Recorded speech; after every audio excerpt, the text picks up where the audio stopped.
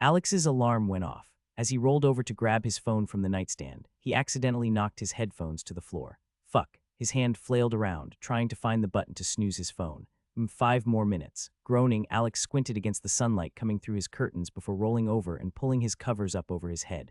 After a couple more snoozes, Alex realized he'd have to drive and be late if he didn't get up quickly.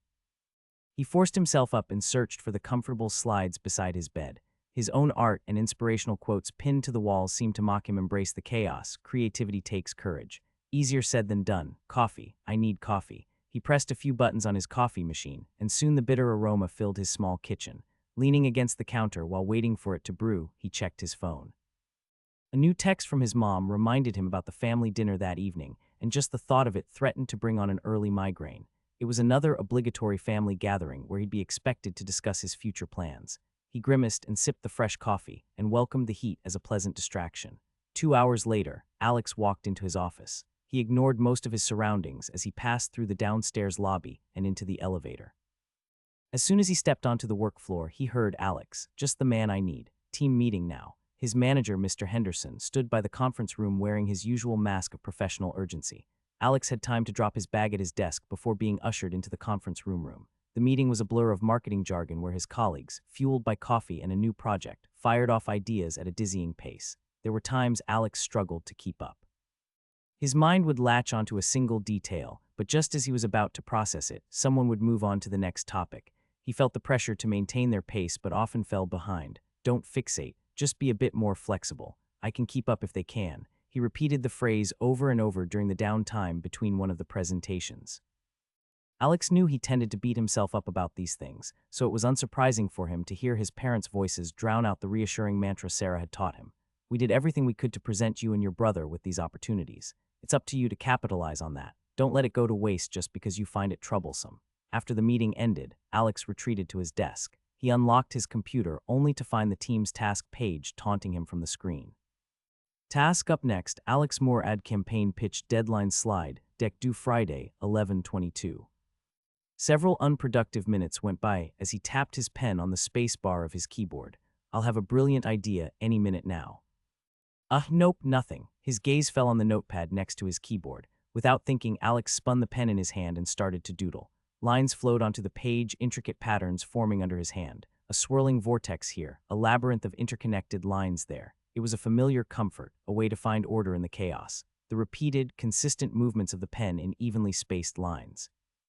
Lost in your little world again, Mr. Moore. Mr. Henderson's voice broke his concentration. Alex flinched and quickly closed the notepad, feeling color rise in his cheeks as he kept his brows from coming together. Henderson's expression showed disapproval, and Alex fought down the urge to defend himself. Deadlines, Alex. Remember, we're counting on you. Yes, sir. Sorry, sir, Alex said while lowering his head slightly. Henderson shook his head before continuing down the open space toward the next desk. Fuck. Alex's head lolled back in defeat. He looked up at the bright lights, forcing his eyes to stay open for a few seconds before closing them and seeing bright purple and yellow outlines where the lights were. As he straightened in his chair, Mark caught his eye from across the office. His large friend raised an eyebrow when they made eye contact. Alex shook his head in answer before returning his attention to the creative block that always came with forced projects. A few unproductive hours later, Alex met up with Mark in the office break room for lunch. Alex was a bit above average height at 5'11" and was proud of the fact that he was a few inches taller than his older brother. Mark, on the other hand, made both of them look short.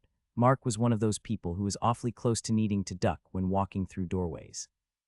He was a solid 4 inches over 6 feet, and his Polish ancestry came through strong in his brown hair and blue eyes. So you doing anything exciting tonight? Not really, just dinner with the folks. Alex picked up half of his turkey wrap. The weekly inquisition, Mark teased, knowing how much these dinners drained his friend. His parents meant well, but their constant comparisons to his brother and ability to make any of his accomplishments feel inconsequential were hard to deal with. Alex forced a chuckle, something like that. Well, at least they feed you, right? True. Lunch was the same as it had been in recent weeks. They exchanged some banter before Alex flipped on his tablet and passed a headphone to Mark so they could listen to the latest news. The familiar homepage of the Nexus Hub website greeted them. The rifts had become a morbid fascination of theirs. The fact that they could tear through reality and house creatures of myth and magic was terrifying and completely outside the realm of what everyone thought was possible. Some people saw it as an opportunity and were excited to adventure. Some people said it was the end of the world. Alex felt it was more accurate to call it the end of the world as they knew it. I can't imagine something so drastic that humanity couldn't overcome it, even if it is as crazy as all of this. They scrolled through the latest reports. People had disappeared into a rift in Nevada and never returned. They left behind no trace at all. There was a rift in Tokyo that had been sealed off but had eventually unleashed a horde of grotesque insect-like creatures. The death toll from that incident was still climbing. What would it be like to step through one of those rifts and face the unknown, to fight for something more? The powers people supposedly gained from surviving the rift were even more intriguing to Alex. The Nexus Hub website had started as a bit of a joke, poking fun at the early superpower-like reports. However, as weeks passed, it became the fastest and most reliable source of gossip for Rift reports, updates, and information on the system. Alex almost laughed. What am I thinking? I'm a graphic designer who's stuck in a dead-end job. My life at the moment consists of drowning in deadlines and managing expectations. All too soon, lunch was ending. They both stood to dump their lunch trash and bumped fists before returning to their workstations. The rest of the day passed in a blur, and before he knew it, Alex had changed and was on his way to his parents' house. "Alex, you're a sight for sore eyes," his mom said. Her voice was laced with that familiar brand of concern she always greeted guests with. "Hey, Mom." He offered a tired smile while leaning in for the obligatory hug. His dad appeared behind her with a wide grin.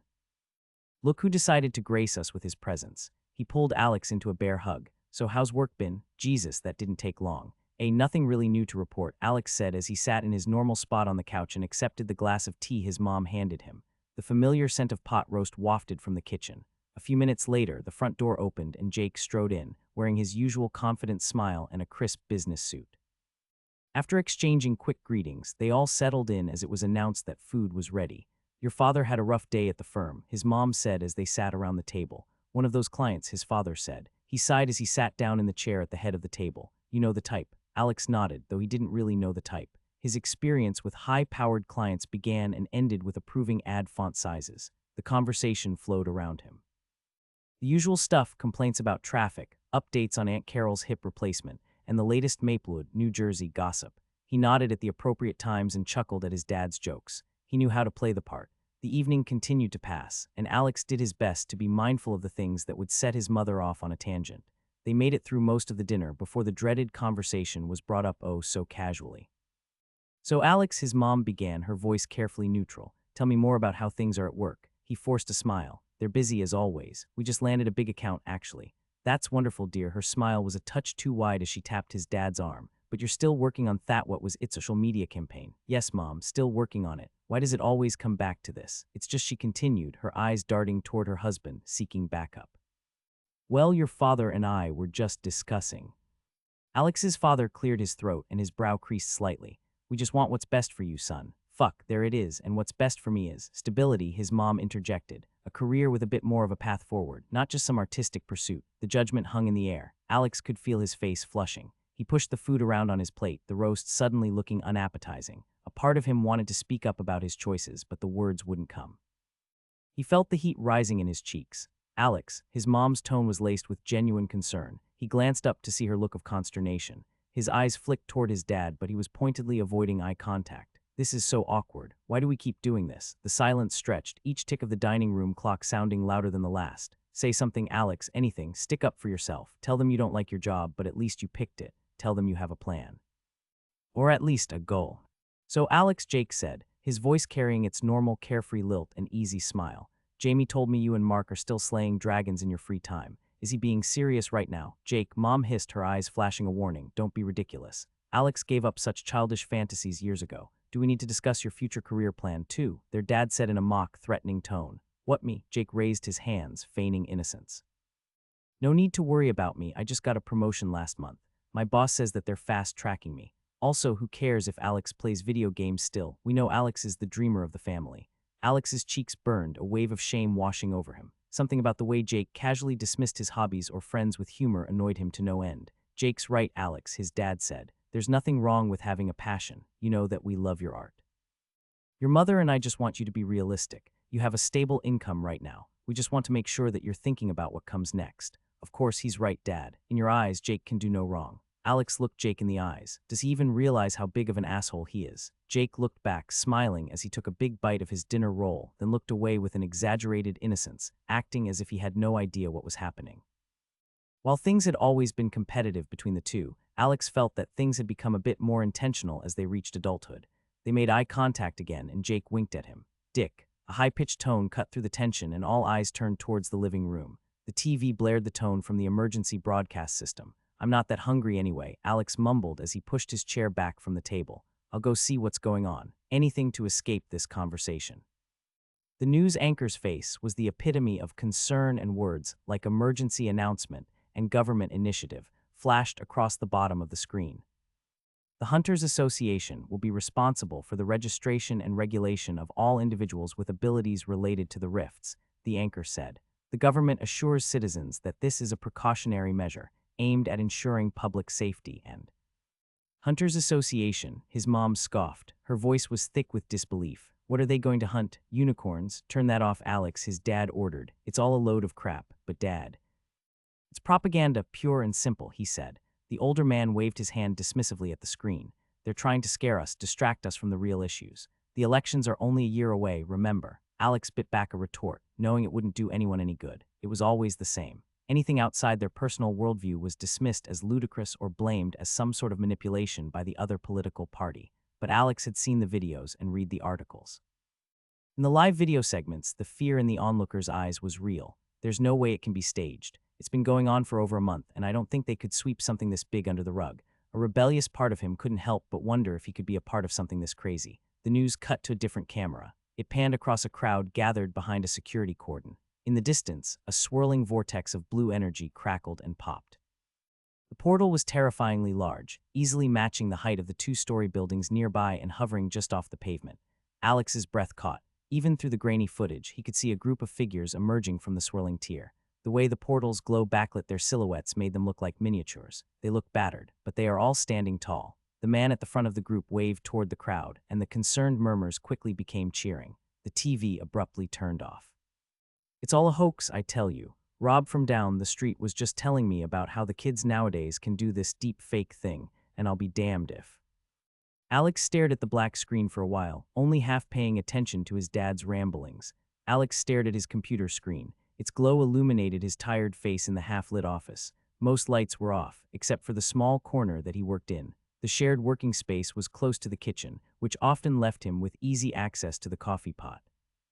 With only one headphone in, he could hear the sounds of the cleaning crew vacuuming and emptying trash cans in one of the adjoining office spaces.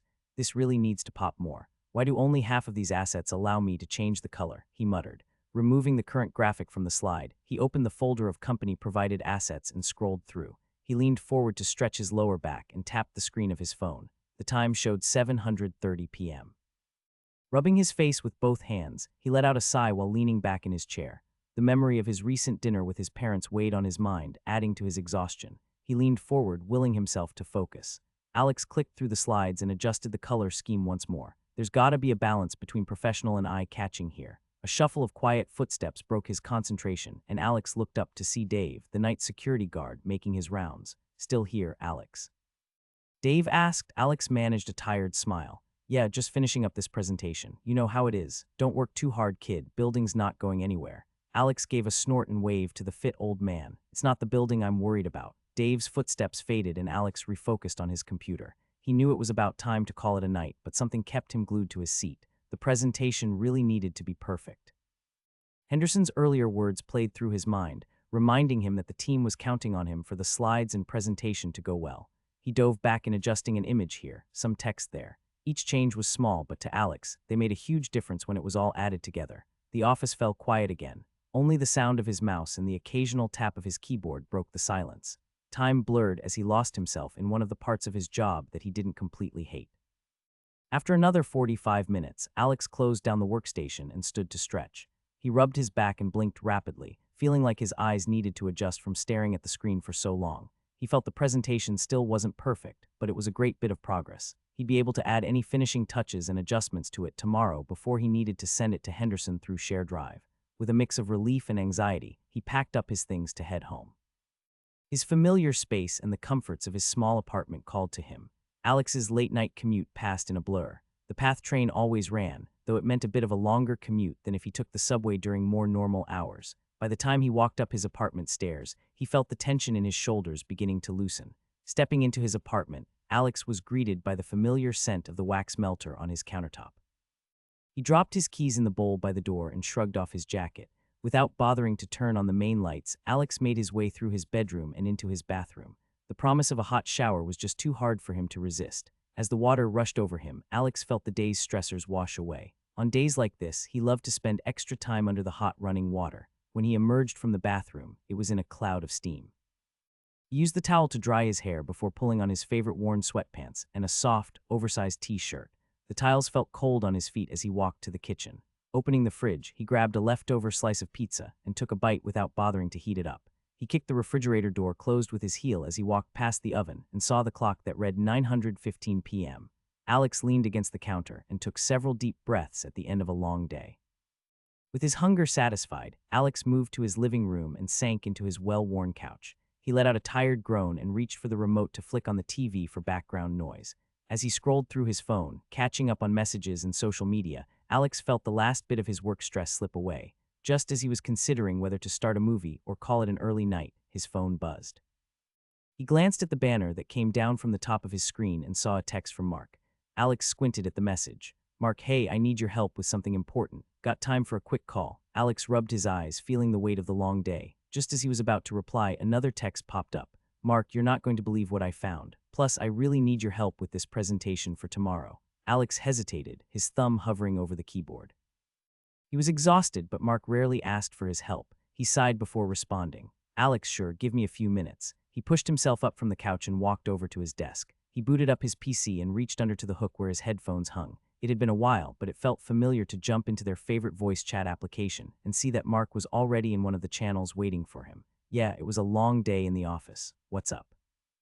Mark's voice was filled with excitement. "Okay, well, maybe this'll cheer you up. Check your messages. I just sent you a video. You need to watch this before we do anything else." Alex raised an eyebrow, surprised by the unexpected turn of events. He complied, opening his phone and finding a video in a recent text. When Alex opened it, 3 figures were clearly visible in what looked like an abandoned quarry. Dust and scrub brush surrounded them, maybe somewhere out west.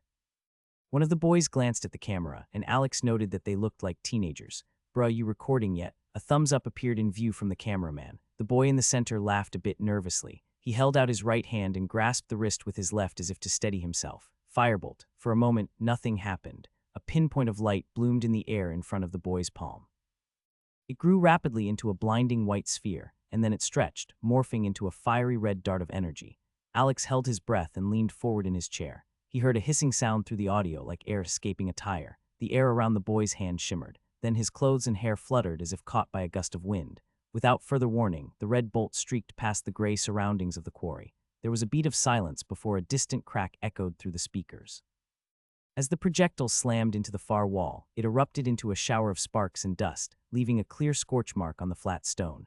The camera began to shake violently as the boys exploded into cheers and excited chatter. Alex could barely make out their words as they called out over one another. The video ended abruptly, leaving him staring at the last frame, his heart in his throat. Fuck, magic. Real magic. Not illusions or digital editing, but raw magical power. Even after seeing it, the thought felt insane. The implications weighed on him, and he wondered if he could ever be part of something like this.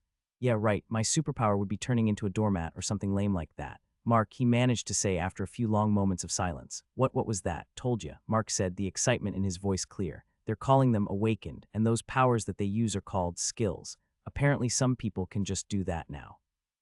Like we're really in some sort of fantasy world." "Holy shit," Alex breathed. "Is this real?" As he asked the question, Alex pulled up another tab on his computer. "Yeah, as far as I can tell, it was posted on the Nexus Hub earlier today, but it got taken down pretty quickly. I managed to snag it before it disappeared, though." Is someone intentionally filtering the articles or posts? Why would they even do that? Alex's mind tried to process. This is incredible. Maybe I need to start monitoring this a little more closely. But what does this have to do with your presentation? Mark gave a somewhat sheepish expression on the other side of the video call. "Oh, well, it doesn't really have anything to do with the presentation. I just got a bit carried away. I've watched that video like 100 times today. The presentation is actually for that sports drink company, Vitality Burst. I've got the big client meeting tomorrow, and I need to reorganize my entire pitch. I know it's late, but you're the best with the slides, man." Alex nodded slowly, and his brain shifted back toward work mode. "Okay, walk me through what you have so far." For the next hour, they worked on reconstructing Mark's slides. Alex offered suggestions on layout and flow, and since the company's software was cloud-based, they were able to work on a document at the same time. Maybe we should move the engagement metrics to the beginning, Alex thought out loud while stifling a yawn. It'll grab their attention right away, and you know that the higher-ups always love to see stuff like that. Mark agreed and made the changes. Good call. As they worked, their conversation drifted back to the video and slowly away from work, so these awakened. Alex said as casually as possible while adjusting a graph on Mark's slide. They're people who have gotten powers from the rifts, Mark replied.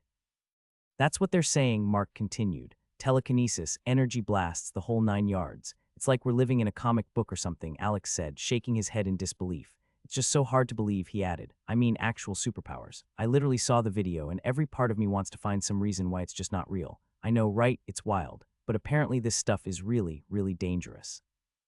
And some of the posts I've read are really encouraging people to stay away from it until there's more information and safety. Alex nodded absently and started the video again. Don't mention it, Alex said, waving his hand out of habit. That's what friends are for. As they wrapped up working on the presentation, Alex found himself not wanting to sleep, despite his tired mind. The world was changing, and he couldn't help but wonder how the changes might affect his own life. All right, I think we've got it, Mark said, reviewing the final slides. This looks great. You're a lifesaver, dude. Alex smiled and felt a sense of accomplishment despite his earlier reluctance to rally. Happy to help. Good luck with the meeting tomorrow. Sounds good, Alex said. Talk to you later. Bang! Alex jolted to attention, throwing his headphones onto his desk. Startled, he looked up, trying to gauge the source of the loud noise. He spotted a group of coworkers leaving the office together. Through the glass, it was easy to see them laughing as they made their way to the elevator. The office door had a habit of slamming if someone didn't guide it closed. Getting his racing heart back under control, Alex glanced at the clock in the corner of his monitor. 1:32 p.m. Crap, lunch had technically been over for half an hour. I really need to stop losing myself like that. Either I can't get into a groove, or I'm so focused that something needs to physically pull me out of it.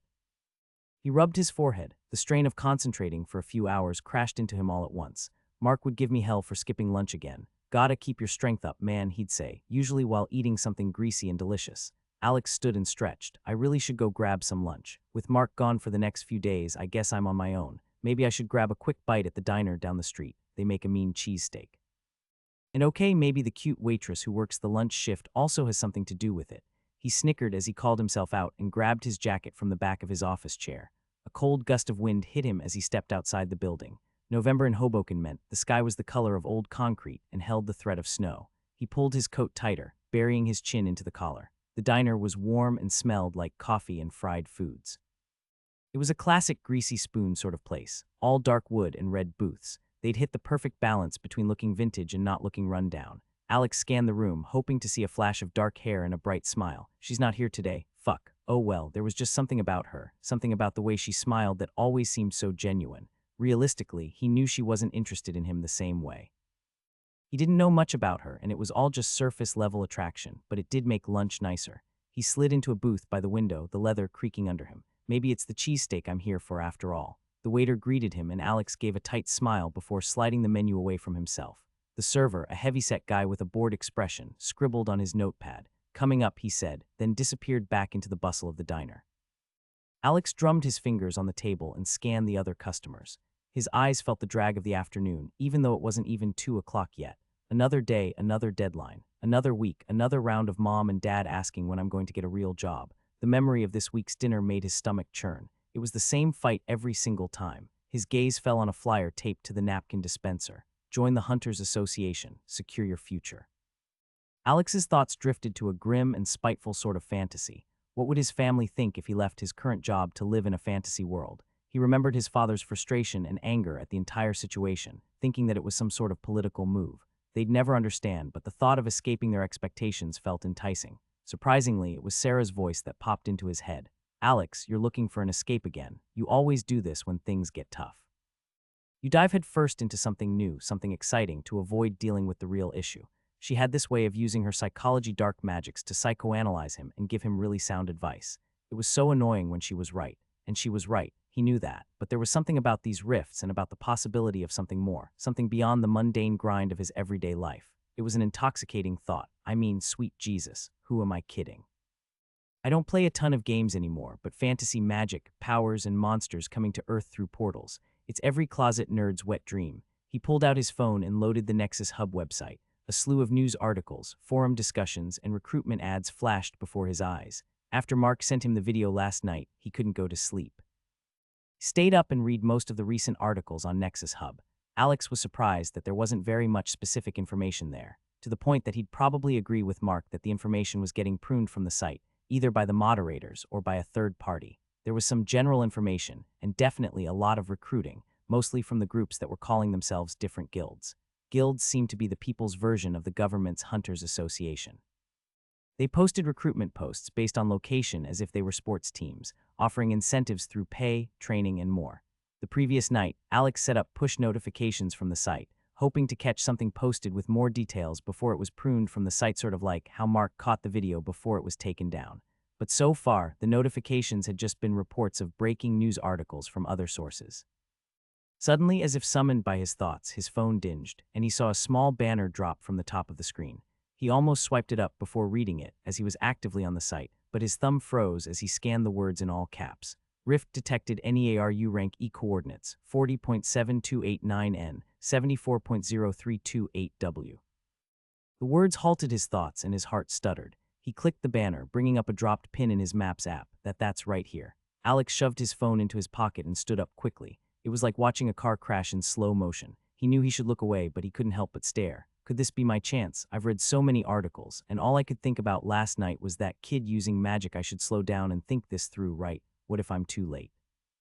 What if the government steps in and closes it down? Cash, table, gotta go. As he fumbled for his wallet, his eyes fell on the steak knife next to his half-eaten cheesesteak. Shit, if I'm really going to do this, I'll have to fight something. His heart picked up pace as he stared at the knife. Forcing himself not to overthink it, he grabbed it and quickly wrapped it in the cheap linen napkin before shoving it into his coat pocket. The weight of it felt both reassuring and terrifying. Alex tossed some cash on the table, probably more than was necessary, but he couldn't bring himself to care in the moment. His hands trembled slightly as he stood, and he wasn't sure if it was due to adrenaline or fear. What the hell am I doing? He glanced around and half expected someone to stop him, for someone to call out and tell him to drop the knife, but no one paid him any mind. The diner continued its usual bustle, oblivious to the chaos that was happening a short distance away. The bell above the diner door jingled angrily as he shouldered his way through. Cold air bit at his face, snapping him out of his haze. He pulled up the notification again, his fingers fumbling against the screen. 0.22 miles, almost a quarter of a mile. What the hell does that even mean? How far is that? A few blocks, more. The map app showed a little blue dot pulsing on the screen. He started following the trail of digital breadcrumbs, making a beeline away from the diner and toward the rift. Don't be stupid, Alex. You're not really going to, are you? Despite the question, his feet continued to pound against the pavement. I want this. I need to experience this for myself. What if someone tries to stop me? Or worse yet, what if I talk myself out of it? The buildings seemed to press in around him, and he picked up the pace. As he closed the distance, he noticed a change in the air that made the hairs on his neck stand up. This is insane. This is completely insane. But still, he kept running and loosened the tie around his neck. The closer he got, the more crowded the streets became. People were clustered on corners, pointing in the direction he was running. They all seemed frozen, standing behind cars, many of them holding their phones to their ear or held aloft to get a recording. He slowed down. Where he stood, there seemed to be an invisible barrier where people had stopped moving away and were willing to stop and look back to investigate from a safe distance. He looked down at his phone. His finger hovered over the destination pin. Alex took off his tie and held it in his hand as he looked at the phone and took in ragged gasps of air. Damn, I'm out of shape. What am I even doing? The reasonable part of his brain screamed the question at him. But surprisingly, it was drowned out by a different, more insistent voice. This is it. This is your chance to see if any of it is real, to see if it is all real. Alex realized then that he desperately wanted it to be real. He moved forward again, slowly at first. He was surprised that his body was able to act despite his fear. It was also surprising that he seemed to want to move toward the danger rather than away from it. Ahead of him, a woman pulled her baby from the stroller and abandoned the walker. She nearly knocked him over as she barreled past. With wide eyes, she kept running and her baby started crying. She cradled it closer as if to shield it. The last stragglers disappeared around the corner, leaving Alex alone on the sidewalk. He could clearly see the glowing portal now. Cars were abandoned in the middle of the street, some smoking or beeping from accidents. Other than the noises caused by abandoned vehicles and shops, there was no one around. It was unnerving to see in a city setting like this. It made him think back to some of the scenes he saw when watching The Walking Dead. A normal and functional world, up and abandoned due to panic and chaos. Alex's feet continued to move without conscious thought, carrying him toward the pulsing blue dot on his phone screen. Each step felt heavier than the last, like he was wading through water. The air around the tall blue portal crackled with energy, and buildings all around were cast in an eerie light. The portal hung in the air just off the street. It was terrifying and beautiful. Tons of different hues of blue swirled toward the center, and the surface shimmered and sparkled like water. His phone slipped from his cold fingers, clattering to the pavement. Alex barely noticed. His eyes were glued to the rift, his entire being drawn towards it. He could feel it pulling at him, drowning out the last bit of reason that was whispering at the back of his mind. Don't be stupid, Alex. This is crazy. You have no idea what's on the other side. But to his surprise, he didn't care anymore. For the first time in ages, he felt free from deadlines and the weight of expectations. He was chasing something real. He bent down and grabbed his phone without taking his eyes off of the portal. Then his feet were moving before he could talk himself out of it. The air grew heavier as he got closer to the portal. Looking down at his texts, his thumb hovered over Mark's contact. He'd talk me out of this. Tell me I'm being stupid and we need to wait until the government can figure out what's actually going on. Then Sarah's name caught his eye. She'd have a field day analyzing this decision. With a grunt, he shoved his phone back in his pocket. He needed to make this choice for himself, not have anyone else talk him into it or out of it. One last look back at the empty street and the familiar cityscape. It looked surreal from this angle, empty and awash in an ethereal light. Alex clutched his tie tightly in his hand before stepping forward into the portal. This is it. No looking back now. In a fleeting thought, Alex wondered if what he was feeling was any different from those who participated in extreme sports. He stood at the edge of something insane and dangerous. All of the logical parts of his brain were screaming at him that he should stay where he was in safety and not take that next step. Alex pushed those fears aside, and he knew that he'd always be able to rationalize the safe and cautious choice. Not this time. I won't hesitate and miss the opportunity. The world dissolved into a kaleidoscope of color and muted sound. He was weightless for a brief moment, then there was the feeling of falling forward through a narrow tunnel.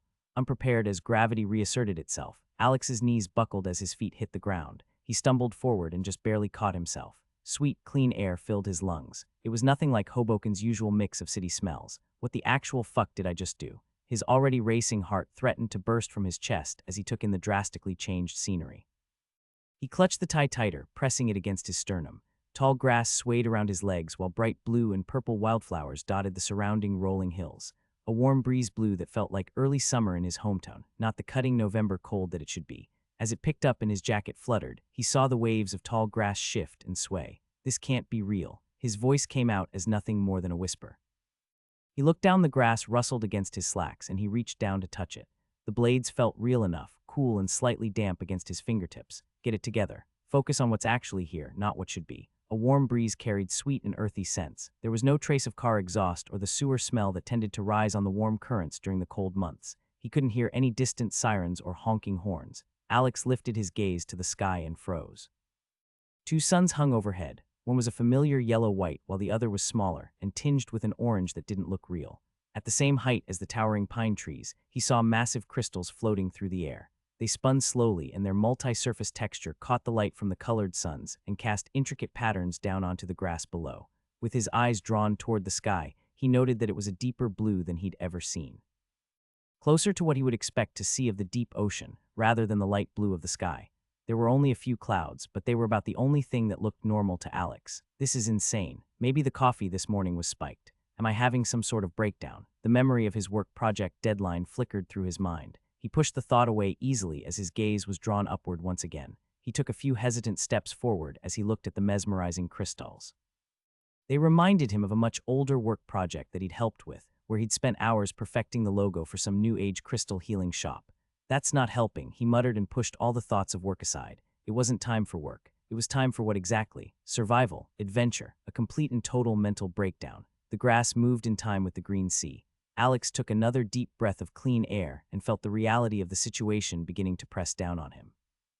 The articles weren't conspiracy theories or some twisted joke. The videos weren't edited or AI generated. He'd taken a single step and arrived in a completely different world.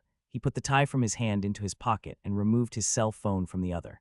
He looked down to see the screen was cracked where he dropped it before entering, though just like one of the articles said, the screen was blank and he was unable to turn it on. He looked at his watch and saw that it was still working, the mechanical wristwatch continuing to function without problems. Looking over his shoulder, Alex saw the blue swirling portal of magic looming behind him. He knew that he could turn back now, and he could likely run away from the area before anyone arrived at the scene. No, don't chicken out now. This is my chance to break out of this shitty life. He shook his head and turned his back to the portal. His information was spotty at best, a hodgepodge of gossip articles and people in the comment section speaking as if they were experts on the subject.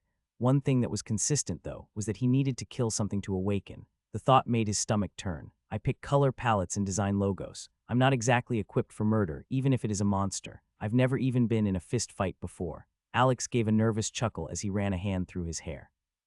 He looked around his surroundings once more, looking past the gently rolling hills to the edge of the fields. About a football field's length away in every direction, encircling the meadow, was a tree line. Alex could swear that dark shapes moved between the trees, but at his current distance, they could have been shadows or branches swaying in the wind. Feeling fear grip him, Alex reached an unsteady hand into his pocket as he began walking forward. When his hand gripped the cheap, black ceramic handle of the diner knife, he felt a bit better. He picked a direction at random and began making his way toward the forest line, unsure of what he'd find. What else did they say? They are almost always basic monsters. Wolves, goblins, various enhanced forest critters. As he neared the tree line, his imagination ran wild with fears that threatened to send him fleeing back to Hoboken. But just as the excuses in his head grew overwhelming, he caught sight of movement in the grass to his left. He froze and something shifted the grass stalks, causing them to rustle ominously. Alex's breath caught and he pulled the knife from his pocket to hold in front of himself. There was an awkward moment as he frantically tried to unwrap it from the linen napkin. As he saw the monster reveal itself, Alex had to hold in the compulsive desire to laugh. To shake out his arms and hands and do something to get rid of his unnecessary stress. A translucent green mass emerged from the grass. It was about the size of a basketball, and its gelatinous body seemed to wiggle and reflect the light in odd ways.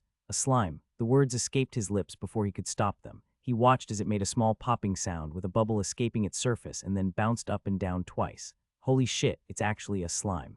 His heart began to pick up pace again. He knew this was his chance to awake, assuming he could actually kill the monster. It bobbed in place, seemingly unaware of his presence. Okay, first step is to actually kill it. Alex gripped the diner knife tighter, then hesitated. He could remember from video games and fantasy novels that slimes were acidic. Getting that stuff on his hands seemed like a terrible first move. He looked around and his eyes landed on a fallen branch a few meters away near the edge of the tree line. It was long and seemed hefty enough to both allow him to keep distance and swing without fear of breaking. He pocketed the knife and moved over to grab the branch. With the change in temperature, Alex took off the winter jacket and set it down near the wood's edge. He bent down and scooped up the branch. He tested its weight and gave a short grunt as he did so. It was certainly heavier than it looked, but he gave it a few test swings before nodding and making his way back over to where the slime was. As he approached the last few feet of the slime, its behavior seemed to change. It jiggled more rapidly and then launched itself toward Alex. He stumbled backward and swung the branch in a wide arc out of reflex. It connected with a wet thwack. He could feel the impact in his arms, but the slime just absorbed the blow and rebounded.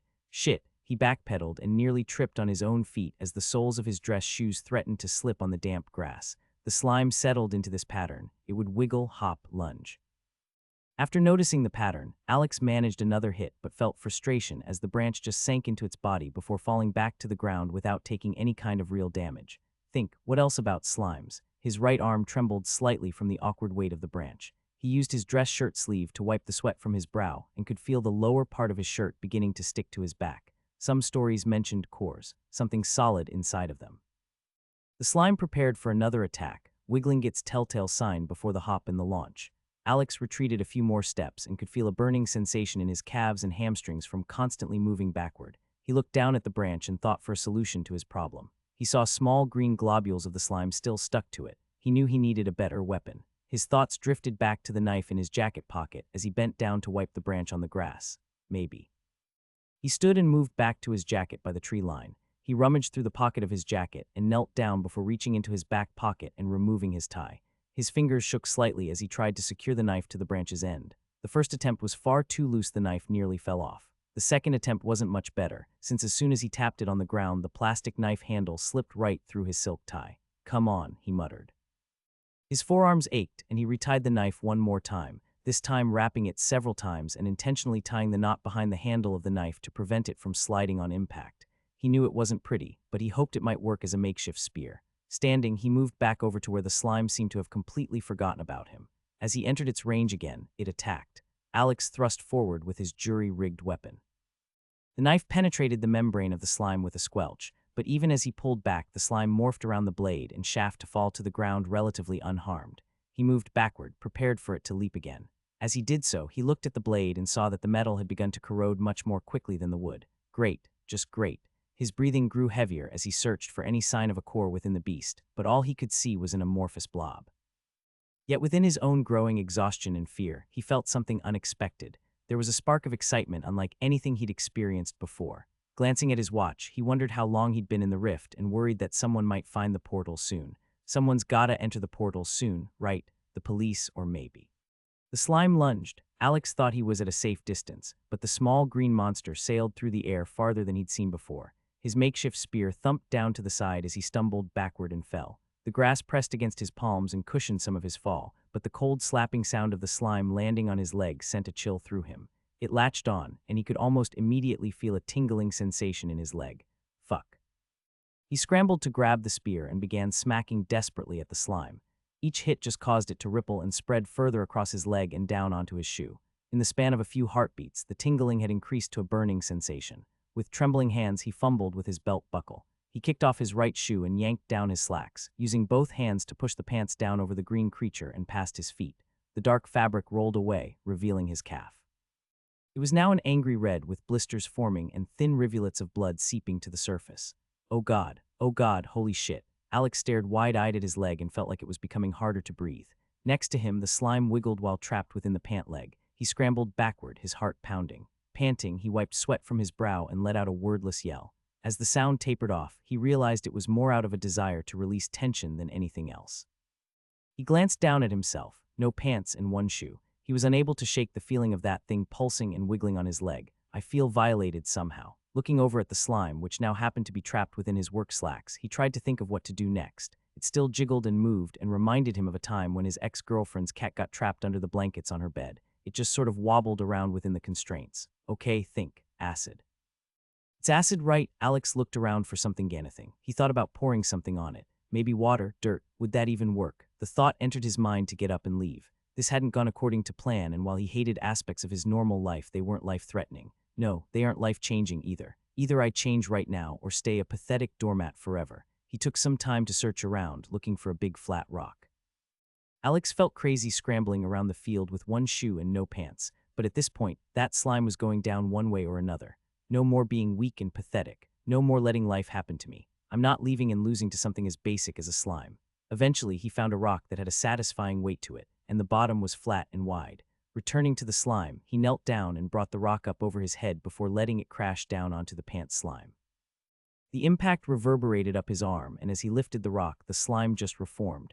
It didn't even seem to notice the attack. He swung the rock again and again, and again. Each time Alex put every ounce of his strength into it. His arms and lungs burned while sweat dripped down his forehead and into his eyes. Despite this, he didn't stop. He told himself that he couldn't stop, not until this thing was dead. Come on, you slimy bastard.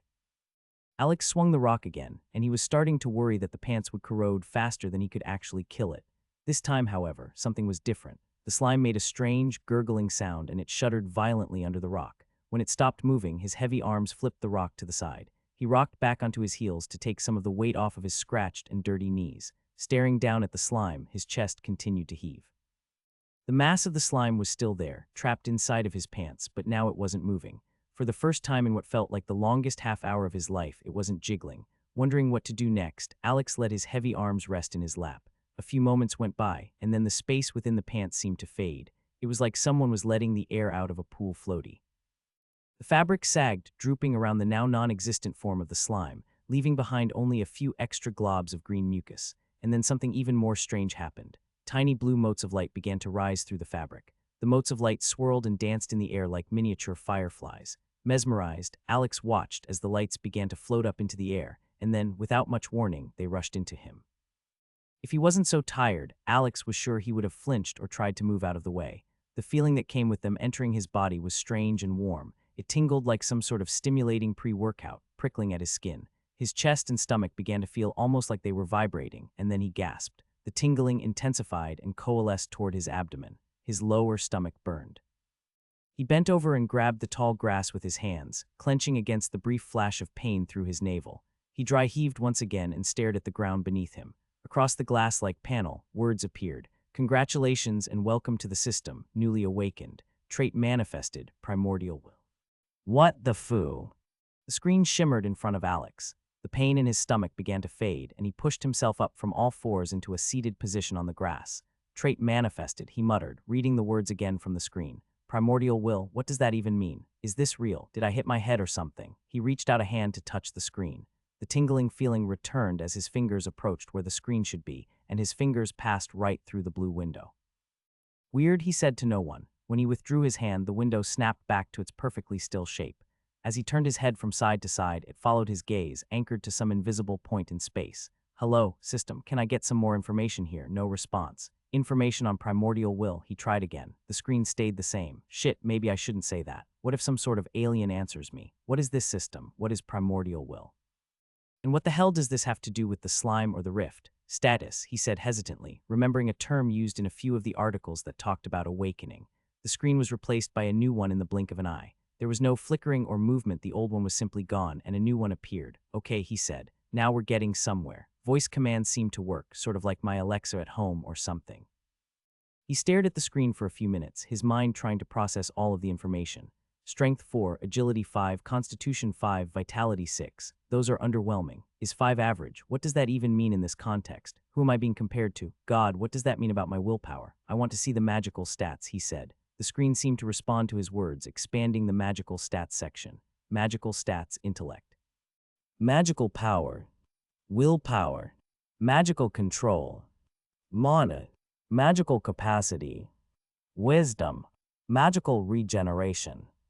Okay, that's a bit more helpful, but magical power, what constitutes power? I mean, I managed to kill that slime thing, didn't I? Do I get more power? And intellect, what does that mean? Just like how smart I am. As if reading his mind, a new window popped up. Well, guess I don't need to say it out loud. He mumbled. Intellect.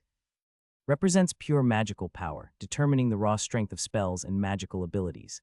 As this stat increases, an awakened one's spells become more potent and powerful, allowing them to perform greater feats of magic with less effort. Okay, he said. So basically, it's how much magical punch I pack. He flexed his hand, trying to feel for that magical tingling he'd felt in his stomach. It's a whopping 6, though definitely not impressive. Not even close. Willpower is my lowest by far. What's that about magical control? He intentionally directed his thoughts to try and understand more about willpower, and the window changed again. Willpower. Represents an awakened one's ability to harness their determination and intent to expertly direct their magical energy. As this stat increases, spells are cast with enhanced speed and precision, allowing for more effective manipulation of magic that aligns with the caster's strong will. Okay, maybe this is finesse. Intellect is more like raw power. What about magical capacity and regeneration? Mana. Reflects an awakened one's overall magical energy reserves and endurance. Those with high mana can cast more spells and maintain magical effects for longer periods. They can channel more magical energy without experiencing exhaustion. Wisdom. Reflects an awakened one's ability to regenerate mana and their understanding of the deeper spiritual aspects of magic. A high wisdom stat allows for faster mana recovery, enabling one to cast spells more frequently. Awakened with high wisdom may also display an aura of calm and insight. His eyes drifted back to the top of the screen. Traits 1-3 Primordial Will. So that's what it is, a trait, not a superpower or a skill. The two sections would suggest that there's a difference between the two. He frowned. He had thought that killing the slime would have unlocked some kind of active ability. A skill, maybe. Did I miss something with those blue lights? Was that experience like in a video game? Or maybe traits are just the foundation, and skills come later. Focusing his attention on the trait's name, he tried to will the system to show him more information than just the name. The blue window in front of him changed again, shrinking slightly from the expanded view of magical stats. Primordial Will. Weighted stat, you are the chosen of zombies. Harnessing your inner strength, your mastery of magic becomes more defined, echoing whispers from the lost primordials. Your free points may only be put into willpower. Zombies, that name feels important somehow. Stat weights should mean my willpower gains are stronger than normal, right? That could be useful, especially since it's tied to magical control. He read the description again, focusing on the last line. His mouth tightened and he bit down on the inside of his cheek. Locked into one stat though, that's really limiting. He glanced back at the spot where the slime had been. It was gone, completely dissolved. Could have been worse, I guess. At least willpower seems useful for magic. But still, all those videos of people throwing fireballs around and I get stat restrictions. Did I get this trait because I was so stubborn about killing it with a rock? Would I have gotten a better trait if I killed something tougher? The thought almost made him laugh despite his frustration. He could barely stand. His leg was throbbing, and he was half naked, yet here he was, analyzing stat distributions like it was a game and asking if he should have tried to fight something more dangerous. He shook his head, trying to focus on the practical implications. This complicates things. If I do think of it like a game, since there are game-like menus and stats, then I know that single stat builds can be powerful, but they tended to be cheeky and were only good at their one trick. I'll need to figure out how to compensate for the other stats, or else I'm screwed. He remembered Mark's video and how the kid was shooting fireballs like some comic book hero. It had looked so effortless, so natural. There has to be more to this. Maybe the restriction is temporary. Or maybe there are ways around it. Either way, I need to understand how this system really works. He glanced at his watch again and realized that almost an hour had passed since he entered, and if he wanted to get out of here without running into others, he needed to get moving. He groaned in annoyance as he stood up, his legs shaking slightly under his weight, and he knew that he'd be sore the next day. In a huff, he scooped up his pants from where they lay, careful in case there was any slime goo stuck on them. Great, he muttered. He lifted up his pants to see a gaping hole staring back at him. It was an odd shape, but there was clearly a gap in the lower leg, right where the slime decided to get friendly. He shuddered. Whatever that thing is made of, it didn't agree with my slacks. So no pants or shredded pants. Decisions. Shredded pants it is, he sighed and shook them out at full arm length, doing his best to knock off the last of the slime's remnants. He pulled them on, and thankfully the belt held. Even with the new ventilation system, his gaze dropped to what was left of his right shoe. The once tan leather was gone, reduced to a sad, melted puddle around the rubber sole. He wrinkled his nose. Leaving the ruined shoe behind, he limped back toward the portal. He winced as the leftover fabric from the pant leg brushed against his burned leg. Stopping, he carefully rolled up the tattered cloth, rolling it tight and high on his thigh. Looking down at his leg, he thought about how he was going to handle getting it treated. It would be an awkward conversation at the hospital. Do I just tell them I burned it, spilled chemicals on it, or something? A blue screen popped into his vision unbidden, which caused Alex flinch out of reflex. He scanned the written words before grumbling and swishing his hand in the air to make the screen vanish. Personal quest, culling the forest. Killed 20 creatures. Rift quest, defending the meadow. As waves spawn during the red moon, protect the meadow from being overwhelmed. I honestly don't even want to think about that right now. My head is pounding and my leg hurts. The adrenaline must be wearing off. Fuck. Seeing that the first line said something about killing 20 monsters made Alex want to laugh out loud at his pathetic state. He'd struggled against a slime and barely come out on top of that fight. What other, scarier creatures did the forest have lurking within? Now that he was thinking a bit more clearly, Alex found it odd to note that he could feel a sort of pulling from his stomach toward the portal ahead of him. It was almost like the rift was calling to his body. The portal loomed closer as he walked on. The blue light of the portal and the orange and pink light from the setting sun mixed and created a stunning visual. It was mesmerizing, but he couldn't bring himself to appreciate it in that moment. Awakening. They made it sound so cool in those articles. Like winning the lottery, but instead, he felt like he just got handed a participation trophy. Primordial will. What a joke. I don't even have the will or confidence to stand up to my own family. Maybe this is the universe saying that I desperately need more.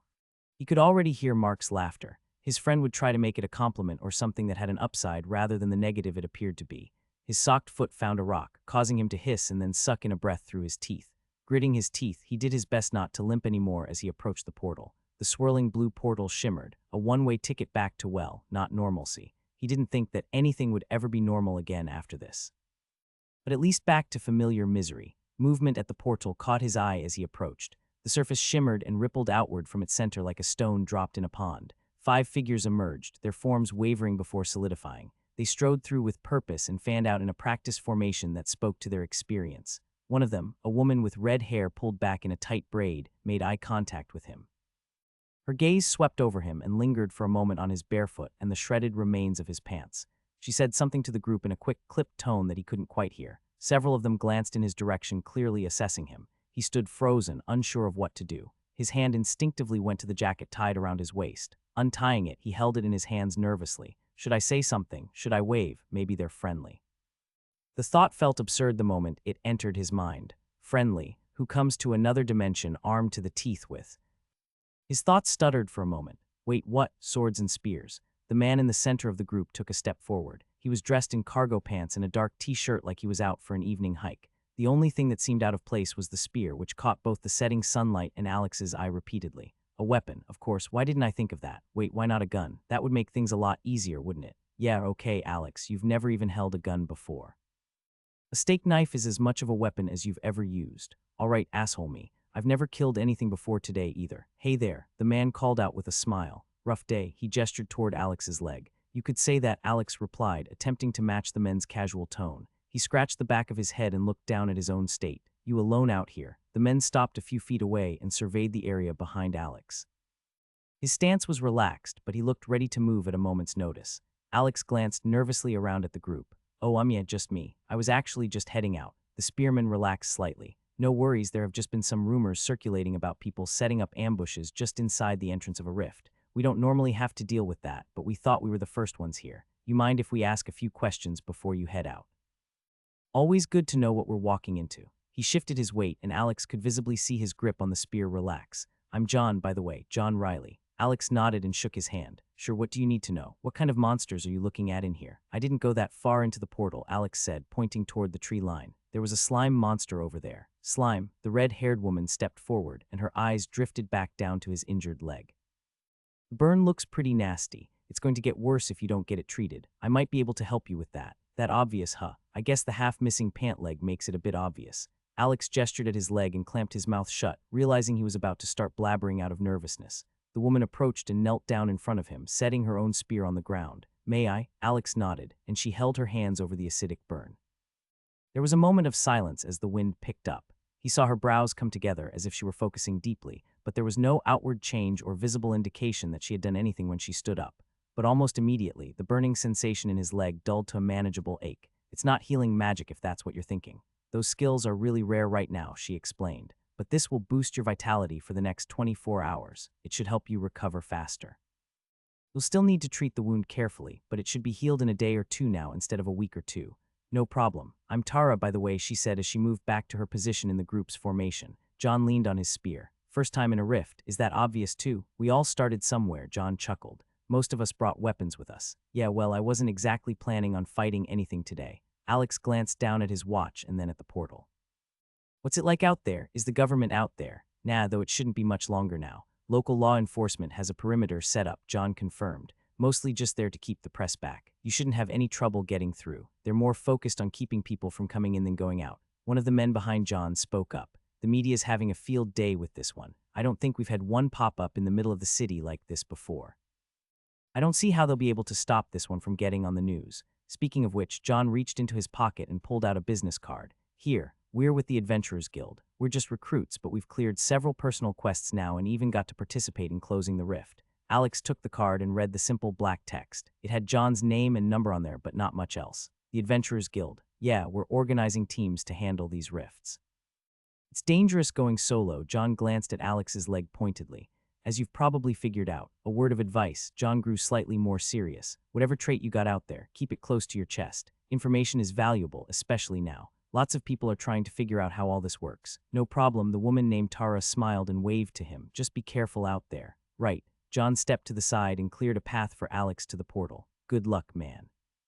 Give me a call if you're interested in learning more about the guild. We could always use more people. A guild of monster hunters. Because that's not totally insane to think about. I wonder if they'd still extend the invite if they knew about my trait. Alex headed toward the portal, putting his jacket on. Behind him, he could hear the group discussing strategy, and their voices began to fade as he approached the swirling blue surface. He reached out and touched the portal's surface and felt a pull in his gut, and the weight of his body began to lessen. His socked foot found the pavement, and the sudden shift from grass to concrete made him wince. He shielded his eyes, blinking against the sudden noise and light. It took several seconds for him to adjust just to the real world again. The cascade of noises and chaos of the city disoriented him briefly. Within a few heartbeats, gravity reasserted itself, and Alex braced his legs to prevent himself from almost falling as he had when he entered the rift. Hey, someone came out. A voice cut through the general murmur. Over here. Look this way. Another voice called. Step away from the light. Let us see you. Alex blinked, shading his eyes with his hand. He saw a small crowd of bodies contained behind a police barricade, some distance from the portal. He took a half-step backward as he realized some people had cameras out. What was it like? Did you see any monsters? Are you an awakened now? The questions came at him rapid fire, and as he saw the police officers who had their backs turned, slowly turned back to look at the commotion, he felt his heart rate pick up again. I need to get out of here. His eyes darted back and forth, searching for an escape route. He hunched his shoulders and pulled his jacket collar up over his head. To his right, a group of police officers began to make their way toward him. He turned and ran, giving it no more thought. He ignored the shouts of protest from behind the barricade and pushed his way through a small group of people gathered on the backside of the portal, catching an officer completely off guard. "Hey, get back here. Stop him." His sock-covered foot scraped against the pavement, sending a jolt of pain up his leg, but he ignored it. Pushing himself harder, he breathed heavily and felt the muscles in his legs begin to burn once again. Soon, the shouts of the crowd faded behind him as he weaved between abandoned cars. Alex didn't look back. He just kept running, his one good dress shoe clacking against the pavement. The reporter's question from the crowd rang through his head. "Awakened. That's what I am now." His leg throbbed the further he ran as the adrenaline wore off, and the pain was only suppressed by Tara's magic. He had so many questions, and he knew that he just needed to put more distance between himself and the portal. "And I've got to figure out how to explain to Henderson why I missed the second half of the workday." A bitter laugh burst from him as he slowed down. He just stepped through a portal to another dimension, fought a monster, and gotten access to a magical system, and he was worried about explaining to his boss why he'd skipped out on half a day. Somehow he felt like his monotonous, ordinary life had just become anything but. Alex threw the lock closed and leaned his head back against the door. He wanted to slide down to the floor and just sit there, but his nerves were too wound up to stop moving. "Ashley saw me when I was coming up the stairs. She could clearly tell something was wrong." He glanced down at himself and almost laughed at the sight his neighbor must have seen, who wouldn't be able to tell something was wrong. "I look like I just got mauled by an animal, rolled in the dirt, and then ran several city blocks. Come to think of it, that is kind of what happened." Sweat stained his shirt, and his sock was torn from fleeing the rift location. Surprisingly, despite his frantic state and disheveled appearance, he was largely ignored on the subway ride back to his apartment. "They probably thought I was homeless or on drugs. I'll need to think up an excuse and reassure Ashley that everything is fine later." I don't think my hasty yelling really did anything to help convince her I was all right. He paced forward and kicked off his single ruined dress shoe, annoyed. "Fuck, why did I run? I'm not in trouble, right?" Running his fingers through his sweat-matted hair, he walked to his room. "I need some water." He backtracked and stood in his doorway for a moment to stare blankly at his apartment. The living room was open and had a small set of windows on the wall opposite the entry door. His living room consisted of a comfortable rug, a coffee table, and an old couch that served to view the flat screen. Past the couch was an island countertop, which marked the start of the kitchen. The fake stone counters and white cabinets combined for a clean presentation, and he was thankful that he had a decent-sized refrigerator. Normally, the apartment felt large for just him. The ceilings were vaulted in the living room with exposed brick walls and natural wood flooring, which gave the feeling of a large and open loft. Today, however, it felt entirely too small, like the walls were closing in on him. He walked past the couch and into the kitchen to grab a plastic cup. His hand shook as he filled it with water from the fridge and gulped it down. "I killed something. That can't be good, right? But it was a monster. Killing that kind of makes me a hero, right? Fuck, why is it so hot in here?" He moved to the other side of the living room and turned the thermostat down further before continuing to berate himself. "Hero, don't be an idiot. I almost died trying to fight a damn slime." A slime. Looking down at his leg and the state of his ruined work clothes, he shook his head. "People clearly saw me exit the rift. Some of them had cameras. Are they going to be able to find me now? The government is recruiting people for that initiative program. Will they try to draft me into the program?" Panic began to rise in his chest, and he quickly moved to the bathroom, stripping off the ruined work outfit. "What should I even do with these? Burn them? Seem drastic. Trash shoot." He groaned and decided to tackle one thing at a time. First, he needed to just breathe for a second. Then he needed to shower and assess his leg. No one was going to come banging down his door looking for him in the immediate future. Just breathe. Everything is going to be okay. Probably. He stepped into the shower after letting it warm up. The water felt relaxing as it ran down his face and shoulders, ridding him of the layers of sweat and grime that had built up over the last few hours. He glanced down at his legs, still slightly splotchy from where the slime had attached itself to him. The memory of the little green monster squishing and pulsing against his leg made him shudder. "I need to relax." The heat from the shower was doing its job and helping him to unwind. Maybe this was all just a dream, a really fucked up, vivid dream. He dried himself off and tossed the towel onto the counter while walking into his bedroom. He opted for something more comfortable, throwing on some sweats, knowing that the apartment would get chilly as the AC kicked in. Grabbing a trash bag from the kitchen, he tossed his ruined clothes inside and set the bag by the door to handle later. In that moment, he just kept thinking about how cool the situation could have been. Everything was so crazy, and the system windows even looked like they were straight out of some game. Should I tell Mark? His feet moved before he even consciously registered the thought, pacing back and forth across the room. He'd think I was insane for doing it alone. Then he'd tell me not to go back until things get worked out with the government, or he'd try to go in and awaken himself. Alex felt his gut twist, thinking about either being judged by his friend or potentially putting his friend in danger. All over this stupid trait, it really doesn't even seem good. Primordial will. Alex scoffed. It sounds cool, and that's about it. It's not totally useless, he muttered aloud, stopping his pacing to stare at the wall. I just don't know how it works yet. He ran a hand through his damp hair and sighed. The justification sounded lame, even to his ears. No, I can't tell him yet, not like this. Not when I don't even understand what happened to me or what my trait does. If I can get a bit stronger and understand more of how all this works, I could convince him that it's safer than he thinks.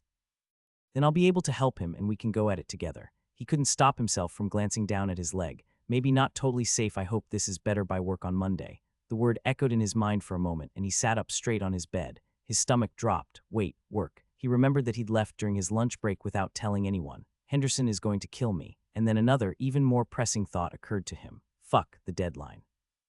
He scrambled across the bed to grab his phone from the desk, panic rising as he fumbled with the phone lock. It was due tonight at midnight. The time flashed on the screen, 1047 p.m. He stared at it, his chest constricting, and then he just started laughing. It was a chuckle at first, then nervous, and finally a full-bodied laugh that was a bit manic. The stress of the last few hours escaped him, and he allowed himself to get it out. Work, deadline, Henderson.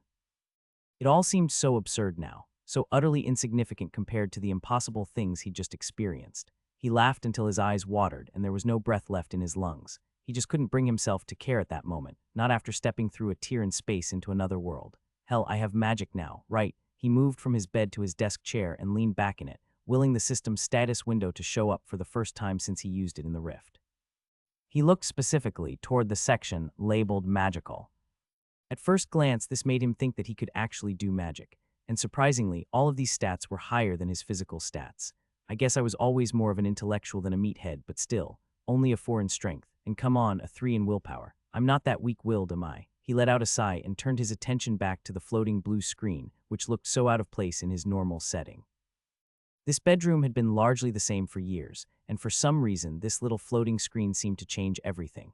Alex couldn't help but focus on willpower. Primordial Will stated he could only add his free points to it. He began to theorize, so if I can only ever put points into willpower, then the amount of mana I have and how quickly it regenerates will never increase. Doesn't that sort of screw me over a bit? Even worse than that, if my intellect magical power never increases, it won't matter if I have the magical control to cast a fireball, wouldn't it do no damage? Maybe I'm thinking about this too much like an actual game. His brain kept running and more questions popped into his head as he glanced at the total mana available to him. 60 mana. This must mean 10 MP per 1 mana stat. Does that mean I'd forever only have 60 mana? How much is that? I wonder how much mana it took that kid to cast a fireball in the video Mark sent me. How often do I get free points? Do I get one per level? Would having high willpower and being able to cast complex spells matter if I don't have enough mana to do so or the intellect to understand what I'm doing? Fuck, there were just too many unknowns and he just wanted to set aside all of these question marks for now. So he did what he often did. He got up from his chair, walked to one of his shelves, grabbed a notebook, and began to brain dump all of the questions he had. Once most of them were out of his head, he set the notebook aside and tried to move on. Knowing himself well, it was all too obvious that he could get lost in a sea of questions that he'd never be able to answer. Let's try something more concrete. Sitting back in his chair, he thought about how the system seemed to be used mainly through intent. With this thought in mind, he stared at his blank computer screens and thought about that pain in his stomach. While he had been suspicious before, after reading the mana description, he felt that he was right in his assumption. Absorbing those motes of light from a monster was what helped humans form their core. If it was anything like other fantasy books he had read, this was a little ball of energy that lived in the pit of his stomach. Assuming these two things, he tried to will some of that mana to move around. He wasn't exactly sure where this core was, but the burning feeling in his stomach from the awakening wasn't easily forgotten. In his mind, he pictured his desire to travel to that same space and try to push something around. Whoa, it was an odd feeling. It was not quite like someone was moving his insides, but there was clearly something inside him that he was able to move just by wanting it to happen. Mentally, he equated it to when he was in a pool or hot tub and cupped his hand along the surface of the water.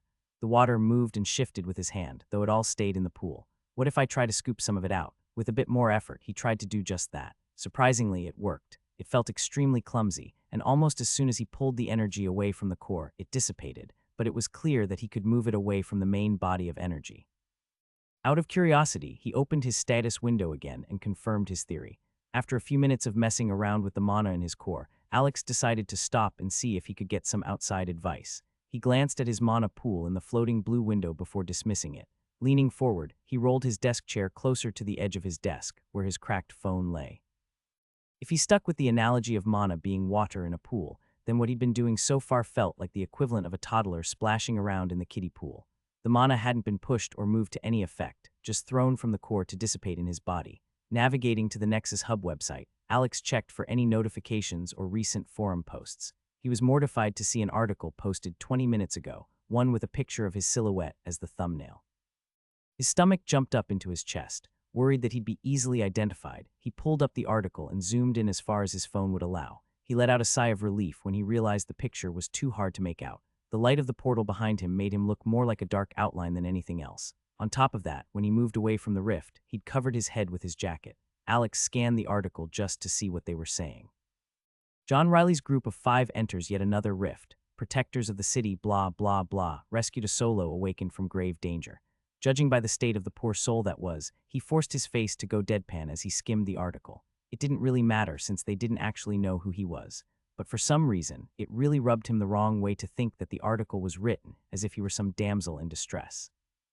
Backing out of the article, he began to scan through the other articles. There wasn't much of interest there. An idea came to him, and he locked his phone, scooting the chair up to his desk while double-tapping his keyboard to wake up his computer. He quickly turned on his VPN and created a throwaway email address. Then he made a new account on Nexus Hub with a silly throwaway username. His main goal in all of this internet cloak and dagger was to make a post asking for more specific information.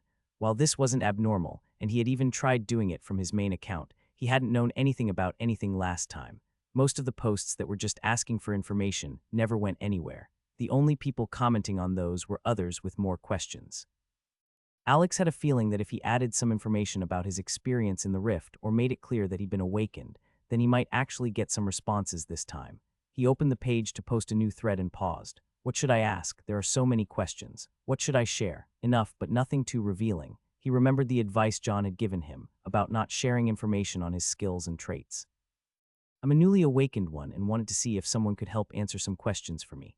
My magic stats are all higher than my physical stats. How is that possible? I've been moving my body all my life, but have never had magic before today. How can I cast a spell? I can feel my mana move now, but what do I actually do with it? I unlocked my trait but don't want to share it here. I'm surprised that we can end up getting 3 traits. Is there also a cap on active or passive skills? Refreshing the page every few seconds, Alex waited for any response or messages of help.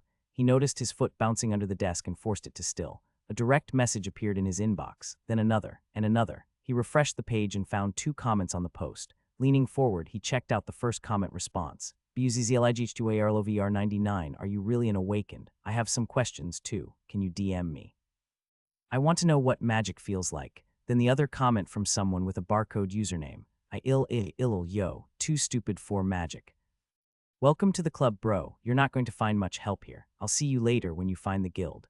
Also, love the username. Melee for life. More DMs began to flood his inbox, but Alex looked at the post for another few seconds. It seemed that one person who responded was awakened, and one was just looking for answers like he was. Ignoring the one, he reread what the other said. Find the guild. Is that the same group that John and Tara said they belonged to? He also just says outright that I won't get much help here. Alex muttered to himself. Clicking the reply button, Alex tried to respond, however. As soon as the page refreshed to open a comment reply, he received an error from the website. He refreshed the page and tried again, but it didn't do anything. They must have already taken it down that fast. Navigating back to the homepage, Alex checked. Sure enough, his post wasn't listed among those from the last hour. He groaned, wishing he had checked and remembered that guy's username. His attention was drawn to the 30+ direct messages he received. At least I can get some answers here. Oh, how wrong he was. Of the close to 40 messages, only 2 had any relevant information. All the others were spam links, recruitment messages, or offers to pay him to sponsor some sort of product and mention that he was awakened. One of the useful messages was actually a cryptic warning, telling him that the people who ran the site were probably linked to the Hunters Association, and that they would definitely scrape information from his account and attempt to contact or recruit him. They suggested he delete the post before they did, or be prepared to deal with military recruiters banging on his door. I'm really glad that I took the time to make this throwaway account. The second message was a lot more helpful, though the message was short and focused on answering only one of his questions. Timon not Pumba, hey, you won't find a lot of help here. Just a quick tip for you though, spells come from skills or learning as far as we can tell right now. Some people have gotten spell books as rewards from rifts to help them learn a new skill, but you won't be able to just throw mana around and figure one out. They're really complicated. Same username in AG. Look me up when you get in. PS, try visualizing your mana. It was the most helpful for me. This response alone made all the nonsense of creating the post and it getting removed worth it. Alex began to feel a bit nervous about somehow being tracked. He wouldn't put it past the government to use some means of tracking people they found out had awakened. Without waiting any longer, he deleted the account from the page and closed his browser, turning off the VPN and shutting down his computer. Only after a few minutes of staring at his black computer screen did he let out the breath he was holding. Idiot. It's not like they're going to come right now. Wanting to distract himself before his brain grasped onto the paranoia, Alex thought back to the advice from Timon not Pumbaa. Try to visualize my mana. Feeling more than a little silly, he moved from his desk chair to the bed and found a comfortable position before closing his eyes. Starting from the beginning, he did his best to imagine his mind traveling down toward the area where he believed his core to be, envisioning a floating blue ball of mana. From his exposure to fantasy games and novels in the past, his brain wanted to think about mana flowing like water. Maybe that was from anime. Fuck. Focus, Alex. He started again, forming the image of the core in his mind and thinking about a small stream breaching out from the core. He was used to visualizing things through images from doing art for so many years. Alex tried to lean into that experience as much as possible. Almost immediately, he could feel a difference. Focusing his attention on the movement of the mana and how it flowed from the source to where he wanted it to go seemed to help his control. His grip slipped on the small tendril, but even this was significantly more than the first time he had tried splashing around. Alex lost himself in the repeated exercise of slowly teasing the streams of mana from the core, doing his best to hold onto them and manipulate them into different directions. As a random exercise, he began to try bending that stream into different general shapes, which greatly increased the difficulty. However, after each repetition, he could see gradual improvements. A headache began to form, and he pulled up his status screen. He was surprised to see that he was down to the last 20 points of mana. Did I use too much of it too quickly? Or is it a threshold of being low? The ache wasn't too bad, and he felt close to a breakthrough. He had been able to make a circle so far, and a square wasn't too much harder, though he had been trying to work the shape into something a bit more complex, unwilling to stop playing with his new toy. Literal magic. He continued the exercise. A certain sadistic part of him was also interested to see if the headache continued to worsen as his mana levels continued to drop. It was hard for him to keep track of time as he worked with the mana. He closed his eyes and dedicated his focus and intent completely to the task at hand. A short time later, he reached a breakthrough. New skill learned, Mana Shaping Novice Level 1. Do you accept? Yes, no. This notification surprised him for a few reasons. First and foremost, his eyes were still closed, yet he could see the blue screen clear as day. Second, he couldn't figure out why he would want to deny gaining a skill. He opened his eyes and thought through the situation. I just learned a skill. From what? Sitting on my bed and playing with imaginary shapes. Alex mentally accepted the prompt and received his new skill. Mana Shaping. He tested the skill's name on his tongue. That sounds pretty straightforward. He willed the description to appear. Mana Shaping. Allows the awakened one to shape mana more easily to their will. Very straightforward, but magic is magic and I've got it. If I ever meet up with that Timon dude, I'm really going to thank him. He gripped his head and winced, feeling even more sluggish than before. Pulling up his status, he saw that he was down to his last 10 mana points. For some reason, the way this feeling had escalated made him really not want to push himself down to the single digits. Despite the pain, Alex felt a sense of exaltation and smiled. Hell yeah, I've got magic. I killed a monster. I learned a skill. I've got a system in my head that shows me my stats. Oh, and I can't forget the fact that I traveled to an entirely different world today. As he thought about it, the stress of the day finally caught up to him. He was exhausted. Did all of that really happen today? It was overwhelming and entirely too much, and yet he couldn't stop smiling. Come on, just a little more. The edges of the mana blob wavered. Alex pushed past the slight throb behind his eyes, doing his best to maintain total concentration on his attempt at a cube. It would be easier if he could actually see the mana he was moving over his hand, but instead, he was left to just feel around and direct it as best he could with his own mental images. I wonder if there is a mana sight skill or something. He finished messing with the shape and let it go. He had made great progress and could now make some vague shapes with his mana. He would extend a tendril of the mana and do his best to mentally mold it into a shape by twisting, changing, and expanding the end of the tendril. He was surprised at the difficulty of the task. After gaining the skill the night before, he'd noticed an interesting change in his ability to grasp and manipulate the mana. If he didn't consciously keep it active, and instead used his own will and focus to try and direct it like he'd been doing before he gained the skill, things were significantly harder. On the other hand, if he did activate the skill and then used his concentration to shape the mana, It was a lot easier, as if he'd been training for many more hours. Even with the system's aid, though, the task was difficult. It was comparable to grabbing something semi-solid that moved and wriggled from his grasp like an eel.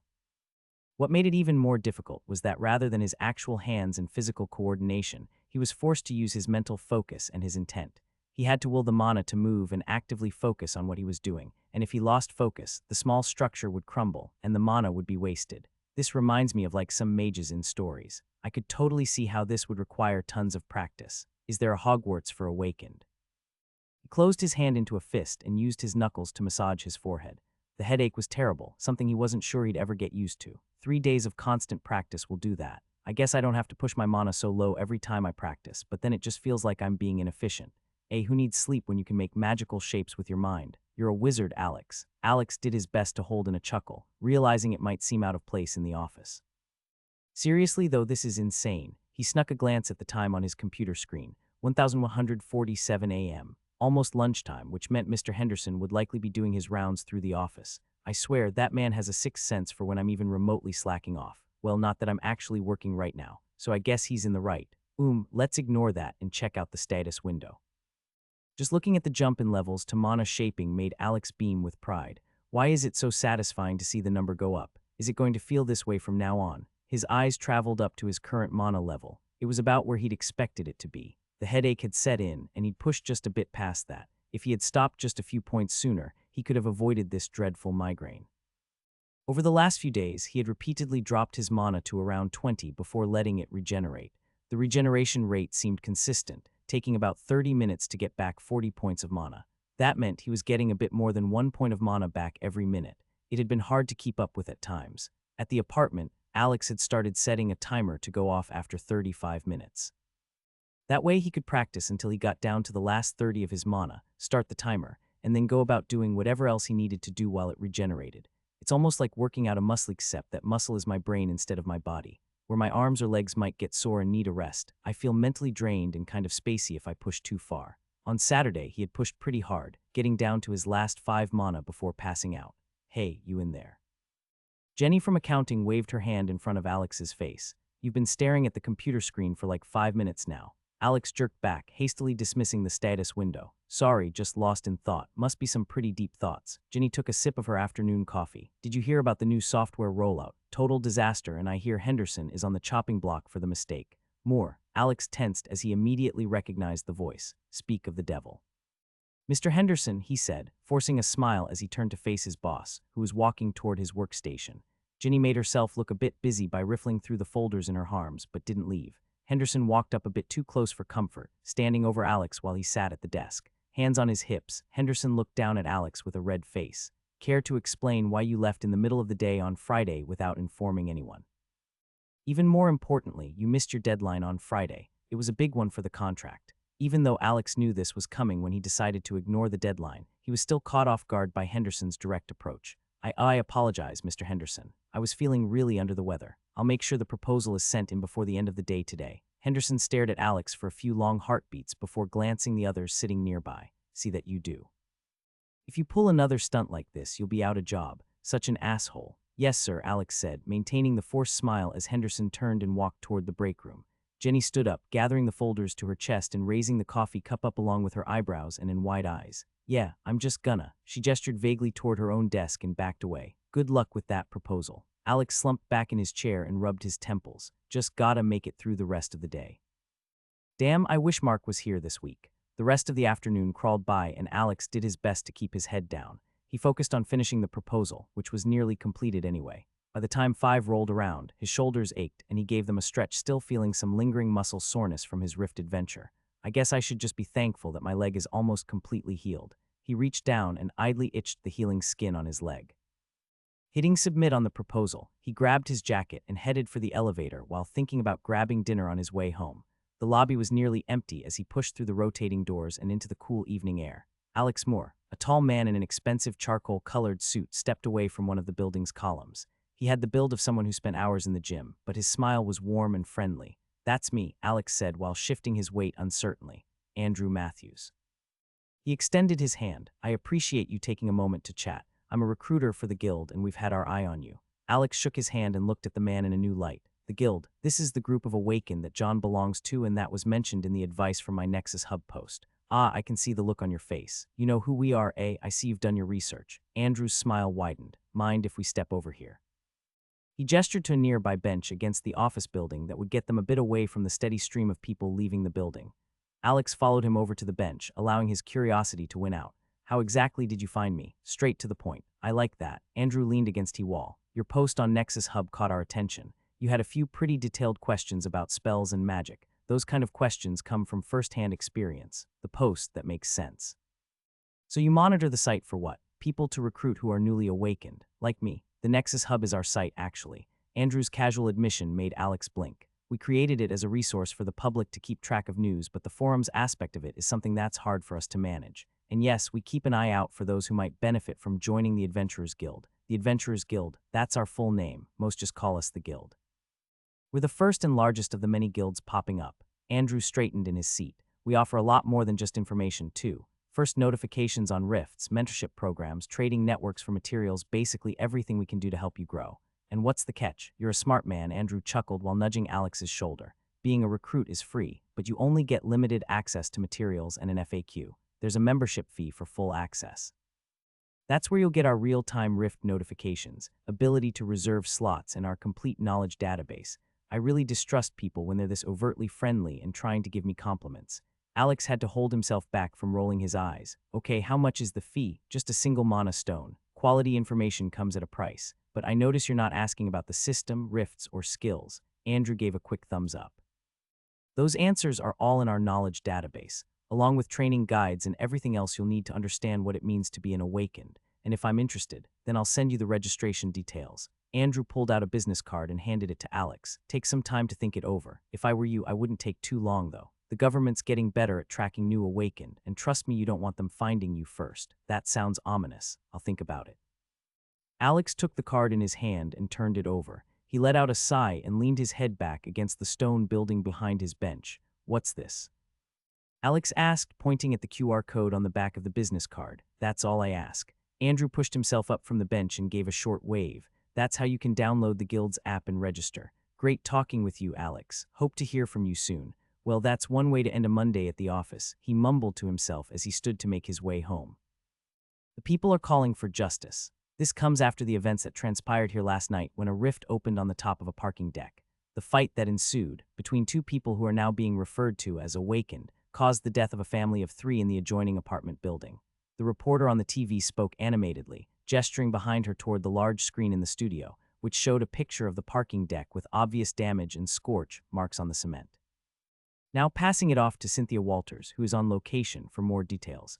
What do you have for us, Cynthia? The camera cut to a slightly more chaotic scene, with emergency vehicles and a close-up shot of the neighboring apartment building, where a large hole was visible in the side. Man, I'm so glad that the one I went to wasn't like this. He sighed and rubbed his temples. Maybe Andrew was right. Idly, Alex opened his system's status window to check his mana. Even though he knew it wasn't filled back up yet otherwise, his phone's timer would have gone off and he still found it hard not to check. Not for the first time, he noticed how easy it was to just flick the screen up, check his status, and let it disappear again. His mind wandered to the scary thought of social media networks getting their hands on this sort of technology. The ease with which he could pull up videos and swipe would be terrifying. Not to mention the absolute horror that ads would be with something like this. The screen is even visible when I close my eyes. We'd never be able to escape the ads. God, I'd probably have to help with ad campaigns that no one could escape. What system? No notification about unlocking a new nightmare. The screen changed away from the reporter, bringing Alex's attention back to the TV and away from his one-sided conversation with the system. Join us. You can be part of the solution, not the problem. The Hunters Association, your partner in safety and security in uncertain times. The cheesy slogan blasted from the TV with bright colors, with someone dressed in something that looked uncomfortably close to superhero tights. Alex chuckled, subtle. They were definitely laying it on a bit thick. He didn't doubt that their ad was intentionally placed after such a horrific story was reported, either. They swooped in, promised order, and insinuated that anyone not a part of their group was untrained or a threat to the public. A short montage of training even played as the music continued. It looked similar to some of the Navy or Army commercials Alex had seen in the past, promising leadership and strength. As someone who did ad work for a living, the message they were pushing was clear: the government can protect you. The government has this under control. Any chaos is not due to them, but it is their goal to stop it. Damn, am I starting to sound like my dad? He switched channels, wanting to avoid letting his thoughts slip to work and propaganda. The temptation to start practicing his mana shaping again grew, as he sought to avoid thinking about opening the most recently downloaded app on his phone. His phone vibrated, snapping him out of his thoughts. Sarah, hey stranger, we need to hang out soon, it's been ages. Let's catch up, maybe grab dinner. The text had a few emojis at the end, which made Alex smile. Sarah was the kind of person who used at least one emoji with almost every text she sent. She once told him it was to make sure people knew the tone she was sending the text in and that there were fewer misunderstandings because of it. Alex, hey, yay, definitely down for that. Mark and I are hanging out at his place on Friday when he gets back from his trip. You should join us. Her response was almost instant. Sarah, yes, can't wait. Mark's the worst at responding to my texts. I'll call him and see if I can't bring some food. I have some crazy stuff to tell you guys about. Yay, I've got some crazy stuff to tell you guys too, Alex thought, his gut twisting a bit as he knew that he likely wouldn't tell them yet. There was still so much to figure out, and he wasn't sure he wanted them both trying to talk him out of it. Fuck. Thinking about everything that happened last Friday, an unexpected person popped into his head. He got up from the couch and walked through his bedroom to his closet. Maybe he could give me some advice. As he was searching, he heard the timer going off on his phone from the other room. It took him a few minutes of rummaging around, but he finally found what he was looking for. John Riley 201 555 9820. Alex had tossed the card out of his pocket when he was in a rush to remove his clothes after the rift and hadn't thought of it since. Returning to the living room, he turned off his timer and sent a text to John, introducing himself again and letting him know it was his number. He then asked if John and his group enjoyed being a part of the guild and if they thought it was worth it. After sending the text, Alex was happy to kill some time practicing with his mana shaping skill. He was surprised when his phone buzzed after only a few minutes, breaking his concentration. Glancing at the screen, he saw that John had responded. John R. Hey Alex, glad you reached out. The next message popped up before he even finished the first one. John R. Yes, my group and I are all AG members. Best decision we've made so far, man. You should definitely join. The app is incredible and the forums have a ton of information. We're already full members too. We actually got the last 2 mana stones that we needed for our memberships from the rift that we met you in. It's expensive, but totally worth the cost. Alex's eyebrows shot up. Alex, expensive? I thought the price was just a mana stone. John R. Well, yay, but a single mana stone if somewhere between 500 and 1,000, I wouldn't give them out to just anyone that asks. But the benefits for the membership to the guild has already been worth it for our group. That's quite the endorsement. A cynical part of him wondered if John got any sort of kickback for pushing him toward the Adventurers Guild. You reached out to him, dumbass. He didn't try to push you anywhere, he's just being nice and answering your question. He sent a response, thanking John for the information and letting him know that he would be signing up tonight. Excited at the possibility of really finding some more information, Alex swiped up from his messages and navigated to the most recently downloaded apps. There, he saw the icon labeled as the Adventurers Guild, a simple golden sword pointing down in front of a brown shield. Behind them both was a blue vertical oval, which clearly represented a rift. It all fit together well, and the simplistic icons were easy to make out. Cool. It was the first time he opened the app, and it took him to a simple login page with a username and password input and a register button under those. No slogan or pitch. I guess the people downloading the app are already interested if they scan the code from the recruiter. No need for them to oversell. Alex spent the next few minutes filling out the registration form and was slightly surprised to find that they wanted a good bit more information than just his name and email address. Though maybe I shouldn't be. They're trying to put together a group of people who have recently obtained superpowers and were only able to do so after killing something. It might be smart to have some additional information on people. They wanted him to put things like his birthday, class, subclass level, and even skills and traits, though they didn't ask for their levels. Skill, you're a noob. You've only got one skill. In the end, that was the driving force for him to just give them the information. They weren't asking for a description of the skill or traits, just the names. Even then, Alex was woefully uninformed, and that was the main driving force for him to join the guild. I need information. Who cares if they know about my crappy trait's name and the fact that I don't even have a class yet? Hell, I didn't even know you could have a subclass. That's not on my status window. I want some magical spells, damn it. I'd probably give them access to my bank account for that information at this point. I can't see any amount of money compared to being able to actually cast magical spells. Alex tossed his phone back onto the coffee table. Yay, more waiting. He closed his eyes and began to pull on his mana. Alex shivered in the chilly night air. Not for the first time, he wondered if this was a mistake. I'm sure I've seen this in a horror movie somewhere. Alex waited near a park bench and paced to keep warm, the lights of the park allowing him to look back and forth for anyone who was heading in his direction.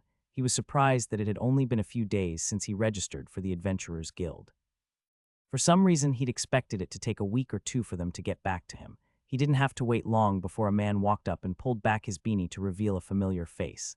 "Alex, good to see you again." It was the same recruiter from earlier in the week. "Andrew, right, you got it. I'm glad you decided to register. You seemed a bit skeptical when we spoke on Monday, so I really wasn't sure," Andrew said before reaching his hand out to shake. He still had the same smiling eyes that made Alex think he was just a generally happy person. Extroverts, I was hesitant. You guys want a lot of information. I'm surprised knowledge of skills is so open. Wouldn't people want to keep that close to their chest?" Alex asked, then shook the man's hand. "Hide your abilities. Why would you need to do that? Are you planning on doing something shady?" What no I. It took a moment for Alex to realize that Andrew was smiling at him with an eyebrow raised. "I'm just joking, man. Skills are largely private. Even though you gave that information to the moderators during registration, that sort of information won't be put on your profile. It's just there in case the peacekeepers need to step in, and they rarely do that." "Peacekeepers," Andrew shrugged. "There is a write-up on the welcome page of the app. When you get access here in a bit, make sure you read through it. There's a lot of useful information there." "Okay, so now what? Am I a guild member?" "Not quite yet. It's a small thing, but they take guild member seriously as a title, and you only get that title after you pay the registration fee. A bit silly, I know, but your title will be an outer member. It just means that you have been vetted and are trusted, but you are missing some access to more features or information." "All right, an outer member then. What did you need to meet with me for then?" Andrew pointed to his eye before saying, "I have to use my skill on you before you get full access. I read your profile before coming over. I just need to use my skill to make sure you didn't lie about your information. You can see my information. Most scanning or analysis skills pit my willpower stat against yours. The higher mine is, the more information I get. Since you're a lower level, I shouldn't have a problem seeing enough to verify. Now, hold still, please." Alex shrugged, though he felt a bit uncomfortable as Andrew just continued to stare at him for a few seconds. Andrew's eyes flashed blue, and then he breathed out. "All right, Alex, you're all set, man. Welcome to the guild." That's it. What did you do?" "I didn't feel anything," Alex asked. The older man laughed. "Yes, that's it." Alex asked him what exactly his skill did and if Andrew would be willing to share the information. The recruiter just shrugged and said that the information is common knowledge in the guild, so he didn't mind sharing. "My skill is called Analyze," Andrew said. "It's pretty straightforward. It lets me scan anything connected to the system and get a brief description. That's how you check new recruits, not just recruits. We use it on rifts and items too. Helps us catalog the rift ranks and rarity in the app." "Wait, so you can tell how dangerous a rift is just by looking at it?" Andrew nodded. "That's why we are able to record them with accuracy in the app. Then we can also ensure only people who are a decent match with its power level are admitted. No point in sending a newly awakened into a rift way higher rank than they are." "So what is my rank?" Alex asked. "You're going to be an E-rank outer member, which you'll see on your ID card within the app when it populates. It should only take an hour or so." "E-rank, that is what the Nexus Hub notification said the rift I went into was." "Yes, that sounds right. E-rank is the lowest rank, so a common E-rank rift is the most common and easiest to tackle." Andrew nodded. "What level are you then?" Andrew shook his head. "Now that is a rude question. So far as etiquette has been established, even me using my skill on you to get your information is considered rude." "Okay, I do have one more question, just about the guild in general. How can a group like this even exist? Doesn't the Hunters Association have the full weight of the military behind them, not to mention their resources?" Andrew chuckled, his eyes crinkling at the corners. "You'd be surprised how often I get that question. The truth is, the government's got its hands full right now." "What do you mean? Think about it. Rifts are popping up all over the country, sometimes multiple at once. The National Guard's being stretched thin trying to contain them all, not to mention that they've been trying to keep most of this quiet." Alex's eyes widened. He hadn't realized the situation was that dire. "Fuck, no wonder they're scrambling for recruits." Andrew continued, "That's where we come in. We're nimble, we're local, and we're not bogged down by all that red tape. But they've got to have more resources, right? More manpower?" Alex asked. Andrew smiled at him. "Manpower isn't everything these days. One awakened can take on dozens of normal humans or soldiers. It's about quality over quantity now." He paused before clarifying, "Not that we're actually going around fighting against the government's forces or the military, mind you. But there have been some instances where our guys have made it to a rift first, and they don't bother to try and push in when they see someone else is helping handle the situation. It would likely be more of a headache than it's worth to try and force Awaken away from the rift, especially if a fight breaks out." The realization hit Alex. Of course, that makes sense too. If they're already struggling to contain the breaches, what's the point in potentially fighting over who gets to close them? Plus, Andrew added, interrupting Alex's train of thought, "You'd be surprised how many people prefer us over the government option. A lot of folk out there who'd rather keep Uncle Sam out of their personal business, you know." Alex nodded slowly, processing the information. It all made a lot more sense when it was explained like that. He could imagine people wanting to maintain some sense of independence in the face of such drastic changes, especially if there was a lot of power or wealth to be gained from rifts. I get it, Alex said. It's not about competing with the government directly. It's about filling in the gaps, being there when they can't be. Andrew beamed. Exactly. We're not trying to replace the Hunters Association. We're just another line of defense in this crazy new world. Eventually, Andrew raised his hand, cutting off the torrent of questions. I don't mean to be rude, but I've got to head to 2 other recruits before the night's over. The last thing I need to tell you is to try and stay under the radar. We aren't in direct competition with the Hunters Association, but we certainly can't go head-to-head with the government if things turned in that direction. We're a group of normal people who wanted to create a safe haven of information and growth outside of Big Brother's umbrella. If you get approached by their recruiter, reach out to the moderators through the app and let them know what's going on. Almost any other question you could want to ask will have answers in the forum section of the app. He smiled guiltily after finishing his speech. Alex put his hands in his pockets. Right, sounds good. Andrew waved and began to walk backward away from Alex. With a smile, he added also, read the FAQ. Don't make a post about every question you've got. Alex waved back and began to make his way back to his apartment. As he traveled, his thoughts swirled. Andrew said that I would need to pay the registration fee to the AG app before becoming a guild member. John mentioned that his group just finished getting the mana stones required for the fees his team needed after about a week, and that it was definitely worth it. I think I should make that my next goal then. Guess that means I need to head back into a rift. Alex was surprised that the prospect of entering another one didn't scare him but excited him. While on the way home, he checked the app a few times, but the access to his account still wasn't ready. It wasn't until he got home and was making some dinner that the notification pinged on his phone. Excited, he sat on the couch and began to browse through the articles in the Welcome section. Welcome to the Adventurers Guild app. Introduction. Welcome, Adventurer. You're now part of a growing community dedicated to exploring the rifts and unlocking the potential of your newly awakened abilities. This app serves as your hub for information, training, and connecting with fellow guild members. With your current membership, you'll have access to limited resources and insights that will enable you to navigate the world of rifts and power. The app is still in development, and we're adding new features regularly. If you want to recommend a feature or see the roadmap for updates, subscribe to the newsletter thread.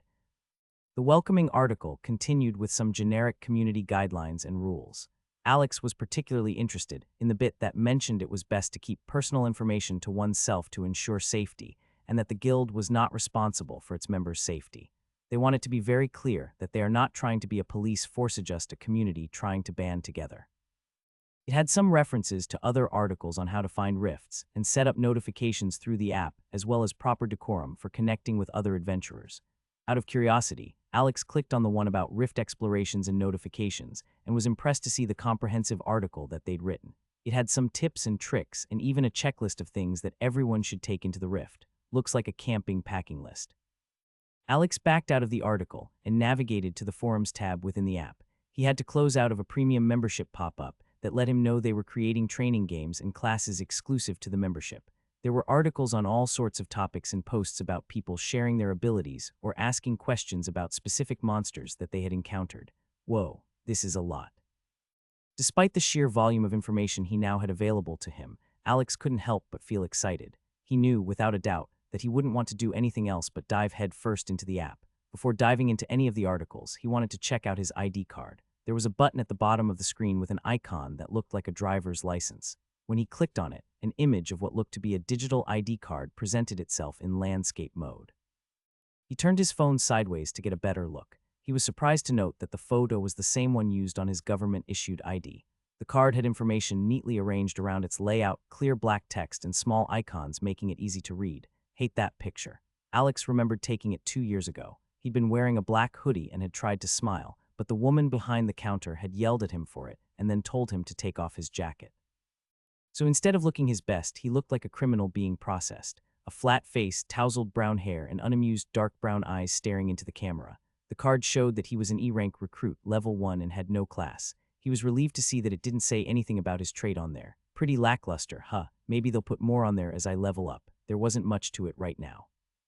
He shrugged and leaned back while tabbing back over to the forums to see if there were any interesting posts. It didn't take long until he had found several that interested him. One article in particular caught his attention, though. It was titled Learn to Use Mana and Empower Your Body. His eyes lit up and he tapped on the article, but before he could begin to read, he heard a loud hissing sound behind him.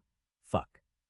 He jumped up and moved quickly to the stove as the water boiled and splashed over the side of the pot. Alex closed his car door and quickly turned the vehicle on to warm it up. After getting access to the Adventurers Guild app the night before, he had barely been able to sleep. He was so excited and overwhelmed with the amount of information that was suddenly available to him. Not only that, but he had a goal now, something more to do than just spend all day using his mana shaping skill. Determined to try and get the mana stone he needed that day, Alex had done research on what it took to acquire a stone and what supplies he should take with him into a rift. The Adventurers Guild had a recommended gear list, and he'd made his own copy in a notebook. After a few hours of restless sleep, he went to the local Walmart and got almost everything he had been missing on the list. He got things like a hatchet, a large survival knife, rope, and other camping materials. He was surprised that he could find almost all of it in the back of the store. The only thing that he wasn't able to find was a more substantial weapon. While the hatchet felt good in his hand, he wished that the store had something more than a BB gun to purchase. He looked up the process of getting a pistol or shotgun from the only hunting store he knew of, close to an hour away, but the process was long and required quite a bit of paperwork and waiting. The firearms purchaser identification card needed to be filed through the New Jersey State Police Department and could take more than 2 weeks to go through. Something to think about moving forward. With his new hiking backpack packed and ready in the backseat, Alex planned to head west out of the city toward High Bridge and the Round Valley area. He'd assumed that searching for rifts within city limits was difficult due to the high concentration of Hunters Association members and other awakened seeking to grow stronger. Hopefully, an hour or two away from the city will make it a bit easier to find a rift that's not as contested.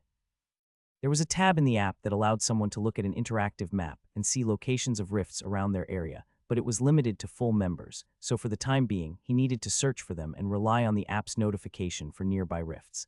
Alex rubbed his hands together before taking off. He'd been driving for about 35 minutes when his phone chimed. He glanced at it and saw that the notification was from the AG app. The banner still showing at the top of his phone was a nearby rift notification. Alex got off at the next available exit and pulled into a gas station parking lot before checking his phone for more details. When he opened the notification, it showed that the rift had been marked by a small party of guild members in a park that was still about 20 more minutes in the direction he was already traveling. After clicking on the notification, he saw a lot more information through the app.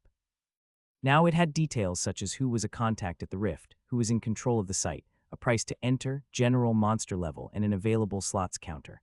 There are still plenty of slots. I feel like I should check it out, at the very least, to see how the guild members handle something like this. The counter currently showed 4,100, and the level of monsters showed 1,3. He could click the Interested and Nearby buttons that he assumed would be visible to the group in charge of the rift. He started the car again and drove the rest of the way to the marked location. There were a few cars pulled off on the shoulder of the road, and he parked next to them. Alex grabbed his bag from the back seat and began walking down the trail toward the rift. It was a short 10-minute walk, just enough to get him warmed up in his winter clothes. "Hey," a short, stocky man called out. Alex raised his hand in greeting, his steps faltering for a moment as 3 other men stood up and moved beside the one who had called out. "You're not Zella from the AG app?" the man asked. Alex couldn't help but snicker at the username he'd chosen to register with. "Yes, that's me. Nice, welcome. We're the group that found the rift and reported it to the guild. Yeah, this is my first time doing this. Can I ask some questions?" "Sure, come have a seat." The short man scratched his beard, and the 5 of them moved together back around the bend that they had walked from. Alex was surprised to see that they'd brought a portable butane heater out this far down the trail. The small plastic wheels couldn't have made that easy. Alex followed them over to the logs that were around the heater and looked around. All 4 of the men seemed to be strong and dressed in sturdy outdoor clothes. Comfortable and warm, definitely prepared to sit outside all day if needed. "So, what did you want to know?" another one of the men asked. This one had on a red beanie, making it easy to distinguish him from the others. "Well, I guess first, where is the rift? I thought it would be here." "Ah, it's just down the trail a ways. The energy in the air is a bit unsettling near those things, so we decided to stay a bit further down the trail," Red Beanie said. Alex nodded in response. That made sense. "So how does all this work? You guys seem like a strong group. Why aren't you going into the rift?" The short man picked up this answer. "Well, we might end up entering later. But for now, we earned some reputation within the guild for reporting a rift and extra for being able to maintain the entrance. Normally, this is just ensuring only people from the guild enter. Part of the benefit, though, is that we can set a price for entry." The man smirked a bit guiltily. "Yeah, I saw that. 1 mana stone. I've only ever been into 1 rift before when I awakened. I went in alone and left shortly after awakening. Part of my whole reason for finding a rift was to try and get a mana stone to change from a recruit to a guild member.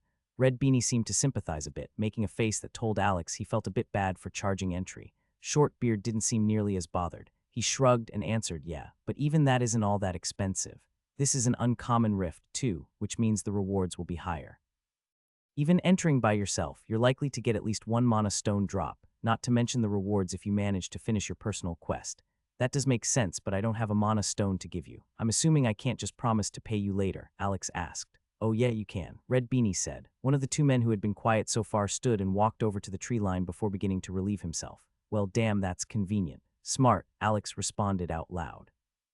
Well, I'm going to need to do that. Mind telling me a bit more about what an uncommon rift is? Anything I should be worried about? The third man returned while fixing his jacket. Damn, he's green, ain't he? The fourth man shoved him as he sat down. Shut up. Shortbeard just gave the man a look before answering Alex's question. This is pretty common knowledge, and you should definitely be able to find this information, even as a recruit. But yes, there are two things that govern rifts. The first and most important is rank. E ranks are the most common by far, though more D rank rifts are beginning to be reported. Whatever you do, don't enter a D rank. They're significantly harder than the E rank rifts. From what we can tell, rank directly affects the difficulty of what nasties are inside the rift. You shouldn't be entering a D rank rift until you're at least level 30. Maybe higher. Red Beanie chipped in. Maybe higher, the other man affirmed. There just aren't that many people leveled that high yet, so it's hard to know. The guild is trying to copy this difficulty range to the ranks that it gives out to members, and as far as we know, the Hunters Association is trying to do the same. All right, good to know, Alex said. Well, to come back to your question, the second factor is rarity. They have a few different rarities, but the main ones that you'll see are common and uncommon. A few things change as the rarity bumps up. 1. The quests that the system gives you get harder or more complicated. 2. The area within the rift gets larger. And 3rd, time seems to stretch while you're in the higher rifts. The man paused dramatically, looking at Alex with eyes wide. What? Alex asked, realizing he'd not spoken his thoughts. Each increase in rarity doubles the time stretch effect. So in a common rift, time passes normal. But in this uncommon rift that we have here, you could spend 2 whole days inside, but when you leave the rift, only 1 day has passed. Fuck, that's crazy. Alex translated his thoughts aloud again. It's definitely something weird to experience, Pissy Man said. I don't like his tone. He gets a stupid name, so what about aging? Are you saying I'll age twice as fast if I move in there? Alex asked in bewilderment. That's what I thought at first too. The guild has some really good sources that they keep secret. They write a lot of the articles on stuff like this. There's an article up there for guild members that talks about aging. Apparently it doesn't work how you would think. Rifts aren't full worlds, and it talked something about how your soul was still tied to Earth. It's more like the system overlays the rift or reality over what's already here. Honestly, it was too much mumbo-jumbo for me to really get. If they say I'm not gonna age twice as fast, I'll take their word for it until I start to notice something otherwise. So far, all of their articles have been really accurate, Red Beanie answered. If you decided to move in, though, you'd have to contend with monsters and whatever else is in there. So you'd actually live twice as long. That's crazy. Those seem to be the only words that Alex could find. Might as well get in there, Alex shrugged. I like that mentality, Red Beanie answered. He pulled his phone out and clicked for a few seconds before motioning for Alex to follow him. Before leaving, he called over and told Shortbeard to continue his watch on the trail. When they got to the rift, Alex's heart began to beat faster in his chest. Fuck, good luck in there. Hey, also you said this was your first time going into a rift after awakening.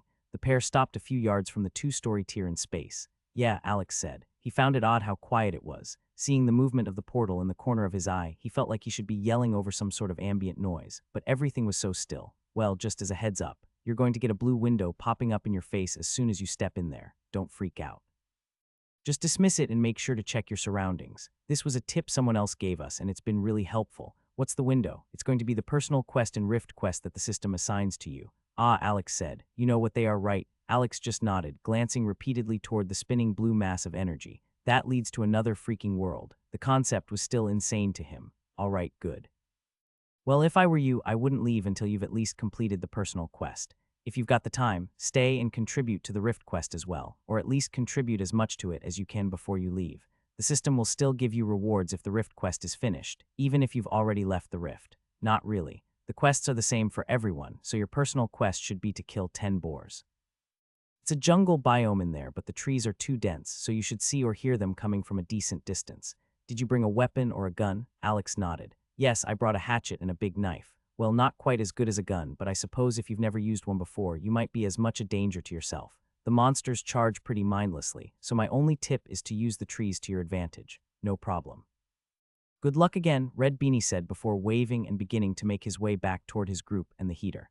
Deciding that it would just be best to rip the band-aid off, Alex forced his body to move before any more of the fear could set in. He walked toward the rift and reached his hand out before leaning into the feeling of weightlessness as his body was pulled to another plane of existence. Gravity reasserted itself on Alex's body, causing his hair and clothes to fall back down. His forward momentum continued at the same walking pace he'd had when approaching the rift from the other side.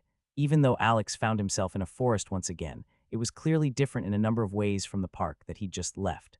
Alex looked at his surroundings and dismissed the blue window that appeared in his vision before he took the time to read it. He continued to look around but couldn't see much movement. The only sounds that could be heard were a light drizzle of rain and the drip of water from higher branches. There were some clear signs that others had made their way through the area, but no movement in sight. His shoulders tensed as he scanned the wet underbrush and the dense foliage that surrounded him looking for the boars that Red Beanie had mentioned. Even though he hadn't felt like his life was in danger while in the last rift, Alex knew that things could, and likely would, be very different this time around. After a few tense seconds, Alex was fairly sure that he wasn't going to be attacked and didn't see any other humans standing around. He moved a short distance away from the portal and looked back at the window the system had prompted him with personal quest, culling the boars. Kill 10 forest boars, rift quest, corrupted forest.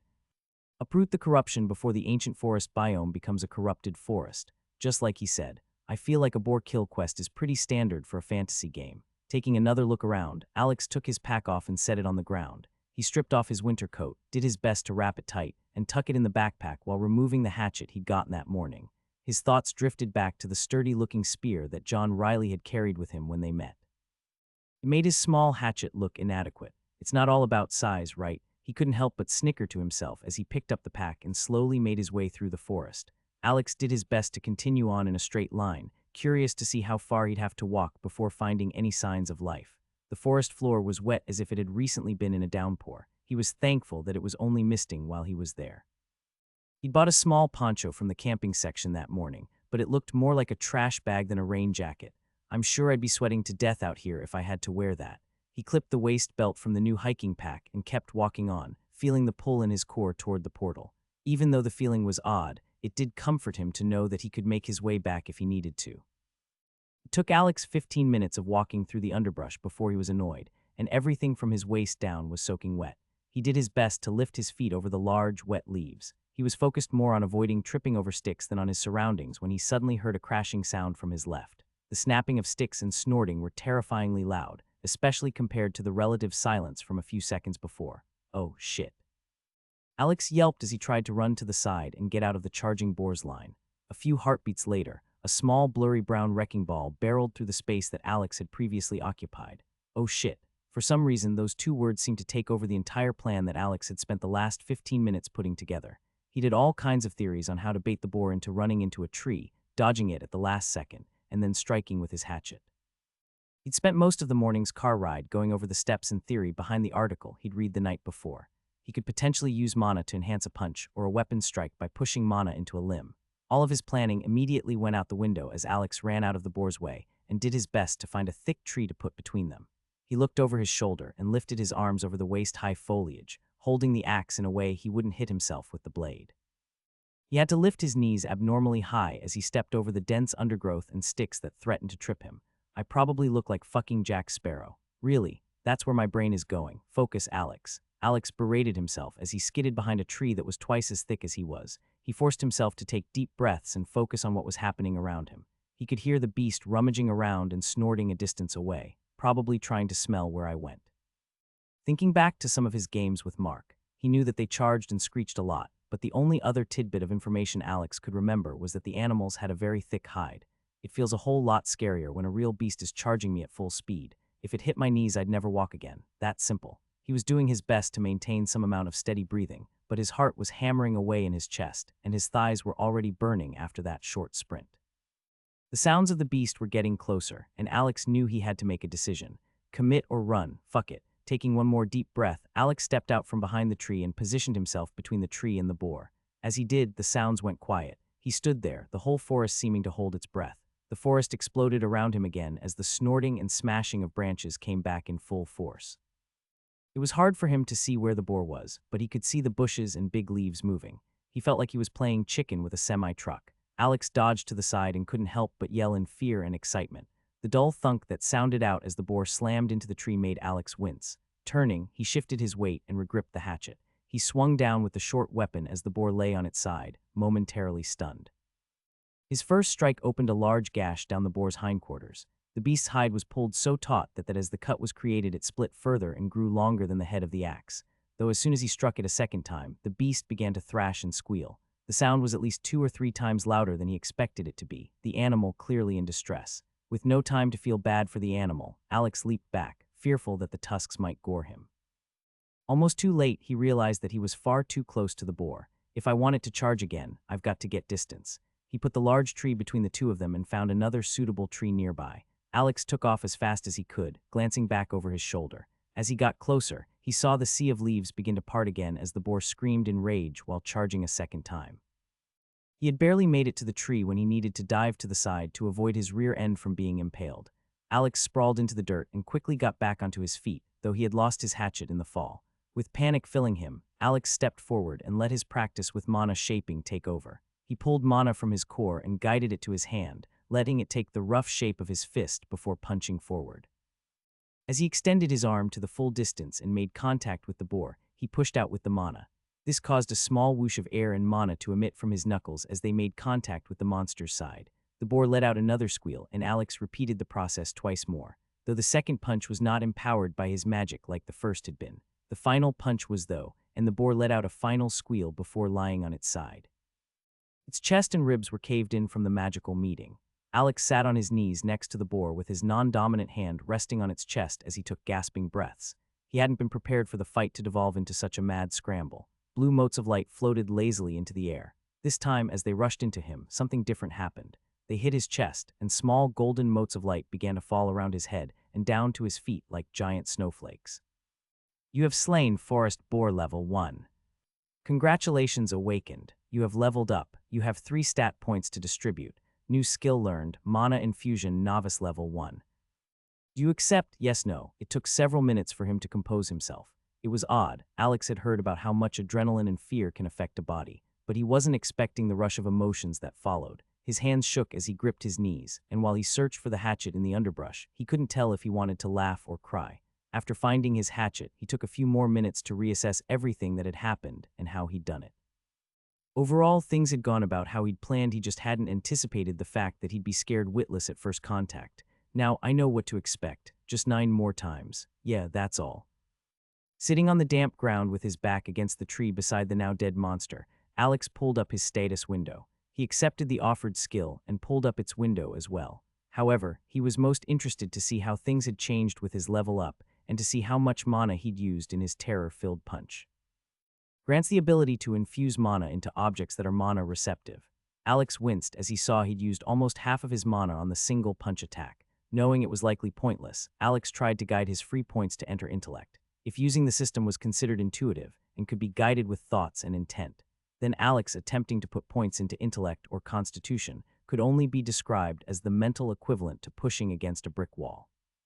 There was no give at all, and he could tell instinctively that it wasn't going to work. Fuck. With a sigh, Alex directed his thoughts to enter a point into willpower. He put 1 free point into the stat, then rubbed his eyes and looked at his status window. He'd only put 1 point toward the stat, but it had increased by 3. Alex put the remaining points into the skill and was pleased to see his willpower stat at 12. In just 1 level, it had quadrupled, and it was already his highest stat. This must be what the description meant by stat weights. Alex paused for a minute. Maybe this isn't so useless after all. What does an increased willpower mean? Will it be worth it even if the trade-off is that my HP pool is at 50 points forever? Alex scoffed as he was certain that the trade-off would not be worth it. Whatever, 9 more boars to go. Where he'd been feeling excited about receiving a new skill and the level, suddenly he just didn't care very much. It felt hollow to know that he wouldn't be able to make any other choices with his free points, no matter how many levels he might gain. Alex stood and retrieved his hatchet from where it had fallen on the ground. Looking back at the boar, he didn't relish the thought of what came next. He made sure to look up an article on how to get mana stones. One thing that every article had in common was that the stones were formed in a monster's chest cavity after death. One of them went as far as to say that harvesting a mana stone was just reaping the concentrated magical energy from a kill. I still don't feel like that makes too much sense if not every kill gives a mana stone. His hands trembled slightly as he bent down and made a cut below the beast's ribcage. Dark blood welled up around the blade and felt hot and sticky on his fingers. The metallic smell made his nose wrinkle, but he pressed on. He followed the article's instructions and deepened the cut until there was an opening just below the chest cavity that was large enough for him to reach his hand inside. Shit, Alex grimaced as he plunged his hand into the beast. It was gruesome work, and he found himself dry heaving twice as he attempted to find any feeling of a solid object within the beast. Well, either there isn't one in there or I'm just not doing it right. I'll have to try again on the next one. Clapping broke his musing. Good shit, Alex spun around and raised his hatchet. There was a young man wearing blood-stained clothes who had just stepped out from behind a tree. You made that look easy, the kid said. As he got closer, Alex had to guess he was around 18. I'm Dylan. Alex took a small step back and glanced over his shoulder to see what was behind him. Did you want something? Nah, just wanted to say hey. Haven't got to talk to too many other awakened. You're the first one I've seen in here. Dylan's smile faltered as he saw Alex's defensive maneuvering. Hey, no need to be all weird about it. We're both guild members, right? Alex sighed and his shoulders relaxed slightly. He hadn't thought about it like that. Look, I'm sorry. I work a desk job and this is all really different for me. I saw some posts about people attacking each other in rifts, so.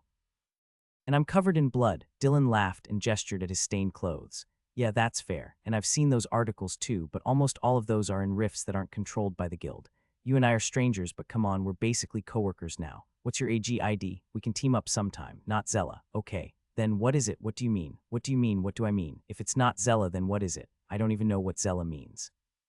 Alex smiled, remembering one of his grandfather's favorite skits. Here, I'll spell it for you. Ready? It's an OTXELA. Dylan shifted his weight and gave Alex a strange look. Bit weird, but sure. I'll send you a DM when I get back out of the rift. You finished with your boar quest? Alex shook his head. Not yet, still have 9 more to go. He wiped his forearm and hand against his pant leg, not enjoying the way that the blood felt as it dried.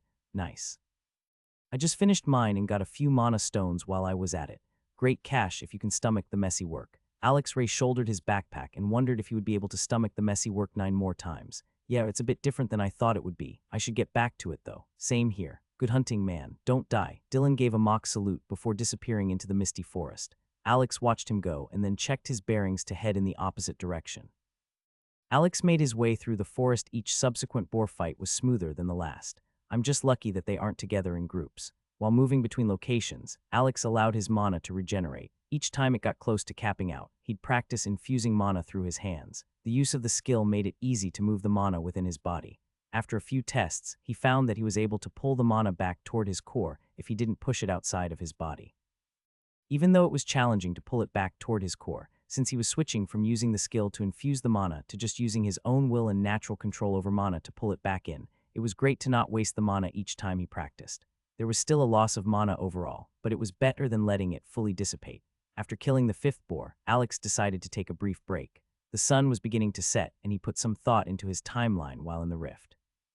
He needed to meet with Mark and Sarah that evening, and he arrived at the entry location around 1000 a.m. But even though it was going to get dark in the rift soon, he knew he'd only been in the forest for a few hours at most. It was clear to him that time worked differently within this rift. I should leave in about 7 hours to make it to see Sarah and Mark. Red Beanie said that since it's an uncommon rift, time would be dilated by 2x, so maybe it would be closer to 14 hours. Mentally, Alex thanked the packing list from the AG app. Included in the list were some camping rations, a tent, sleeping bag, and fire starter. I've never been camping before. Do I even want to try to sleep in here? What if there are things more dangerous than the boars out here? Alex shrugged and figured he might have an extra hour or two before it got dark enough for him to be concerned. If I really don't want to spend the night in here, I can just walk back through the rift and wait outside for a few hours. He continued his way through the forest in search of his next boar, but stopped a short time later when he came across something interesting. What the Alex trailed off. From deeper within the forest, a purple and brown tendril seemed to snake its way along the ground, growing in the direction of the rift entrance. Alex may not have noticed it at all, as it was beneath the large leaves and bushes of the forest floor, but there was a large round plant that grew out of the ground up to his head height. Cautiously, Alex walked forward. Where he had begun to notice small sounds of life through the forest during his time there, now there were none at all. No bugs, no birds, nothing other than the sound of dripping rain. The bulbous plant sat on a stem that seemed too small for it, keeping the majority of the plant off of the ground. It seemed like the roots of the plant had sucked all of the nearby life from the ground. No underbrush or greenery of any kind was within a 5-foot radius of the gross-looking plant. Alex followed the path of the tendril along the ground. To him, it looked like a large octopus tentacle reaching out across the forest floor. He took a few minutes to study the surroundings and think of what he should do. This must be the corruption that the quest mentioned. If I'm supposed to stop it from spreading, do I try to kill the plant? Alex wanted to smirk. If he'd come into this rift like he had the first one, he wouldn't know what to do. This time was different though, now he was more prepared. He pulled off his backpack and fished the hatchet back out before walking toward the corrupted plant. Thinking that the radius around the plant might be a trap, he stopped just outside of its range and poked the ground with the hatchet to see if the roots might move or if the bulb might do something. His mind couldn't help but picture the worst-case scenario, where it might be like some sort of giant man-eating plant that would try to swallow him whole. After several different tests, however, nothing changed. Stepping forward, Alex avoided the roots the best he could. When he got to the stem, he began to chop at it. He felt a sense of accomplishment as it spilled over on its side and felt the sudden need to yell, "Timber," into the empty forest. Pulling up his system window to check the quest, Alex was expecting to see a change in the Rift quest, perhaps a percentage of his help or maybe a change in objectives. He stood, stretched, and wiped his brow as he looked at the window. It's still the same. His thoughts were interrupted as a strange sound came from the plant that now lay on its side. Suddenly, a scratching noise erupted, followed by a loud crack. Before Alex could comprehend what was happening, 3 oversized centipede creatures came skittering out from the pod. "Shit," Alex shouted and backpedaled, but the creatures were too quick. The first centipede lunged at him as he swung the hatchet. He caught the monster in midair but mistimed his swing, which caused him to half punch, half smack it with the handle rather than the blade. The creature crashed to the ground and landed on its back, its many legs twitching in the air as it struggled to right itself. But there was no time to celebrate. He lifted his right leg and used mana infusion to empower the stomp that came down on the second centipede. There was a sickening crunch as the heel of his shoe crushed the carapace.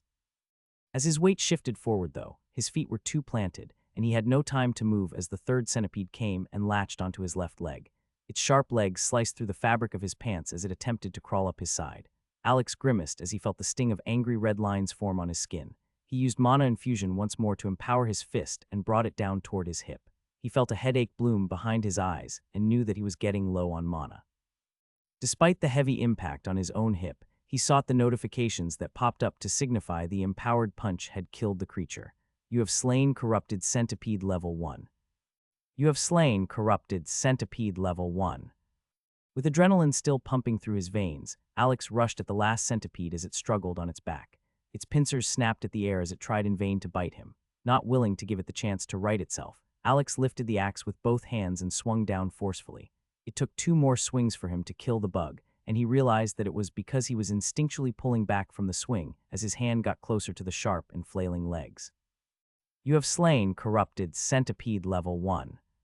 He sank down onto his back and took several minutes to catch his breath. His chest was heaving, and he thought for sure that his leg would be bleeding, but as he looked he only saw angry red scratch marks from knee to ankle. Fuck me. The stinging sensation where the centipede had scraped him felt like the time that Sarah's cat had gotten scared and clamped onto his leg, leaving painful scratch marks. Blue lights floated into his chest, and he wondered if he was close to getting another level. That would at least make this feel worth it. Alex got himself up and assessed his leg before deciding it would be best if he began the trek back to the rift exit. If there were corrupted monsters like this lurking in the woods, there was no way he'd trust the thin mesh tent to protect him through the nighttime. He wasn't all that tired, considering his body thought it was still the middle of the afternoon, but there was no way he could continue to fight these sorts of beasts in the dark. He'd brought a headlamp with him, but unsurprisingly, just like his phone, it didn't work. "I guess I'll need to find an old-timey lamp or something." As Alex approached the rift exit, he saw 2 people setting up a fire near the large tier in space. Alex cautiously greeted the group, slightly worried that it might be some kind of ambush, even though Dylan had made a good point of everyone present being a part of the guild. Both of the individuals were friendly and older than Alex had thought. They introduced themselves as Bill and Susan, and they told Alex that they were camping inside the rift to still capitalize on the time dilation, especially since it wasn't even nighttime out in the normal world. Alex saw some logic in this and asked if they minded if he joined them and that he brought his own gear and food. They agreed easily and welcomed him to join. Alex set up his tent, struggling through the pain in his leg, until Bill came over and asked Alex if he was injured. The man was a doctor in his normal job and offered to take a look at it. While the leg looked red and irritated, Bill told Alex he should do his best to wash and clean the scratches. Part of Alex was let down that he didn't have a healing trait or skill of some kind, being that he was a doctor. The expression on his face must have made that obvious, and Bill apologized before sheepishly sharing that his trait was something related to exploration rather than healing. Susan offered to show him to the creek nearby, and that they could boil some water to make sure that it was clean. Alex agreed to go with her to fetch water before it got much darker. After cleaning the wounds and changing into his spare pair of pants, Alex had a pleasant few hours, chatting with the strangers by the fire while they waited for the sun to come back up.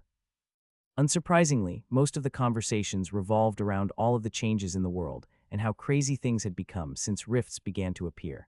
Time passed quickly and Alex enjoyed the rest. His muscles were tired and unused to not just hiking, but such intense bursts of activity.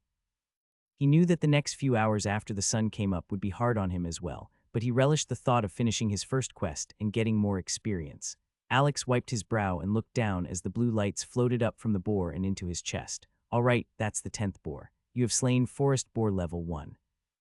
Congratulations, Awakened. You have completed personal quest, Culling the Boars. You have one personal quest reward available. Congratulations, Awakened. You have leveled up. You have 3 free points to distribute. Wow, that's so satisfying. Where was leveling up all my life? Without needing to put much thought into it, Alex put his 3 free points into willpower and watched the stat climb up another 9 numbers.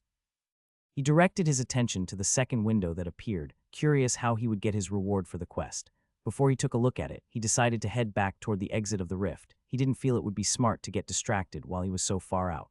Feeling accomplished, Alex made his way back to the exit. He was running out of time, and he felt like he'd done enough with both completing his personal quest and aiding in the rift quest. He'd made significant progress in the last few hours with the latter objective. After brainstorming with his camping companions the previous night, they'd come up with the idea to set the small insectoid pods on fire. They were curious to see how the plant-like structure would respond. The only other solution that didn't seem as plausible was some sort of pesticide meant to target plants or insects, but that would require leaving. Alex tried the fire method and was happy when it worked spectacularly. The corrupted pods were extremely flammable and went up in a blaze so fast that it was similar to a propane explosion. This led to Alex setting several pods on fire as he looked for more boars. At first, he'd been worried that the surrounding forest might catch fire, but that had quickly proven to be a non-factor. The surrounding vegetation was too wet, and the fire burned too hot and quickly for the forest to catch fire. He closed the last distance between himself and the rift exit, and felt confident that he'd receive a reward for his contribution whenever a group came along and finished the rift quest. But that's for later. Now I want to see what a personal quest reward looks like. The system, as it seemed to so often do, responded to his intent. Blue flecks of light appeared in front of him and slowly coalesced into a small, thin shape. As it solidified, Alex reached out and plucked it from the air before it could fall. Excitement filled him as he looked at the small item in his hand and the window that replaced the reward prompt from the system. Congratulations, Awakened. You have completed personal quest, Culling the Boars. You gain 1x uncommon E-rank mana dart wand. Feeling a giddy bit of excitement wash over him as he held the small wooden weapon, Alex couldn't resist the urge to test it before heading home. He felt like the forest around him provided the perfect backdrop to fire off a few shots without the risk of collateral damage. Can't exactly take this to a shooting range, right? He stepped a little further away from the rift and found a clean lane with a line of sight to a thick tree about 15 meters away. Squaring his shoulders and planting his feet, Alex gripped the wand firmly in his right hand. He took a quick breath to still his nerves and focused on the tree's trunk.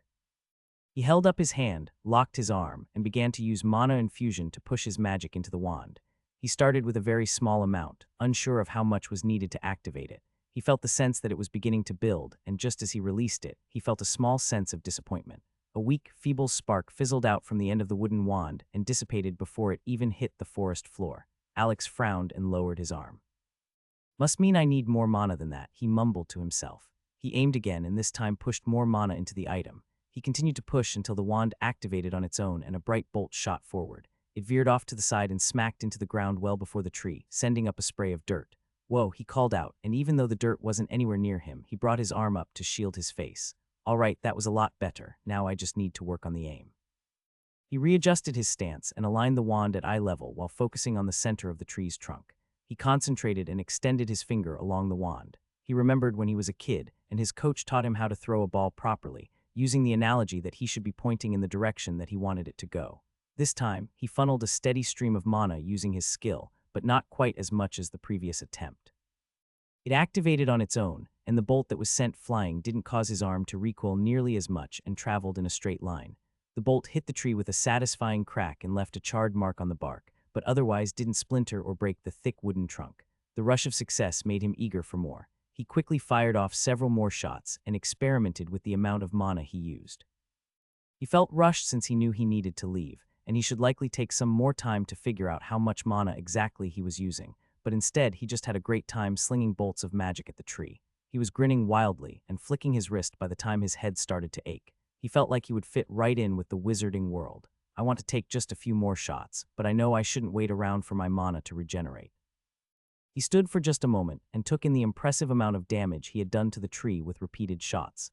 This should definitely keep me safer than trying to use that hatchet again next time. Feeling an immense amount of satisfaction and hope for his future adventuring endeavors, Alex gathered his things, exited the rift, and began the short walk back to his car. His back was straighter, his strides more sure, and his pockets 3 mana stones heavier. Alex got into his door, locked it, and leaned back against the wooden frame, much like the last time he returned from a rift. His state, though, was much different from the last time. Last Friday, he returned home in a state of panic and was injured after a scuffle with the lowliest of monsters. This time he was calm, relatively uninjured, and fully clothed. He gazed down at the wand in his hand. During the drive home, he'd kept it in his lap, absently tracing the etched runes with his fingers. The feeling reminded him of getting a new piece of expensive technology, like his drawing tablet. It felt so sleek and real. He couldn't wait to explore its capabilities and learn everything he could about it.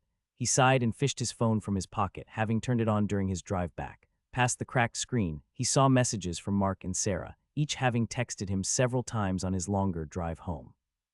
It was clear that they were worried about him, but he had decided that he needed to give himself the drive to recompose himself. Even though things went much better in this rift, he couldn't get over the fact that he'd had to fight for his life several times in what felt like the last 24 hours. How long was I gone for? Man, that time dilation effect from the higher rarity rift is going to mess me up for a while. He fumbled to unlock his phone and did some mental math. It was now 8 p.m., much later than he'd intended to be gone.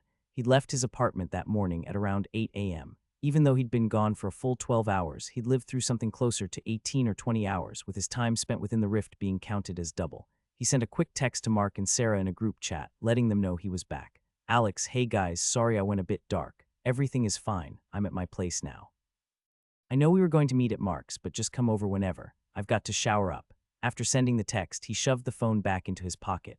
He glanced around the room and noted that it was pretty clean, with the exception of a few dishes still in the living room. He walked over and picked them up while fixing the pillows and giving the counter a quick wipe. It made him laugh a few times at how sore his muscles were. Simple tasks like leaning over to fix the blanket on his couch or pick up the remote from the floor caused him to wince in pain. People that go to the gym just walk around feeling like this all the time. Not wanting to waste any more time, Alex moved his new rift gear and pack into his closet and hopped into the shower. Alex knew that when his friends arrived, they would just let themselves in. As the water heated up, Alex caught a glimpse of himself in the mirror, which made him double take. While he didn't often think that he had a manly appearance, Alex couldn't help but smirk at himself in the reflection. This was a look he'd never seen before. His brown eyes were a bit bloodshot but looked hard and serious. His face had some smudges of dirt on it, and a bit of 5 o'clock shadow was beginning to show around his chin. He also had a scratch on his cheek that he didn't remember getting. I looked different. Looking at the rest of his body, he gave a slight frown. Alex had always been a skinny kid, but gained some unwelcome weight during college. While he wasn't fat by any means, he hated the way his belly looked soft. He jumped into the shower and washed away the grime and sweat. While soaking in the warm water, he tried to think through what he would say to Mark and Sarah. A short while later, he'd put on some clothes and was in the kitchen making himself a bottle of water when he heard the electric keypad to his door being activated. Dude, where the hell have you been? Mark asked before he was even fully in the door. Sarah's been freaking out. Shut up. You were freaking out more than I was. Alex could hear Sarah's voice and see Mark stumble into the door. He could imagine Sarah shoving him from behind. I was busy, he said lamely. Sorry, I should have called. Yeah, I tried to call you a few times, but it just kept going to voicemail, Mark said. I've been trying to mess with my phone's do not disturb mode when doing things with my family. You guys know how my mom gets if I'm on the phone. Neither of those are totally a lie, just not very relevant to today's situation. Mark walked in and stood across from Alex on the other side of the island countertop, while Sarah walked toward the coffee table in front of the TV and set down 2 plastic bags. Family stuff, Mark asked. His eyebrows came together a bit. Dude, I was worried you got mixed up in one of those awakened fights from the news. Alex shrugged and scratched the back of his head, unable to meet his friend's gaze. He went back to pouring the water into his bottle. Yeah, my parents needed some help around the house, and when Jake showed up the whole dynamic changed. Fuck, that one was totally a lie. He felt horrible about lying, and he knew he wasn't even a good liar. If it weren't for his parents' reputation for being unreasonable, He wasn't even sure what he would give as an excuse. He could see Sarah narrow her eyes from the corner of his vision, though she stayed quiet. Sensing the momentary lull in conversation, Mark launched into an excited recap of the latest Rift sightings. Well, if you were at your mom's, you probably didn't see that video from Philly. There was this one awakened guy that was shooting lightning bolts from his eyes. I mean, we've seen laser beams from eyes in movies, but literally, lightning was shooting out of this guy's face. Mark laughed, turned back to the open section of the connected living room, and flopped onto the couch. I didn't see that one. Was it on Nexus Hub? Yeah, I'll see if I can pull it up. Mark found the video in short order and tossed his phone to Alex. Sarah unpacked the Chinese food from containers and laid them out on the coffee table. Man, how awesome would it be to have some powers like that? Mark stared at the ceiling while lying on the couch and raised his hand into the air, no doubt imagining some kind of magical light show. Do you think you'd go and try to get powers if you could? Alex asked, failing miserably to be casual with his tone. What, right now? No way, dude. Seriously, the death toll is supposed to be insane. If I could just mosey down to the supermarket and pick up something that would give me powers though. Hell yeah. Before Alex could answer, Sarah cut in. Mark, cut it out. I actually wanted to mention that to you guys tonight. Stay away from this stuff. It's seriously dangerous. I can't get into specifics, but we're starting to get people in my clinic who are being affected by these awakened. Their lives are getting torn apart. Alex felt his stomach twist. He knew that Sarah's clinic worked with veterans suffering from PTSD. So some of the soldiers that are coming back, he said, letting it hang in the air. Sarah nodded her head. She pushed her blonde hair from her eyes as she kept unpacking the food containers. Mark scoffed, but Sarah pressed on. I'm serious. If you could hear some of the stories I get even from the civilian side of things. The nightmares people are having, they are worried that the walls of their house might blow up again or that debris could land on their car while driving down the road. Their overzealous friend did seem to temper his excitement after that. Okay, I can definitely see how it would be a problem. Wow, they never mention any of that in the Marvel movies. Alex patted his shoulder and decided it was a good time to try and change the subject. So he intentionally dragged out the word, hoping to make light of the somewhat tense atmosphere. Have either of you put up Christmas decorations yet? I feel like the whole city is slacking this year with all the Rift craziness going on. Sarah blinked at him, her mental gears shifting. She smiled and shook her head. Oh gosh, you're so right. My parents have been hounding me about getting a tree up, but I just haven't had the time. Alex could feel the tension in the room ease as they fell into some familiar conversation about the upcoming holidays and picked at cold Chinese takeout. He sank back into the couch, feeling the familiar comforts of his home and the closeness of his friends settle over him. Alex nodded along as Mark ranted about their infamous ugly sweater party from a few years ago, saying that the three of them should try to organize another event this year. After a while, Alex got up to reheat some of the food that he still wanted to nibble on. Over the hum of the microwave, he could hear Mark and Sarah talking to each other in low voices. Seems really off, you know. You know how he gets when he's... His shoulders sagged and he scratched his forehead as the guilt formed a pit in his stomach. He stared at the spinning container of reheating noodles and the faint reflection on the microwave's surface. This isn't going to last. All right, spill. Alex had closed the door behind Mark after he had decided to walk home. Huh, Alex said. He turned and found Sarah standing from her spot on the floor in front of the wooden living room table. What's going on with you, Alex? Her voice was more firm than normal. I told you, just some family stuff, he said. Alex tried his best to seem casual as he waved his hand and smiled. I don't think so. That story doesn't add up. You didn't even tell us what you helped them with. You just said something. Alex opened his mouth to reply, but Sarah cut him off. Alex, I can read it all over your face. You were only partially in the conversations all night. She sighed and walked to him before putting her hand on his arm. You know you can trust me, right? Whatever's going on, I'm here for you, no judgment. He swallowed hard and avoided the sincerity in her eyes. Part of him really wanted to share with Sarah. With their past and her knowledge from working as a psychologist, it normally helped him a lot to talk to her about his feelings. But this felt different. It might feel good to offload some of this and share it with someone, but she's clearly not a fan of everything that's happening with the rifts. What if she thinks I'm a freak or something now? I can't. I'm sorry, Sarah. Try me, she challenged. He shook his head and took a step toward the kitchen to create some space. All right, I'll make a deal with you then. Tell me the truth, and if you say it's your parents again, I'll give your mom a call and check out the story. If it's really what's happening, our next group sushi outing is on me. If it's not, you tell me what's going on. Alex stopped mid-step and turned to face her, knowing he'd been caught. Shit.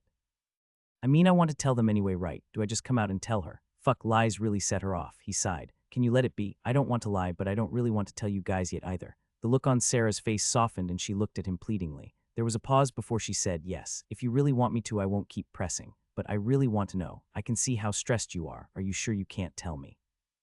Alex was surprised to find a stubborn sort of sensation rise up in his chest. Unlike most of the confrontations he'd been in during his adult life, he felt like he could absolutely put his foot down in that moment and tell her no. But is that actually what I want? He sighed and decided to cave in. All right, fine, you're right, I wasn't at my parents', he said. He began walking to his bedroom, and as she was about to say something, he held up his hand to forestall her questions. Returning a moment later, he held out his hand and heard her sharp intake of breaths. Oh. Yeah, there was a tense silence as he held the wand out between them. I became an awakened a few days ago. The words came out slowly at first before he began to rush in his explanation. The rift appeared a few blocks away from me last Friday. I didn't really plan to go over there, it was just so close, and I was so curious, you know. Like Sarah, it was seriously an entirely different world when I went in there. Now I've got this system and skills and a really stupid trait. He rambled on for a few minutes, Sarah listening patiently and nodding at the right times. Alex, this is incredible. She smiled at him slightly, but the concern was clear in her eyes. But it sounds so dangerous. You can't keep throwing yourself into these situations. We're already seeing cases equivalent to PTSD from active war zones. People are coming in with night terrors, panic attacks, and severe anxiety or depression. These are real life and death situations. You think I don't know that? They're terrifying, I know how real it all is, but something about it keeps pulling me back in. I want more, Sarah. I'm sorry if you don't get it. Oh, I know you well enough to at least get an idea of what's going through your head, Alex. Sarah smiled at him wryly. But you know I'm not going to just start analyzing you and giving you advice unless you want it. Ask, and I'll be here for you. If you need help working through any of this or your feelings, you just need to let me know. Some of the tension left Alex's shoulders. Of course, she'd offer to be there for me. Fuck, he scratched his head. What about Mark? You know, he's interested in this stuff too. But I have a feeling he'd be pissed at me if I told him that I awakened. I mean, yeah, I feel like you should tell him too, he'll want to know. But you know, he's not going to pressure you to talk. There was a short pause and she said, like I do. They both laughed and some of the tension bled from the moment. I won't tell him, but you really should soon. He nodded. Alex, she said. When he made eye contact, she said in a soft tone, no more lies, okay? He nodded and gave her a hug. At the time, he had only been thinking of himself. Because of her past, he knew how much lies and the truth meant to Sarah. I really should have told her. Okay, no more secrets, I promise. Mark tapped his foot and stared at his phone. He idly scrolled through the Nexus Hub homepage, watching his cold breath puff out in clouds of smoke as he did. Was that so entertaining? Mark chuckled and made a large cloud with warm breath. The door next to him opened, and he pushed his phone back into his pocket when he realized it was Sarah. Oh, hey, Sarah, wait up. Sarah looked over her shoulder and rolled her eyes. Ambushing me? Really? Who me? Never. I'm just here to walk you to your car, Mark said, feigning innocence. MHMM, Sarah said. They walked to the edge of the block in silence. Sue, Mark said in his most convincingly casual tone. How's he doing? What do you mean? Oh, come on, dude. I know you guys talked when I left. It's part of the reason I dipped out of there. No one knows him better than you, and that pains me to say, he added while raising an eyebrow and leaning into his short blonde friend. Don't try to butter me up. I know he probably talked to you too. Did you use your therapist juju on him? She shoved him. I hate when you say that. Therapist juju makes it sound like I have a disease or something. Oh, but you know what I mean. Your deep, dark, secret powers of making people spill their secker. Her glare cut him off and he coughed, all out of the deepest compassion and care, of course. Sarah rolled her eyes again and they crossed the street together. There was an odd silence to the chilly night and they walked from the light of one street lamp to the next. It's not my place to share, Mark. I'm sorry. You'll need to talk to him if you want to know what he's got going on. Mark was almost an entire foot taller than Sarah, and he shrugged his shoulders. Nah, I trust him. He'll let me know when he's ready to talk. Mark patted the top of Sarah's beanie affectionately to get a rise out of her. She swatted his hand away. He could use you, you know. It might help him a lot if you reached out rather than waiting for him. Mark nodded and looked away as cars passed. Yep, that might be best, but Alex hates to be smothered. I'll give him some time, and if he doesn't come around, I'll knock some sense into him. They continued to walk, and Mark pointed out a few of the Christmas lights that were set up in the windows. I feel like the last few years, Christmas gets set up earlier and earlier each year. This year, all the awakened stuff is really causing people to shift their attention. All of this increased crime the news keeps talking about is pretty crazy, especially if you think about people fighting against the cops with powers. Yeah, Sarah said. The major stations mentioned preparing supplies in case of a government shutdown or riots. They'd heard things like that in the past, as large political movements or rallies weren't uncommon in northern cities. This feels different. Maybe I should hit up Walmart tomorrow and grab a few things, Sarah said, her tone turning serious. He looked down at her, waiting for her to gather her thoughts. I know that this probably seems like your and Alex's nerdy dream come true, but please, stay away from this stuff. Some of these soldiers and veterans that I'm seeing at work are really messed up from whatever is going on. They're hurting in a way I've never seen before. They talked about PTSD from wars when I went through my training with the Department of Veterans Affairs, but I really wasn't prepared for it to be like this. Mark laid a large hand on her shoulder. Look, my biggest worry is that this will be too much. We have trained soldiers, and from what I've heard, even though guns work in the rifts, none of our technology does. There's no way to communicate, and whole groups can go missing in a single rift. She nodded. Exactly. I'm worried that things are changing too fast, and we won't be able to keep up. There was a long silence as they walked, and Mark spoke up when they reached her car. I know you might not want to hear this, but I'm being serious. He made sure that he had her eye contact as he continued. The only way to keep up, maybe to embrace the changes. And that's not me speaking as a huge fantasy nerd. It's me talking as a friend and someone who wants to make sure his friends are safe. They looked at each other and embraced. Mark had always been a touchy guy, and his mom had always said that sometimes a hug could help lighten the load of a heavy heart. Maybe I should have given Alex a bigger hug. When they parted, he smiled down at her. Besides, knowing you'd probably get some wicked cool healing powers and go about trying to save the world. His smile grew to a grin as she scoffed and gave him a friendly shove. I can't save the world. I've got to go feed Mittens. He's going to be angry at me for not getting him his wet food yet. Mark kept walking toward his apartment. He lived a bit less than a mile from Alex's house, so it was often easier for him to walk than drive. He watched a video on his phone, one headphone in, keeping an ear out for traffic or approaching footsteps with the other. He had gone halfway home when he heard shattering glass and several kids screaming. Mark looked up from his phone, trying to pinpoint where he had heard the noises. The sounds bounced off of the tall buildings in the surroundings, making them sound like they were coming from more than one spot. A moment later, a car alarm began honking and Mark threw his phone in his pocket and began running toward the sound. When he rounded a corner, he saw a small group of teenagers gathered on the far side of the street. Hey, are you all right? Mark called. Several of them looked up and ran, scattering in different directions. Why are they running? Mark looked both ways and rushed across the street. One boy lay unconscious on the ground and a girl was over him, yelling his name. Jard, Jard, wake up. Mark moved swiftly to her side and examined the boy. There wasn't any blood that he could see, but glass was shattered from the nearby car. Dents marked its door and all 4 windows were broken. What happened to him? Did he hit his head? Mark asked. He gently directed the girl's attention to him and kept his voice calm while checking her for injuries. While the girl stopped yelling, she didn't look at Mark. She sat back on her heels and just kept staring at the boy named Jard, tears welling up in her eyes. Mark pulled out his phone and dialed 911. He put them on speaker while telling the operator their location and that he had first aid training. Following the operator's instructions, he carefully checked Jard's breathing and pulse. He removed his gloves and held his hand over the boy's face but couldn't feel anything with his cold hands. He leaned down and placed his cheek near the boy's face, feeling faint warmth from shallow breathing. He's breathing, Mark said quickly to the operator, but he's not responsive. The operator guided Mark through checking for any obvious head injuries. Finding none, Mark carefully rolled Jard onto his side into the recovery position, supporting his head and neck. He took off his coat and draped it over the boy to keep him warm while they waited for help.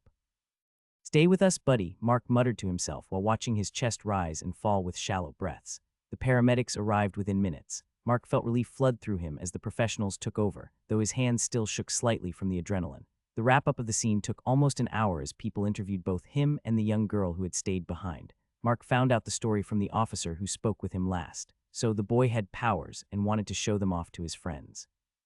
When it worked, his friends got excited and egged him on to move something bigger with his telekinesis. From there, the girl had described, through tear-filled sobs, that Jard had tried to move the car and struggled for several seconds. Suddenly, the car door had dented and the others had cheered, but then the glass broke and Jard passed out. He seized on the ground and then lay still, which is when Mark had arrived. Mark gave the paramedics and officers his number in the event they needed to follow up with him. The rest of the walk home was quiet as Mark considered the sobering events of the evening. He wanted to call Alex, but he knew that his friend was going through something of his own. He decided to replay the events in his head and consider whether there was anything he could have done differently. For the first time, he realized these powers weren't just dangerous to others. They could harm the people who possessed them. This sobering thought dampened his fantasies about gaining powers of his own and strengthened his resolve to avoid the awakening event until it became more controlled and safer. Sipping on his coffee, Alex leaned back into his couch. Sarah had stayed for a bit longer the night before, but she could tell Alex was exhausted, and as soon as she left, he fell asleep on top of his covers. He'd slept fitfully. Thoughts of monsters chasing him through the forest, unable to be seen through the thick underbrush, had him tossing and turning. And more than once, as he'd rolled over, he'd been woken from his sleep as his sore muscles protested. Surprisingly, though, when he woke up, he felt well rested and noted that it was well past the time he usually woke up. Now, after getting his morning routine out of the way, all he could think about was the wand that lay on the coffee table in front of him. His mana was full, making him feel the need to do something with it. In the last week, he'd practiced his mana shaping whenever he'd caught his pool of 60 mana points getting close to capping out. Now, he was curious if he could set up a miniature shooting range in his apartment to play with his new wand. He knew it wasn't the smartest idea. Though he tested the wand in the woods and confirmed he could control its power and, even at full strength, it probably wouldn't blast through his wall, wasn't sure he wanted to risk it. So instead, he found himself sitting on his couch, occasionally playing with the wand between his fingers while scrolling through the Adventurers Guild app. Alex's goal for the day was to find some combat-related threads and to read through what people were doing that worked for them. The secondary goal was to try and find some advice on places to practice things like his wand. I wonder what they'd say if I walked into a pistol shooting range with this thing. The thought made him snicker. Surprisingly, it didn't take him long to find a post that was made by one of the moderators. For those of you who haven't heard from me yet, I'm Voss Boss. I'm one of the original moderators for AG, and I wanted to put this offer out there for anyone near my area. I live in the Northeast and have some property I can offer recruits or members to come and train. I think it would be a good opportunity for us to meet each other and see what our different skills and abilities can do. I'd like to make it something that happens semi-regularly. So if you're interested, shoot me a direct message, and I'll let you know when the next group is getting together. Alex wondered how far the drive might be, thinking he would be willing to drive a few hours if the opportunity worked out. That could really be worth it. I hate social gatherings, but meeting people who might know more than me could be helpful. Not to mention, meeting one of the moderators face-to-face could be a good networking opportunity. As soon as he had the thought, he couldn't help but think how odd it was to be thinking about this like a meeting at a work conference. It was common to think about those conferences as a chance to schmooze some of the higher-ups or make good networking connections. While this was technically the same sort of situation, it felt massively different. These people have all fought or killed at least one monster. The entire point is to have space to practice with skills or weapons. Would I be willing to just go meet up with an internet stranger at their personal shooting range out in the country? When he thought about it in that light, he hesitated. Pros and cons, Alex. He locked his phone and set it to the side while picking back up the wand. Running his fingers over the engraved runes, he laid his head back on the couch and thought through the consequences of doing something like this. In the end, the decision for him was simple. He picked his phone back up and sent a message to Voss Boss telling them that he wanted to attend the next meeting if possible and to ask for more details. While waiting for the message, Alex resumed looking at the wand. The runes fascinated him. Can I make these? He thought about how cool it might be to be able to make runes like these and to craft magical weapons for himself like an enchanter from fantasy novels. Shrugging to himself, Alex stood and got his drawing tablet from his bedside table before returning to the couch. He sat down and pulled out the pen while laying the wand in his lap to get a good look at the runes. After some time, he found it hard to continue. His hand-eye coordination was fantastic. He knew that it was one of his strongest assets in drawing. While he felt his imagination was limited, he was always good at being able to draw almost anything if he could see it for reference. The runes, however, were incredibly intricate, and what appeared at first to be simple straight lines revealed themselves to be full of minute details. There were tiny nicks, subtle indentations, and hairline variations that made them almost impossible to replicate. Frustrated, he set the drawing pad aside and decided to kill some time while practicing his mana shaping. Now that he was level 3, his willpower had more than tripled from where it was when he was level 1. The mana shaping exercises that he'd been struggling with before his most recent Rift adventure were suddenly much easier. So now he was attempting to make some more distinguishable shapes in the air with his mana. He found it hard to maintain his concentration, shape the mana, and perform any sort of task, but assumed that it would be great practice to keep trying. He strained his mind to do so. Alex also found it convenient that he had learned to reabsorb some of the mana from each exercise, pulling it back toward his core rather than letting it go and dissipate into the air. It allowed him to practice for longer since reaching that bottom third of his mana often led to headaches. Congratulations, mana shaping has leveled up. The window popped into his vision, causing Alex to almost lose concentration. He was happy to see that the mana construct didn't crumble this time. Finishing the exercise, he absorbed what mana he could from the cube before checking his status screen to see his progress after the recent dive into the rift. He couldn't help but smile as he looked at the floating status window. I wonder if this amount of growth is normal. It's only been a week, but I've already got one of my skills up to level 5. When I awakened, we'd already been hearing rumors about rifts for a few weeks, so some people out there are likely a lot stronger than I am. Alex mentally stepped back, surprised that it didn't bother him. If anything, it made him feel a bit competitive, as if he wanted to show them that he could catch up and become better. This isn't a video game, dumbass. Getting levels means risking your life and fighting monsters. Again, he was interested to note that this didn't bother him. Who am I? Alex laughed as he thought to himself. Something about the system, access to magic, and totally new worlds within the rifts seemed to make him feel like he was free. He could do or become anything he wanted, his parents, and the consequences be damned. His eyes drifted back to the wand on his coffee table. He walked over and picked it up, staring at it for what felt like the 100th time. Screw it. Consequences be damned, right? He looked around and noted the distance from the front door to the outer wall was the shorter width of the living room. With the open kitchen attached to his living room, he could aim from his countertop and directly through his open doorway and into his bedroom to get even more distance. Remembering his earlier experience in the forest, Alex decided to set up a proper target. He glanced around and spotted a large board hanging on his wall that he had done a stencil painting on in college. Shrugging, he pulled it down. Compared to the excitement of him messing with a new magic weapon, he didn't really have any attachment to it. He propped the board against the far wall, against his headboard, causing a double thick layering of wood. He moved back to the kitchen island and felt like the distance was similar to what he'd worked with in the forest. The only difference was that he had a smaller gap to shoot through, with his doorway being at the halfway point. Alex gripped the wand and kept his index finger extended along the length just as he had discovered worked before. He took a breath and focused on the center of the board before pushing a steady stream of mana into his wand using mana infusion. The runes along the wand flickered to life, and a bolt of energy snapped across the room and cracked into the board with a satisfying pop. A small scorch mark appeared where the bolt had hit, slightly off-center, but otherwise the 2-inch thick surface wasn't seriously damaged. Not bad, but I think I can do better. Alex adjusted his stance, squared his shoulders, and planted his feet firmly as he took aim once again. This time he tried to account for the slight recoil he had felt. He fired another bolt and couldn't help the grin that spread across his face as it struck closer to the center of the board. He continued shooting and doing his best to refine the technique as he found a rhythm. The bolts flew faster and more accurately with each shot, and the scorch marks began to cluster tighter around the board's center. Just as he felt like he was finding his groove and beginning to have fun with it, he heard a loud banging from the other side of his wall. "Hey," his neighbor shouted. "What the hell are you doing over there?" Alex froze with his wand still raised. Slowly he lowered it. "Right, apartment, neighbors, shit." "Sorry," he called back before lowering the wand. "Just, moving some furniture. Okay, maybe I should think about the consequences just a little bit."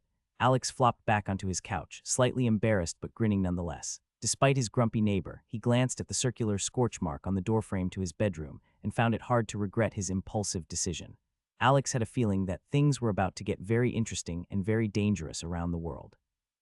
If people had access to skills, powers, and items that allowed for just any normal person like him to be slinging magic and grow stronger, he couldn't imagine that the power balance would stay the same. Part of why government structures and balance could be found was because most people were on a level playing field. We've largely moved past the days where the largest or strongest person was in charge. Now, things are handled by alliances, connections, money, and intellect. How will things change as people emerge who are stronger than a tank? He knew that these concepts weren't novel, as they were brought up in all sorts of modern fiction and literature.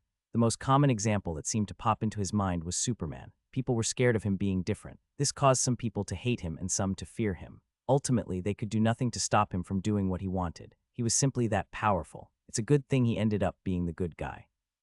The thought lingered in Alex's mind. What if he wasn't, though? Surely there are going to be people who awaken who don't have good intentions or are only looking out for themselves.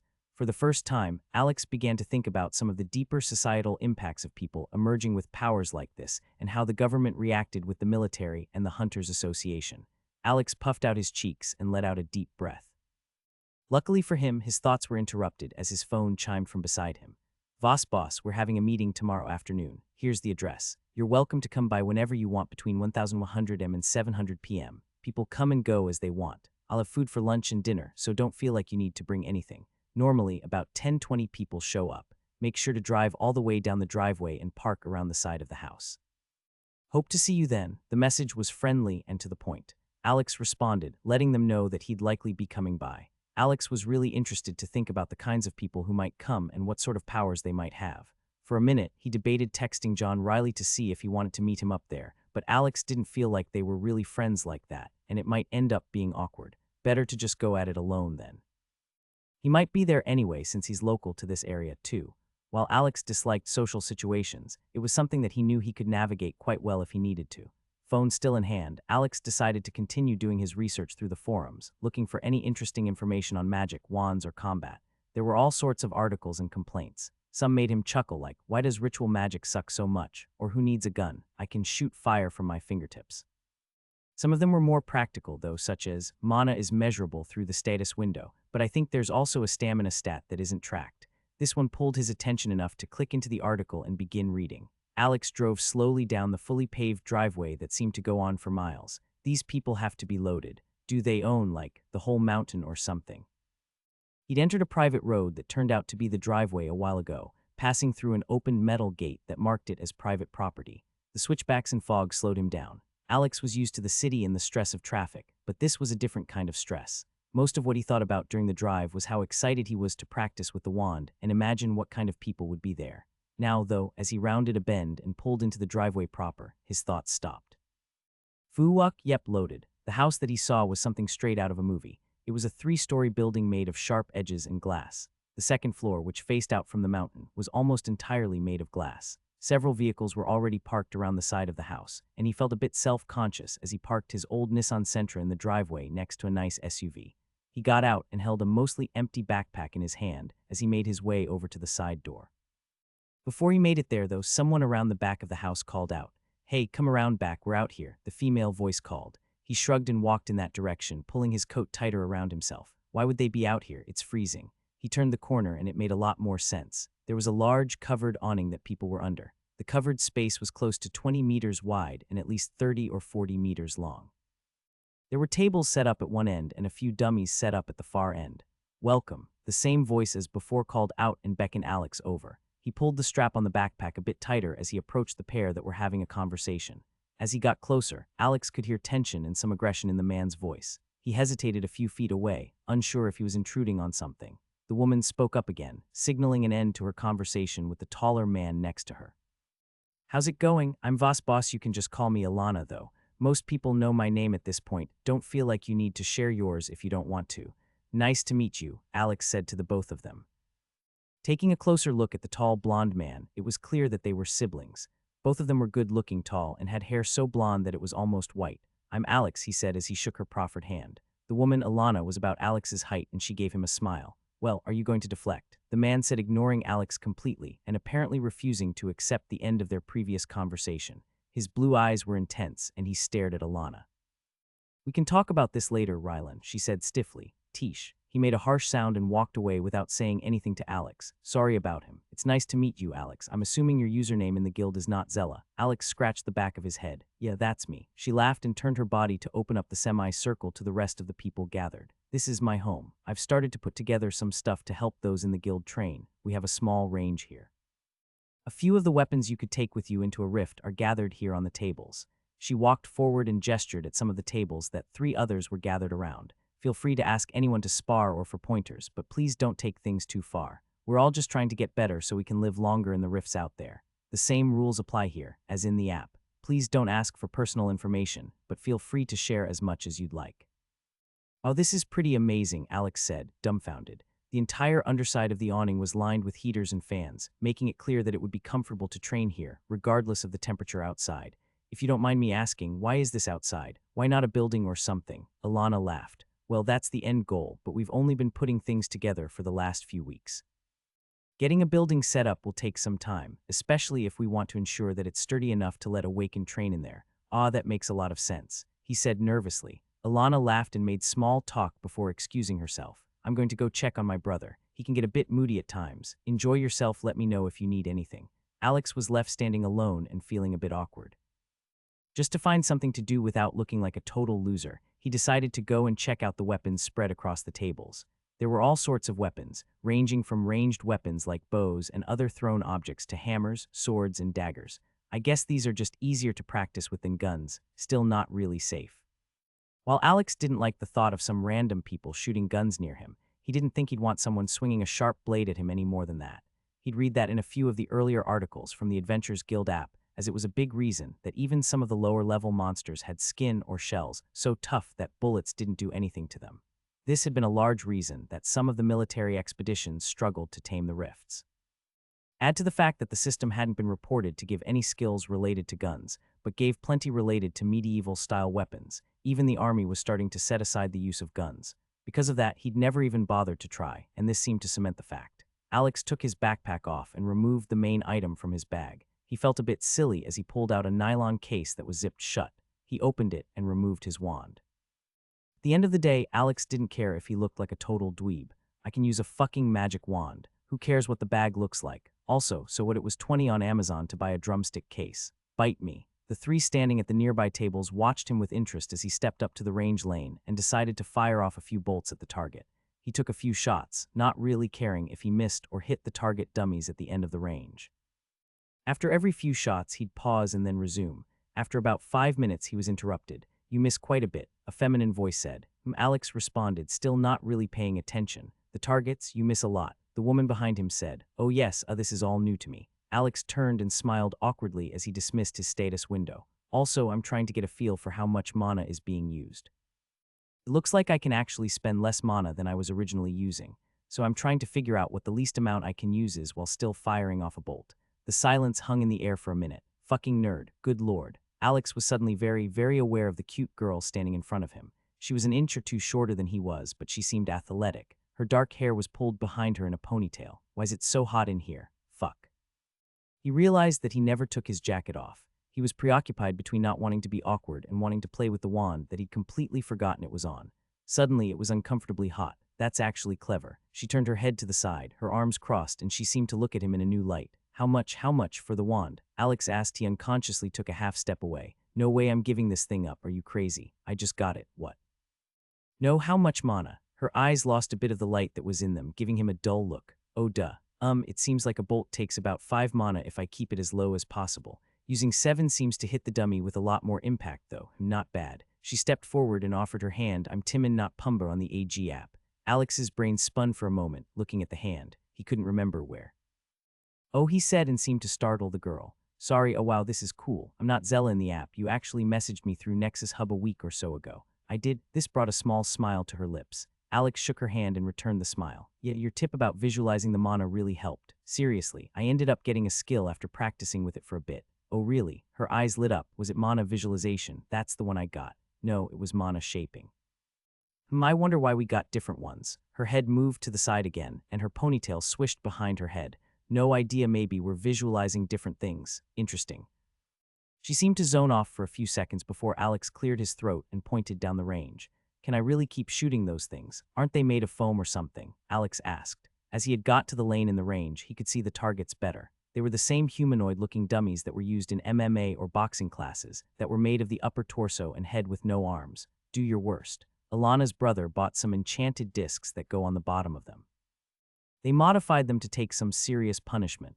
Now it was Alex's turn to get interested. "Enchanting, like this." He held the wand up to her so that she could see the runes etched on the side. She bent forward at the waist to inspect it closer. "Yeah, but they don't look quite that complex. You could ask him about it, but he can be a bit sour." She made a bit of a stink face. "Yeah, he completely ignored me when I walked up. I wonder if I could find some stuff on the app about it."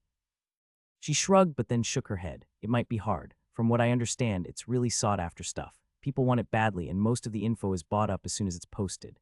Alana and Rylan are loaded, though, so he can buy most things or outbid others who are interested. That makes a lot of sense. Does he do the enchanting, or he just likes to buy the stuff?" She found something about the question funny and laughed before shaking her head. "That meathead. No, he doesn't even like magic.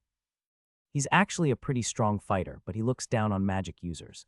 For some reason, Alex felt the need to be defensive at the statement. "But he wants enchanted stuff. He at least has enough sense to realize that even as a sword fighter, he can use some items to boost his power. Think they'd be willing to share any of that knowledge?" She shrugged again, couldn't hurt to ask. "But I don't see him being willing to share. If I were you, I'd look into rituals." "Rituals?"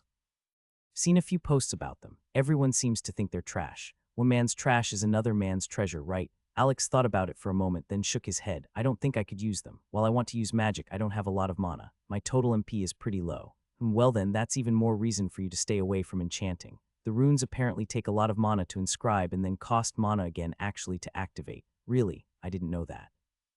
She nodded in response and he continued, "Aren't rituals really expensive with mana too, though? One of the things I read mentioned that the ritual book had some schematics, and they all called for at least 3 people to combine to have enough mana for one ritual." She smiled at him, her teeth white and brown eyes shining.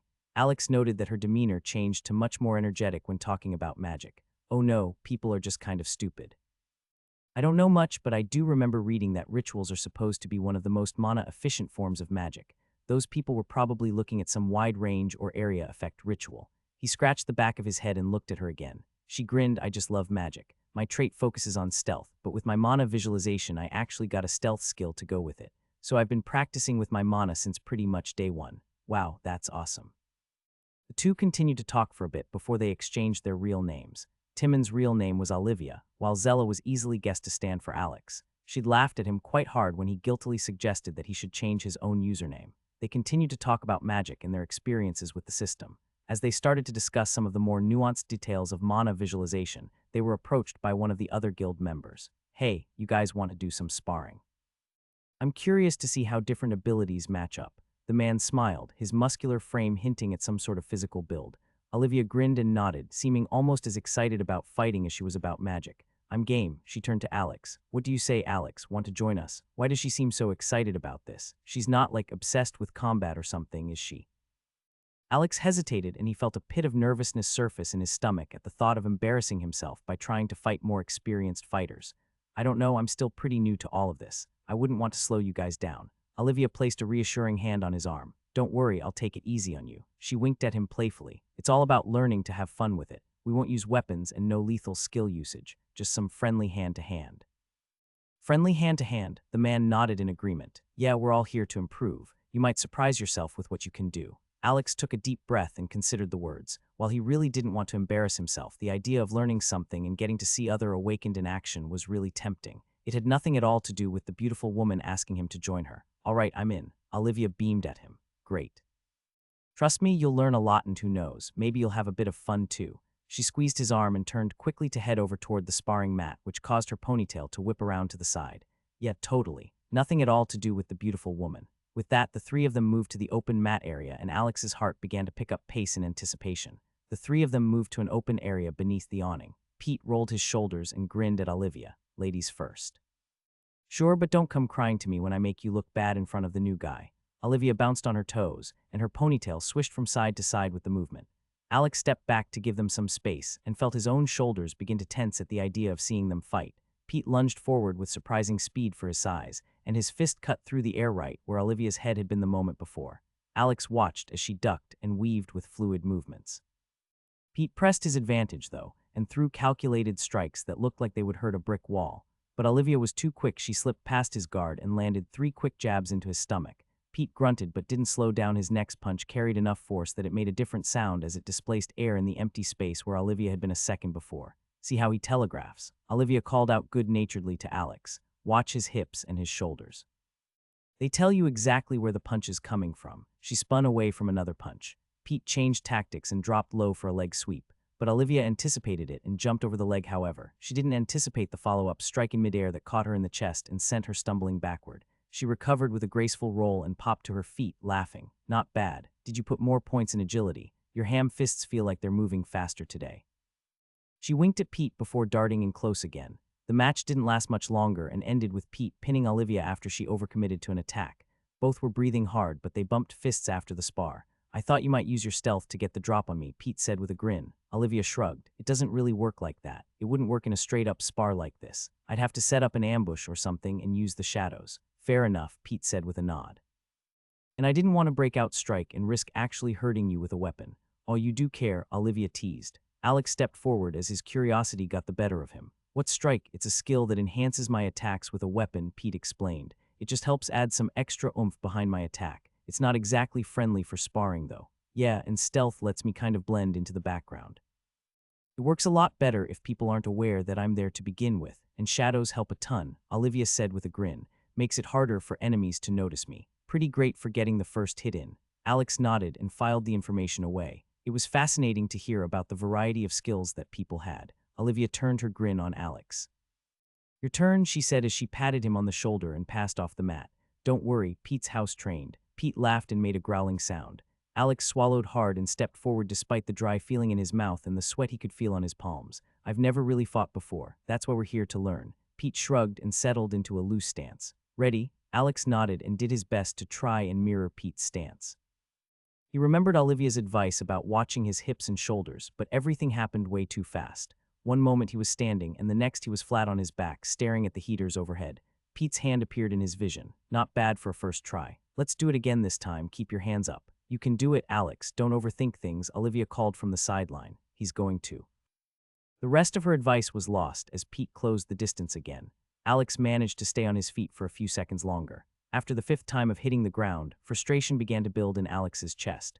Pete closed in again, and this time, Alex felt his mana move through his body on instinct. It flowed through his arm as mana infusion activated, and his fist cut through the air with significantly more force than normal. It allowed his punch to fly much faster than normal as well, and he only missed Pete by an inch or two. Pete's eyes widened and he stepped back as the displaced air made a cracking sound in the air. Whoa. Alex froze and felt his heart drop into his stomach. Sorry, I didn't really mean to. I should have asked if skills were allowed. The frustration is kind of building up. Are you kidding? Olivia bounced on her feet and pumped her fist into the air. That was awesome. Keep going, just no lethal skills. That's the only rule. I'm sure Pete can take a punch to the head, even if it's got some magic in it. They've got a few potions on standby that will help if we get an injury, but we still want to avoid that if possible. Pete nodded and a grin spread across his face. Now it's getting interesting. Alex barely had time to process their approval before Pete was on him again. This time, Alex channeled mana through his arms, and it helped enhance his blocks by just a bit. He was surprised it wasn't more, given the amount of power he could get when he enforced a punch or kick with the mana. However, it didn't seem to do nearly as much with the block. His movements were still clumsy, but at least the few punches that he did get through to Pete were enough to cause the larger man to give some distance. Good, Pete called out between strikes, but you've got to be careful if you're using up your mana. Make sure you're conserving it in between your punches. Alex nodded and tried to follow the advice, only activating mana infusion in shorter bursts. He managed to land a single punch in the round before their last fight, where he managed to duck under Pete's guard and land a blow to his stomach. The other man grunted but otherwise didn't slow down too much. In the end, the match finished predictably with Alex on the ground again, though this time, he did feel better as he lasted more than a full minute. Pete helped him up and clapped his hand on his shoulder. You've got potential for a mage. Most newcomers stick to pure magic or pure physical combat. Mixing them up like that, smart thinking. Luck had nothing to do with it, Olivia said as she stepped closer. I think most people are just scared of getting punched. So after you got a bit more of a feel for that and knew that Pete wasn't actually trying to kill you, you loosened up a bit and stopped flailing your arms around. Alex felt some heat creep up his chest. He didn't love the idea of anyone describing him trying to fight as flailing his arms around. I never thought about using mana to enhance the body like that. Pretty interesting. Usually people use their whole body, but it just doesn't work at all. Targeting specific areas may be the key though. She bumped his shoulder playfully. Might have to steal that trick. Heat crept up Alex's neck that had nothing to do with the exertion of sparring. Feel free. They probably don't need to. You're already way faster than me. Speed isn't everything about a punch, Pete interjected. Sometimes you need that extra punch, literally. Want to go another round? Alex looked between his two new training partners and felt a surge of gratitude for their encouragement.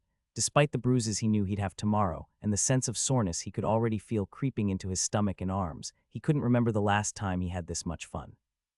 Definitely, he said as he stepped back on the mat. Show me what I did wrong with that last block. After several more rounds, Alex's muscles burned, and his mana was depleted to the point that he knew he was well below the 30 threshold. He improved enough to last almost 3 minutes against Pete, even though most of that was with Pete holding back and him staying mostly on the defensive. Pete nodded. You'll have to come back. I know Lena wants to make this kind of training a regular thing.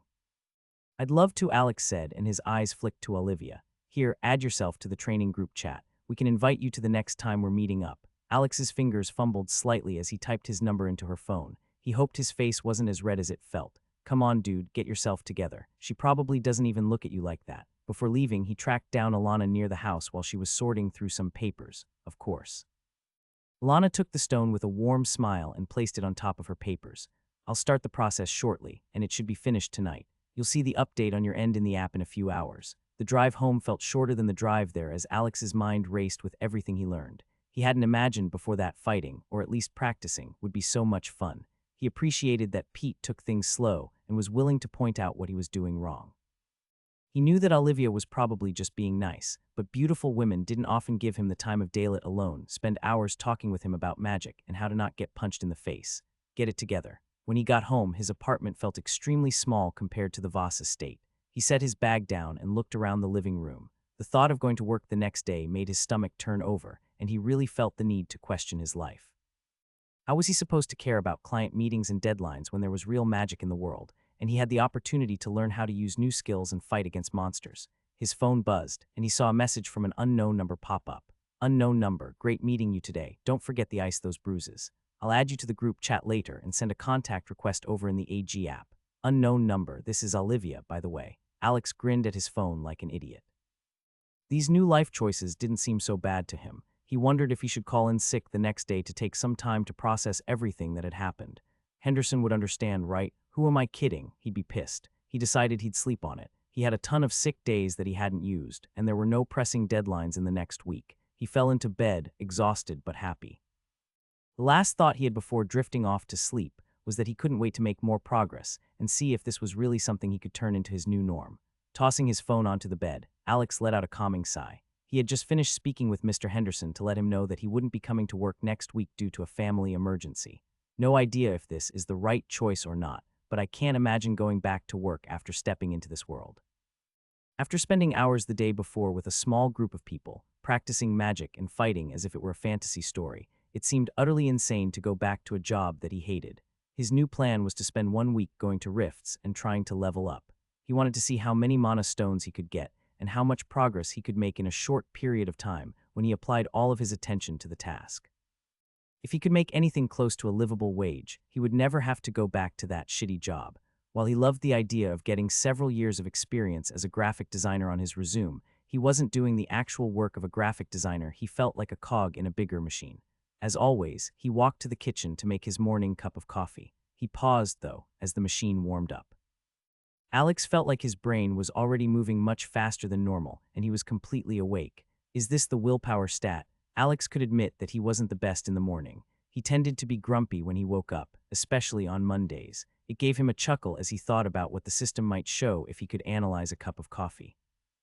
+10 to willpower for 3 hours, or maybe +10 vitality. It definitely gives me life. Alex looked at the coffee machine and shrugged before turning away. He just didn't feel like he needed the caffeine, but his muscles did feel extremely sore from the sparring the day before. He moved to the couch, stretched out his shoulders, and rubbed his lower back.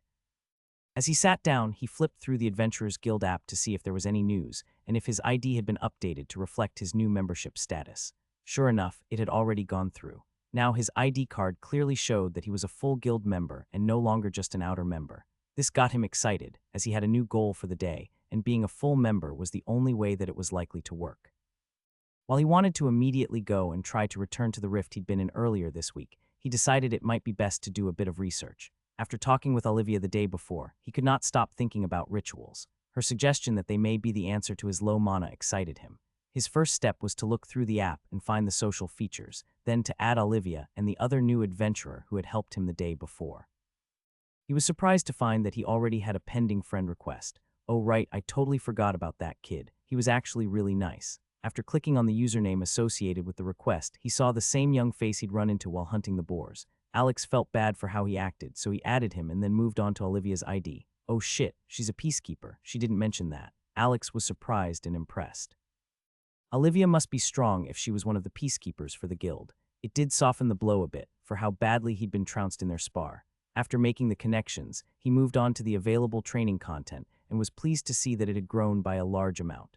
Additionally, Alex now had access to the auction house section of the app. This was how Olivia had recommended he should get the ritual training material.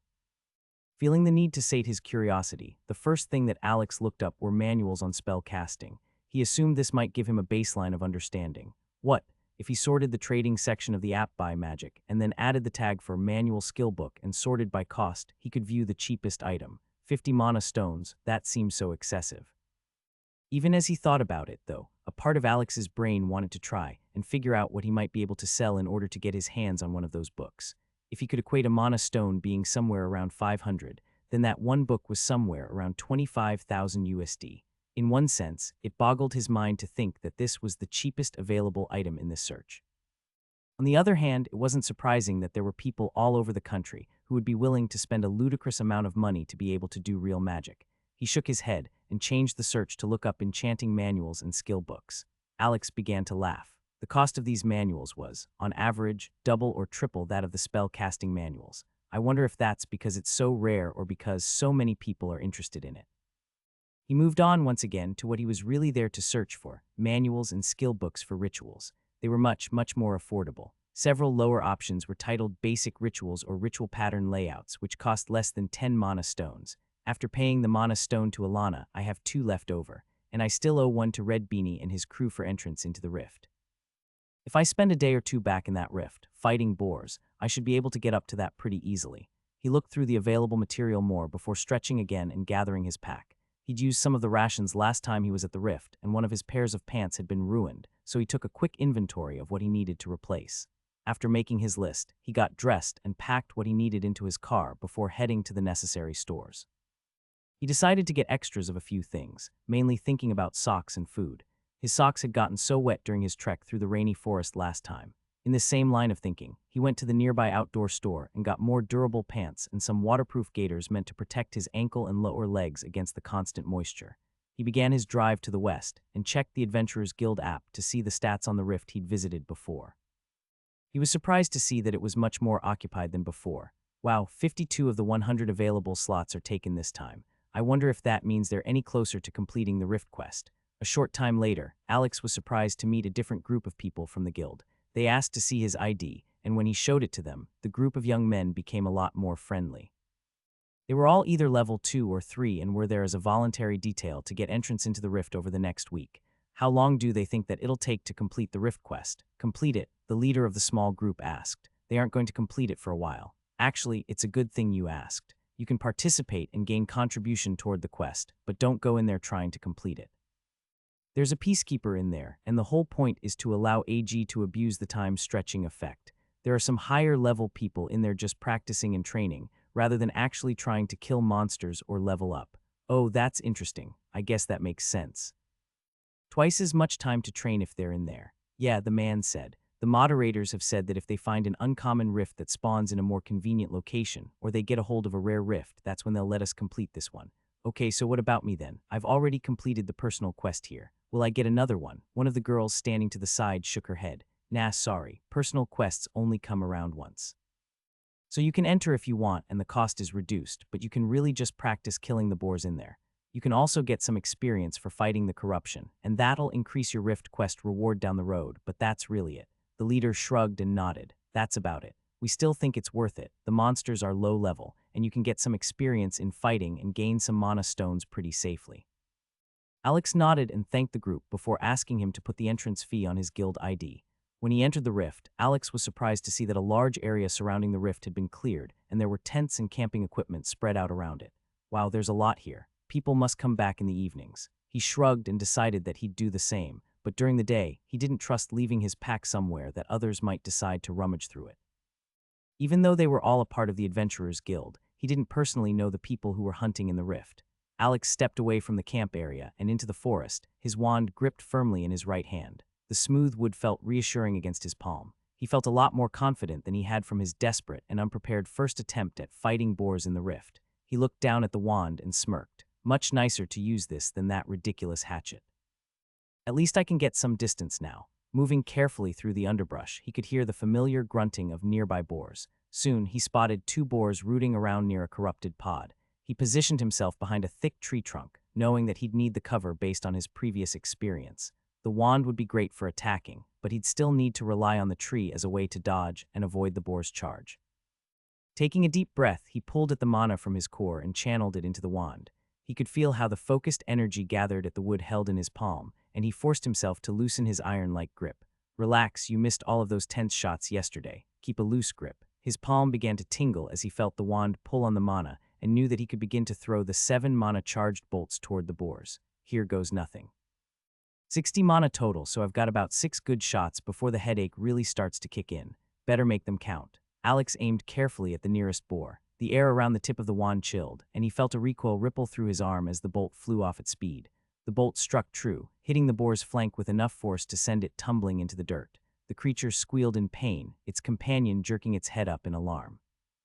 Both boars turned toward him, zeroing in on his position. 53 mana left. When the first boar charged, Alex ducked behind the tree and felt the muscles in his legs scream in protest. The creature's tusks scraped against the bark, though it was a glancing blow, and it continued past the tree rather than connecting head-on as he had hoped.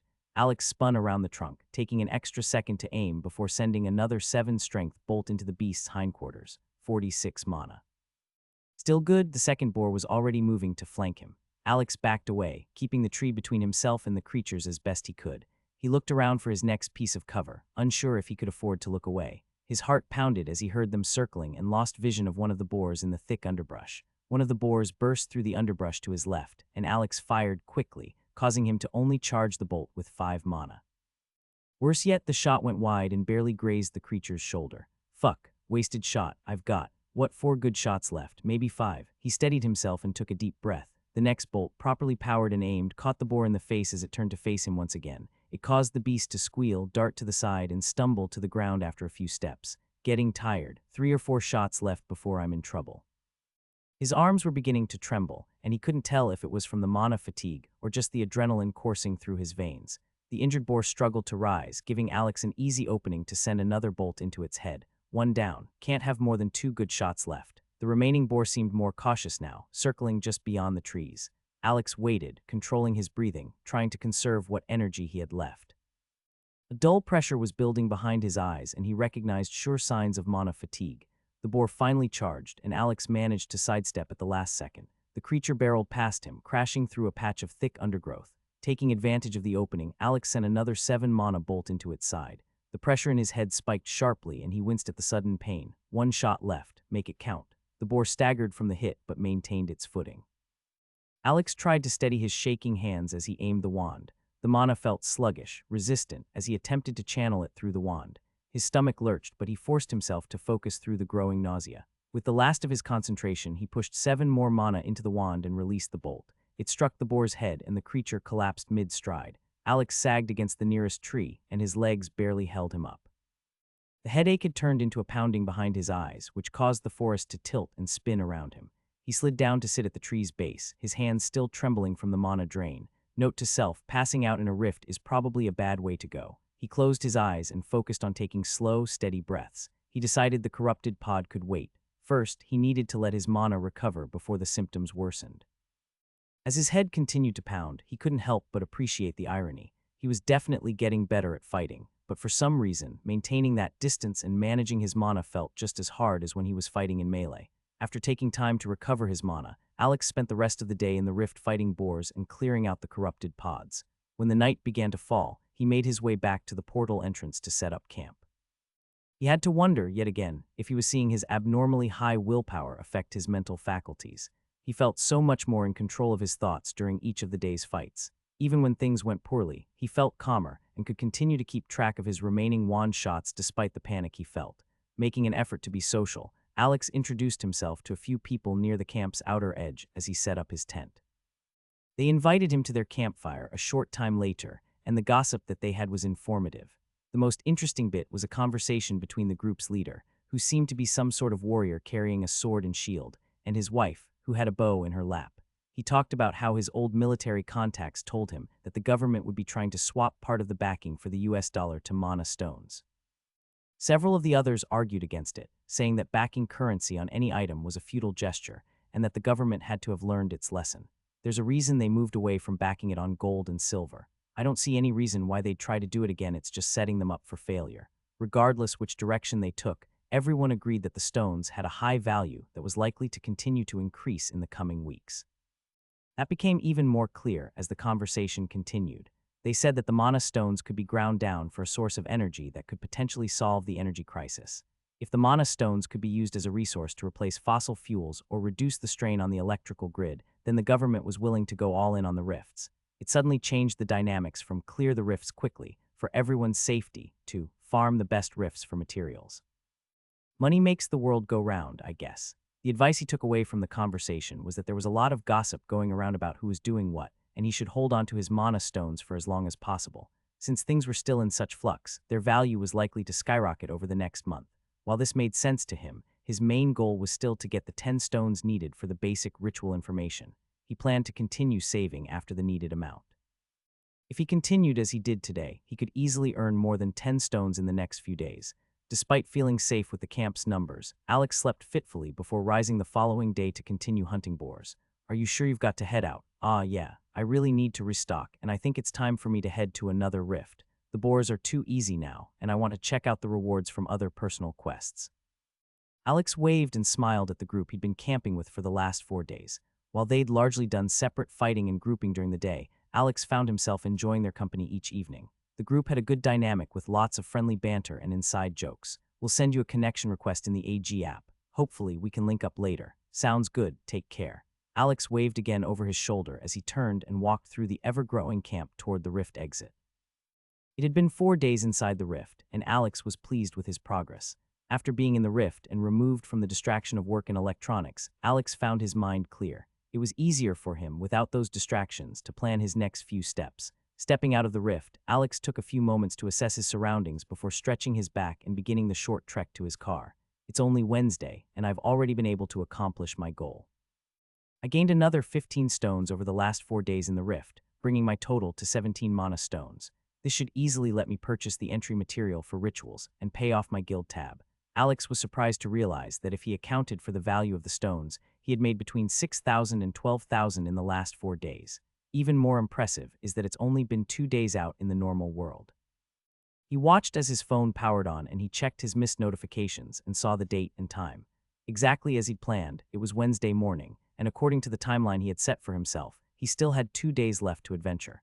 Alex felt guilty after he closed the missed notifications from Mark and Sarah, as he didn't want to field their questions. He berated himself, as he knew he was being a shitty friend by not telling them more about where he was or what he was doing. Before he made his way back to town, Alex tapped the logo of the Adventurers Guild app on his phone. The sword and shield on the background of a portal expanded, and the app had a few missed notifications as well. He saw that Olivia had accepted his request, and he had even received one from Alana Voss. Once he accepted the new request, he opened a message to Olivia and asked if she had some free time to meet up this coming weekend and to exchange phone numbers. Okay, that wasn't too bad, right? Alex often found it very hard to step out of his comfort zone or stand up for himself, but he felt like something within him was changing. Normally, after reaching out to someone like Olivia and asking if they wanted to meet up, he'd get too in his head, worried that they might get the wrong meaning or make fun of him. It was the same lack of confidence that often led to more tension and stress in his past relationships or family dynamics. Is it from the willpower stat? Or from actually putting my life in danger to fight and survive to grow stronger? He didn't want to think much harder on the topic, deciding that he was happy with the way things were going. To him, it didn't much matter if the growth was a result of stats gained from the system or from personal experiences. Flipping through the app's navigator, he found the area where he could request to be put on a waitlist for any nearby rifts within a 2-hour drive. This had been something that Alex debated on in his tent each night. The Boar Rift was great for 2 main reasons. The first and most important was the time dilation effect. While at first he hadn't quite understood the impact of such a thing, it quickly became apparent. The advantage of being able to spend twice as long inside the rift should have been clear as day to him, and he was still a bit embarrassed that one of his camping mates had to explain it to him. It was the biggest conversation next to infinite resources. People could live multiple times longer if they were willing to forgo technological comforts and risk monsters. Even then, as magic was better understood, Alex could see a world where the rich and wealthy lived within rifts while hiring people to thin the monster populations. They could have magical comforts and luxuries even nicer than those on Earth. The second advantage was that it was easy. The boars only presented between the levels of 1 and 4, making them quite easy and predictable to manage. Also, some of those at the camp had explained to Alex that, normally, rifts would contain small ecosystems and many different kinds of beasts. That particular rift seemed to be having issues because of the spreading corruption. Regardless of the logistics, I need to step things up. I'm interested in making money and getting mana stones. But I'm even more interested in leveling up and gaining experience. It had been obvious after reaching the 4th level that when he was a higher level than the hardest boar, he would be gaining experience much slower. It had taken him significantly more boars to hit level 4 than compared to level 3. Setting his phone down briefly, Alex pulled up his status window. While he was satisfied with his progress, seeing his willpower stat so drastically outscale his other stats was still slightly concerning. And this is only at level 4. Rubbing his forehead, Alex decided he'd need to begin considering possible solutions to this. He assumed allowing one stat to get too far out of balance with his others could be dangerous. He navigated to the trading section of the site, shown as a little house icon, and named the auction house within the app. Part of him wanted to wince at the commonly used video game terminology, but I guess you started off strong with the Adventurers Guild. Might as well stick with the theme. Alex found the proper manual for learning rituals and put up the buyout price for 10 mana stones. He instantly received a notification letting him know that there would be a set day and time for him to meet with a local guild representative to pick up his purchased item. With his immediate steps taken care of, Alex hooked his phone to the dash and began driving back toward town. He stopped at the nearest supercenter to restock his supplies and checked his phone a few times, seeing if he'd gotten a reply from Olivia. It wasn't long before he got a notification from the AG app. He was walking back to the front of the store when his pocket vibrated, and he pulled the cart over. He was slightly disappointed to see that it was an automated notification to alert him to a nearby rift he could enter. The rift was a common E-rank rift, which meant he wouldn't be benefiting from the time dilation effect anymore. That didn't bother Alex, though he was interested in getting stronger, and his first personal rift quest had given him the wand. The small magical weapon had drastically changed how he fought the boars, and he was significantly safer with it than when he was trying to punch them with a mana-infused fist. The rift showed 230 slots were taken in the rift. Alex was curious why, but soon found the answer to the question. Common E-rank rift. Distance 21 mi, slots 230. Entry fee 2 mana stones. Additional info from host, none 2 mana stones seems a bit steep. I was able to get into the uncommon rarity rift for just 1 mana stone. I guess there's no point in being stingy. This will be a good test to see what comes out of a common rift. With a shrug, he checked out and made his way 30 minutes south, excited to see the difference in rifts. During the drive, Alex received a response that he'd been waiting for. Olivia reached out, and soon after, so did a guild moderator. Olivia responded to his message from the app by sending him a text. She said that she was free to meet on Saturday morning and sent him the address for a breakfast spot that he'd never heard of. The moderator's response was short and to the point. They let him know that a representative would be able to meet with him Friday evening, and a specific time would come in a message that morning. Feeling content, Alex parked his car and retrieved his bag before walking a distance down a gravel driveway. After he'd been walking for about 10 minutes, he came across a sign that was clearly handwritten. Warning, this is private property. If you have not been invited, you will be met with hostility. Fuck, I've been invited, right? Alex removed his phone and took some time to reach out to a moderator. It took a few minutes to get a response, but once he received confirmation, he continued to walk down the gravel road.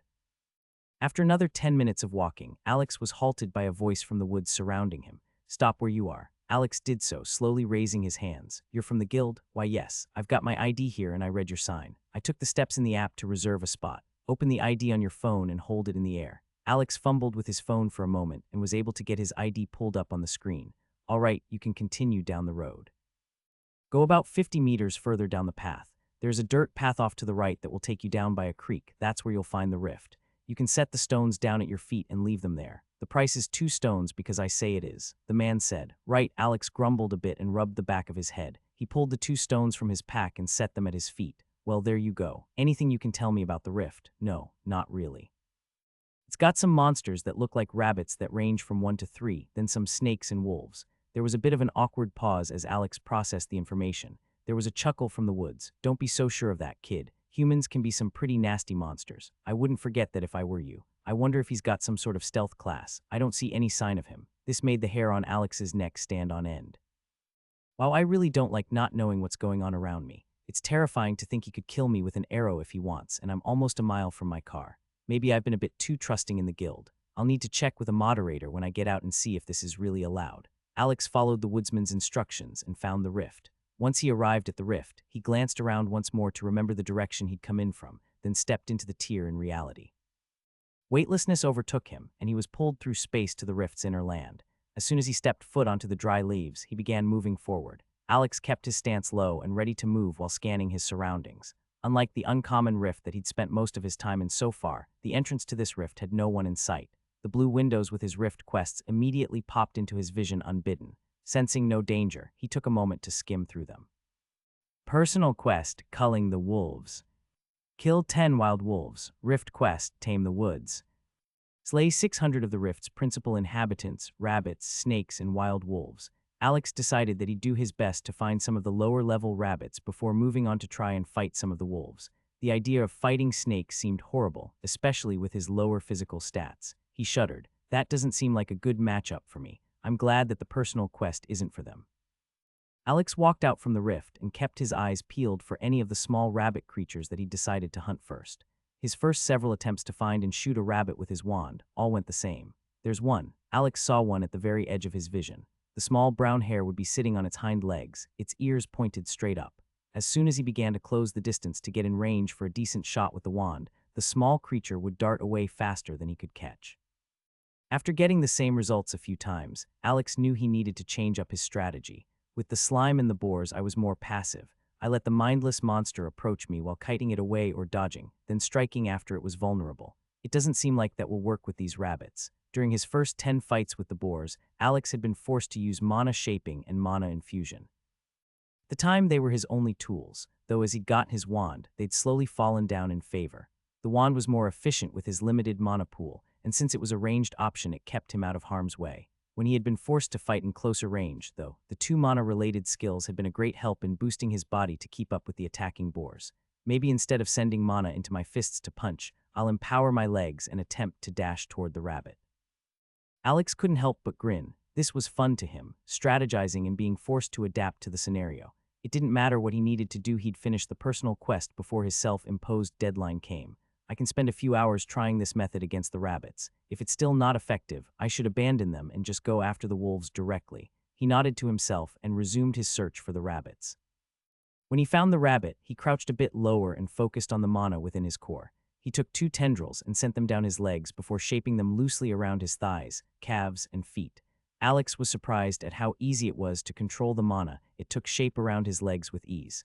It was evident that his increased willpower was beginning to affect how his mana moved. Still grinning, Alex used mana infusion to flood his legs with some mana and leaped forward, doing his best to imitate a sprinter. As his legs began to move, Alex had the last-minute thought to expend a bit more mana to use the same tactic he'd used when punching at the boars. He released a small wave of mana from the bottom of his feet as he stepped. In hindsight, Alex realized that was where he went wrong. He took off more quickly than expected and started off heading in the same general direction that he wanted to travel. However, that was all that went right. His extended left leg was slightly off-center, and it caused his trajectory to shift in an odd direction. He didn't have the reflexes to save himself. Alex skidded face first through the leaves and dirt until he came to a complete stop. Fuck, Alex groaned and pushed himself up on his hands. After standing, he brushed off his stomach and gently touched his hip while pulling up his status window to check his mana. 2360, that used way too much mana. Knowing he'd need to wait for his mana to regenerate before he could try again, Alex sat down against a tree and began to massage his hip. I can feel it, that was the right idea. I need to slow it down and use a smaller amount of mana. He looked back and saw that the dash forward had brought him close to 20 meters. Alex laughed. I'm not sure I can call that a dash. It was more like falling forward really quickly. After a few minutes of brainstorming, Alex stood, ready to try once again. No sense in finding a rabbit right now. I might as well practice a few times without the added pressure. After an hour of testing small steps with mana bursts, followed by short lunging steps, Alex began to find the right output and timing to propel himself forward. He was grinning like a madman after his first successful lunge, where he didn't hold back on his mana. It was still a bit of a sloppy landing, but the grin threatened to split his face. Not because he'd done it successfully, but because of the system prompt that appeared in his vision. New skill learned, empowered step novice level 1. Do you accept? Yes, no. The following 2 days passed in a blur as Alex fought wolves for his personal quest. After earning his new empowered step skill, he learned several things about how the system worked. When Alex first met John Riley, the older man mentioned that skills were learned or earned. Learning, in that case, Alex realized, must refer to discovery through experimentation or being taught directly. Alex was confident that if he were to try, he would be able to walk someone through the process of gaining the empowered step skill as well, as long as they had the ability to sense and move mana like he did. Earned implied that there was some way to gain them through merit, perhaps through personal or rift quests. Aside from acquiring the skill, Alex was surprised to see that he used less mana when he consciously activated the skill compared to his sloppy mana infusion. It seemed that the use of a skill through the system was more efficient than the original way he taught himself. Alex resolved to study the use of skills more when he was back home. Was there a difference between using the skill granted by the system and using the shoddy version I was creating when I earned it? He noted that he could choose to do one or the other. It was still possible to perform the action as he had before without actually activating the skill. At the point he was at, though, if it was a decision between using his version of the movement ability or using the system-granted version, it seemed like a no-brainer. The system version was quicker to activate, easier to control, and more efficient with his mana. But Alex couldn't help but think that it came too easily. He'd always heard those motivational sayings along the lines of most things in life worth having didn't come easily. While it usually sucked to hear, especially when you were going through something hard, he'd always been one to generally agree with the sentiment. So what's the difference between the two? While Alex knew that things would be much easier if he had someone to answer these questions, he found it fun to experiment and test the mana himself. This same stubborn desire to test his skills and abilities almost caused a grave issue during one of his fights with the wolves. Alex had begun to get in the rhythm of using the movement skill to continually outpace the wild wolf while kiting it and pelting it with mana darts from his wand. This was effective, though it took most of his mana pool to take down a single wolf. Depending on how things went, it took nearly an hour within the rift for his mana to recharge. This left him time to brainstorm new tests and reflect on the previous fight. He'd begun to try and cut down on his use of empowered step, curious to see if he could alternate or swap easily between normal dodging and his skill-assisted movement. It worked well and saved him a good chunk of mana in the first fight that he tried it. The second fight was where he almost had issues. He continued to alternate between monitoring his surroundings, pelting the wolf, and keeping his distance. This is when he wanted to test something from his fights with the boars. Rather than dodging back early to keep distance, he wondered if he could wait until the last minute to activate his empowered step to conserve the amount of time he was moving and hopefully get off another shot with his wand. The wolf almost bit off his right leg as he tried. The wolf lunged and closed its jaws where Alex had been a moment before. The empowered step safely moved him out of the wolf's path, however. To Alex's surprise, the wolf hunched its upper body and sprang forward again. It was this second launch that had almost allowed the wolf's jaw to close sideways around his knee and sink in its teeth. It was more like he fell to the side than dodged the follow-up lunge. While on the ground, he let out a yelp and raised his wand. He pumped as much mana as he could afford into 2 shots and let the mana bolts fly. The close range effect was devastating. As the first shot connected just behind its head, blood sprayed onto Alex's hand. The thought hadn't even occurred to him to readjust on the second shot. They were so close, he just let the second bolt rip from the wand with as much power as he could push and fuse into it. It hit the wolf just behind the eye and caused gruesome damage to the beast's skull. After the desperate scramble and a very sloppy finish to the fight, Alex decided to save any more of the testing for practice and sparring matches. It served as a real reminder for him that things could go horribly wrong in the rifts, and he'd have little to no help. He had no way to heal or mend wounds, and other than the guild app, there was no record of knowledge of him being in this rift. Alex played out the rest of his wolf fights with caution and kept plenty of distance between himself and the wolves. He'd been surprised when the personal quest reward appeared in his vision. Alex was unsure of what to make of the reward name and decided that he'd take a closer look once he was somewhere safe. For the time being, Alex dismissed the system window and began to make his way out of the rift. He was a bit ahead of his self-imposed deadline by this time, but he didn't see much of a need to continue fighting at the moment. Alex was wound tight, and now that he was almost at the end of his allotted training period, he felt his mind begging to relax. A nice hot shower and a big chicken sandwich. As Alex walked back down the gravel driveway toward his car, he thought back on his last 2 days in the common rift. While he did, he kept an eye out for the mysterious man in the woods who had taken his payment upon entry. This story is posted elsewhere by the author. Help them out by reading the authentic version. The wolves were a significant challenge. They were higher level than the boars and much more cunning. The first few fights pushed Alex hard. He gained a lot in the 2 days, another level, several more mana stones, and more experience in combat. This didn't even take into account his strange rift reward. Overall, Alex felt very satisfied with his 5-day training stint. Once he was safe and in his car once again, he eagerly looked at his personal quest windows. Congratulations, Awakened. You have completed personal quest, Culling the Wolves. You have 1 personal quest reward available. Congratulations, Awakened. You have completed personal quest, Culling the Wolves. You gain 1x Bonded Companion Token. Bonded Companion Token. Does that mean what I think it means? Alex was giddy with excitement and spent the drive back to his house imagining all of the possibilities. One that kept returning to the forefront of his mind was that he could be getting some kind of wolf companion. The quest that I got the reward from was to kill wolves, so it might make sense that it's giving me something similar, right? It took him a lot of self-restraint not to accept the reward the moment he walked in his apartment door. Instead, he forced himself to wait, shower first, then check AG to see if anyone else has used one of these. Having a plan always made this sort of thing more bearable. It wasn't long before Alex sat on his couch, flipping through his phone while waiting for his food delivery. Soon, he found several articles on companions. Most of them were people who somehow formed a pact with an animal. Most of the articles cited that it was with a long-time family or personal dog, and in one case, a zookeeper had bonded with one of the silverback gorillas. There was useful information in some of these posts, such as how companions share specific stats or skills. Alex returned to a few after finding more information on someone who had used one of these tokens. He was only able to find 2 posts of this happening. Both of them confirmed something that bummed Alex out. So the companion that's given has nothing to do with how you get the token. It has to do with which option you choose and is then chosen at random. Both posts talked about the awakened, who bonded with the token monster to receive animals or creatures not of Earth. They both also seemed to gain a great deal of power from the bond, which could not be said about those who bonded with their average house pets.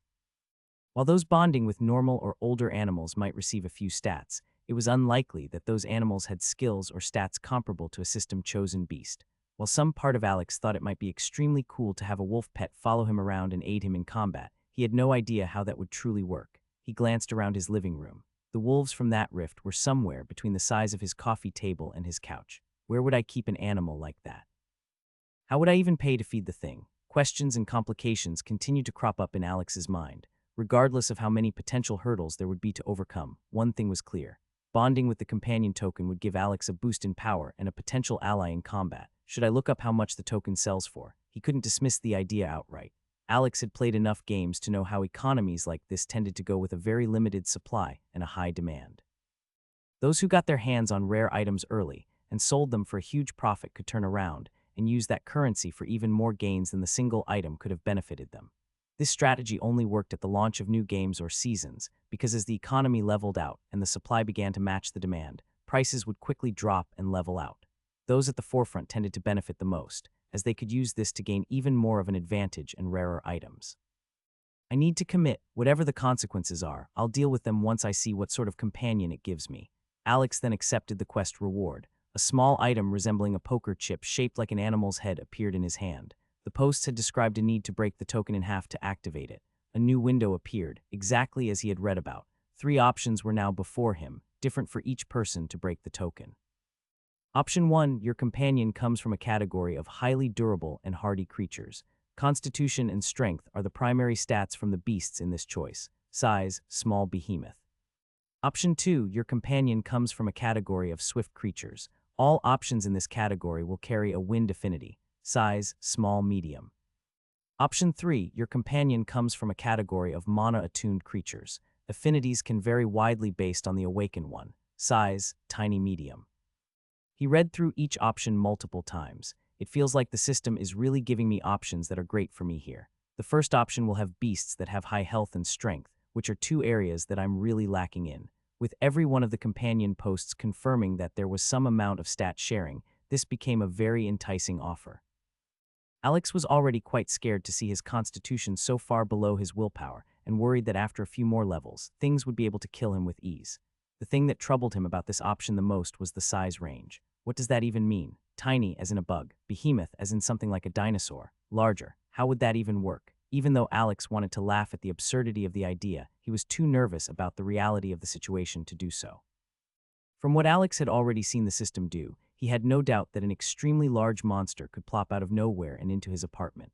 The second option seems to align with how I've been fighting over the last week. An agile companion, along with its shared stats or skill, could really help me keep ahead of the monsters I'm fighting. We could synergize very well together. This was the first option that Alex decided to discard. While he thought there could be some synergy, and the wind affinity was interesting, he wasn't sure that he'd continue with this fighting style in the long run. He hoped to turn into a full-blown spellcaster after receiving his purchased material for rituals later in the evening. This third option sounds perfect for me wanting to be a spellcaster. While it looks like a random shot for the affinity the bond might have, I don't really care. I don't have an affinity at all right now, so maybe that will get me started down a good path. Alex knew himself and knew that he could talk himself in circles when it came to a decision between 2 things. There were pros and cons to both, and he was surprised to notice that he felt a draw toward the third option. When he thought again between the 2 options, there was a natural pull from his desire to learn more magic. Making the decision was that easy. He mentally pushed toward the third option. The broken token in his hand disintegrated into floating golden motes of light, similar to those that he saw when reaching a new level. The lights picked up speed and condensed into a small ball before flashing brightly. Alex stood up and screamed. In his haste to back away from the 2 round eyes and sharp teeth before him, he flipped backward over his couch and onto the wooden floor beyond. Alex got to his feet, making incomprehensible noises as he fought down the desire to attack the odd beast that had appeared. While he knew to that something was going to appear, he wasn't quite prepared for it to be only a few inches from his face, flying or this ugly. He looked over the back of his couch to see the floating, eel-like creature in the same position it had been in before his totally manly and dignified reaction. Jesus, what are you? Alex's fascination grew as he looked at the blue floating beast. Its head looked almost like a piranha, with big bug-like eyes and teeth that protruded slightly from his lower jaw. Except instead of a fish's body, it had one more like an eel.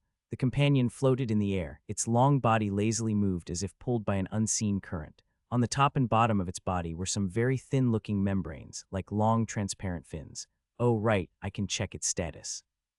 Alex remembered that the companion posts mentioned the first thing you normally wanted to do was to give it a name, then he would be able to access the beast's status window, similar to his own. Well shit, I have no idea what to name you. There's really only one thing to do here. I'll pick your name, the same way I pick everyone's name in games that I've played. Cautiously, Alex moved back around the couch to grab his phone. Doing his best to keep one eye on the floating monster, Alex opened his phone and went to his browser to open a fantasy random name generator. Silpher, Egerion, Viron, Kitharus, blah. All these sound so pretentious. We want something cool sounding, but we need something that can at least be shortened. Alex continued to scroll through names. I refuse to name you something like Chompers or Jerry. Ah, here we go. Still sounds a bit pretentious, but at least it sounds pretty noble. Also, it's easy to shorten it. Alex smiled and looked up to the small companion, which was still floating passively where it had appeared, watching him intently. I'll name you Valthurian. As soon as he finished the sentence, a golden light enveloped the floating eel monster, and Alex heard a sound in his mind, something akin to a dolphin's call underwater. He reeled a bit as he realized that it had made the noise directly into his mind, rather than out loud. Before he had fully recovered, the 2-foot-long animal had floated over and was gently running its forehead into Alex's chest. Alex froze, unsure of how to respond and not wanting to anger the little beast. A few tense moments passed before it swam through the air and did 2 laps around Alex's head. Okay, that was kinda cute. A status window, Alex said, somewhat uncertain. As he would normally use the same command on himself this time, he attempted to direct his thoughts toward the little creature above him. Without issue, the window appeared. Bond skills, mana infusion, novice level 5. Primary stat, shared willpower.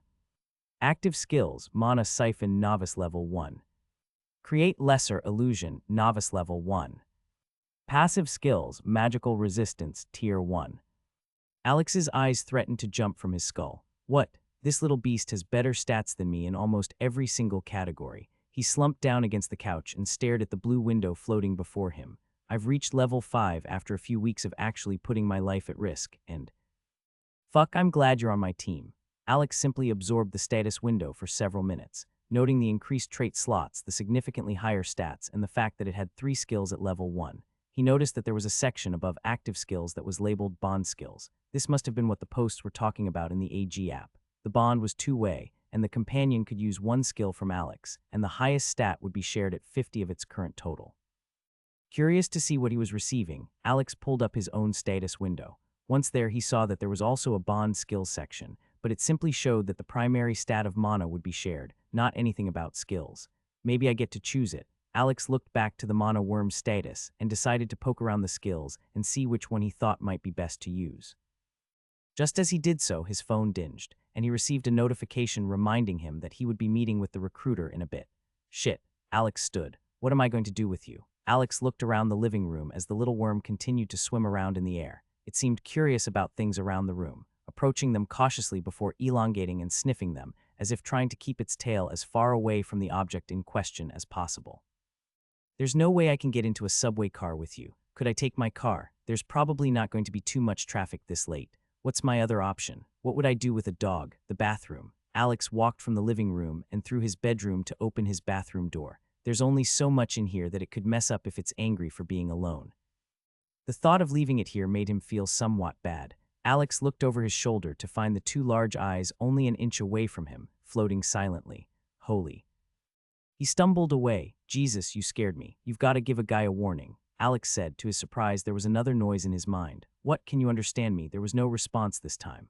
Can you go over there? Alex asked while pointing over his bed. The worm looked in that direction before silently drifting to float above his bed. It turned back and looked at Alex. Fuck, well, I guess that's helpful. If it can listen, then I guess I could take it with me.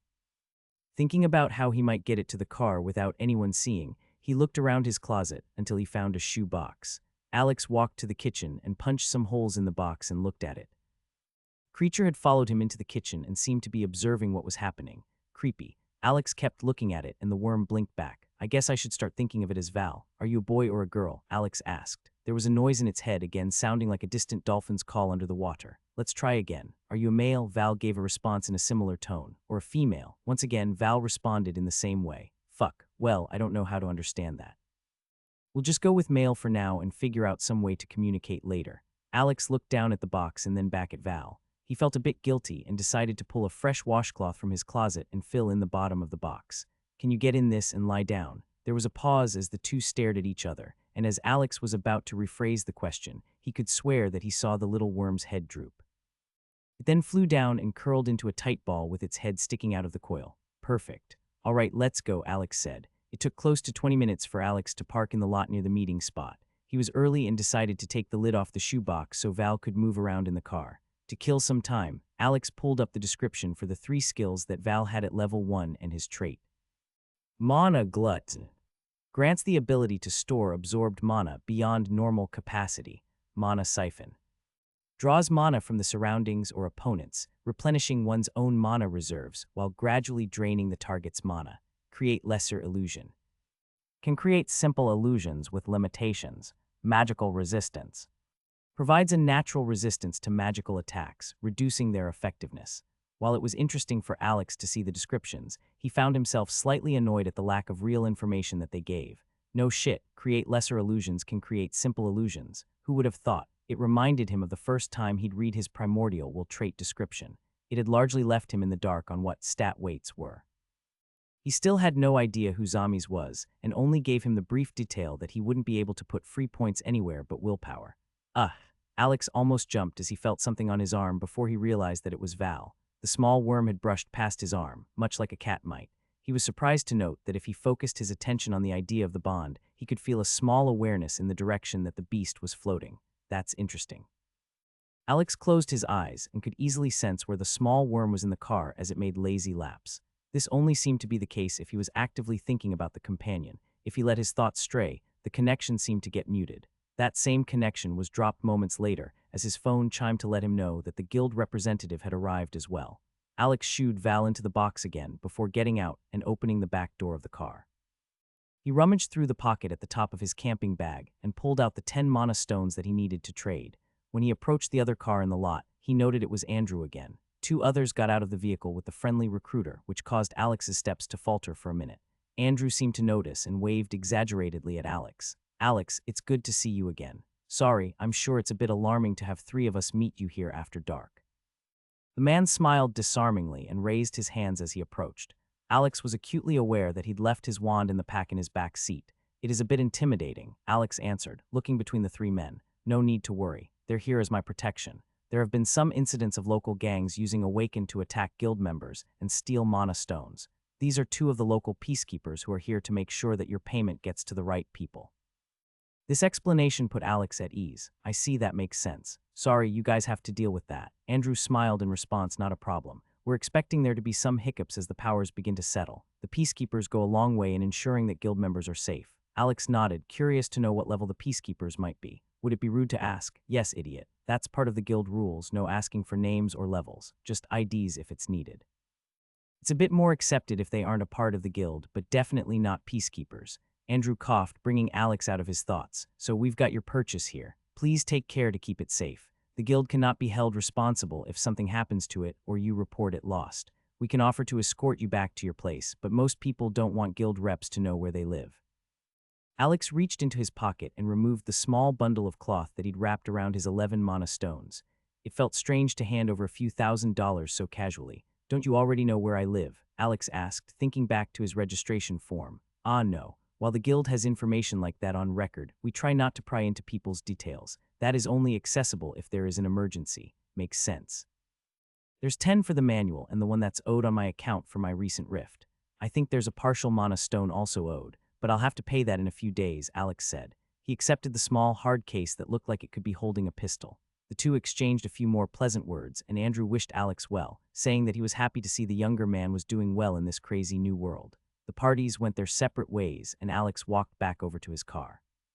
When he got into the car, he felt a bit nervous after all of the talk about Awaken being robbed for valuables. He locked the car door and looked at the case in his lap. Unlocking the latches, he opened the lid and was ecstatic to see the leather-bound tome within. Basics of Ritual Magic was written across the front of the book in flowing gold cursive. Excitement built in his chest, and Alex could not wait to get home and begin learning how to do something with his magic other than use the wand he had gotten from a quest. He closed the lid to the box and reached over to set it in the passenger seat. Alex froze. The lid to Val's box was tilted and fallen off to the side. The little beast was nowhere to be seen. Alex looked around, focusing his attention on the companion like he had earlier in the car. He breathed out a sigh of relief as he realized it was directly behind him and in the car still. "What are you doing back there, shit?" Alex yelled. As he looked in the rearview mirror, he caught a glimpse of Val sitting on top of his pack, entwined in the upper lid and compartment. He watched as it lifted its head back, a mana stone between its sharp teeth. Then he swallowed the stone even with it being larger than a normal-sized crystal. "Hey, no, bad." Alex called, trying to undo his seatbelt and turn around. It took several minutes of chastising the small companion and ordering it to come back to the box for it to do so. Alex got out of the car and looked at Val curling up into the box. "Why do I get the feeling it's not remorseful at all? It looks like a damn Cheshire cat, full and pleased as can be. Look, it can't even coil up properly because of the bulge in its small belly." Alex had seen some videos of snakes eating a rat and how the process was visible even from the outside. It looked much the same. He quickly opened the back door and began to count his remaining mana stones. After spending 11 on the ritual book and losing 2 to Val, he was down to 7 remaining mana stones. Not a bad haul for a week, especially with Val and the book as rewards, but still. Alex went to turn a glare on the small worm and couldn't believe his eyes. "Hey, no, get back in there," Alex called. Closing the rear door quickly, he jumped back in the front seat. Val had, very quietly and very stealthy, begun to elongate himself and reach out of the book's box. The companion was showing an interest in the hard briefcase that sat on the seat in front of the box. "I swear, if you try to eat that book, I'm getting rid of you tonight." "I bet some rich prick would pay a ton for a magical flying worm," Alex said. He reached over and moved the case to rest under his legs on the floor of the front seat. There was a keening noise in his mind, and the companion curled back into a ball within the box while tucking its head into itself. "Mana glutton," indeed, Alex grumbled as he drove back home. Alex's hand flailed around his nightstand. The incessant tone managed to pull him from his sleep through sheer annoyance. He found his phone and blindly pressed the screen until the noise stopped. Thank God. Lonnie owned there. Alex sat up in his bed. When he looked at his phone, realization dawned on him. Fuck. He cleared his throat and picked up his phone, which had an active call in progress. Rather than turning off his alarm, he'd answered a phone call. He wondered why she was calling so early. "Hey Olivia, can you hear me?" Alex said. He tried to play off the delayed answer and rubbed at his tired eyes. "Yeah, that was weird, I couldn't hear you before." "Yeah, weird. What's up?" There was a pause on the other line.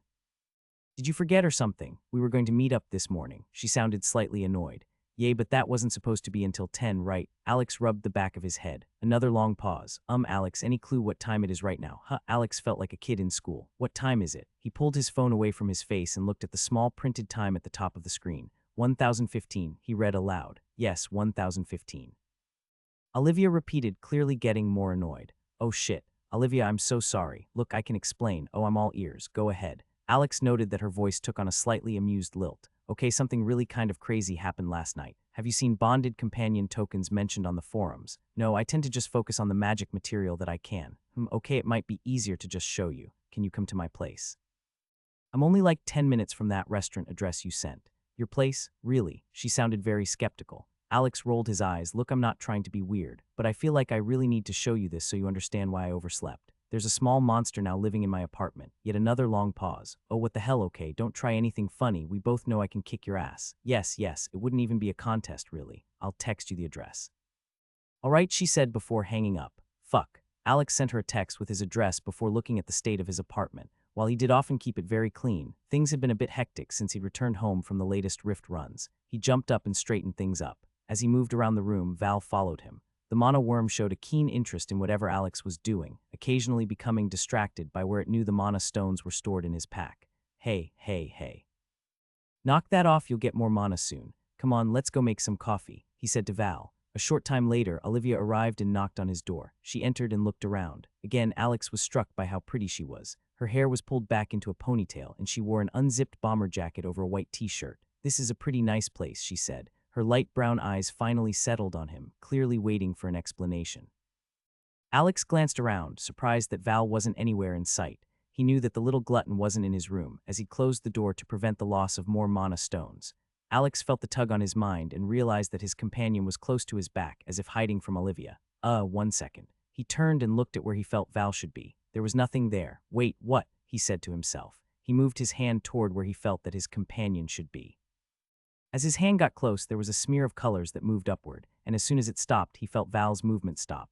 Holy shit, are you invisible? Okay, now I'm just a little freaked out, just so you know, Olivia said, tension clear in her voice. No, Alex turned and held his hands up. Shit, just look. Watch. He turned back to where Val was, a few inches above his shoulders. He moved his hand and there was another quick blur of colors as the worm dodged his hand. See.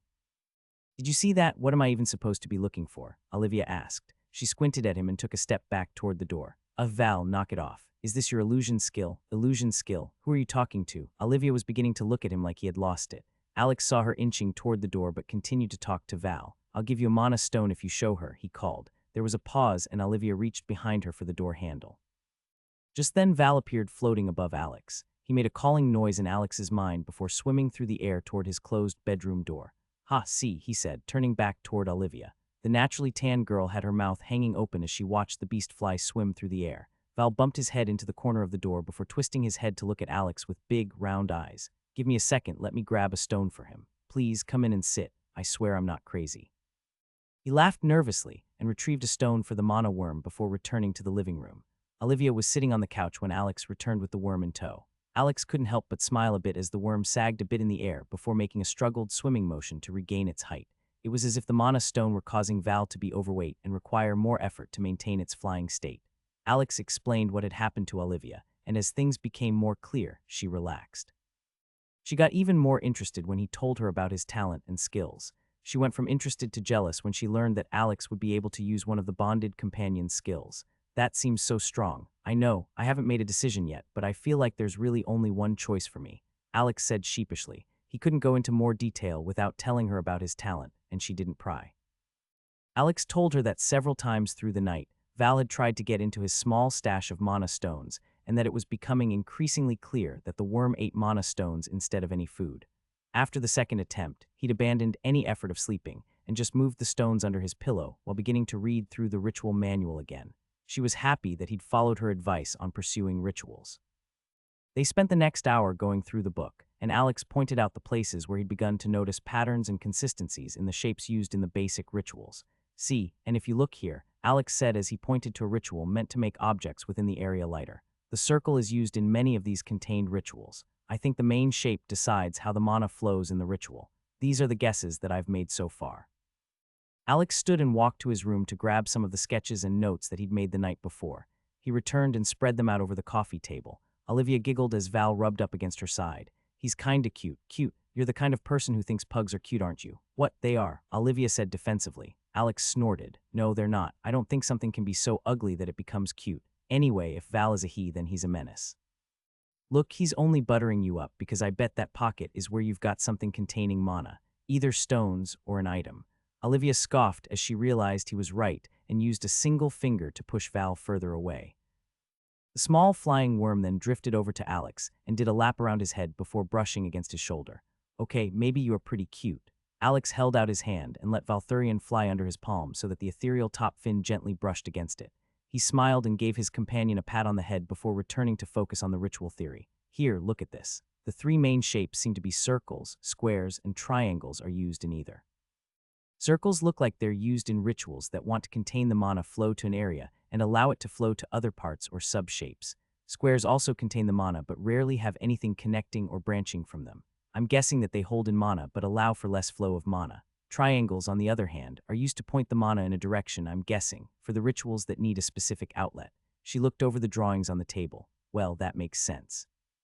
Mana does seem to work better for my skills. When it's moving, it would make sense that rituals circulate the mana really well. Why haven't you started trying it yet? Well, it seems like most of them have some sort of symmetry or balance to the ritual schematics. I haven't quite found the pattern for that yet. I was going to see if you might put some fresh eyes on it. Sure, show me what you mean by balance. The two continued to go over the ritual book and interact with Val.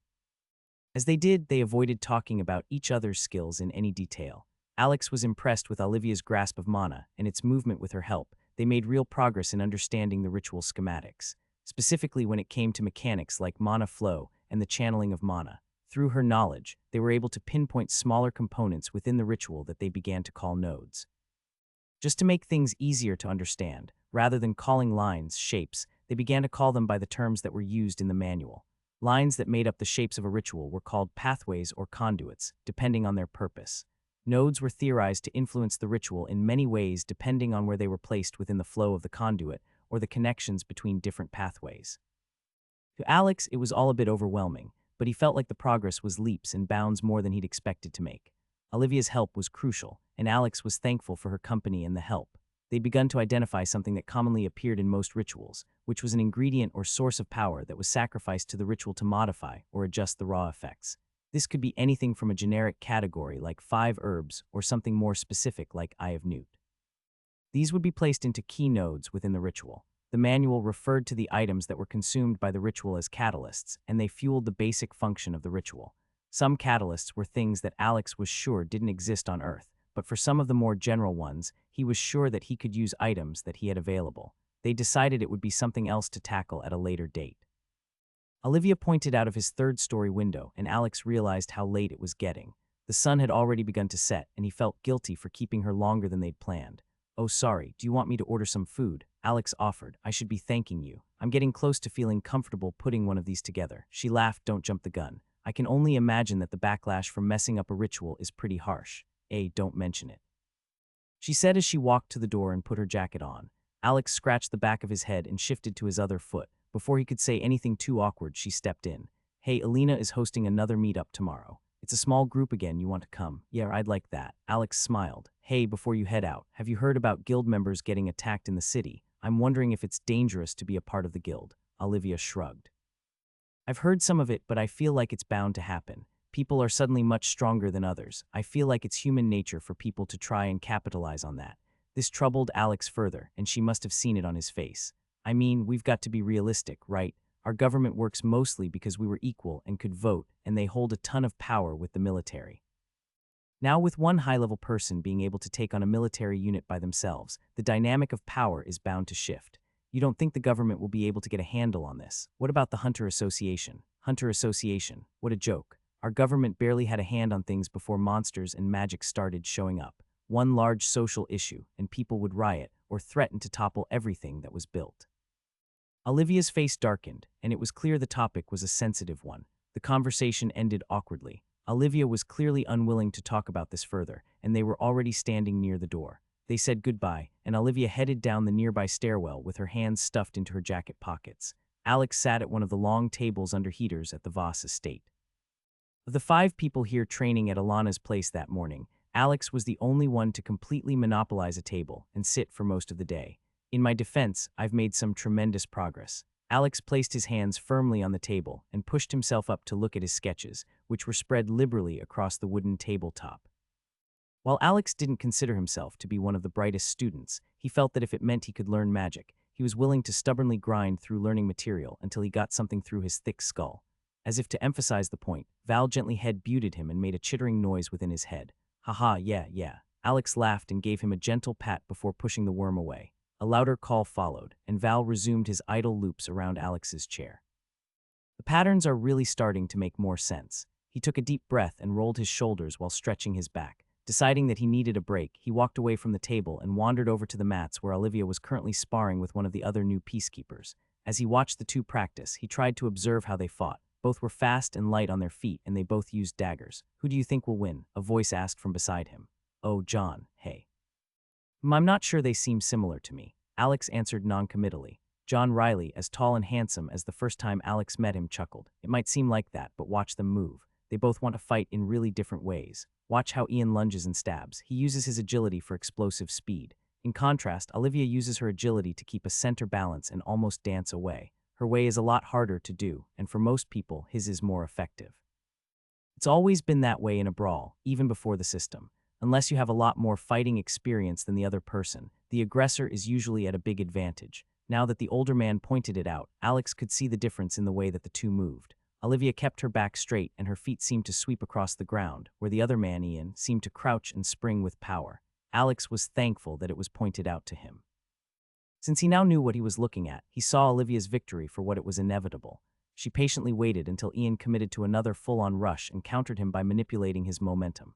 Her two practiced daggers both found vital points the next moment. "Aw shit, how do you keep doing that?" the boy said. His voice was quite nasally, and even though his eyebrows looked severe, he had a friendly smile on his face. You just keep charging at me, and I have the speed to react in time. I doubt John could do the same. Don't worry, Ian, keep doing what you're doing, but maybe when fighting someone like us, just slow it down a bit, yeah, Olivia said as she extended her hand to help him up. Yay, he is slow, huh? They laughed and shook hands before stepping off of the mat. John called out to Ian, challenging him. Hey, Ian, get back over here. Let's see if you can get away with that with someone slow like me. Olivia approached Alex as he watched the two men banter and begin wrestling before they could even grab practice weapons. Meatheads, all of them, Olivia said. She smiled at Alex. How's your research going over there? I was beginning to wonder if you'd just come all the way out here for a bigger table. Hey, I feel like I'm getting a grasp on it. I'm so close I can feel it. Aren't you tired? We looked over those designs for hours yesterday, Olivia asked. I love this kind of stuff. Before all the awakened nonsense, I'd spend hours zoning out while drawing. In my mind, I might be able to turn drawings into actual magic circles soon. He answered. Wouldn't that be pretty fucking cool? He smiled to himself. Yeah, that's pretty fucking cool, Olivia said, barely paying attention to their conversation as she looked toward the two wrestling on the mat. His head turned to her sharply, and he looked at her with a raised eyebrow.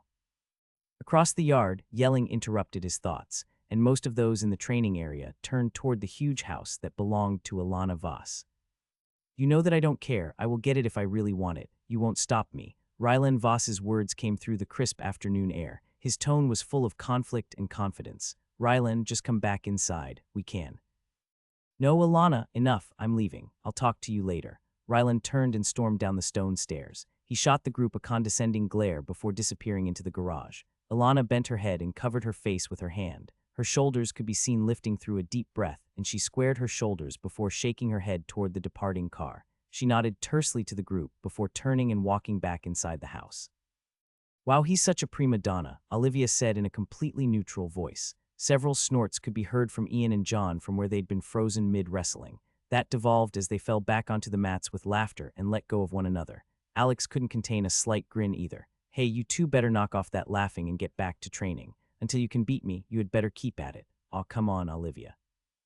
When I hit level 10 and get my class too, I know it'll be a closer match. Ian complained. Olivia has her class already. Excuses, she said before turning and walking toward the table Alex had been working at.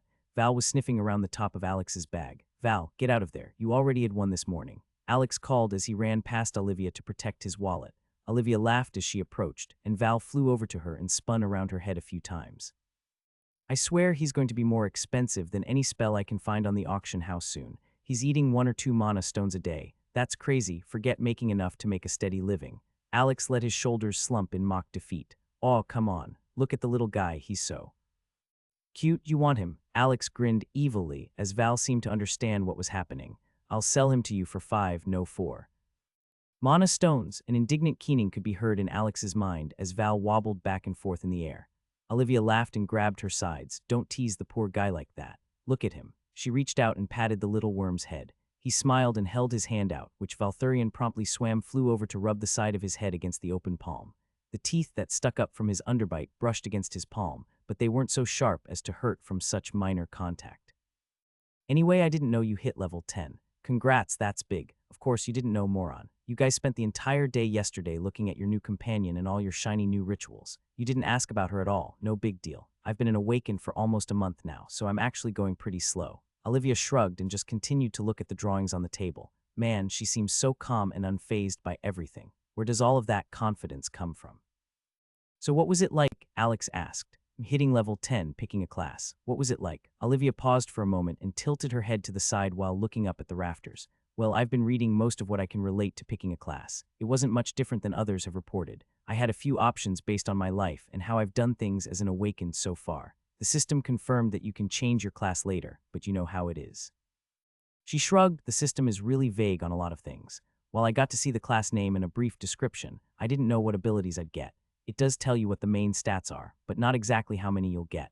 I did see an article written by one of those guild representative sources that always seemed to be weirdly accurate. They said that common classes only get 2 stat points from their class per level. From there, it's doubled for each subsequent rarity. Stat points.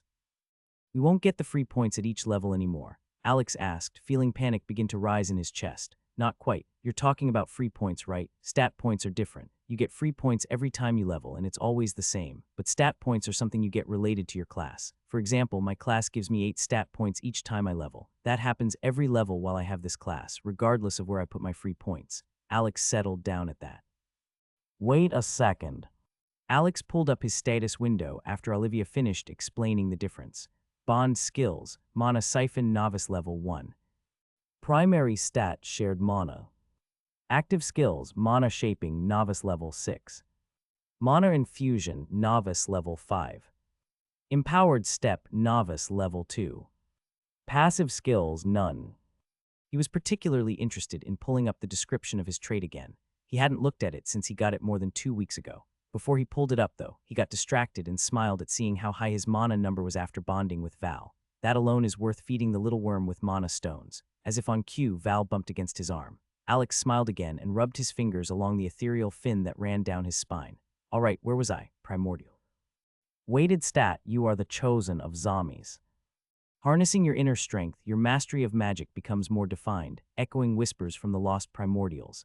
Your free points may only be put into willpower. Oh fuck yes, what was that? Olivia said, her head popping up next to Alex.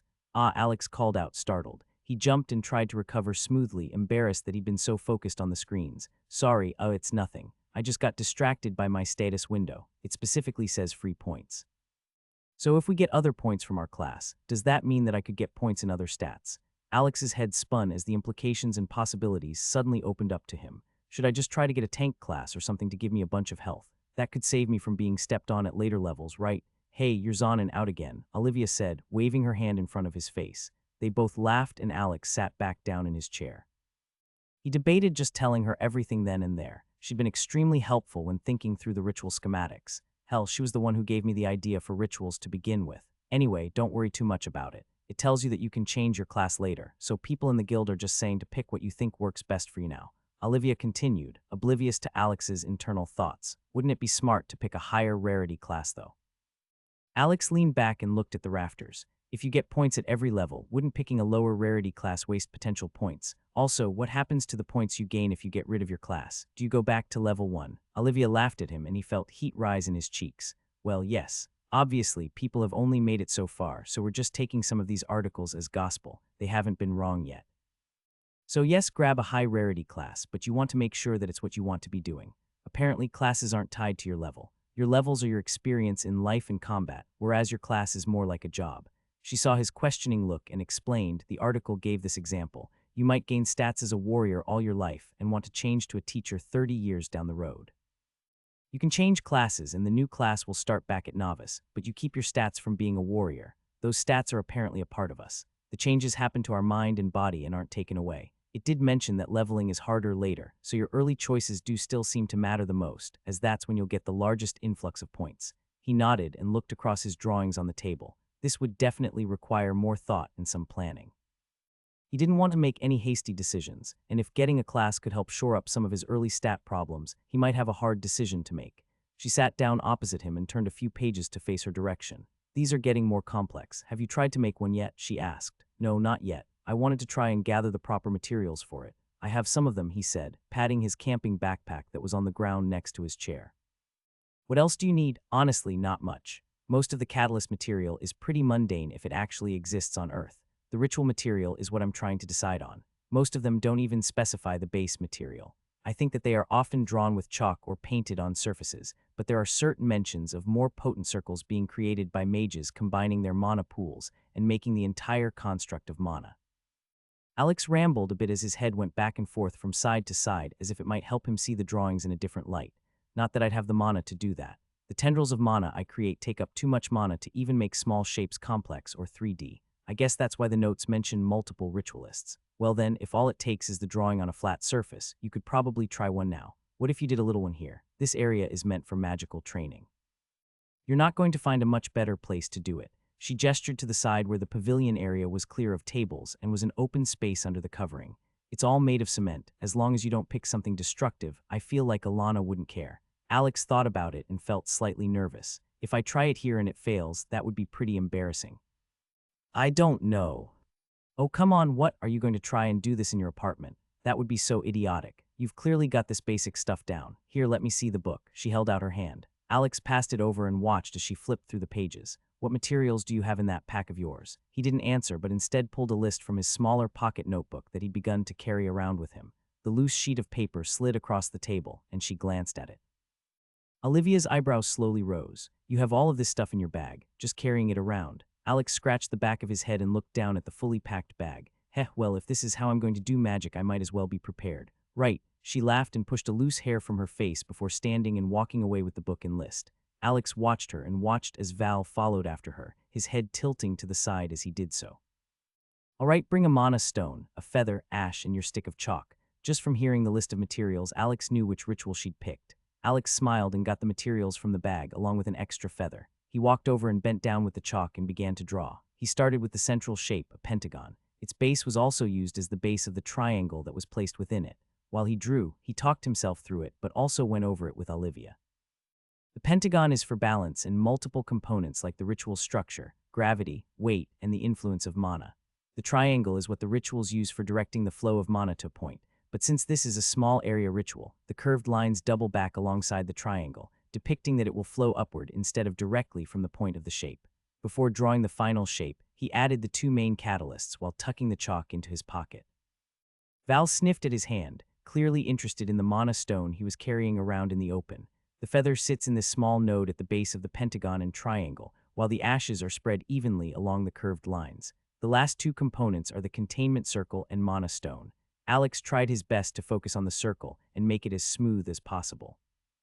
While he was able to create almost perfect circles on a page, that became much harder when making one several meters in diameter. The chalk created a gritty feeling of resistance as it slid in a large arc across the concrete.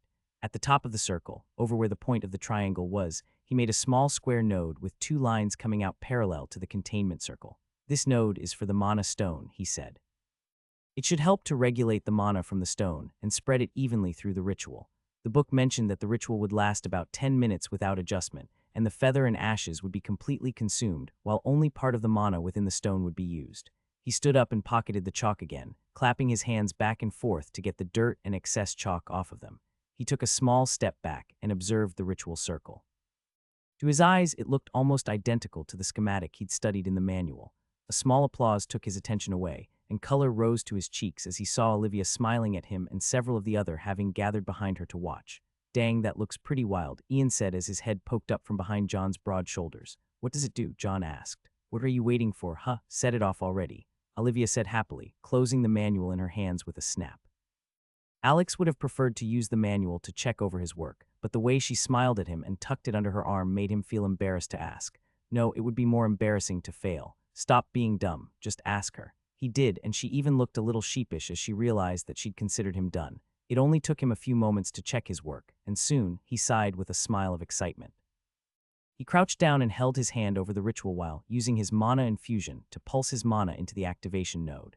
The entire circle began to glow, and the areas where the three catalysts were grew brighter and brighter. It was a beautiful blue that reminded Alex of the blue motes of experience that would rise up from monsters. This must be the color of mana. It's often blue in games or stories. It's surprising that it actually looks like this. After a few long heartbeats, the ritual stopped glowing and the group stared at it. Well, shit, that was a bit lame, Ian said in the silence. Olivia and John both laughed while Val flew over to Alex. Alex stood and stepped into the circle now that the ritual had been activated. He wasn't worried about smearing the chalk. With the mana having charged through it, it would be as sturdy as the cement it had been drawn on for the duration. He looked at his feet and smiled as he could already feel the effects. With an effort, he crouched down and jumped as high as he could. Laughing like a maniac, Alex flew up toward the rafters overhead. He made it so high that he was almost able to touch them. Whoa, John and Ian called out at the same time. Alex landed and encouraged the others to step in and try. While he knew it was childish, it felt like stepping on a trampoline with his brother. The sense of weightlessness took over his stomach and granted a sense of wonder. When he stepped away to look at the two others jumping and flipping around in the circle like a trampoline park, Olivia nudged him. Pretty cool, she said. Not sure how it'll help me kill more monsters, but it's a start, Alex said with a smile. That smile lingered as others came over to inspect and test the phenomenon. All the while, Val flew around and under those who were joining him in the air. Later, Alex, Ian called after him. That ritual was cool, you'll have to do it again next time. He smiled and waved in response. Yeah, sure, if you supply the mana stone. I was worried you were going to just sit at that table all day and play with your books, John said to Alex. Alex leaned forward to look past Olivia at the older man. The three walked on the driveway toward their vehicles, preparing to leave the Voss estate. I think that's going to be a trend. I want to try and use magic, as crazy as that sounds to say out loud. Alex shrugged. It makes sense that I'll need to spend more time with my nose in a book than you meatheads. Even though he didn't look to his side, Alex knew the two were glaring at him with mock severity. They soon said their goodbyes, and Alex got back into his car. Man, I wish I'd thought to warm this up before deciding to leave. He shivered and tossed his pack into the passenger seat. Let's head home, Val. There was an answering call in his mind, sounding more tired than usual. The small mana worm curled on his lap and closed its eyes as soon as Alex started to drive. They drove for some time. Val was sleeping, and Alex was thinking contentedly about how the day had gone. After creating his first ritual successfully, he felt his confidence soar. It was like everyone was looking at me differently, too. The recognition of those around him had felt good. Alex knew that part of his reasoning for enjoying art in his younger years had come from the joy he got after showing his work to others. He had always been talented, and others would praise him for his efforts, which caused him to become more and more interested in the craft. Will the same happen with magic? It seems like most people are focused on fighting with more physical means. Other than Olivia, Alex only knew of Rylan Voss as an individual interested in magic. However, based on what Olivia said, he was more interested in buying and collecting it than actually using it. Maybe it just takes more effort to learn magic. But I mean, it's magic. Who wouldn't be willing to spend some time with their nose in a book to learn magic? It's not like I'm learning something boring like calculus. Alex decided to ask John and Ian why magic didn't interest them the next time they all met up. While Alex was lost in his thoughts, a sudden blur of movement and screeching in his mind caused him to almost swerve off the road. His heart roared to life in his chest, and he yelled instinctively while gripping the steering wheel. When he got the car back under control and pulled over to the side of the road, he glared at the small beast in his car. Val, what the hell? You scared the shit out of me. His companion ignored him completely. The mana worm was focused on the corner of his door, his head in the crack and his tail wiggling behind him at full speed like a wind-whipped flag. What are you doing? Alex asked, fear and frustration morphing into concern. Are you all right? What's wrong? There was another screech in his head, though this one sounded full of longing. Are you trying to get out of the car? He looked past the scene and saw only woods beyond the edge of the road. There's nothing over there, buddy. The answering call was louder in his mind. Alex winced and thought about it for a moment. The only thing that Val gets worked up over or tries to go after is mana. Could there be an item that way, like mana stones or my manual? He gave it some more thought before pulling the car further down the road where there was more of a shoulder. The little Nissan pulled onto the gravel shoulder and still left several feet of space between it and the pavement. Next, he pulled his pack to his lap and removed his wand. He stepped out of the car and slung his bag onto his shoulders before walking to the passenger door.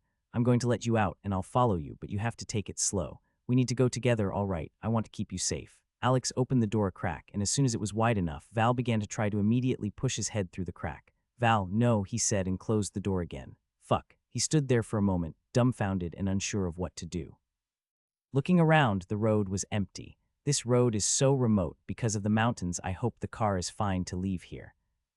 Alex looked at his companion, wiggling against the glass, and thought about getting back into the car and just ignoring whatever was potentially hiding in the woods. In the end, his curiosity won out. He walked around to the driver's side once again and grabbed Val from behind. Holding the wriggling mass tightly in his arms, Alex let his head stick out. There was a moment of panic as Val tried desperately to squirm free and move toward the woods, but Alex held tight and began moving, which caused the small worm to settle down a bit. It took almost an hour of walking through dense northeast foliage before he had been drawing Val. When Alex stepped from the wood line and into the small clearing, he was surprised to find what had interested Valthurian so much. A rift, out here in the middle of nowhere. He approached it cautiously and looked at the surroundings. When they were within a few meters of the glowing blue portal, Val lit up with his mana siphon ability. Even though the first rift he'd been to was in the city, he'd still gotten there so quickly that no one contested his entry. Since then, there were always guild representatives or members there to manage the entry of rifts. Do I report it to the guild? They said that this is normally worth a big reward. As he walked a circle around the rift, Alex did his best to keep an eye on Val. After just a few minutes, Val stopped drawing at the mana and drooped sleepily in Alex's arms. He went completely limp and cooed inside his mind. Full are you, little glutton. You can't try to run off like that. Do I need to get him a leash or something? Alex pulled out his phone and created a bit of space from the portal. Better shoot Olivia a text about this. It would be awesome to get a huge reward. I wish I could tell them more about it, but without the ability to scan it, the location should still get me something good though.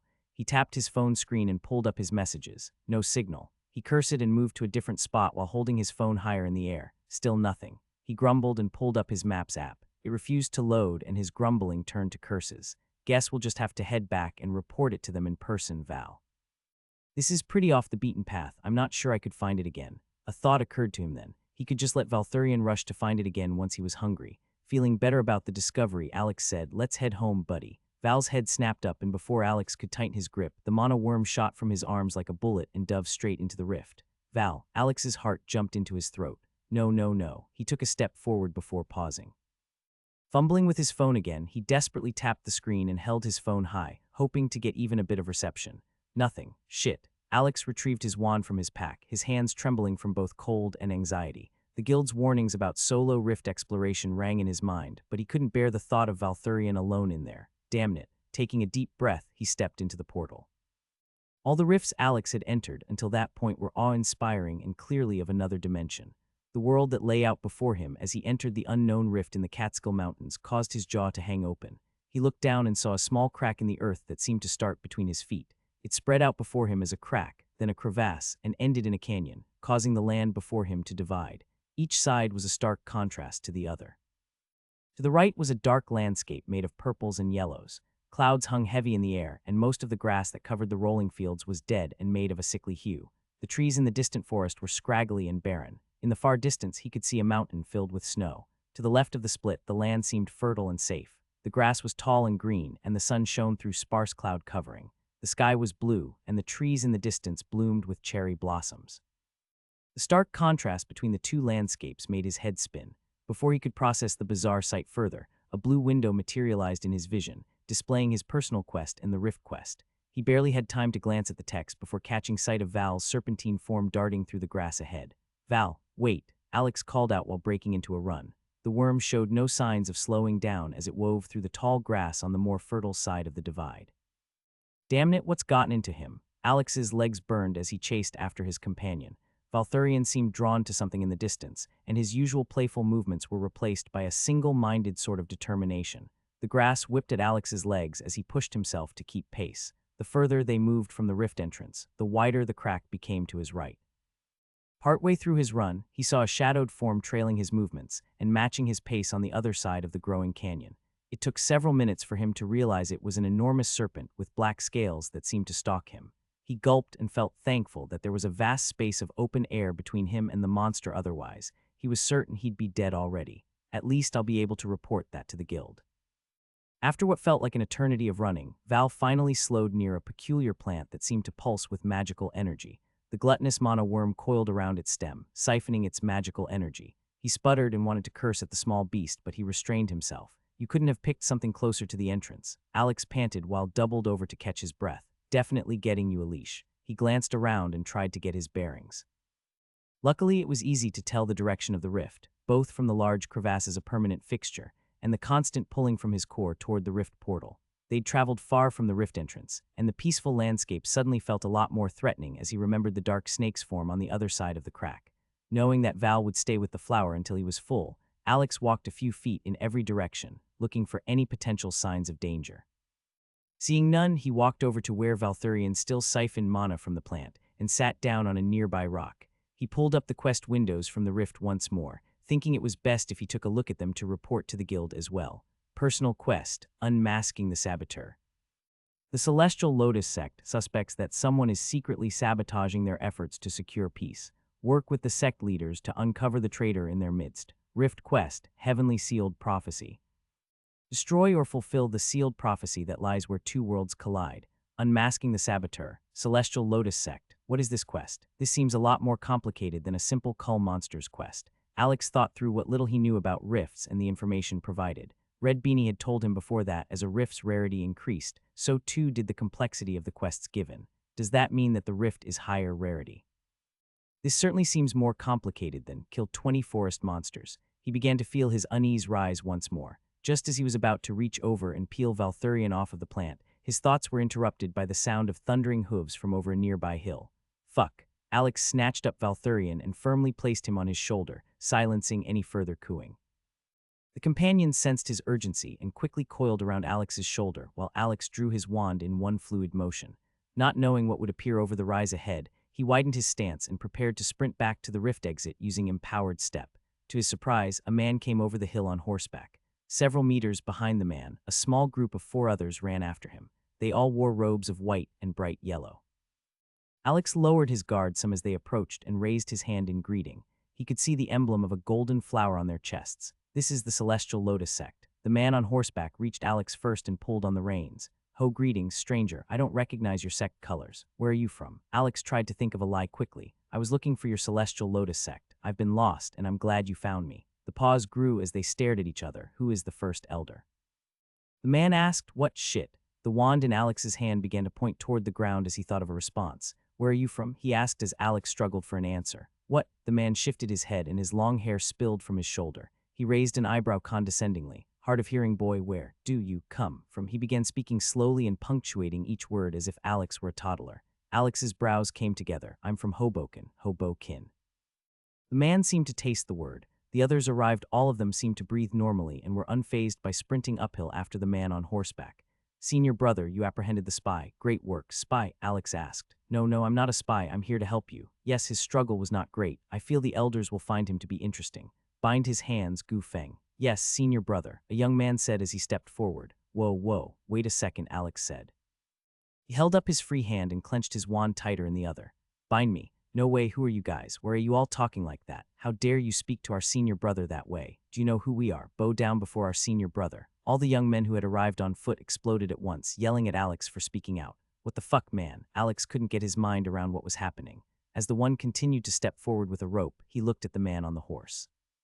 The smile he was giving Alex was wicked, almost to the point of perversion. What is with these people? I'm out. Val, hold on, Alex said as he grabbed his pack, used his skill at the maximum output and pushed off toward the rift exit. There were startled cries of surprise from behind him as he took off at full speed. He's a cultivator. I couldn't feel his chi. Alex glanced over his shoulder and saw that 2 of those on foot had begun to chase after him, and the one on horseback was maneuvering his steed around the slower ones. Can I outrun a horse? The thought seemed absurd, but it made Alex laugh aloud. The wind whipped at his face, and he held up his wand and sent a shot toward the 2 pursuing him. While he wasn't particularly aiming to hit them, he hoped that it would serve as a threat and slow their approach. Damn, how do people do this in movies? His smile froze on his face as he saw the man unsheath a sword that promptly began to glow a gold flecked with purple. The blade fell and sent a slash toward Alex, his eyes widening in shock. Alex dove to the side just as a blade of magical energy sliced vertically through the air where he would have been if he had continued running. He cursed and scrambled to his feet before continuing to run. He continued to look over his shoulder with his heart hammering against his ribs. The horseman was gaining ground and Alex's legs were burning with exhaustion. Another golden slash of energy carved through the air, missing him by only a few inches. The crack to his left had narrowed, but not enough. He could hear water running below, and Alex's mind raced as he saw the horseman raise his blade again. Behind him, the other cultivators were spreading out to cut off his escape to the right. I'm not going to make it to the portal. They'll kill me or take me prisoner. The thought of being bound and dragged off to whatever dark corner that freaky senior brother had in mind made his blood run cold.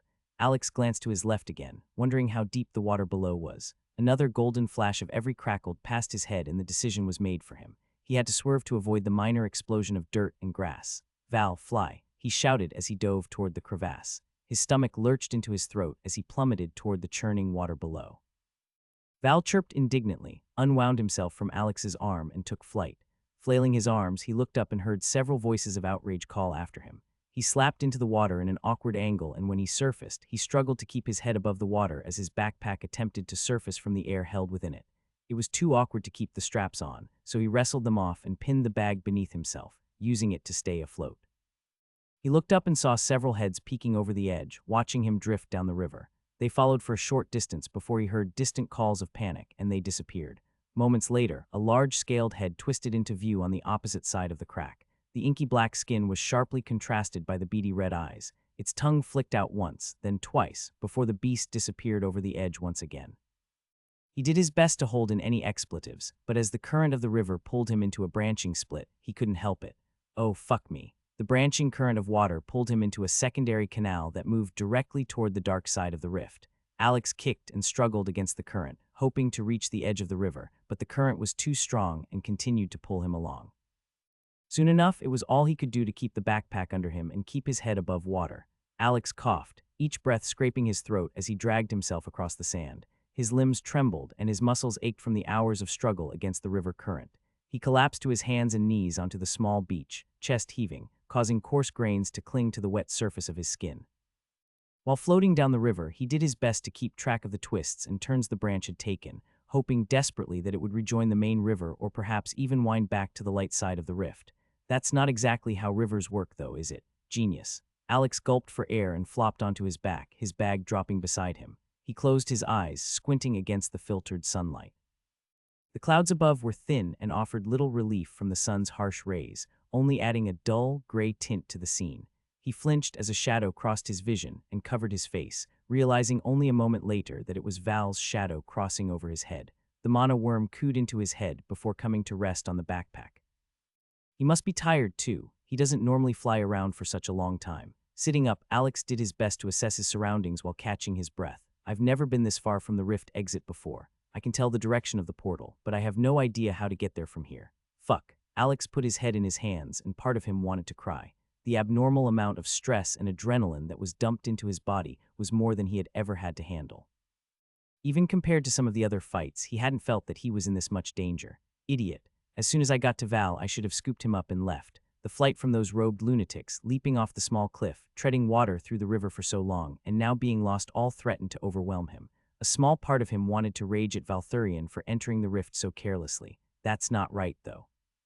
He was just chasing after mana, and you don't get mad at a dog for running into the street after a ball. You get mad at the owner for being so damn careless. Alex looked at his bag and felt a bit of comfort, knowing that he had begun waterproofing everything in his bag after the second trip to the Boar Rift. The rainforest environment had made him realize how annoying things could be when wet. He had several days' worth of food within, and he could fill up his canteen and camelback while he was at the river.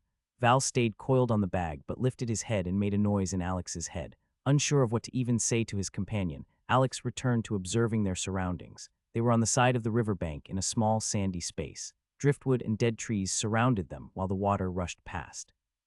The land rose up on either side of the river, easily 3 times higher than the place where Alex had jumped from. He eyed the rock faces and had no confidence in his ability to climb out. He entertained the thought of trying to use his magic like a weight-reducing ritual, but he knew that it wouldn't let him get high enough. He looked around at the debris that was near him and found a small clearing through the driftwood.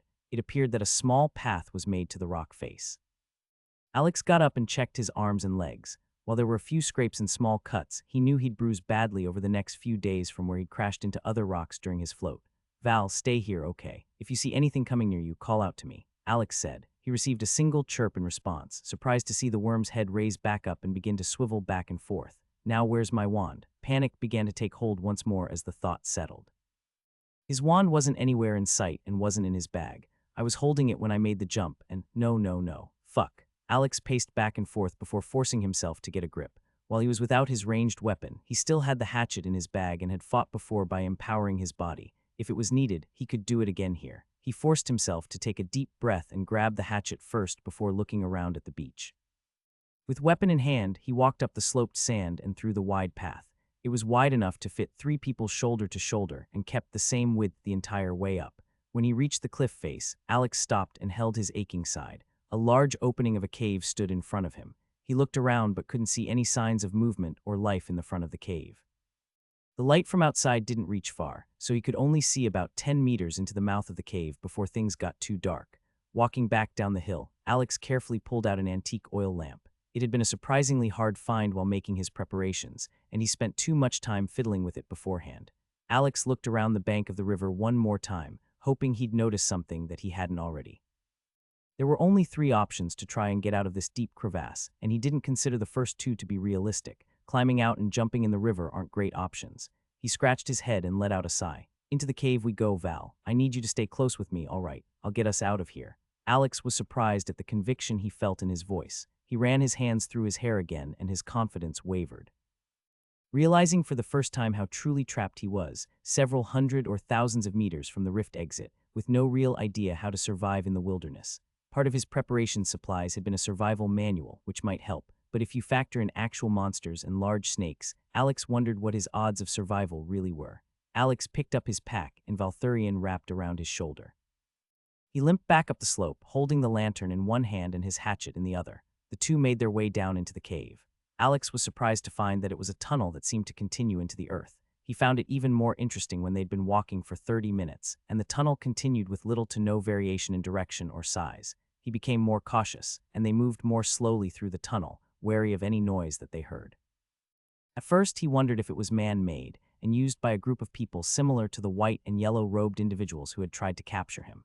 He remembered the quest mentioning that there was a traitor in their midst. That means there has to be another group, right? After an hour, he came to a three-way split where the tunnels had a slight curve. He wasn't sure which one to take, so he decided to go in the direction that his core was pulling toward the rift exit. As he went to the rightmost branch, Val called out to him through their link. Val was hovering next to the middle branch, the one that continued in the direction that they had already been walking. What's over there? You're probably just chasing more mana. Come on, we want to get out of here, not go deeper in. His companion responded with a deep sound that made him think that the worm was sad. It was in the second hour of walking through the tunnel system that Alex had a truly terrifying thought. He'd finished berating himself some time ago and found that the only way to move forward was to keep taking action, though he resolved to think carefully. After that, he'd felt a surge of confidence at his newfound mentality, though it was slowly eroded by the thoughts that monsters could lurk just beyond his lantern light. That huge black snake. It was about the size of these tunnels, wasn't it? Alex gulped. Suddenly, the tunnel walls felt like they were closing in. Alex also realized just how deep underground they likely were, and that even after all of his walking, the tunnel wasn't angling upward. He was torn between wanting to proceed with even more caution, or throw it all to the wind and get through these tunnels as quickly as possible. No, think. He forced himself to take a few deep breaths and push the fears to the side. Soon they walked into an open cavern that had a small creek running from one end to the other. They sat together and had a small snack. Alex finished his wrap, and he gave Valthurian a mana stone while doing his best not to think of all the ways that this could go horribly wrong. The lantern light caused their shadows to flicker along the rocky walls. It wasn't long before they were back in the winding tunnels, heading in the general direction of the rift exit. Sometimes, there wasn't a tunnel heading in that direction, so Alex tried to pick the next best option. At most intersections, Val continued to make his pick of direction known. They passed several underground creeks, one cavern almost as big as a baseball stadium and one that opened into a chasm. It was awe-inspiring to Alex that as the tunnel opened up, it turned into a trail following along the side of one of the cliff faces. When he looked over the edge, it continued much deeper than the light of his lamp could reach. Alex wondered what time it was outside of the rift and how high of a rarity it was. He was beginning to feel tired, so he was assuming that at least 5 hours had passed.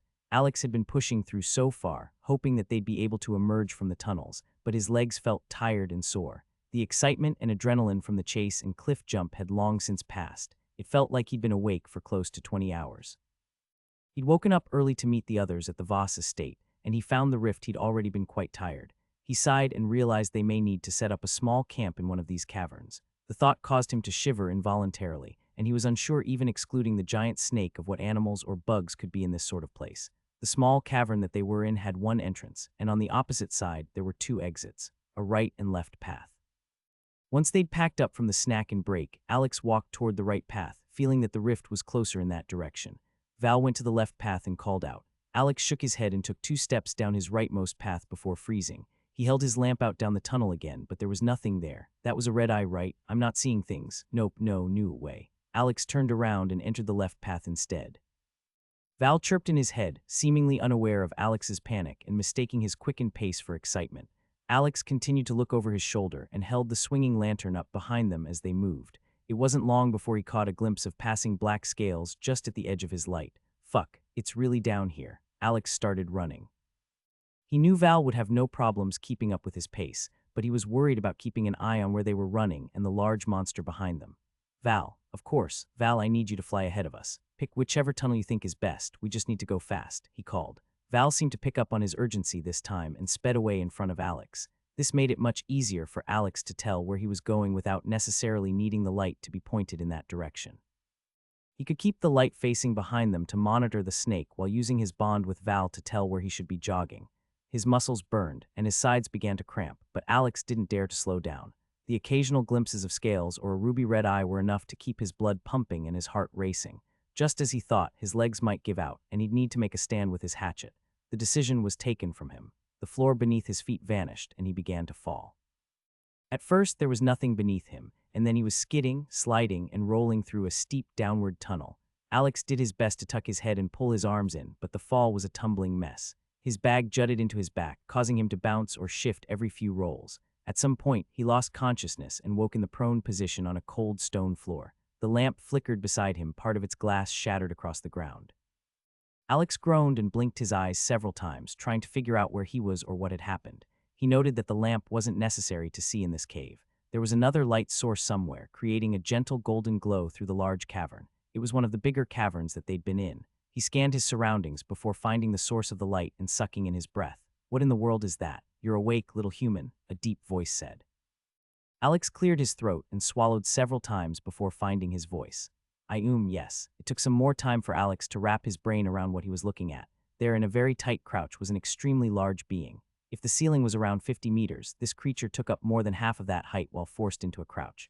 His generally humanoid figure was in a kneeling position, with one foot planted on the ground and his rear so low that it touched his other leg's ankle. His chest was then held against his knee. He was held down into that tight pose by innumerable black ropes or chains. As Alex took in the figure's position, he located its head and was startled to see its many eyes staring back at him. Reassessing its humanoid shape, he noted that while it had 2 legs, it had 6 arms that were individually bound to either its side or the ground. "It's been some time since I've had a visitor." The rumbling voice came once again. Alex was struck with awe, not just because of the being's size or powerful-looking muscles. Not even its glow and otherworldly colors shocked him as much as the sheer presence of the being. "Are you a god?" Alex asked, but he found it difficult to form his words. There was a sort of pressure weighing down on his consciousness, threatening to make him black out once again. There was a slight moment of panic as Alex thought the cave was crumbling, but after a few moments he realized that the sound of grinding boulders and rumbling was laughing.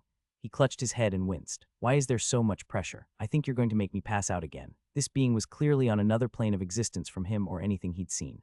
The laughing slowly stopped, and the next time he spoke, the figure's voice was much more gentle, and the pressure on Alex began to subside. "Just from your first few sentences, I can tell you're not of this world, little human. No, I am no god, though the people of this broken world once considered me to be something close. Congratulations, Awakened. You have found one of the hidden quests. Continue this path to gain more information and an accept-deny prompt." Congratulations, Awakened. You have found one of the hidden quests. Continue this path to gain more information and an accept-deny prompt. Well, that's new. A hidden quest. If you're not a god, then what are you? I was once head of the Celestial Lotus Sect and one of the supreme martial existences on our planet. I was talented enough to gain a planetary title in my youth. You may call me Yura. Many thoughts went through Alex's head in response. Supreme existence, yet something trapped you here. Celestial Sect, isn't that what my personal quest talked about? I was trapped here by our mortal enemies, the Shadow Serpent Sect. Currently, we are several miles below their main training facility. Alex's thoughts continued to churn, but he asked the most pressing question that came to his mind. How could something capture a being like you? If you were so powerful, do they also have people as strong as you were? The multi-armed man snorted with derision. No, they had their sect leader, who was nearly as strong as me, but the Shadow Serpents used trickery and sacrificial magic to bind me here. The 1 and 2 star warriors of my sect united to capture and bind their sect's leader in much the same way. With both leaders being captured and subdued, the sects have been stuck in a stalemate for the last decade. You don't seem too bothered by being trapped here. Well, I know my people are mostly safe, and without Rakshasi to lead them, the Shadow Serpent sect has likely devolved into a less than organized group. You've been trapped down here for 10 years, Alex asked, horrified. Oh yes, truly it is not so long. I've lived for several hundred years. Are you sure you're not a god? Another low chuckle answered Alex's skepticism. After myself and Rakshasi were subdued, much blood was spilled, and both sects relocated their headquarters to occupy the space directly over their captured prizes. These tunnels go on for hundreds of miles underground and make it very hard for my people to come and rescue me, especially with Rakshasi's brood of serpents lurking about. Alex shivered involuntarily and stepped closer to the light being emitted. There are more of those things down here, more monsters, of the Shadow Serpents. Yes, many more, and many more species as well, though several of them are peaceful creatures that do their best to avoid the night's brood. How were you able to get past them, human? Were you sent by my people on one of your quests? You know about quests. Sorry, there are so many things I don't understand. Alex shook his head. I did meet some of your people, but they attacked me. I've never seen humans in a rift before, so I was caught off guard when the quest said that there was a sect in the rift. When I jumped off of the cliff and into the river, I floated until I could enter the tunnels. We kept run. Alex felt a momentary panic as he realized he hadn't seen his companion since he'd woken up. He reached out through their bond and could feel Val on the other side of the crouching golden man. Val, Alex called. Alex walked cautiously around the bound celestial entity and saw his companion using one of its favorite abilities. Gah, you scared me. What are you doing? Alex walked up and saw that the little mana worm was using mana siphon on the black chains. Is that such a good idea?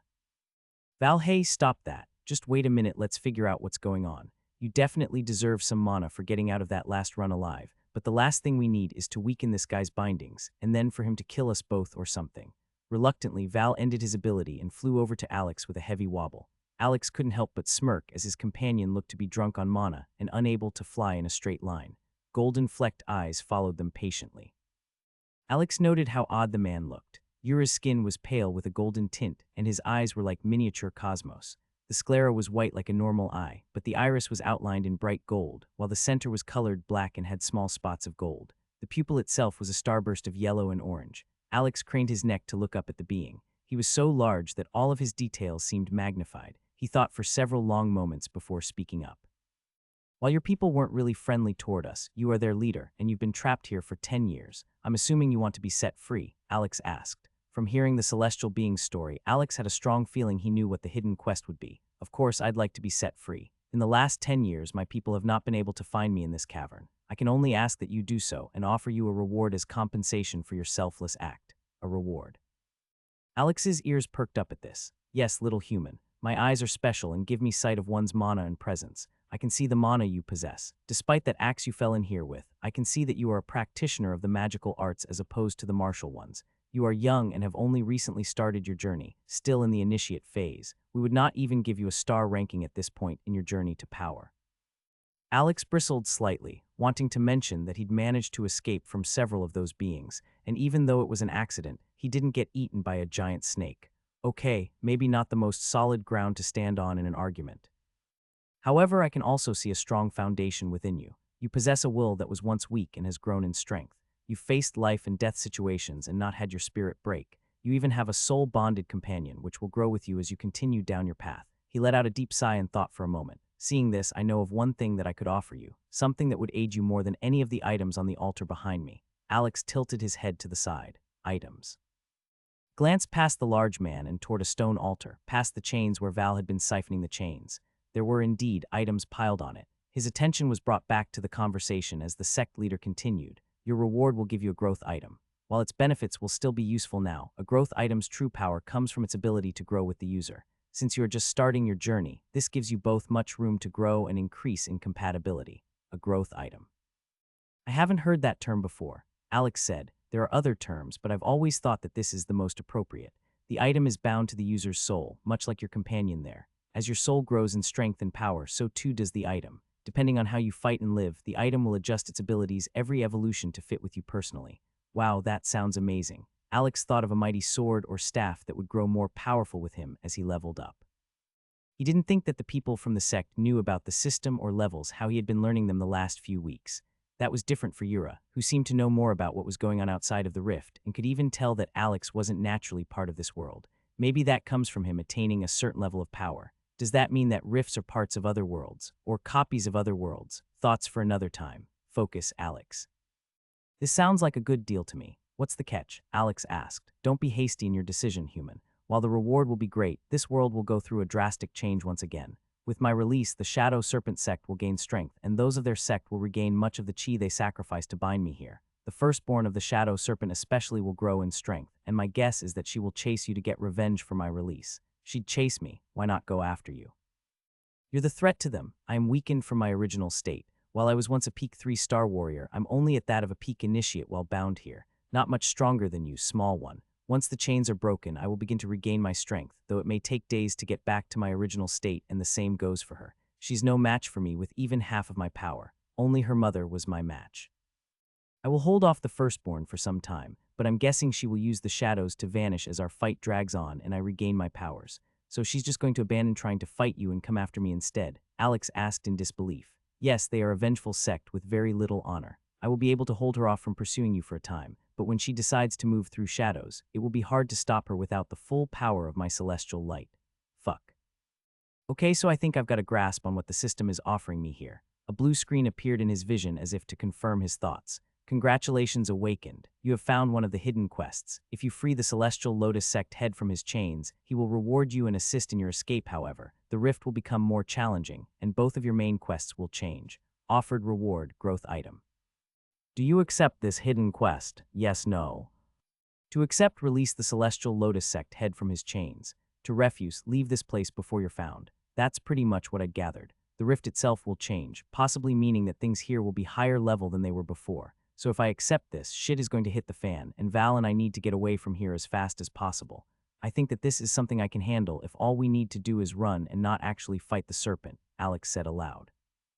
But I don't know how to get out of these tunnels. Can you tell me how to get back to the surface? He shook his head. I do not know a direct route to the surface, though I know that there are many entrances into this underworld. Follow trails that lead upward, and as a traveler, you should be able to feel a pull from your chi that will guide you toward your home. It took Alex to translate what the man was saying. It seemed that he knew about the way Alex's core would gently tug toward the rift exit, though they called this chi. Didn't one of the warriors chasing me say something about chi? He refocused on what was at hand as his pulse quickened. The thought of being chased by one of the giant snakes again got his heart pumping. Well, I might as well see if I can get the most out of this, Alex said to no one in particular as he walked toward the altar. What are you doing? Going to look at some of these items. There has to be some good stuff here, right? The man chuckled. Yes, they do put items of value on the altar while praying for the return of their sect head, though it will likely set off some alarm if you remove those items. Alex shrugged in response. They're already going to be chasing after me if I accept your quest, right? So you will aid me? He asked, hope clear in his voice. I don't see a real reason not to. If the serpents are already going to hunt me in these tunnels, and I'm trying to get out anyway, I might as well get a reward for it.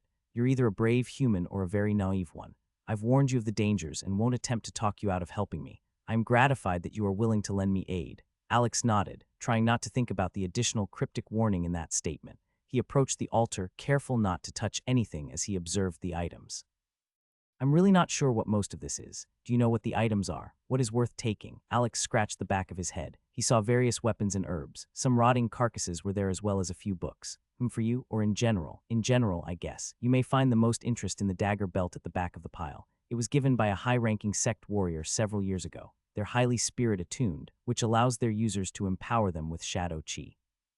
Also, the flute is a conduit for aura manipulation. The most valuable thing on the pile is the high-quality spatial bag at the bottom of the pile.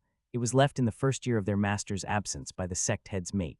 Everything else isn't very useful for you unless you want a spare sword to carry. It wouldn't hurt to have a sword, I guess. Which one should I take if I want one? The one closest to you is the only one I'd recommend for your own use. It's light and was created for the Shadow Serpent's shadow illusion style, which they teach to their initiates.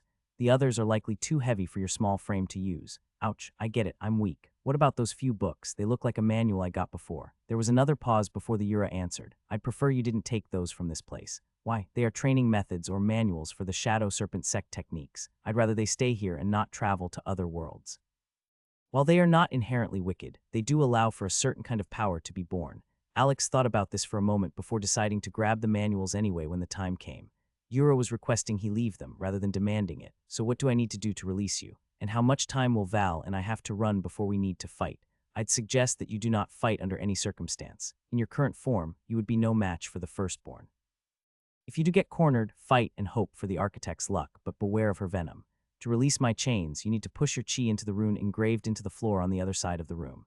If you're going to do so, I'd get your items from the altar before you do. As soon as the chains begin to break, flee with all haste. Got it, run like hell. All right, anything else that I need before we do this? Val. Alex heard the sound that his pet made when hungry drifted through his mind.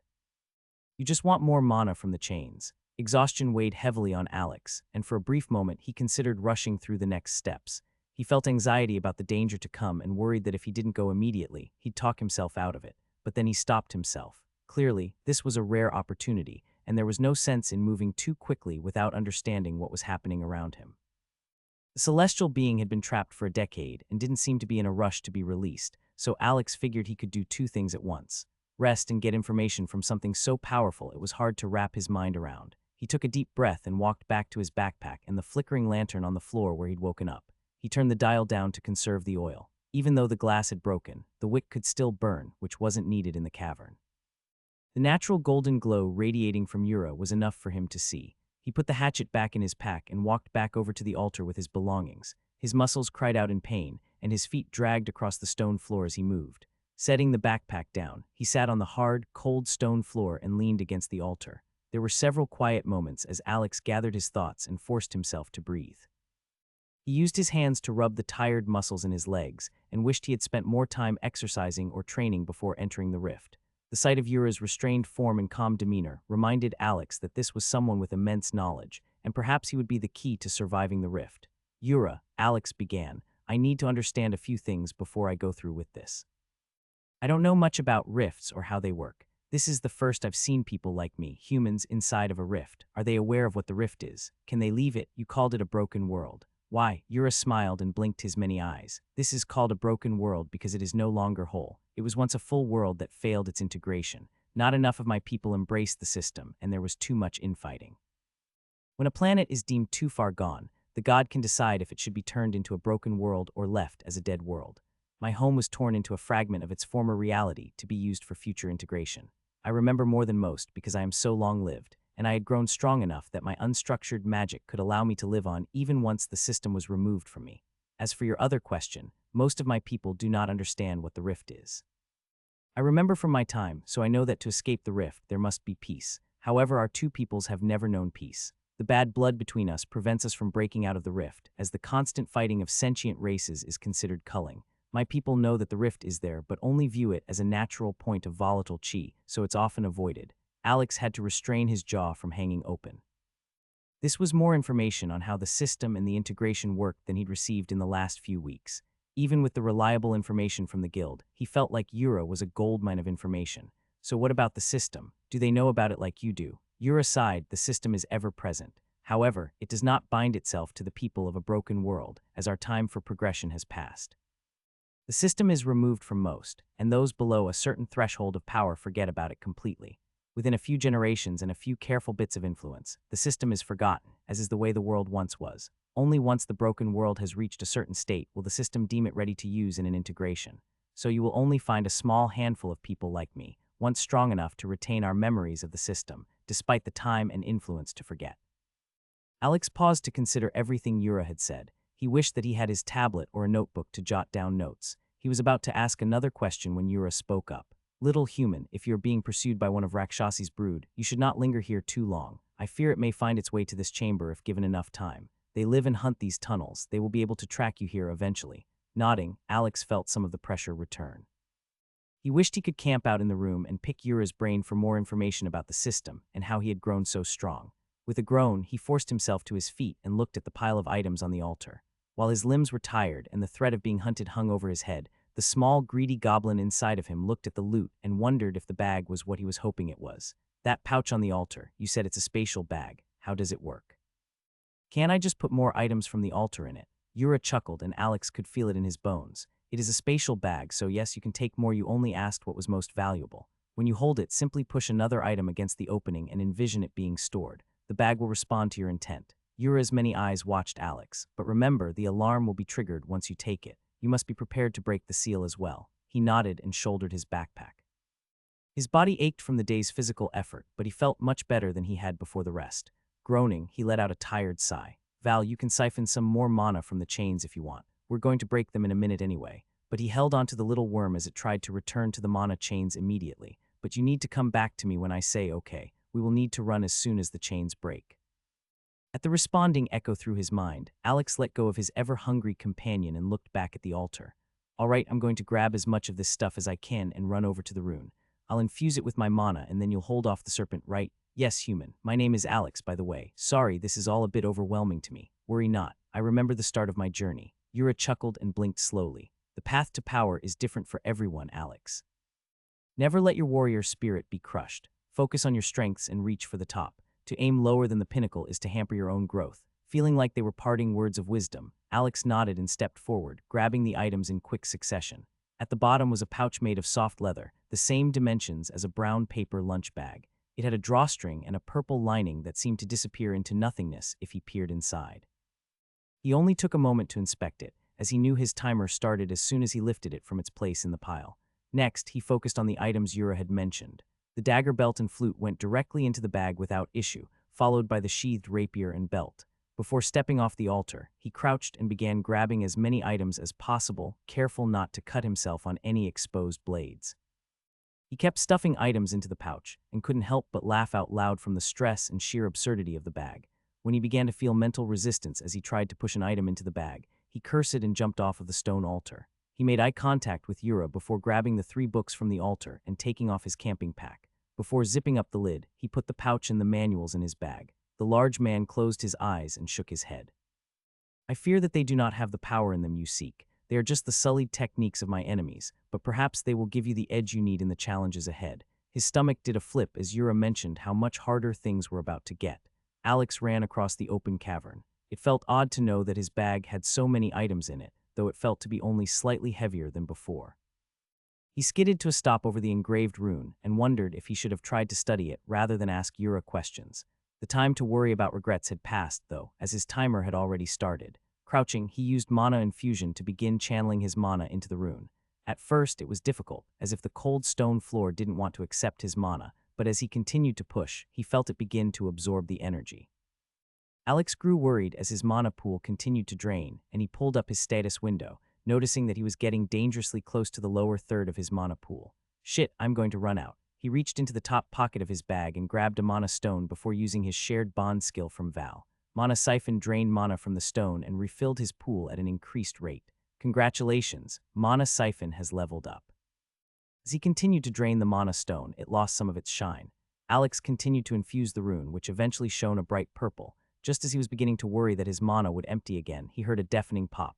Link after link, the chains began to snap. As soon as a chain was severed, it would fall limp to the ground and begin to turn into smoke. Val, come on buddy, it's time to get out of here. Even though he was supposed to run, Alex was struck by the scene before him. As the chains began to snap like vines, the celestial lotus sect head began to struggle to stand. He strained against his bindings. As those restraints strained, Yura roared out his victory. As chains snapped, Yura began to stand but was unable to straighten completely. As if the restriction didn't bother him, the large, 6-armed man shrunk and flexed his arms while flinging off the last of the chains. Yura looked toward Alex before giving him a nod and reaching one hand up toward his many eyes. The celestial being's hand covered his leftmost eye for a moment before closing the rest of them tight as if wincing in pain. Awakened, you have accepted a hidden quest. Calculating rewards. Processing. Reward upgraded by system. Reward upgraded by quest giver. Reward upgraded by quest giver. You gain 1x unique E-rank growth item Heavenly Eye of the Celestial Sage. Congratulations, Awakened. You have gained a title. You gain Title Pathfinder. Adjusting Rift difficulty. Epic E-rank Rift adjusting. New Rift difficulty. Epic D-rank Rift. Adjusting Rift Quest, Heavenly Sealed Prophecy. Destroy or fulfill the sealed prophecy that lies where 2 worlds collide. New Rift Quest, Security. The Rift's balance of power grows uneven. Choose a side and help to establish security and safety for the surviving inhabitants. Adjusting Personal Quest, Unmasking the Saboteur. The Celestial Lotus Sect suspects that someone is secretly sabotaging their efforts to secure peace. Work with the sect leaders to uncover the traitor in their midst. New Personal Quest, Wrath of the Firstborn. Survive. Alex's vision blurred from pain, and he closed his eyes tightly. It felt like someone stabbed his left eye, and he called out in pain while covering it with his hand. System windows continued to appear in his vision despite them being closed. Oh, fuck. Alex opened his left eye and looked at Yura as the large humanoid shrunk. His vision swam with colors, and it hurt to look at the being before him, but he did his best to focus on the humanoid to see what he was doing despite the thick blue haze around him. What the? Above Yura's head, a small window appeared that was only there for a moment. As he looked at what was in the window, his mind seemed to scream at him, and a lancing pain ran through his head. He clutched onto his face as he turned and began to run. He tried to blink them open, but his left eye was in excruciating pain, and after a few seconds he could feel hot liquid running down his cheek. Val, I need your help. You need to show me the way, right now. Alex let out a yell of pain as he stumbled on his feet. He used his left hand to reach out in front of him. His eye hurt so badly that he felt the instinctive need to cover that side of his face with his hand, but he had to remove his right hand from his face to grab the handle of the lantern and begin running. A roar made the cavern at his back rumble, and in his heightened state, Alex couldn't even tell if it was made by Yura or the monster he was holding back. He cursed to himself as the shaking of the ground caused him to miss a step and almost fall to the ground. For some time as he ran, following Valthurian's link through the bond, he could hear yelling and the smack, grapple, and slam of combat. It sounded unlike anything Alex had ever heard in his life. The fact that the beings were so powerful that simply being nearby almost knocked him off of his feet, Alex ran for everything he was worth. they made their way through the tunnels as quickly as possible. He used empowered step frequently, but soon ran out of mana and was left to the mechanical action of running. He hated the idea of burning through his limited supply of mana stones, but he removed another and used mana siphon to refill his mana. The strain on his lungs caused a stitch of pain to bloom in his side with each inhale of air. I'm just too exhausted. I feel like my body is going to give out. While Alex knew he wasn't in the worst shape, he certainly hadn't done any extended strenuous activity like this in all his life. For a time, he could hear yells and thrash from behind him, but as they gained distance, the sounds grew muted and the tunnels stopped shaking. Alex's run slowly turned into a shuffle as he began to feel the mana fatigue earlier than before. Unwilling to refill his mana again, he trudged on by the power of his own legs. He leaned forward and used his hiking backpack to counterbalance his weight, falling forward just enough that he was forced to catch himself to move. As he was beginning to feel that he couldn't make it any further, they emerged into another open cavern and cliff face. The path of the tunnel became open on the left side, showing that it was created along the edge of a huge drop. When he glanced over the side, Alex vaguely saw another ledge and white netting. Are there others here? Have I stumbled into a serpent-sect base? His vision blurred, and he realized that he'd accidentally let his hand drop. He covered his face, fearing the pain in his head may return from the heavenly eye. Val screeched in his mind, and Alex turned to see an enormous serpent emerge from the tunnel behind them. It moved slowly, head weaving from side to side. I'm not dead yet. What do I do here? He looked around, feeling strangely calm in the tense moment. The edge across the chasm seemed impossibly far, but compared to fighting the giant shadow serpent, it seemed the less impossible of two options. He turned his body and pushed against the tunnel's far wall, trying to give himself a small running start. Alex could see the ledge, and his vision swam as he uncovered his eye to give a slightly better depth perception. Fuck. He covered his eye again and could no longer see the netting below the ledge that was there before. Guess I've got to make the jump. One more time, he looked to his left at the ruby-eyed snake. No way in hell I'm fighting that thing. Alex pushed off from the wall and ran the remaining 4 strides, using the dregs of his mana for empowered step, before leaping off the edge and reaching as far as he could. An involuntary yell escaped his lips, and for a brief moment, all drowsiness left his mind. The world went quiet as he was airborne, and Val sped ahead of him. The jump was close to superhuman, something Alex could only attribute to sheer adrenaline-induced strength and skill. He sailed through the air like an Olympic long jumper. Reality crashed back into him as his midsection collided with the corner of the ledge. All the air left his lungs just as his nose and forehead cracked into the floor. The weight of his pack pushed him into the ledge at first, but as his momentum faded and his body bounced from the wall, so too did the pack. Panic flared in his mind, and he let go of his eye as he scrambled desperately for anything to grab onto. Naturally, he released his hold on the damaged lantern to grab for any cracks or rocks. There was nothing there. Cracking his fingernails as he clawed at the stony floor, Alex slowly slid back off of the ledge and fell. He only dropped a few feet before his momentum was arrested, and he felt like he was floating on a cloud. His vision swam, and Alex fought for consciousness. Unsure of what was happening, he looked around and saw the serpent staring at him with blood-red eyes from across the chasm. His vision swam, and it turned and slithered to the tunnel it had come from. Out of immediate danger, all of Alex's stress and pain from the last day overwhelmed him, and he passed out. His final thought was the embarrassing realization that he'd pissed himself when he thought he was sliding into the abyss. Alex groaned and shifted his weight. His pack dug into his back as his eyes fluttered open and he saw Val hovering over his face. He'd felt his presence right before opening his eyes, so it wasn't quite as terrifying as it should be. Hey, buddy. He blinked several more times and tried to sit up. He kept looking up at Val as he did so, confused by his appearance. Since when do you glow? Are you using a skill? Val's normal worm-like appearance was the same, with the addition of a small blue halo of light that outlined his entire body. It fit the shape of his body well, and it glowed with a deeper blue than his fins but not as dark as the scales on his belly. His companion called out in his mind with the eerie sound of a sea creature. One day, I'll figure out what you're saying. Alex began to stand and looked down at his feet. He felt a bit of vertigo as he saw that he was standing on the same net he'd noticed before. It looked like a finely woven layer of mesh. Alex felt his legs wobble as he saw the endless chasm through the webbed openings. He made a few uneasy sounds and thought briefly about throwing up before he regained his balance and put one hand against the wall. Alex felt pain in his left eye and used his other hand to reach up and cover the eye.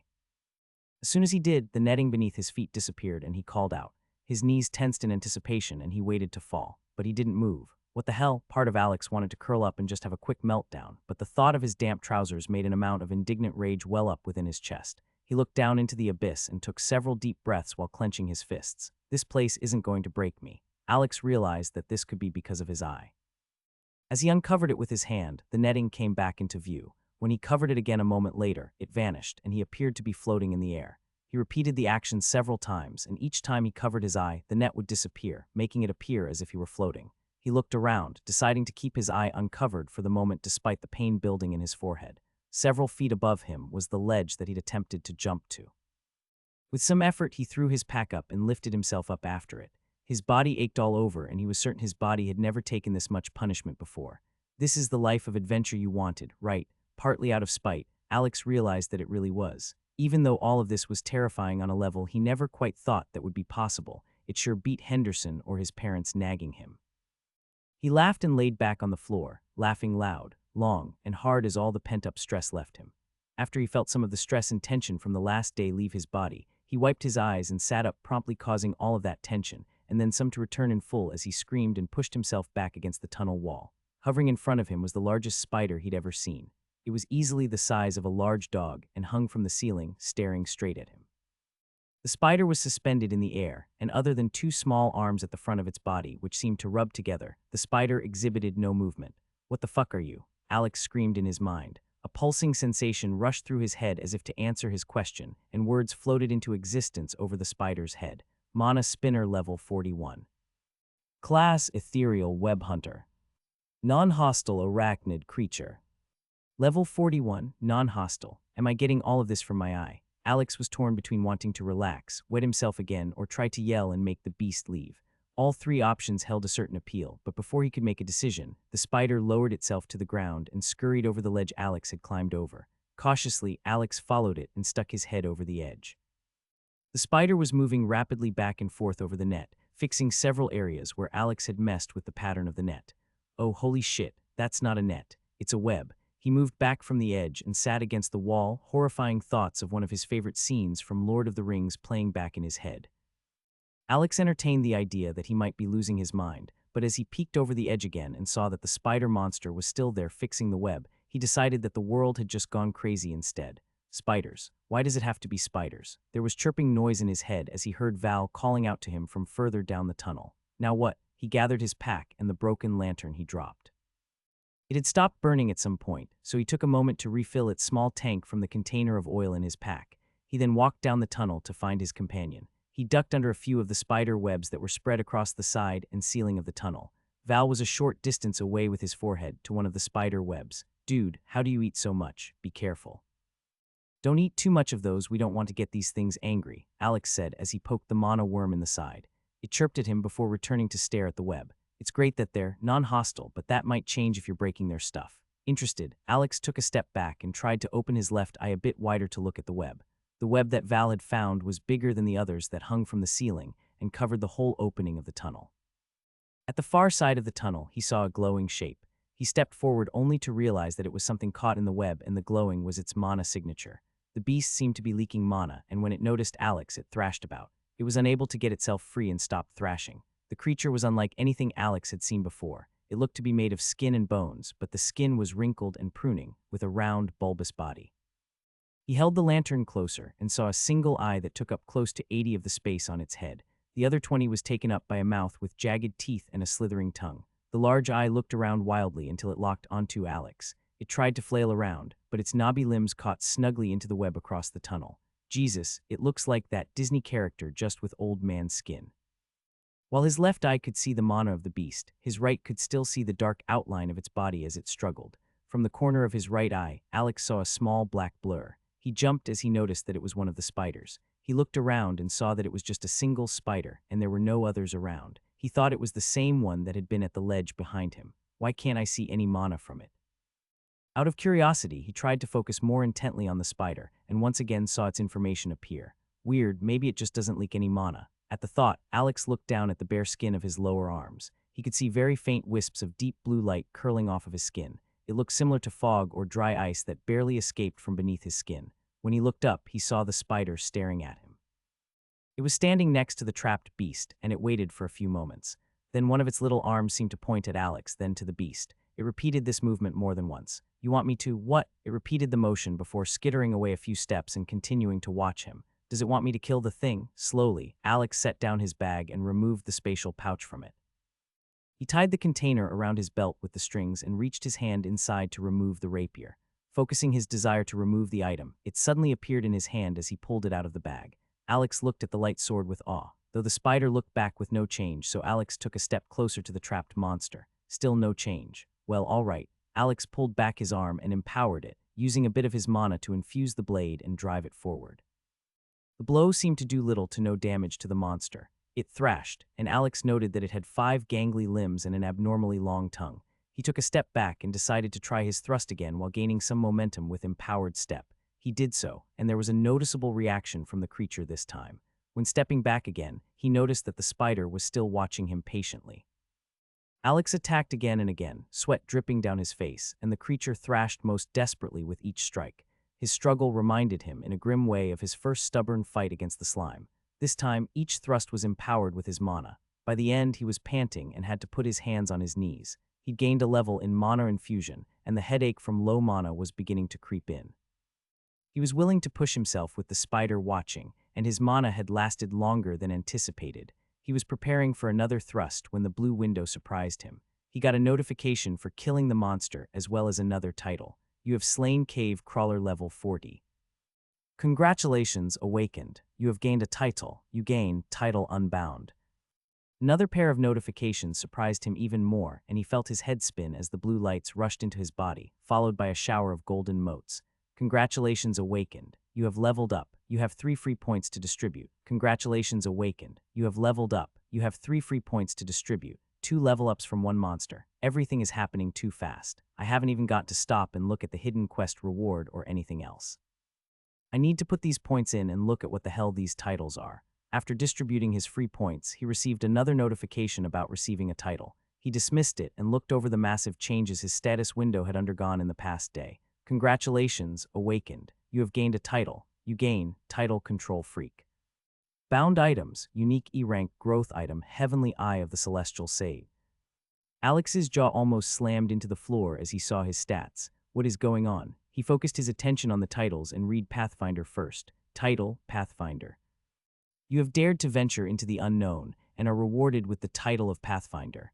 This honor reflects your courage, quick wit, and strength as one of the first 100 of your planet to accept a hidden quest. Plus 10 to all stats.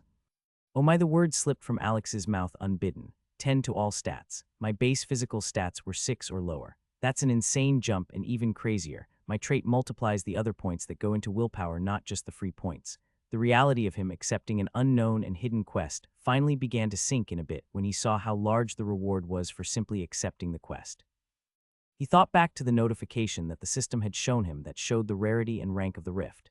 It jumped up an entire rank, meaning that many of the monsters and beings in here went from E to D rank. I guess that makes sense as to why the spider and cave crawler were so high level. Fuck, I'm a level 7 and am now stuck deep in a rift surrounded by monsters at least level 30. System, you stingy bastard. You're only giving me plus 10 points in my stats for this. Alex said to the ceiling. When he thought about how bleak the situation was, he couldn't help but think that he'd actually been shortchanged. Grumbling, he opened the information panel for the title he'd just received. Title, Unbound. You have defeated a monster ranked above your own, shattering the limits imposed upon you. This victory proves that no barrier can truly bind your potential. Plus 5 to all stats. After seeing the 10 to all stats from the last title, this one felt a bit more disappointing, even though he knew it was silly to feel that way. I didn't have to struggle for the kill at all. The spider just trapped the thing, and I fought it with 0 risk to my life. Also, what are you being such a baby for? Plus 5 to all stats would have doubled your stats yesterday, and you would have likely sold Val for such a title. Sharp chittering interrupted his thoughts as Val stopped siphoning mana from the web and ran his head into Alex's forehead. Yeah, okay, probably not. Alex looked over to the spider and noticed that it was watching them. It rubbed its front legs together before turning to walk down the tunnel. After a short pause, it reappeared and looked at him before gesturing. Follow, sure, why not? Alex followed the spider for a bit before they arrived at another web, and it made similar motions for him to kill the cave crawler. It was easier to do this time around, and he couldn't help but marvel at how fluid his body felt like he was moving. After killing the monster, the trio moved deeper into the tunnels. As they approached a third web, the monster stopped Alex from approaching. It took rushed steps toward Alex and raised its 2 shorter front arms. Then it moved over to the web and wrapped up the creature in a web cocoon. Before it had finished, Alex noted that this was a different creature, almost like a giant insect. When the mana spinner was finished wrapping up its prey, it attached a few of the webs and brought them over to Alex. It set them down and scurried a few steps away. Ah, I see what's happening now. You let me kill the monsters you don't want to eat, and in return I act as your pack mule. He thought about this for a moment before shrugging. Sure, I'll carry your food around if you're willing to power level me. This is a shitty situation, and the levels should really help me out. This process continued for the next several hours. Alex killed most of the monsters caught in webs while they wrapped up the insected creatures. His increased strength and stamina were immensely helpful in dragging the bodies. The stat increases must have been how I could run so far after accepting the hidden quest. Not to mention that jump. I didn't even make it with 3 times my original physical stats. I wouldn't have even been close if it weren't for the title. Alex promised himself that if he made it out of this scenario, he'd begin working out and doing a better job of maintaining an athletic physique. Every certain number of tunnels, they'd come to a web pattern that was abnormally thick. The spider would walk up and cut the web in the center. It would then usher Alex and Val through the opening before following through and resealing the wall of webs. After a time, Alex understood that they acted as checkpoints. Nothing could make it through the thick webs without alerting the spiders. He wondered how far they could detect the webs and wished for the 100th time that he could communicate with these interesting creatures. Whenever Alex felt that he needed a break, he'd stop and eat or drink. The spider always seemed to notice and would halt and watch him patiently. Val was in a particularly good mood as the spider didn't seem to mind him snacking on the webs.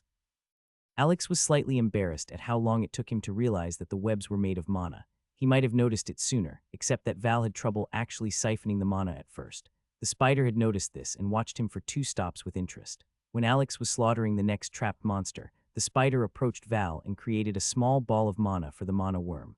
To Alex's eye, it appeared to be a wound ball of the mana string.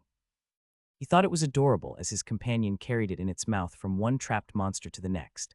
It took an hour of the mana worm continually trying before it finally started to glow brighter. With his new vision, it was really interesting for Alex to witness the mana siphon skill in action. It looked like the ball of webbed mana was being unraveled and turned into smoke, while on the other end of the skill, Val was inhaling the smoke. He's literally eating the mana. Mana glutton, indeed. Hey. Maybe now you can stop eating all of my mana stones. I need to sell those. From that point on, Val had no problems adjusting to consume the web. However, during one particular crawler, which was level 45 compared to most of them that were in the low 30s, Alex took a while longer to kill it. Val had apparently siphoned enough of the web corner away that the spider felt the need to come over and repair it. Alex was beginning to tire, and the spider noticed. Soon, it led them to an area that was particularly thick with mana webs and eventually opened up into a gigantic cavern. All around the cavern, small indents in the wall housed spider families. His heartbeat quickened despite the tired state, and he felt his skin begin to crawl. The hair on his neck stood on end, and Alex slowly started to back out, and into the tunnel they'd entered through. There are so many of them, holy hell. The mana spinner he'd been following for hours rushed behind him and prodded him forward. He and Val were taken to one of those alcoves on the ground level. Several other spiders met them there, exchanging silent communication of some kind. Alex watched with interest as their mandibles moved quickly and their short arms moved about. Sometimes, they would point or turn their bodies to look at Alex and Val before returning to the conversation. One of the other spiders came over and gestured for Alex to step away from the cocoons he'd been dragging along. At the end of their exchange, the spider he'd been following gestured for them to enter before sealing up the patterned web door. They looked similar to the thick patterned checkpoints that Alex had noticed in their travels, but they were a bit more uniform and covered most of the other alcoves. No idea if we just became guests or prisoners. At least they're non-hostile. Alex rubbed his forehead and let out a long breath. With his eyes closed, his tired legs threatened to give out. Level 9 and level 7. I gained 4 levels, and Val gained 7 in just a few hours of walking around and killing a half-dozen trapped monsters. Maybe I should look more into some trap rituals, like how the mana spinners capture and fight. A few basic ones were listed in the book, but this just makes things too easy. He took a moment to stare at the title he'd gained and dismissed after hitting level 7. While the name peeved him a bit, he couldn't help but thank his trait for skyrocketing him past 100 willpower at such an early level. I wonder if there are more of these at different stat levels. Title, Control Freak.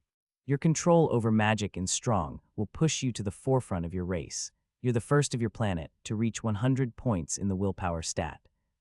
+2 to willpower. Alex hadn't even known about titles, and he felt a bit overwhelmed to get 3 of them in a single day. It was becoming increasingly clear that his situation was anything but normal, even by fantasy system standards. Look at that, Val, world first. Literally. Mark is going to shit himself. Also, this kind of growth can't last forever. The walk between monsters was getting longer toward the end of the day. Not to mention that the gap between myself and the monsters will only grow smaller, meaning less experience per kill. I'll have to figure this out after I rest. My thoughts are too scattered. Val, I've got to get some sleep. I need you to keep watch. Alex didn't feel guilty asking his companion to stay up and keep watch. The little worm had curled up and slept on his shoulder multiple times during their trip through the tunnels. While it felt unnerving to be in a spider jail cell in the middle of their colony, Alex felt safer than he had since he stepped into the rift. He sat down, rested his back against the wall facing the door, and put his pack on his lap to protect his stomach and neck. He rested his chin on the top of the pack and fell asleep within seconds. Spellweaver Book 2 complete. 29. Ritualist 29. Ritualist. Urgent chittering woke Alex from a deep sleep. His mind did its best to kick into gear and remember where he was and what was happening. By reflex, Alex shoved his bag to the side and stood up in a crouch, looking around the dark alcove they'd been sleeping in. Before his sleepy brain had fully recovered, light flooded into the small cave as the door made of webs was sliced open down the middle. A spider was on the other side of the opening. It moved back to create space for them and waited patiently. A minute went by as Alex caught up to everything that happened, and he rubbed the sleep from his eyes. He grabbed his pack and ushered Val out of the room as well. Alex stretched when he stood to his full height and felt very well rested, though still sore and battered from the experiences the day before. The spider moved its mandibles and gestured for Alex to follow as it moved off out of the central nest. Alex looked around the large colony of mana spinners once more before he followed the spider. As they walked, he thought through the events that had transpired the day before. It had all happened so fast, and his body was pushed to its limit.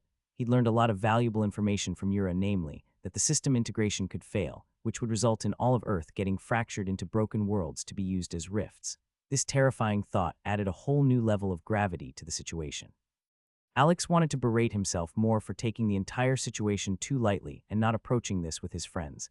Then, after meeting a friendly spider and killing a half-dozen monsters, he gained 6 levels. While Alex was elated with that, he couldn't help but be a bit confused. Their levels had been so much higher than his, and he'd seen 2 levels received for the first kill, so why didn't I get more levels? He was sure that it might be dangerous to do so, but he tried to apply video game logic to the system. Am I getting some kind of penalty because I'm not doing the work? If that was the case, Alex couldn't help but think that the system was actually being quite generous. The thing that was eating away at Alex the most, though, was the reward he'd received for accepting the hidden quest. The eye and Val's bond were the only reasons he could navigate the spider tunnels with any certainty. The spider's webs were frequent and spaced through the tunnel, and they glowed faintly in the view of his left eye, giving him the ability to tell the depth and side of the walls within the dark tunnels. His right eye was largely useless in this environment, where the only thing he could really see was the occasional movement of Val or the spider he was following. As they walked, Alex pulled up his status window and was startled to note that he could see the system window in perfect clarity through both eyes. He focused on the heavenly eye under bound items to get more details on it as a growth item. Bound items. E-rank growth item, heavenly eye of the celestial sage. Rarity unique. Type ocular enhancement. This ocular enhancement replaces the eye of the wielder, granting the passive ability to perceive mana and its movement within the environment. As the wielder's control over magic increases, the clarity and strength of this vision will enhance accordingly. The eye lets the user focus their will to reveal detailed information about items, materials, or entities through the system. The accuracy and detail of the information obtained are contingent on the wielder's willpower being greater than the target's, with more details accessible as the gap in willpower widens. Alright, that's terrifying but makes sense. These hues of blue that I'm seeing are mana from my surroundings. Val has been glowing as he emits some mana, and apparently, so do I. Our spider friends leak very little mana. Maybe this is to aid them in hunting. More importantly, the second part explains how I saw the information about the spider yesterday. I was scared and wanted to know what the spider was, so I must have activated the eye unintentionally.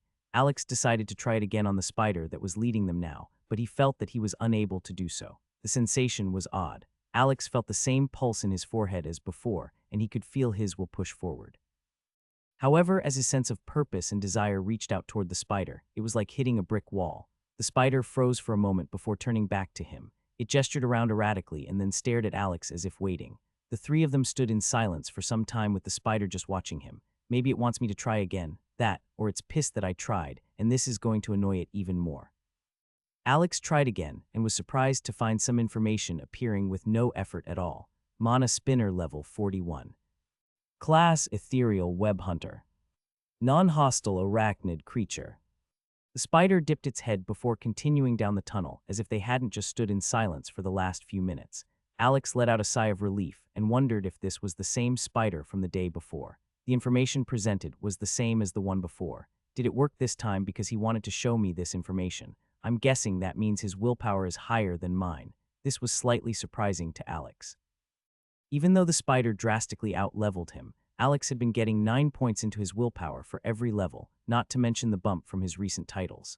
Val bumped his head against Alex's. He gave Val a scratch and thought of his companion, who was also a beast. Alex took his index finger and ran it along the top fin and against the cold scales of his bonds back. He thought about the progress his companion had made and the growth that was already evident.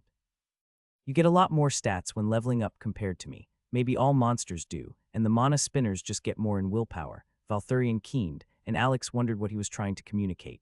He smiled and gently pushed away his companion. The small worm did a lap around his head before zipping around the tunnel. Alex wanted to inspect some of the items that he'd gained yesterday to see how they worked on items. He drew his rapier and inspected it, having no issue as the pulse from behind his eyes looked down at the weapon in his hand. E-rank item Shadow Serpent's Fang Rapier. Rarity Commons.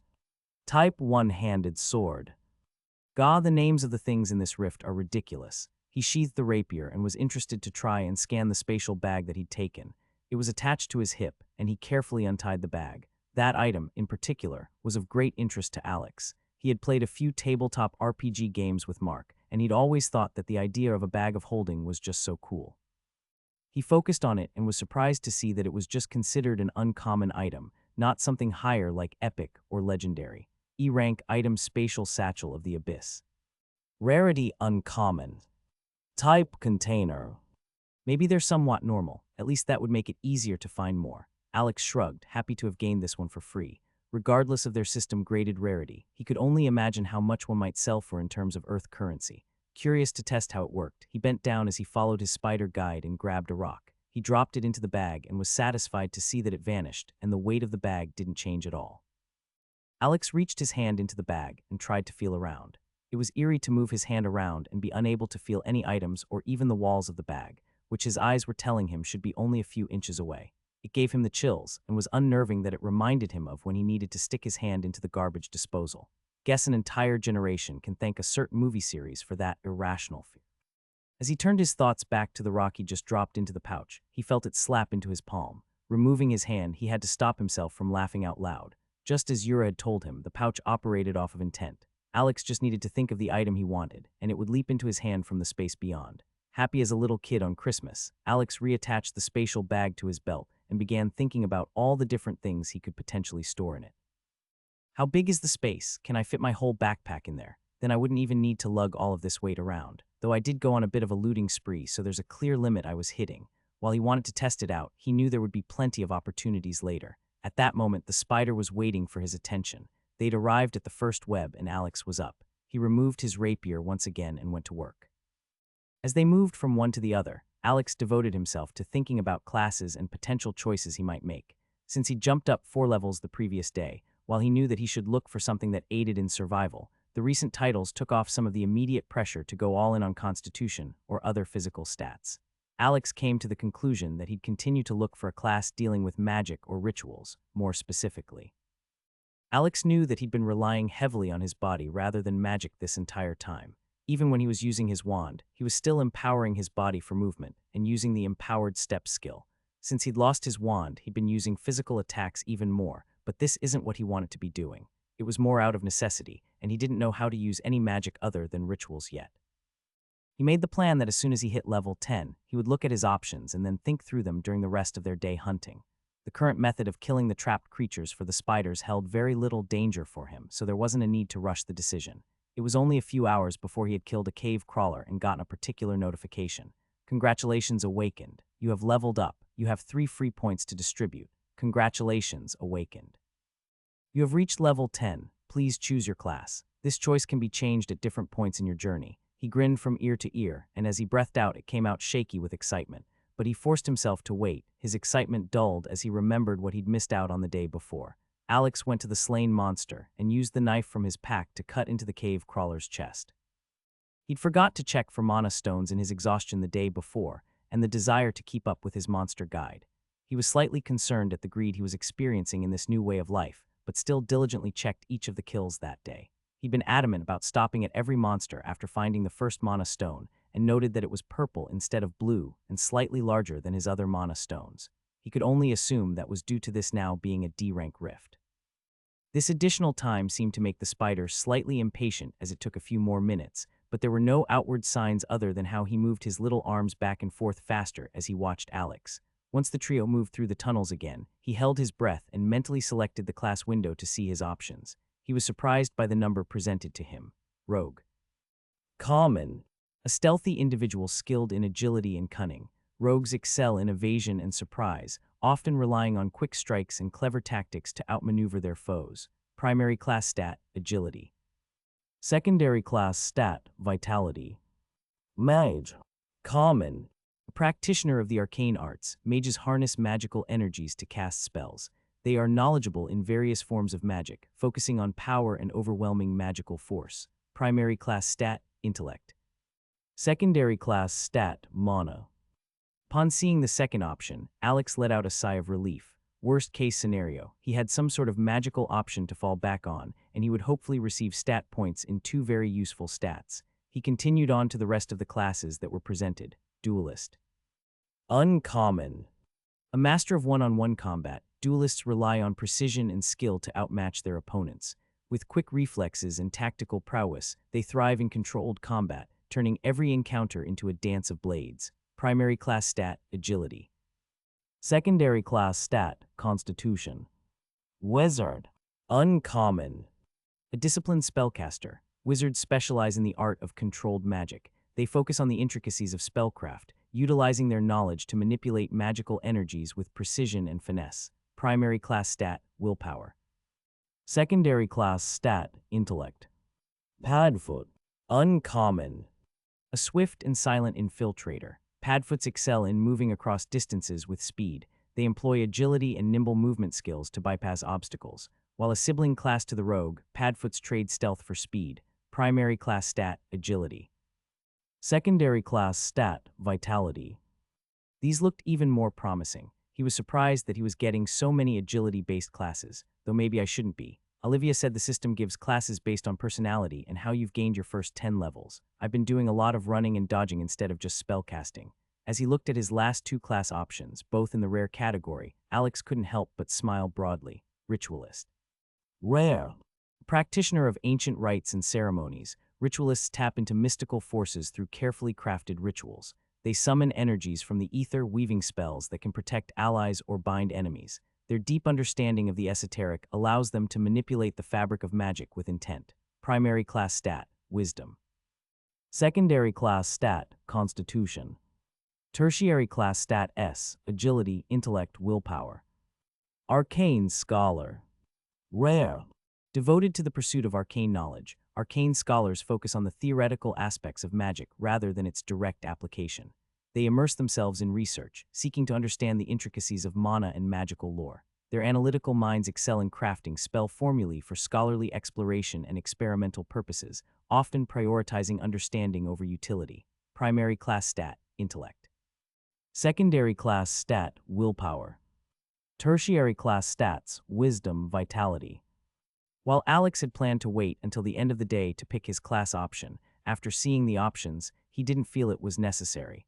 The only two real choices in his mind were the rare options presented to him. While Arcane Scholar sounded like a great choice, there were a few reasons that Alex was leaning toward Ritualist. Arcane Scholar, while following the path that he was currently on with a focus on willpower and studying magic, it felt like there were too many redundancies with things he already had. Did he really need analytical spells if he just got something like the Heavenly Eye? Also, even though he was interested in the study of magic, the scholarly option seemed to be heavily focused on research rather than adventuring.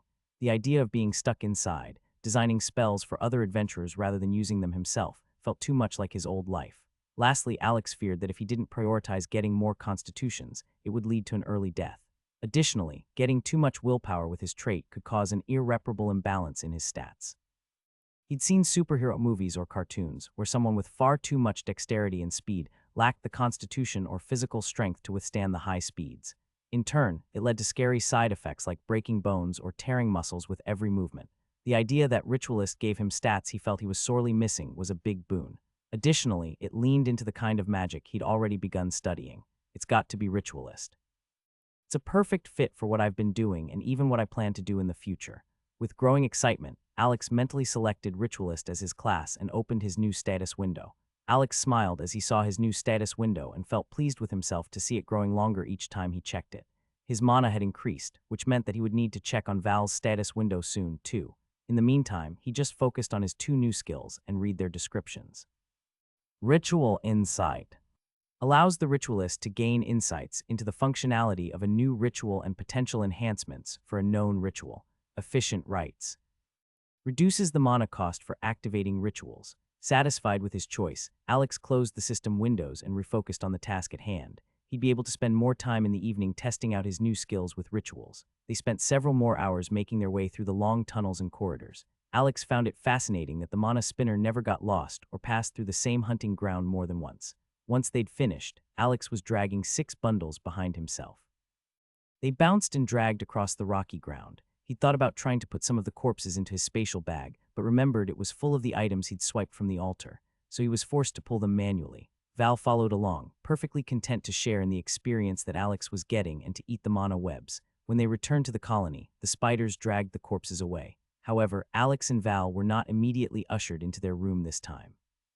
They were able to sit and rest in the open cavern while eating some of the rations from Alex's pack. The cavern was spacious, and a nice breeze entered from a high overhead space. That same space let in some light in the morning, though that was long past. Alex now could only see around the cave with the use of his left eye, but he was thankful that the only thing that contained visible mana in the cave were the webs. Some of the arachnid monsters leaked mana, but Alex assumed they were the children, as their profiles were even smaller than his guides. Alex observed their movements and interactions. He noted that the colony was full of life and activity. The constant interactions and bustle of the mana spinners made him once again wish that he could listen in on their conversations through the mana webs. As time passed, Alex grew bored and decided to enter his room and mess with some of his supplies and ritual training material. If he could move the ritual materials to the spatial bag, it would make it much easier to put one together quickly rather than digging through his pack for the particular materials the ritual called for. He flagged down a nearby spider and first tried to speak to it. Several of those who were skittering around halted and shrunk away from his voice. He was surprised by how loud it sounded in this naturally quiet environment. Alex held up his hands and instead tried to gesture to the door of his little alcove and asked to be let in. The spider watched him and then ran away, causing Alex to sigh and sit back down. Val flew over and nestled into his lap, and Alex began to stroke the soft fin along the back of his body. With my gains, I can't even be annoyed at them making me sit here. I'm level 11 now.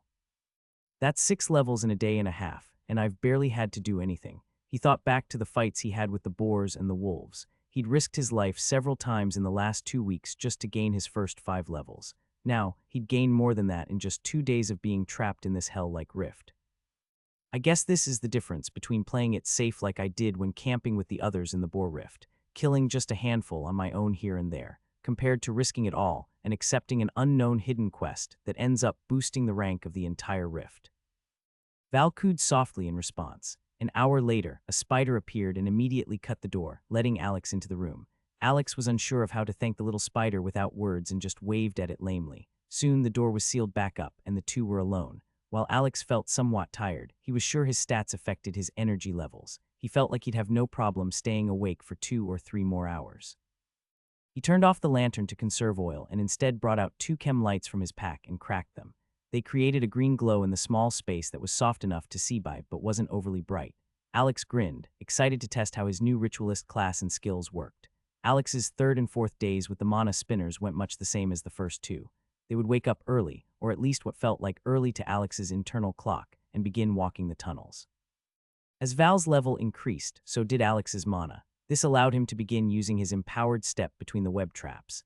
He was surprised to note that the mana spinner had no problem keeping up with him, as it could attach a web to him as he leaped forward and glide along the webs of mana with almost no friction. While this increased the speed of the group throughout the day, the distance between traps with monsters in them continued to grow. After another 2 full days of farming hapless monsters, Alex managed to reach level 15, and Val had all but caught up and was level 14. It was beginning to get to the point where Alex felt uncomfortable with the rapid growth.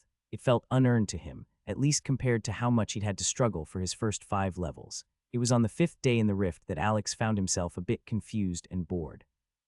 While Val had woken him up as soon as the spiders approached their small room, they hadn't immediately left to begin hunting the webs. Instead, the spider had constructed a 2-foot-high semi-circle fence of webs around his room's doorway. It gave him something of a minimal, city-sized front yard. This allowed him a small amount of space to move in or out of the room, but it was clear that they wanted him to stay put. At first, Alex had shrugged and busied himself by looking over Valthurian's status window. While the titles had done a lot to ease the sting that Alex felt about his low stats, it was clear from seeing Val's growth that the little mana worm would greatly outstrip him in the long run. Seeing that the Ritualist class did, in fact, allow him to gain stat points in other categories also helped greatly. When he saw that he got 8 stat points per level, he thought back to his talk with Olivia. Even though it had only been days before, it felt like it had been weeks ago. She had mentioned that her class received 8 points, which he now understood to mean that she picked a rare class as he had. On each level up, he'd begun to gain 3 points in Wisdom, 2 points in Constitution, and then 1 point each into Agility, Intellect, and Willpower.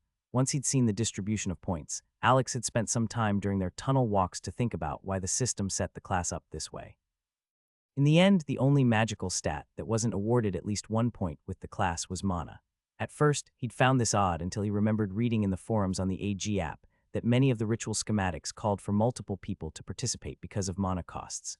If people using rituals were used to working pairs and having multiple mana pools to draw from, then it would make sense that they might not be concerned about increasing their mana stat too much.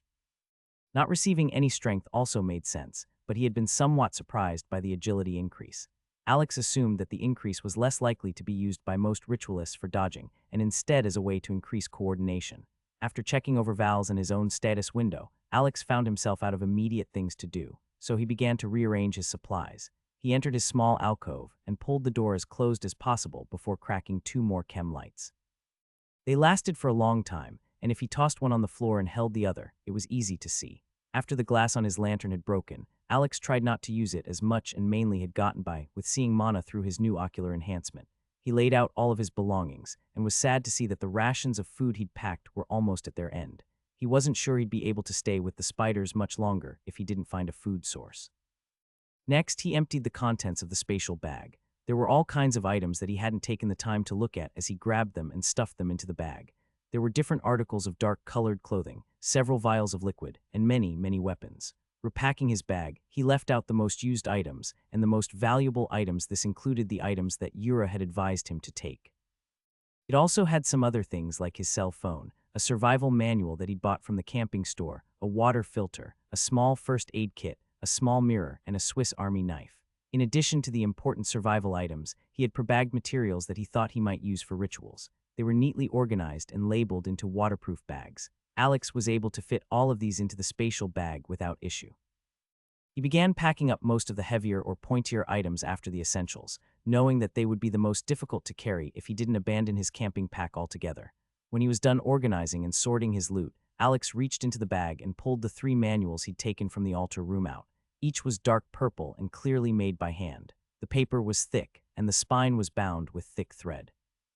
Alex was surprised to find that he could read the words on the manuals with no problem. Even skimming through the pages, the words and images all made sense. Maybe it shouldn't be that surprising. The manuals that people are selling at the auction house are from Rifts, right? Come to think of it, I could understand Yura and the celestial sect members that chased after me.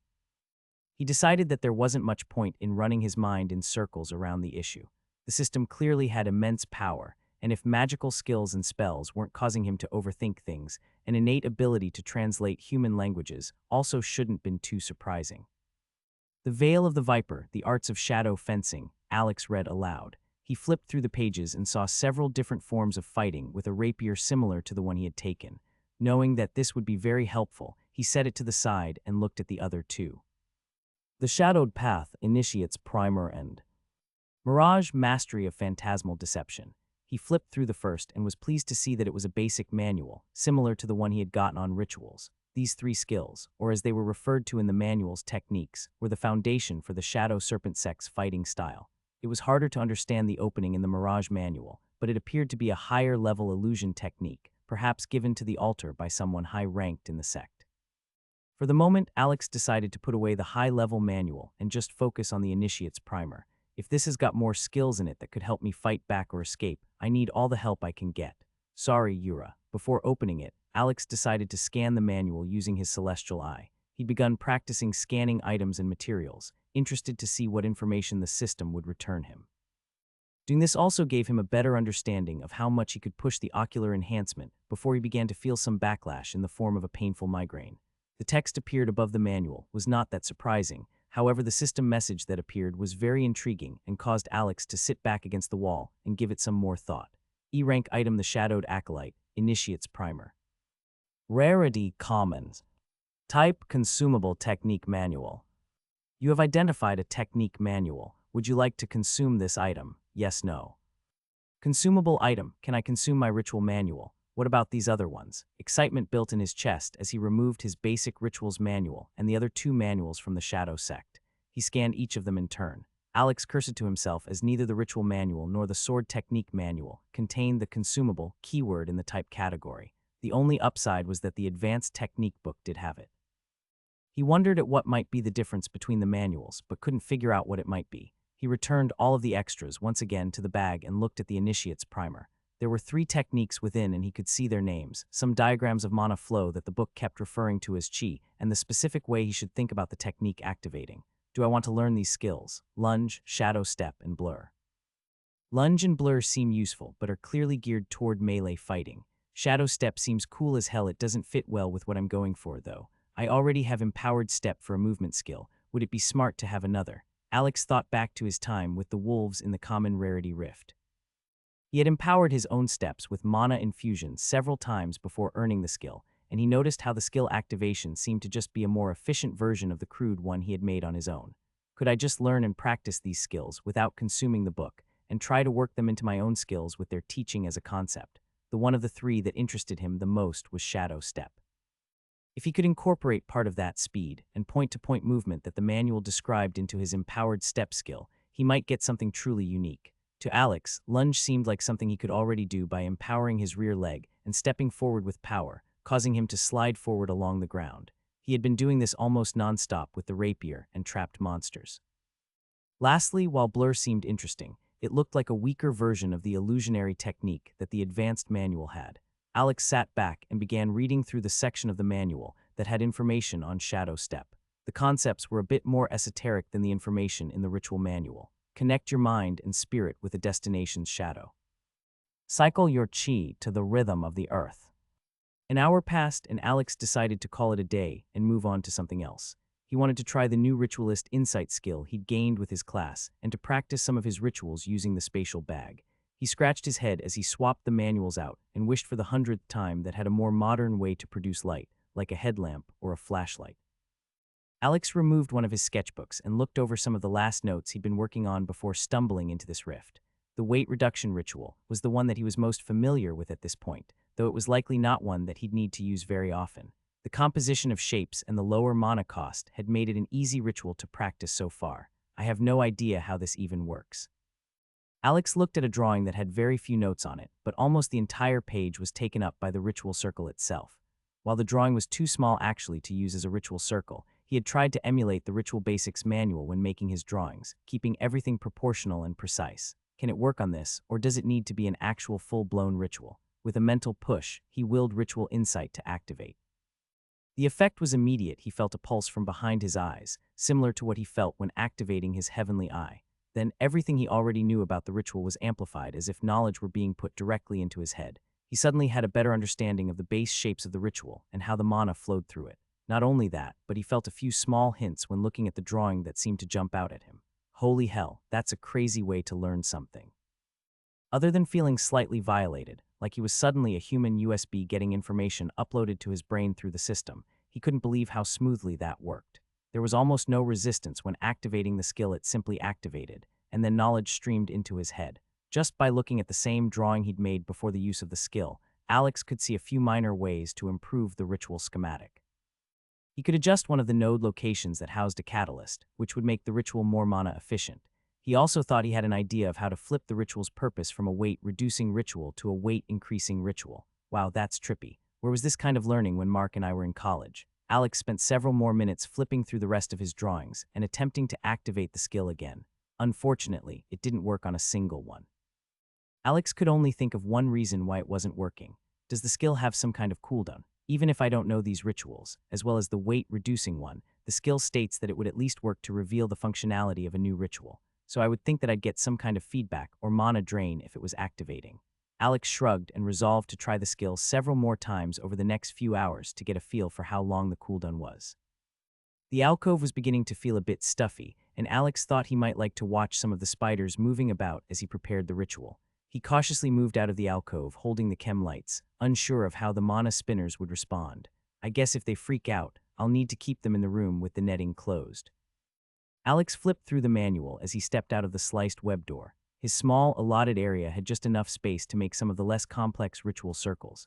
He watched the mana spinners' reactions. A few stopped and seemed interested, but he was happy to see that they didn't respond to the soft glow as poorly as they did to loud noises. Now, I just need to figure out which ritual to practice that won't disturb them too. Alex spent a few minutes flipping through his basic rituals manual before he found one that he was comfortable practicing with. He was trying to be considerate to the mana spinners around him, so he took extra time to find something that was non-lethal, didn't cause bright lights or loud noises, but was still in the range of difficulty that he could complete it. While he could go with the weight-reducing ritual, he'd already made that one multiple times and thought it would be best to practice creating more abstract ones.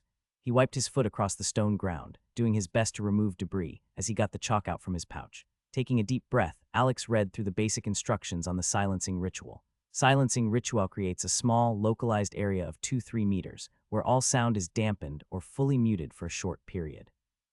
It looks like a bit more complicated than the one that reduced weight, but it's still got a pentagon as the core. Skimming the shapes and their purpose, he noted that this ritual used an ellipse in the center of the outer square to create soft focal points and draw in the sound waves. There were more straight lines to guide the energy toward another set of curves that were meant to absorb residual energy. It says here that the most common mistake is drawing the outer set of curved lines too hastily or imprecisely. The effect may be too weak to absorb the sound, which would then cause the sound to be muted rather than completely silenced. Alex crouched and got to work, doing his best to make the chalk lines clean and precise despite the slightly uneven cavern surface. Once he finished, he pulled the 3 catalysts needed for the ritual from his pouch. He was pleased with how easy it was to mentally call the correct items to his hand and then remove them from their waterproof bags. A soft cloth, a bit of sand, and mana from a mana stone. He pulled the items out in sequence and placed them into their nodes before pulsing his own mana into the ritual structure. Just as before, there was a soft glow of blue energy that appeared very bright as he was able to see it in both of his eyes. His right eye saw the worldly glow of mana coming into the physical plane through the ritual. At the same time, he was fascinated to see the process through his left eye. Before the mana was brought through the ritual, he could see how the pathways and shapes moved or distributed the mana.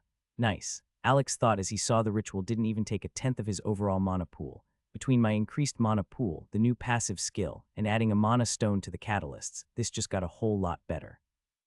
Once the ritual finished, Alex stepped back, pleased with himself. From the corner of his eye, he noticed that he had a small audience. There were 5 mana spinners quietly watching him. With their mana control, I'm sure they're able to tell that I'm doing magic. I wonder what they're thinking. Alex smiled and picked up a nearby rock. He tossed it up a few feet and watched with satisfaction as it landed in the ritual center, but made no sound at all. His smile only grew as he felt the childish urge to step into the circle and yell at the top of his lungs. Normally, when he even spoke at a normal volume, the spiders would react and move away from him. But even with him screaming bloody murder in the middle of the ritual circle, his 5 onlookers didn't even flinch. While they really can't hear me at all, this is awesome. A few minutes went by, and Alex began to clean up the materials and wipe away the chalk. As he did so, he thought about how he might use this ritual in his normal life. While there might be use if he was making a lot of noise himself, he thought that it might be more interesting if he prevented sound from entering the ritual area. At least then, I might get some more peace and quiet in the city. As he had the thought, Alex paused. Why can't I make it do that? I've learned the basics of these rituals. Could I just change some of the nodes or the mana flow? What if I change the curved lines that absorb sounds to instead funnel noise through triangles, and instead of an internal ellipse that softens the sound, I use a square to prevent the flow of sound and mana? I'll need to draw it out, but that really could work. He finished cleaning up the materials and noted that several of the spiders had moved away, but one was slowly making its way closer. Through his eye, Alex could see a small mana web reaching out toward him, vibrating softly. He tried his best to gesture and shrug his shoulders to let the little monster know that he couldn't understand what it was saying. There was a pause, but it must have understood as it retracted the web and stared at Alex. After a few moments, it began to gesture with its smaller forearms toward him and then the ground. It moved its legs around and bounced up and down in an expressive manner. Alex held up the piece of chalk and the spider pointed at it, then the ground. "Do you want me to do it again?" Figuring that it would just be more practice, he crouched down and began to draw the circle again. The green glow guided his chalk as he did his best to focus and keep the shapes precise. About halfway through the base shape, his hand slipped due to a distraction. He stood up and stepped back, surprised. Holy. Through his left eye, he could see mana webs that had been following after his chalk. They were leading back to the small spider outside of his small area. "Are you tracing the lines to make your own ritual?" Excited by the thought, Alex continued to redraw the silencing ritual. The mana webs followed it the whole way through the process. At the end, a small layer of webs hovered over the exact shape of the entire circle. Alex reached for his pouch to grab the catalyst once again, but the mana spinner moved forward quickly and raised its little front legs. It skittered off, leaving Alex alone. He scratched his head and looked closely at the webbing, interested in how fine the detail was with the thin threads. Shortly after, the spider returned holding two small wrapped bundles against its chest with its small forelimbs. Both bundles were wrapped in a fine silk cloth that seemed to glow a blue-white in his enhanced vision. One bundle held crushed-up dirt, while the other held a shattered mana stone. The spider handed him both bundles. Intrigued, Alex shrugged and placed them in the catalyst position. As he handled the cloth, he realized that it had been woven from the spider's mana webbing. While he might have expected it to be more ethereal because it was essentially made from mana, it was clear that they'd mastered the process of making the mana webs solid and strong. Once the materials were in place, he stepped back and gestured for the spider to step up. Rather than moving, the spider sent out a tendril of mana that Alex could see with his eye. He was fascinated to watch it touch the top of the ritual circle. Then, it flashed quickly with mana, causing the ritual to activate. Well, that's a clever way to activate the ritual. Mentally, Alex took notes. If he could extend or project his mana, he wouldn't need to touch the ritual while in combat to activate it. Once it was activated, the spider was very animated and skittered away before coming back with a small group. They talked through their mana threads and gestured around as they spoke silently. After several minutes, one of them approached, and Alex was curious about what they might do. It gestured several more times before Alex thought he understood. "Do they want me to teach them more? I mean, it would be good practice for me too." Alex pondered the request before deciding there was something he might want in return. He did his best to extend his mana in a very small tendril toward the spider. This frightened it at first, but as Alex stopped its extension and did his best to focus on making it vibrate several times, the intelligent beast seemed to understand. Several of the surrounding spiders bounced up and down, and Alex was certain that they were laughing at him. Before he could begin to feel self-conscious, the spider in front of him bowed up and down several times. "I guess we have a deal then." The next several days followed this pattern. Alex would wake up and they would not go hunting the webs. Instead, Alex would practice in his room. He would spend some time alone, focusing on combining the shadow step theories with his own knowledge of empowered step. He was surprised to see it level to level 9 on the second day, as it had been stubbornly stuck at level 8. To Alex, this confirmed that he was on the right path. In the afternoon, he would go out with a spider to get food, which ended up being moss and some other underground vegetation. At first, he'd been dissatisfied with this, but as he thought about it, his only other option was to try and eat monster meat. From what he'd seen of the cave crawlers, with their sickly colored and loose skin, he'd rather avoid that. They would gather enough for him to eat for that day and the next, keeping it in his pouch before returning to the colony. Alex would practice some of the forms from the rapier training manual, and then the entire evening would be spent working on rituals. With each passing day, more of the spiders came to watch him. He began to speak aloud, explaining what he was doing. The key to this had just been for him to whisper so softly that he didn't think anyone could hear him. But as he tried this, it was clear that the spiders could hear and understand him. Small tendrils of mana would creep from each spider and go to the edge of his circle, as if receptors for the sounds he was making. Alex did the best to teach them what he could with his limited knowledge, showing them the shapes and components that he'd pulled from the consistent ritual shapes. He found that explaining it to someone else forced him to have a better grasp of the concept as well. After the ritual lessons had finished for the evening, most of the mana spinners would disperse, but 3 would stay behind. He assumed that they were the same 3 every time, but he couldn't be sure as they almost all looked the same. The only one that stood out in the group of 3 was the one that helped him the most. It was missing one of his small front 2 arms, so he could tell that it was consistent in coming to the evening lessons. They would then show Alex how to proceed with his mana shaping, and then how to connect or control the small tendril of mana in a way that he could understand what was being said. After a few days of following the exact same pattern, Alex noticed a flurry of activity as several of the mana spinners scurried around. A group of them began to gather in the center of the cavern, and as Alex tentatively approached, one of the larger creatures came over and corralled him back into the small fenced-in area around his cave. He watched a group of 7 leave the central cavern, and it wasn't until his evening class that he realized the group was smaller than before. Alex worried that the firstborn might be closing in and tried to think of how to get out of the situation without getting more of the spiders killed. Spending the next 2 days trying desperately to learn their way of communicating, Alex hoped to try and communicate with the spiders. Once, he attempted to leave the fence and was more forcefully guided back into the area. Suddenly, his safe haven with the mana spinners was beginning to feel like a prison, and he had no way to talk with the group. It wasn't until the 7th day that he was able to hear anything from the others. It scared him when he was successful, as the voices he heard were in a language that he could understand and sounded like higher-pitched human voices. The trick had been that he needed to get the tendril thin enough to allow it to oscillate at the appropriate speed, causing it to transmit sound. The concept reminded Alex of the time that he and Jake had taken 2 plastic cups and tied a wire between the two. It allowed them to make out some of the garbled speech that the other was shouting on the other side. Except instead of cups and yelling, we're using mana and thoughts totally reasonable. Yep, when he was able to hear snippets of what the mana spinners were saying, it was overwhelming in the sense that they seemed to be able to share some snippets of emotions along with their words. Rather than using all of the words that Alex might use in a sentence, they would instead opt to send 2 or 3 words along with a feeling.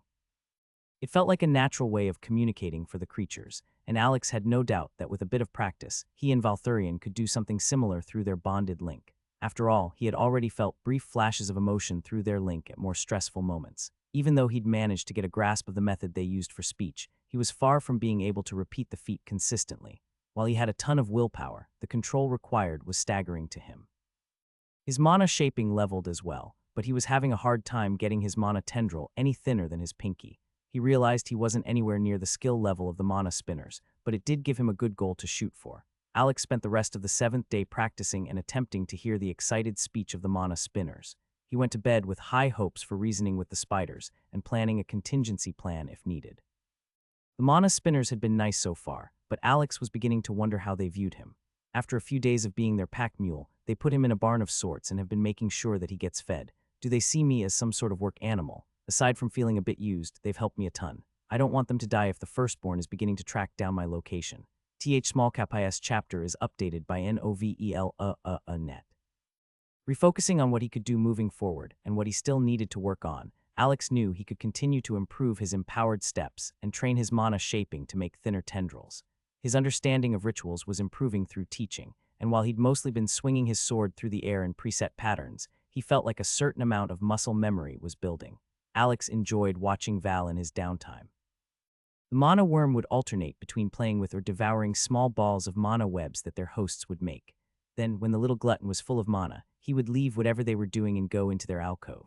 The first few times, Alex's interest had peaked when he saw the flashes of light from through the crack in their door. Intrigued, Alex had followed Val to the room once to watch what his companion was doing. The small worm began to glow, and after a short pause would explode with mana. A sphere of mana would expand out from his little body several feet in every direction. Val would repeat this several times until his mana reserves were lower, and then he'd take a nap before returning to siphon more mana from the spiders. Alex just laughed and felt a fondness for his bond. The little mana worm must have seen Alex training every day and decided to do some training of his own. Alex found it extremely cute. He had spent some time trying to mimic the mana spinner's ball of mana that Valthurian enjoyed siphoning from.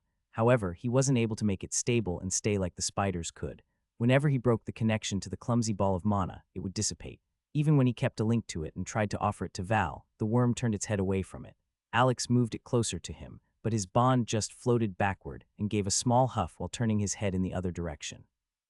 Alex sighed and pulled what mana he could back into his body. Of course, it couldn't be that easy. You just want to eat all of my money. On his 8th day with the spiders, he was beginning to reach a peak of unease at being held in his small space. Grabbing his belongings and his sword, he left his fenced-in area ready for a confrontation. He was hoping he could stand his ground without things devolving into a fight. Alex was severely underleveled, even after the level boost, not to mention surrounded on all sides. He already knew that their hunters could keep up with his movement skill, and they knew the tunnels better than him by a long shot. Within moments, 2 spiders rushed over and began to use their many legs to push him back toward the opening of his alcove. Alex held firm and gripped his sword tightly. He didn't want to get in a fight with the spiders, but seeing their pointed and hairy legs get closer and closer as they expected him to back away, he made a loud, incoherent noise and drew his sword. The moment the blade left its sheath, the creatures skittered away in a hurry. Confused, Alex looked around and found the spiders giving him a wide berth. Not wanting to aggravate or scare them any further, he resheathed his sword and looked around. After several long minutes of him standing and none of the mana spinners approaching him, Alex began to slowly wander around the open cavern. The bottom level was spacious, and he noted how many fewer alcoves were on the lower floor when compared to the upper floors. After a time, he noted that the mana spinner with the missing forearm came and was following him from a short distance. When Alex did note him, he stopped, and they looked at each other. The spider bowed up and down several times before slowly extending a mana web to within a few feet of Alex. It waited patiently as he made several attempts to connect his own mana tendril to it. Out colony. Its broken speech came through along with several overwhelming feelings of fear and danger. In colony. With the second statement, Alex felt the emotions being shared through the link as safety and comfort in the darkness of home. It repeated the short statement and emotions again. After some more back and forth, the spider allowed Alex to walk around more freely within the colony, and he realized that they truly did think he was some sort of simple beast. They believed that they were keeping him in the alcove for his own protection, rather than out of any attempt to capture or, as his overactive imagination had begun to worry, eat him. I guess it is for my own protection. With the giant snake chasing me out in the tunnels, I doubt I would have lived this long without their help. There was no class with the mana spinners that evening, as another small group left the colony in a rush. Alex began to have a sinking feeling in his gut once again that it was the firstborn getting closer and closer to tracking him down. Despite their help and willingness to keep him sheltered, he was using the mana spinner's home as a sort of hiding place and was the cause of the destruction that was sniffing around outside the colony. The feeling of anxiety and guilt built in his stomach for the rest of the night as he settled down into his bed and made up his mind that he needed to secure a guide out of the tunnels and make his attempt to leave the rift. Alex was pulled from his slumber with flashing of images and emotions. The sight of the rift, exultation at jumping off a high cliff, and a view of Alex splashing into the water. These images were accompanied by the excited feeling of consuming mana and what sounded like chittering. Val, Alex groaned. He rolled over on his makeshift bed. In the last several days, he'd abandoned his defensive sleeping posture for something more comfortable, using his packed camping blanket to soften the cold floor in his backpack as a pillow. Since Alex had begun to learn how to communicate with the spiders through broken words and a mix of emotions or mental images, Val had begun to copy the process Alex was learning.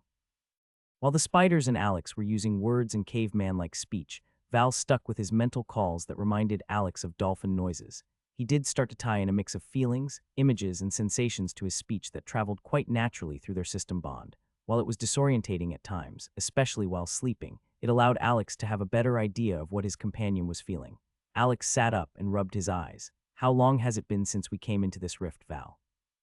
Just over a week. We need to get out of these tunnels soon. While they were able to learn a lot and gain more levels than would normally be possible, the confined space and lack of sunshine were beginning to wear on Alex's psyche.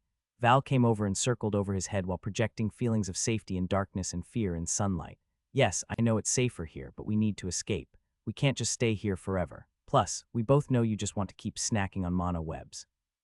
The only response was the sensation of a full belly, which reminded Alex of leaving an all-you-can-eat restaurant.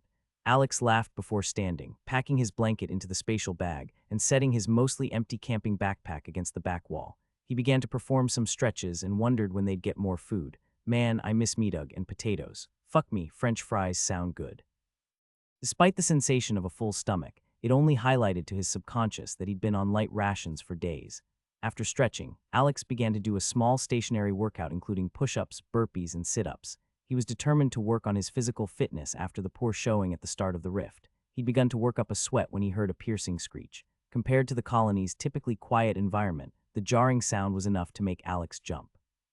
He picked up his scabbard from where it lay and drew the rapier. He sliced open the webbing that blocked his doorway and emerged from the room while surveying the open cavern with his mana vision. The scene was chaos. Alex knew that he didn't see many of the mana spinners due to their ability to conceal and hold in their natural mana, but there were always exceptions. He had begun to note that many of the younger spiders, and what he assumed to be old or female arachnids, didn't bother with keeping their mana concealed, though these groups were often kept away from him. At that moment, he saw large numbers of those groups being taken toward one side of the colony or exits on that side. There was a stream of mana spinners exiting a tunnel not far from his ground floor alcove, which all had their mana concealed. Are those fighters? Is something happening? Feeling some panic rise for his new companions, Alex rushed into his room to grab his pack, belt on his sword, and attach the spatial pouch to his waist. When he emerged and walked out of his fenced-in area, none of the mana spinners tried to stop him from moving, all too preoccupied with current events. He took off down the tunnel that he'd seen the other spiders going down and toward the source of the loud screeches. He used empowered steps to move quickly through the tunnel, finding it easy to follow the signs that were left by the mana spinners. After traveling the tunnels and spending time with them, he could see markers that they would leave on tunnel walls or in certain webs to mark a direction. It wasn't long before he caught up with the group in a large cavern and paused at the horrible sight. At least 5 of the spiders were currently throwing themselves with reckless abandon at a large writhing shape. It only took a moment for Alex to recognize the large shadow serpent that had cornered him and forced him to make his leap across the chasm. The firstborn, it found me. The normally blue mana that leaked from his rituals and the few spiders he'd seen so far looked so different in the snake. Its mana curled off in furls of smoky gray mana or dripped like oil from other places. Between the dark black scales and the gray mana, it was hard to track even with his heavenly eye. From his vantage point, the spider's strategy was clear. The 5 spiders up front were throwing themselves at the larger snake, attempting to poke or stab at it with their legs and mandibles. This seemed ineffective, and they knew it, but from where he stood, Alex could tell what the real purpose was. They're buying time for the few in the back. Wait, they're using rituals. Val, wait, Alex called, reaching out for his bond. Val seemed to want to go down there, but Alex knew that there was nothing the two of them could do against this monster. The thought of jumping in would only serve to mess up the trap that the spiders were laying. Despite the sounds of conflict, his voice cut through the cavern. This caused the snake's head to whip up and make eye contact with Alex. He gulped and moved a bit further back from his small ledge, breaking his line of sight with the serpent. The sounds of fighting renewed, and Alex leaned back out to see the fight unfold.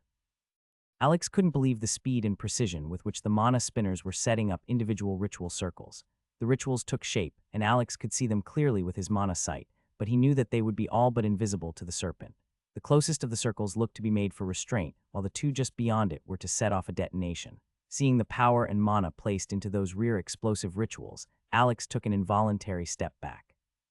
It was then that the spiders proved their intelligence once again. The group setting rituals finished and retreated in multiple different directions, scattering into the darkness. 2 of the 5 that had engaged the snake were already dead, and 2 more were injured. The third moved speedily away from the snake, deftly avoiding the ritual traps. Alex stood transfixed, watching as the 2 remaining spiders skittered across the floor and acted as bait. The snare trap activated and caused webbing to appear from the circle and restrain the snake. As if anticipating its reaction, the 2 stood just beyond the snake's reach. Enraged, the serpent let out a hissing sound. Slowed by the webs, it coiled before springing forward. The wounded spider to the right was the target, and the shadow serpent's mouth clamped down on it, killing it almost instantly. In the blink of an eye, the snake had crossed the distance and killed the smaller monster. This caused the snake to cross the explosive ritual circle, which detonated under its elongated form. The explosion rocked the cavern, and Alex covered his eyes at the bright light. The snake hissed and retreated quickly, leaving a black smear of blood across the broken cavern floor. Both of the last spiders died, leaving 4 dead in that room alone. They lay on their backs, with their legs curled and pointed up toward the ceiling. Alex retreated back toward the colony, feeling sick to his stomach. There was a long and low call from Val in his mind as his companion trailed along beside him. "There's nothing we can do against that monster, buddy. I'm sorry, I wanted to help too." The 2 shared a feeling of guilt through their link, and Alex did his best to push it aside while thinking of his next steps. When the 2 returned to the cave, there were many spiders huddled and webs connecting them as they spoke. Clumsily, Alex reached out and connected a thicker mana tendril to the group's web of communication. "Small Rakshasi attack. Why? We stay quiet. We are in the big tunnel. Quiet." This came with the feeling of outrage and sorrow. Helplessness could be felt in answer to the spider's words. Many dead, injured enemy, but will return. Pain filled the thoughts of this mana spinner, bringing Alex's guilt to the surface once again. Counsel when, accompanied by the feeling of urgency. What do? Followed by the feeling of the collective colony, Alex decided that it was time to move. The colony had been kind to him and Val, allowing them to rest and even gain levels while asking for nothing in return. "The firstborn is chasing me. We will leave and draw the shadow serpent away from the colony before it returns to do more damage to your nest." Alex spoke up, doing his best to send forth a sense of confidence. He was well aware that he did not do a great job at projecting his emotions, and a fair amount of guilt also seeped into the communication. Chatter continued through the web, though directives were soon given and the huddle split. 3 spiders remained connected and reached webs out to Alex. Council prepared gift. You take, you leave. Elder will guide to surface. There was a sense of one mana spinner, which Alex had begun to associate with the word elder. The spiders didn't tend to use names or even pronouns instead. Each specific one was associated with the community's role and certain feelings. It was complicated to follow, but Alex was touched to realize that they had a certain collective feeling and term for him that resembled magical circles and companionship. Who would have ever thought this sort of thing was possible? I've been living with a group of giant magic-wielding spiders who think of me as a friend, or maybe a pet. If it weren't for the stressful situation, Alex thought that he might feel more touched and want to stay with the group longer. However, he knew that he needed to leave soon, regardless, and it didn't feel right to stay hidden in the colony any longer. He had already brought trouble to the group and didn't want to be the cause of any more of their deaths. Movement brought his attention back to the group, and the one-mana spinner Alex could recognize easily stepped forward and offered him a roll of cloth. It took a moment for Alex to realize that it was a thick roll of spider silk. The spider reached out and referenced Alex and hungry flying baby snake before speaking to the gift. Special spider silk, holds much mana, good at look changes, help hide. Alex did his best to piece the words together as they were accompanied by other concepts like vastness, hiding, and the change of time and appearance. Unsure of how to respond, Alex dipped his head and, rather than speaking, just sent the feeling of gratitude, relief, and admiration through the linked mana. He couldn't help but wince as he also felt feelings of guilt and urgency slip through. The spider bowed the front of its body before unwinding its web from Alex's crude tendril that was still the size of a rope rather than the delicate threads that the mana spinners used. Some rushed preparations were made, but in fewer than 10 minutes Alex set off following after the mana spinner that was missing one of his front arms. This is one of their elders. Alex hadn't realized that his lessons in speech had become someone important to the colony, but perhaps their hierarchy didn't work like humans. He pushed the thoughts aside and made sure to pay attention to their surroundings. While he traveled behind the spider, he used empowered step to keep up and couldn't help but marvel at the mana spinner's skill for the second time. So far, he'd largely seen them move slowly and deliberately to repair webbing or learn the rituals. Seeing the speed with which his guide could spin threads of mana to leave a trail behind them while also using them to skate along in the tunnel blew Alex's mind. Over the last week that he'd spent with them, he'd begun to think that he'd soon reach their level of control or willpower through leveling. Now that he saw what they could do when motivated to move fast, he knew that the gap was much wider than he had thought. Alex felt weary to the bone. The small trio had been moving at top speed through the tunnels, and Alex was using his mana as quickly as it could regenerate without giving himself a headache. Empowered Step was making great progress, and it was the only reason he could keep up with the mana spinner as it seemed to glide along its mana webs as if they were rails or tracks for a train. Val would fly along beside them until he was too tired, and he would wrap around Alex's upper arm and shoulder. When the group stopped for rest, Alex began to use his mana to practice his mana tendrils. Mana shaping was struggling to allow him to thin out his mana. I really just can't get it even close to as thin as the spider's web. While Alex's tendril had shrunk in diameter, it was still thicker than in a dry erase marker. The thinner that he got it, the easier it seemed to be able to maneuver and reach greater distances, but he felt that it was still clumsy. The mana webs that the spinners used were as thin as real spider webs, and so light that they were affected by the currents in the air if not strengthened. Alex felt a jolt in his side that caused him to jump and break his concentration. "No, again," said the elder. He also sent across feelings of impatience and frustration. Alex sent feelings of frustration right back at him. During their first day of travel, the elder had seen Alex practicing with the mana tendrils, trying to make them smaller. At first it had been helpful, and the coaching led Alex to have a quick breakthrough. The second day, things had changed. The elder had begun to send small shocks of mana, or loud thoughts, and emotions through a mana web link to distract and disrupt Alex's train of thought. Most of the time this caused the web to crumble and fall apart. Sometimes the elder would compare Alex to a baby mana spinner, and other times, like the most recent attempt, he would just be frustrated. Alex grumbled and looked around, glad to see that Val was still watching the entrance to the cavern they were in. At the beginning of their dash from the colony, Alex had been wary of letting Val keep watch on his own. Many of Val's mannerisms still seemed so young and childish to Alex, though he did tend to forget that the mana worm was a beast on the same level as him now. That fact had been quite obvious when 2 cave crawlers attempted to attack the group, and Alex had been able to see Val's new skill in action. There was a short pause of panic as Val charged and began to glow a bright blue, but when the following flash and explosion ensued, Alex instantly received 2 notifications about his bonded companion slaying 2 creatures. Not for the first time since then, Alex found himself eyeing the blue worm and wondering if it was already stronger than he was. With the mana glutton trait, it seemed like he could supercharge that mana discharge with twice as much mana as he'd normally be able to with that level mana. From where he sat on the rock, Alex felt another jolt as the elder used a bit of pinching pain to regain his attention. All right, relax. He refocused on the training, knowing that he would only have another day or so of attention from the elder. The tunnels in the last day had begun to slope upward at a steep angle. Clear sign of their approach to the surface had also been noticeable with Alex's heavenly eye as mana seemed to show itself in the different ways. Small patches of vegetation became common in the tunnels or caverns, most often moss or hardy vines. Seeing the blue-green tint of the plants, Alex found himself distracted by questions about mana types and what dictated the different colors that he was starting to experience. Once they began traveling again, Alex focused on their next steps. After reaching the surface, he and Val would be on their own, and Alex had been attempting to look through the survival manual that he'd bought from the camping store. After some time looking through it in his downtime, he was unsure of how helpful it would be in this scenario. It was clearly meant for the Earth's environment and covered certain key points of focus for survival that revolved around setting up a home base of sorts. While surviving was obviously the main goal in their current situation, that was with the caveat that they made it out of the rift. If surviving meant setting up a home base and building a shelter near a water source, Alex would prefer to just make a break for the rift exit and attempt to gather what was needed as they went. He had several days' worth of the greenery he had been eating during their time with the colony and was uncertain of what would await them on the surface. Alex did his best to remember the scenery of the darker side of the rift from the few minutes he'd spent viewing it at the rift's entrance.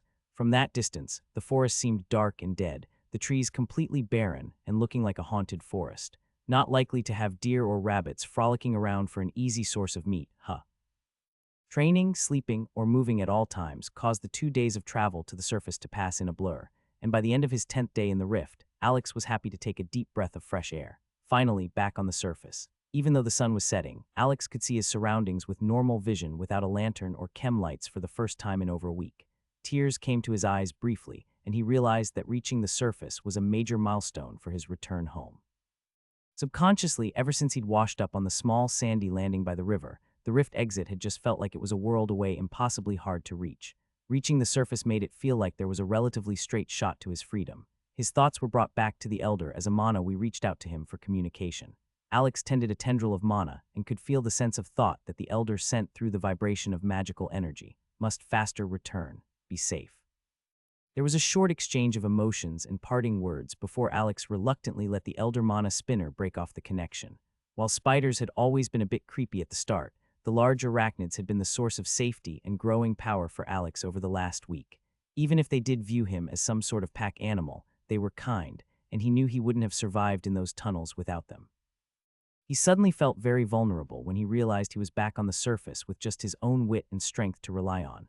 Val bumped his head into Alex's. Okay, yeah, your strength too, buddy. Mark would probably be making jokes or light of the situation.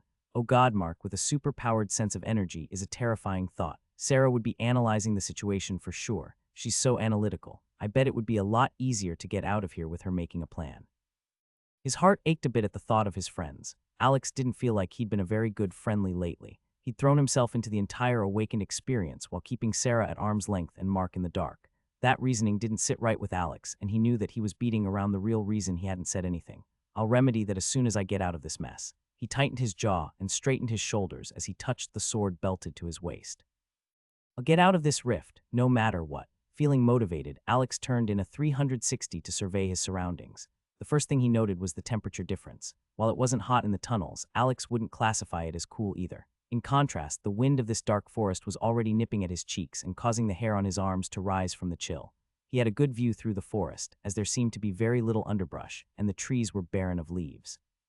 He could see the snowy mountain peaks off to his left. His core was subtly tugging toward his right, indicating that the exit was in that direction.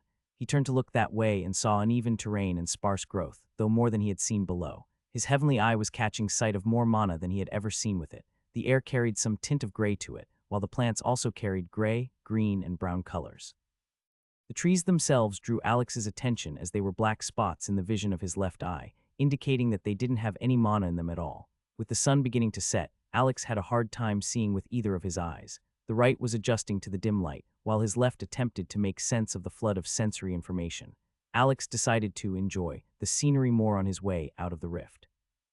He took off at a jog and had Val fly higher in the air to get a better view of the surroundings.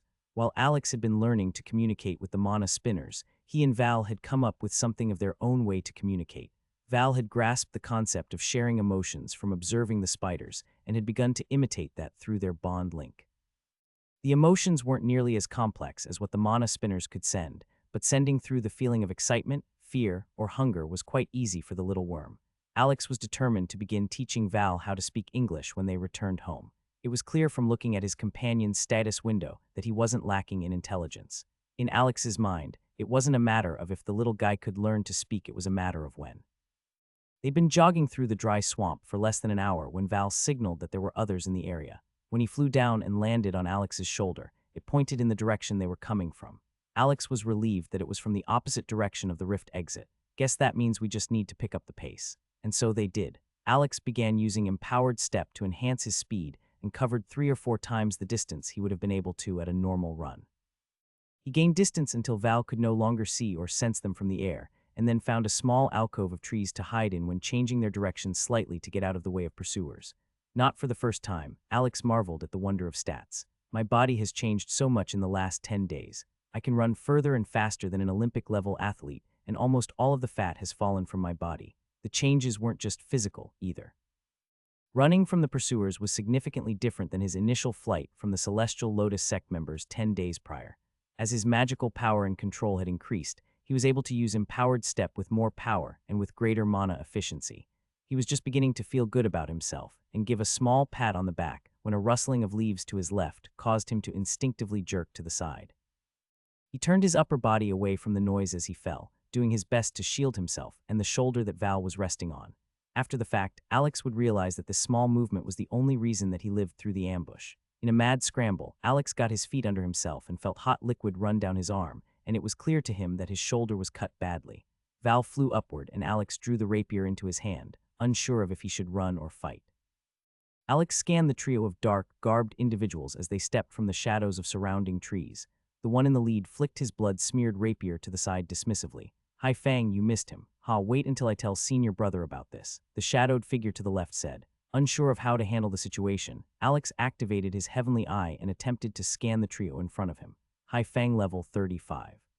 Class Serpent Acolyte. Primary stat Agility. Hostile Humanoid. Ren Ying level 32. Class Serpent Acolyte. Primary stat Agility. Hostile Humanoid. And Liang level 34.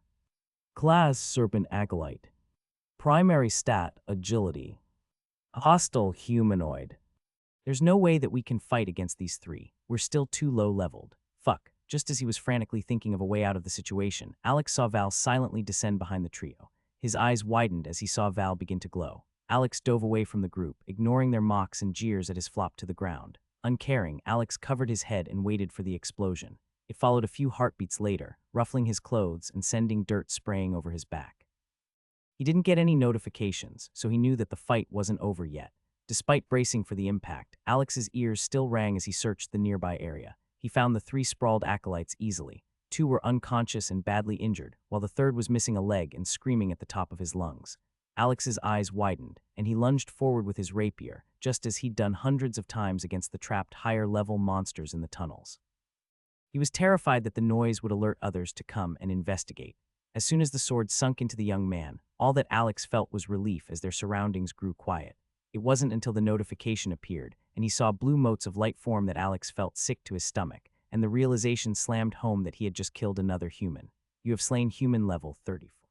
Congratulations awakened. You have leveled up. You have 3 free points to distribute. Before Alex could have a meltdown, he heard one of the others nearby begin to groan. He took a hesitant step toward the man but stopped. His hand felt numb, and he worried he might drop the rapier. Alex stared at the sight of the broken boy on the ground. He could hear calls of concern or confusion a short distance away in the forest, and Alex had to assume that they were closing in on his location.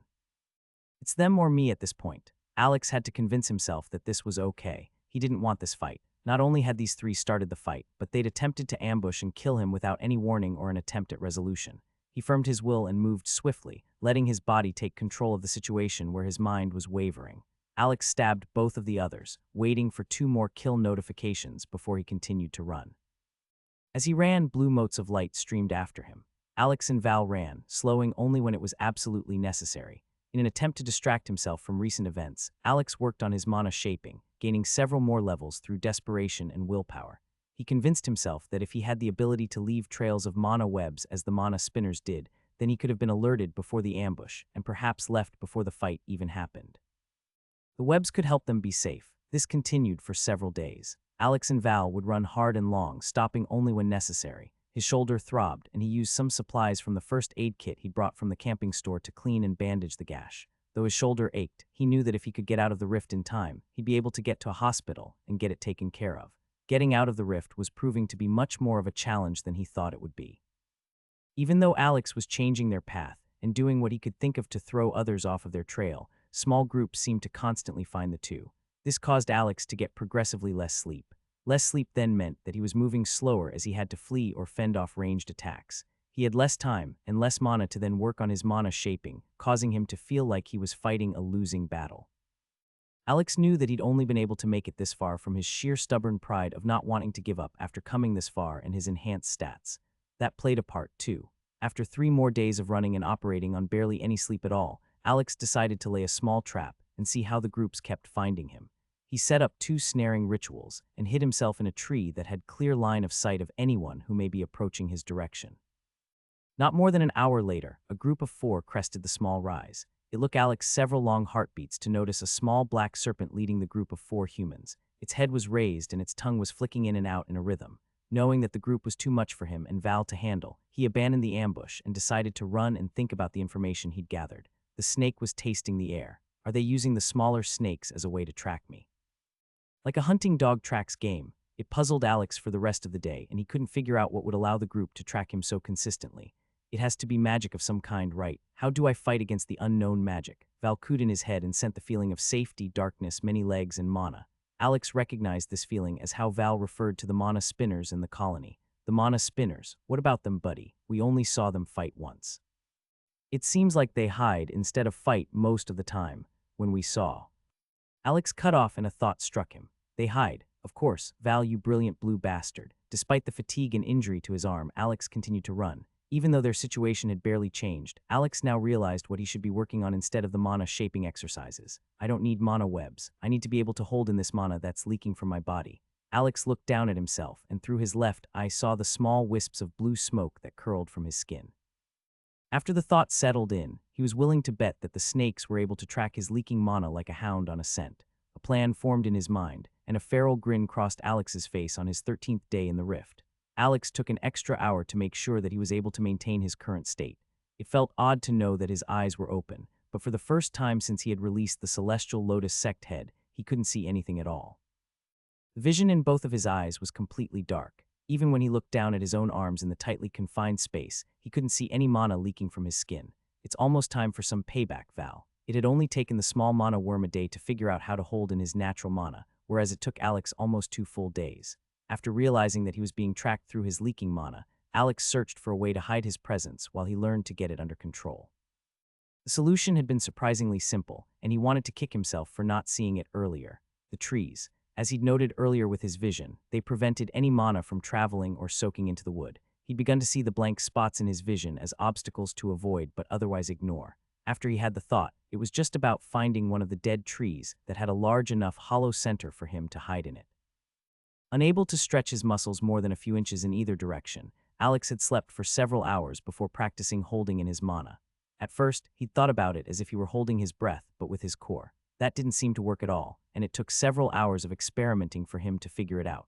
Even though Val attempted to help through their limited communication, it was ultimately more confusing to understand than Alex continuing to test independently. What worked in the end was Alex thinking of his skin as a porous surface, which, with his modern understanding of the body, made a certain amount of sense. As he worked on the theory, he tried to direct his mana to react to his skin as if it were a shell or a boundary rather than its natural state. He saw immediate results and spent the next several hours testing it with his restricted movement. He knew it would require a certain amount of concentration to perform while moving outside the tree, however. That was still better than his mana acting as a constant tracking beacon. Alex had wondered why Val was able to pick up on the method faster than he could, despite the fact that he knew he had a higher willpower stat than his companion. Alex could only guess that it had something to do with being a beast. Perhaps their natural ability to hide and stalk prey makes this something easier to grasp. I don't know, but either way, it's time to start working our way out of here. He stretched his shoulder and knew that it would be stiff. It still hurt, though the gash was largely scabbed over by this point. The largest point of worry was that the bandage he'd applied was also scabbed over and likely stuck to the cut.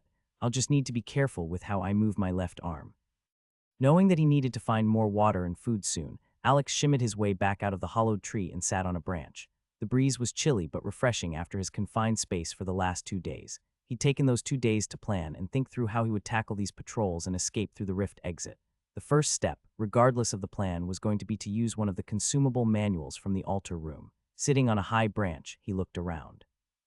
There was no movement in sight, so he reached into his spatial pouch and removed the advanced technique manual. When the prompt appeared to consume the manual, he accepted and watched the book turn into purple motes of light. They looked similar to the experience that came from killing, but instead of flowing into his chest, the lights rushed to his forehead. Knowledge flooded his mind, and Alex marveled at the fact that he had just instantly absorbed information on how to complete the advanced skill. He was surprised at the ingenuity of how the mana moved to activate the skill and formed to create complex illusions. Now he knew how it was formed and knew that he could create at least passable illusions using the technique. If his magical control stat wasn't as high as it was, he didn't believe that the consuming process would have worked. Can it fail? Would the book have been wasted? Alex was thankful that didn't happen, and as if to confirm his previous thought, a window appeared in his vision. New skill learned, Mirage Journeyman Level 3. Do you accept? Yes, no, Journeyman. Well, that's new. Also, why is it already Level 3? Is it because I learned it from a manual? As he considered this, Alex surveyed the surroundings and wondered about the manuals he'd seen on the auction house section of the app. Are any of those consumable? Do people understand the value of this yet? What about scanning these things? I doubt it would carry over the magical properties, but someone could at least study the written theories right. At the last thought, Alex felt a bit of loss at the fact that he hadn't saved the manual to do just that. He wasn't sure he needed this skill to get out of the rift, but he wanted to have it in his available skills in case it was needed. He shrugged the thoughts away and accepted the prompt. Deciding that such thoughts were unimportant for his current situation, Alex climbed down the tree and thought about how he would proceed. While exiting the rift was his primary objective, a part of him eagerly wanted to get a bit of revenge on the group that had tormented him for the last few days. He was hungry and tired and had been forced to kill to survive. Nope, I don't need to think about that now. These people work with or worship monsters. They're hunting me. I'm weak and I will use them to get stronger. He felt a sense of bloodthirst that he'd never experienced before build up in his chest. His breath quickened and he set off in the general direction of the rift exit, certain that he would soon get a signal from Val that there were enemies in the area. As they ran, Alex attempted to split his mental focus. Keeping in the mana was becoming easier, though it still required a certain amount of thought. He pushed his own limits by extending a small tendril of mana and trying to thin it out. Anytime the process of forming the mana tendril would interrupt his mana restraint, he would let the tendril dissipate and get his leaking mana under control as quickly as possible. With Val on Overwatch, Alex focused on keeping his feet moving toward the rift and improving his skills. It wasn't long until the alert came, and Val flew back down to Alex. They made a plan, and Alex began to draw a ritual circle on the ground where they stood. They don't know that we're here yet, but once the trap is set and hidden, we'll lure them over this way. The plan that Alex had thought of while stuck in the tree was to use hit-and-run tactics. They would set up a trap and prepare to receive the group. If they were too large, they could run immediately. If the size was between 1 and 3, then they would ambush and fight. Alex had absolutely zero shame in the tactics he was planning to use. He was significantly underleveled and had been hunted by these people for days. The next 4 days consisted of the pair perfecting this style of hit-and-run tactics, concealing their leaking mana, setting up traps, and using the terrain to their advantage. Once everything was ready, Alex would release his mana and hide. If the group was too large, they would flee without revealing any of their cards. If the group was small enough, Alex would use the Mirage skill to create a stationary illusion of himself sitting by a fire or sleeping against a tree. Each and every time, the groups fell for the bait and attacked him, believing him to be weak and vulnerable. As they attacked, Alex would use a trick he'd seen the mana spinners use. He'd extend a mana tendril to the ritual set up under his illusion and activate it from a distance. It would catch the groups in sleep, snare, or shocking traps. While he had also been studying the small demolition ritual that the spiders had used, he was hesitant to use it in this scenario for fear of alerting more nearby groups to come investigate the small explosions. Alex made slow and steady progress toward the exit, but was more than happy to reap the benefits of the Shadow Serpent sect. His level rose rapidly, soaring to 20 in just those following 4 days. While some of the fights were quick and hectic, most of them posed little danger to Alex as long as he was able to set up the trap rituals properly ahead of time. There were a few close calls as the groups moved too quickly or happened to stumble on them before the stage was set. This led to several hours of dodging and running at top speed. He would intentionally leak mana for a time before concealing it again and changing directions abruptly to lose his pursuers. He continued to work on controlling his mana, and as his willpower rose higher with each level, so did his control over mana, making the task more manageable. He took many interesting items from the groups that they slew. Some had carried smaller spatial bags. Many had swords similar to his own rapier, which he took as backups. He took a nice dagger as a backup weapon, and there were many potions and antidotes that the initiates kept on their person. The first time he'd analyzed a healing potion, Alex had been elated. He drank the contents immediately, and his shoulder healed rapidly. Within minutes, the wound that had been plaguing him for days became nothing more than an itchy scar. Fuck, magic is awesome. The next fight had gone smoothly, and they'd killed 4 serpent's acolytes with little struggle. The last one, who was in charge of the group, had broken free of his restraints in a rage when he watched Alex silently stab his comrades. The rest of the fight would have been very dangerous for Alex, as he was still 14 levels beneath the small group leader, except Alex had begun to set up a backup trap for this kind of scenario. It appeared that the mana or skills the initiates used could be enhanced or overcharged in a way when their emotions reached a certain state. This wasn't the first person to break the hold of the rope ritual, so Alex had begun to prepare. His confidence rose as the acolyte stepped into the sleep ritual. As soon as the man stepped into the circle center, which was covered by the dead vegetation Alex had dragged in front of the chalk lines, Alex activated the ritual. He knew that the sleep ritual wasn't as instantaneous as the binding ritual that he'd been using, and that it was possible to shake it off if the target was in a rage. To ensure that it would work, Alex needed to change the target mood from rage to confusion or fear. He'd learned early on that fear wasn't easy to produce, as all of these sect acolytes believed themselves wholly superior to Alex.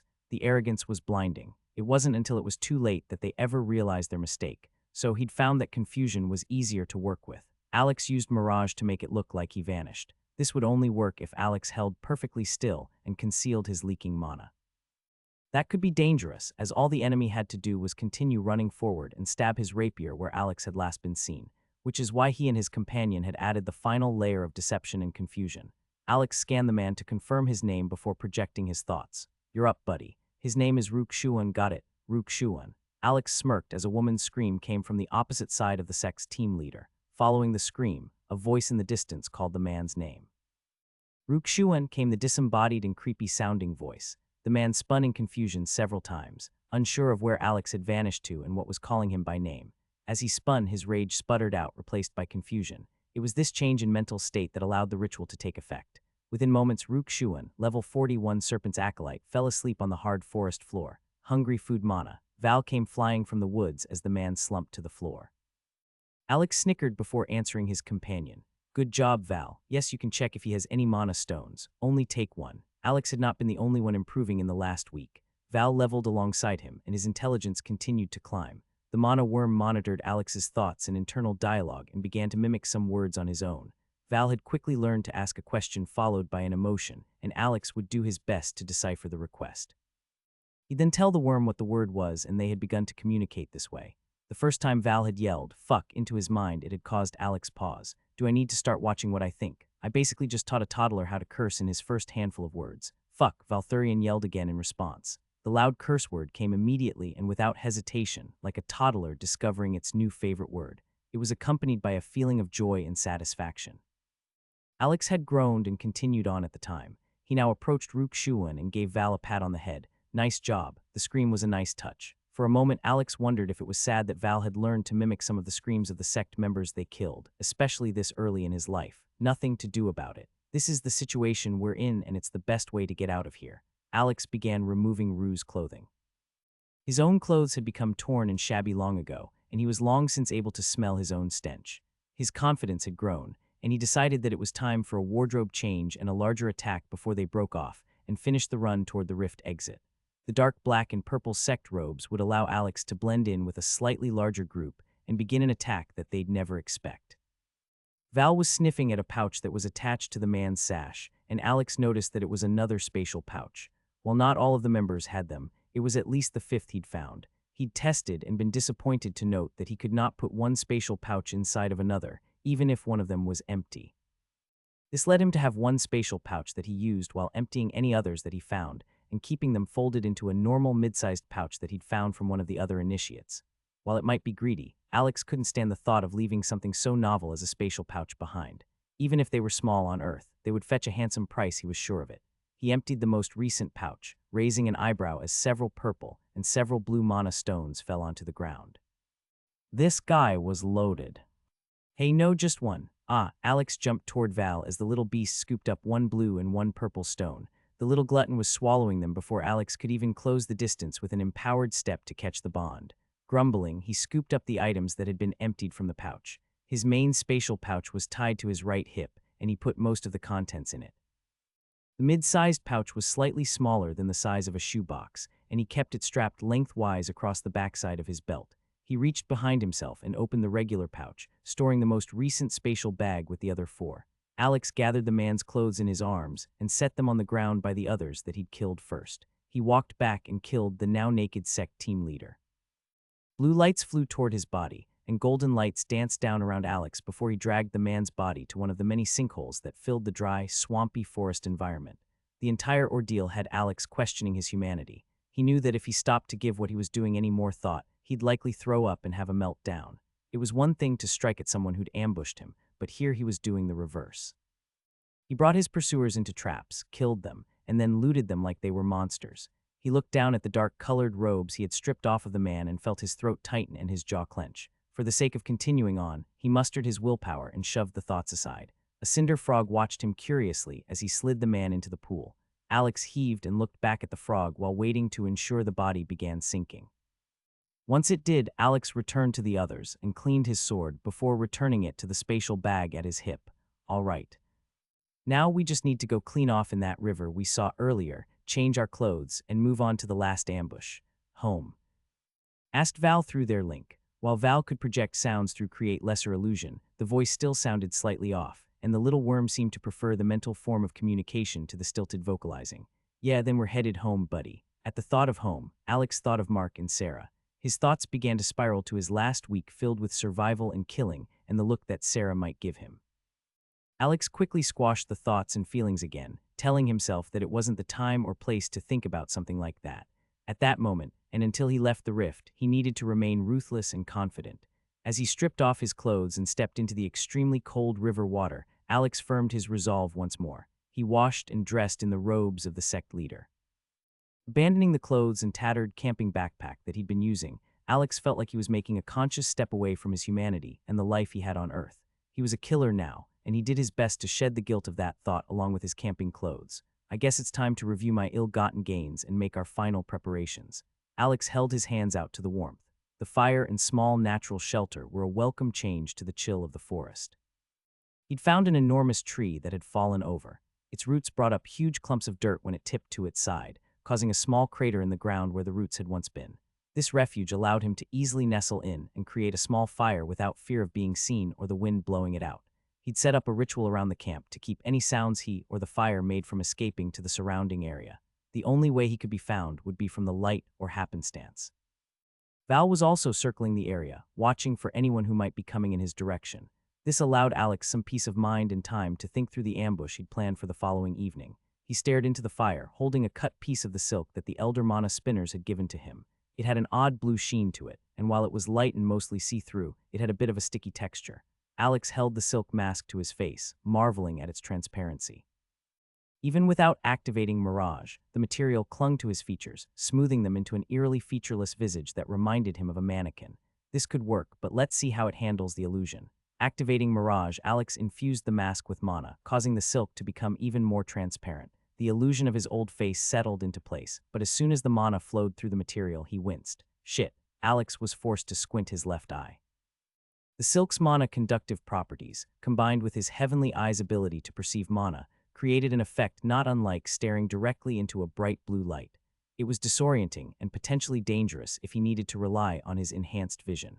He pondered the problem for a moment before an idea struck him, as he remembered how well the dead trees had blocked his mana from the sect members.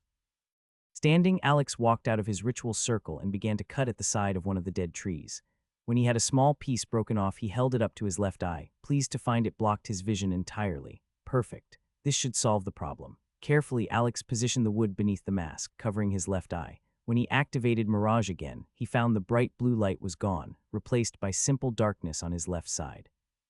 It's not ideal, he muttered to himself, but it's better than being blinded by my own magic. I'll just have to be extra aware of my left side. The trade-off was clear. He could use the mask effectively, but at the cost of depth perception and his enhanced mana vision. It was a compromise he'd have to live with for the sake of his disguise. More accurately, it was his own face with a normal left eye and a shaved jaw. Alex reached up and idly touched the stubble on his chin, while thinking about what the elder had said when the spider had passed on the gift.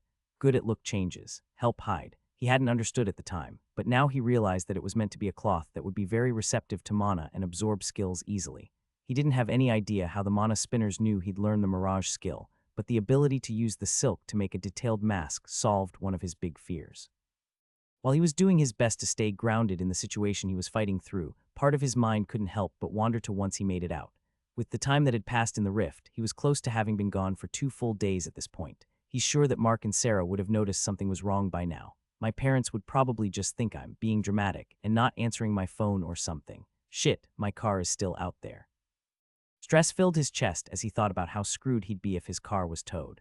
Though as he thought through the situation, he found that he wasn't nearly as worried as he might have once been. He had already traveled many miles during his time in the rift. All he would need to do is use his movement skill and follow a road, and he'd reach civilization quickly enough. The threat of the New Jersey winter also seemed like such a small worry when compared to his current predicament. He had also been stressing about how others would react to the visual changes to his left eye once he returned, but with the discovery of how to use the silk, he had a way to hide it, at least until he could assure them that he was okay. Then he would want them to hear the full story, including how he had gained the eye from Yura. In the meantime, the mask would play a crucial role in allowing him to blend into the encampment he wanted to ambush the following day. He had planned to use a hood before an approach in the night, but with the discovery of the mask, he would be able to enter in a much less conspicuous way and get more intel during the day. The Mirage skill was extremely powerful, and Alex was thankful to have found the consumable manual. He could create complex illusions by activating the skill, and depending on the size or detail of the illusion, an amount of his total mana pool would be reserved and unusable as long as the illusion was in effect. Both Mirage and the Silk were just 2 examples of all the rapid progress he'd made in the last 3 weeks. While he'd been pushed to the brink physically and mentally, he couldn't deny that the gains were immense. His level had skyrocketed, along with Val's. The stats from his titles added to the stats gained from his class and levels made him stronger than he ever would have thought possible. While all of these gains were good, Alex felt that he was beginning to lose a grip on his situation. Too many new tools in his toolkit were causing him to second-guess his plans. The stats specifically made it hard for him to determine what he was capable of. Physically, he could run further and faster than the most fit human. He could jump higher and had no problems lifting the deceased sect members. His entire body and appearance had changed. While bathing earlier in the day, he'd been surprised to note how much more pronounced his muscles were and how much fat had shed from his body. While the change in his mental and magical stats felt a bit less noticeable to him than the physical, willpower was definitely the most apparent. His mind felt sharper and quicker. It wasn't that he was smarter, but his mind processed the information that it was taking in at a much faster rate. He'd most noticed this in his fights with the Shadow Serpent sect members. This allowed him to make a decision faster, and though he couldn't be certain, he felt more confident in himself. Is that because of the stat, or because I feel more competent? Stats aside, Alex had gained skills, a new weapon, and a style of fighting with that sword in his heavenly eye. Adding even more confusion to that, he was actively trying to improve his mana shaping and empowered step skills. Mana shaping had reached level 19, and Alex could feel a sort of mental block that was preventing him from pushing into the next level. He believed that innovation or an improvement to how he was using the ability was the key to making the next step. Alex's solution to this was to keep working at his fine control of the mana tendrils with mana shaping while emulating the mana spinner webs. The final layer of chaos in his progression came from Valthurian. His companion had gained stats and abilities as well, and they'd largely been operating as 2 separate components.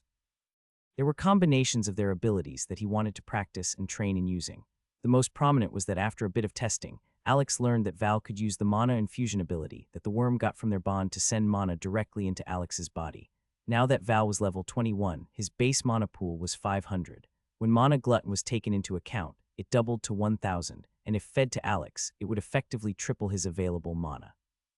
With all of the new and potential upgrades to his power, he felt that he should slow down and allow himself some time to practice and experiment before continuing the raids or gaining more experience.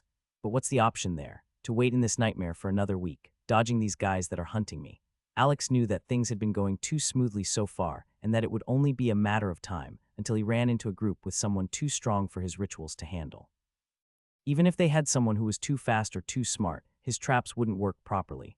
No more waiting, no training. The ambush tomorrow is the last attack since the camp is between myself and the dead fields that lead to the rift exit.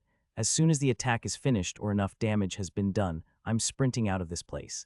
It excited him to think that he could be back in his apartment by tomorrow evening.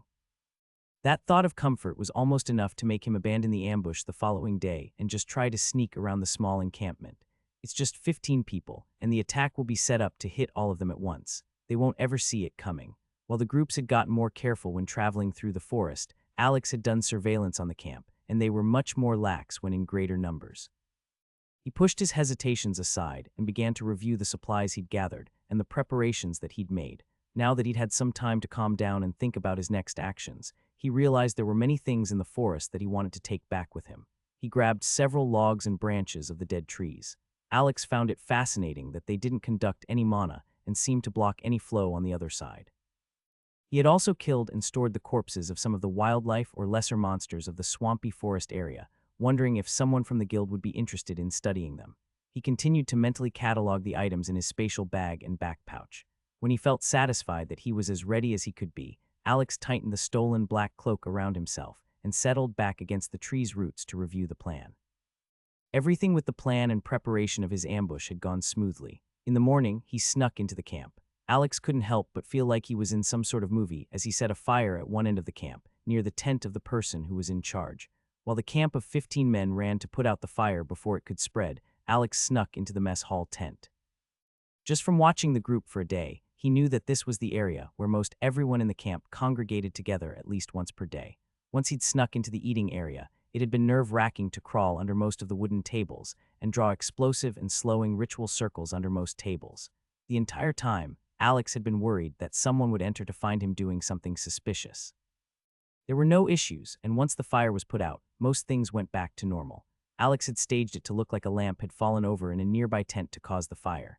The man was disciplined harshly, and the area was cleaned. Alex had almost abandoned his entire plan when 2 more small groups of 5 to 7 acolytes joined the camp. Suddenly, he was facing twice the original numbers, and Alex was getting more nervous that he wouldn't be able to accomplish his goal. He used his heavenly eye to scan most of the enemies in the camp as he did his best to blend in. The levels ranged from the low 30s to the low 40s. The exception was the leader of the camp, Hongxiu level 49. Class Shadow Adept. Primary stat Agility. Hostile Humanoid. He was easily recognizable with the purple sash to signify his position and long black hair tied into a ponytail. It made Alex very nervous to have someone so high-leveled in the camp. He did his best to stay far away from the man and stall until the sun began to set. The plan had been to wait until the evening meal to activate the rituals. With the new additions, he'd been worried that things could not continue how they had in the previous nights. His fears were quieted as the Hongxiu sent word through the camp that he would be giving a speech during the evening meal, and everyone was required to meet at the mess hall tent. Alex's heart beat wildly in his chest as the long line of people entered the tent. He hid outside of the tent with Val hidden beneath his robe top. Despite the tension and stress, Alex extended a tendril of mana toward the tent. He made it as thin as possible and let it snake into the tent to activate the chain of rituals from a distance.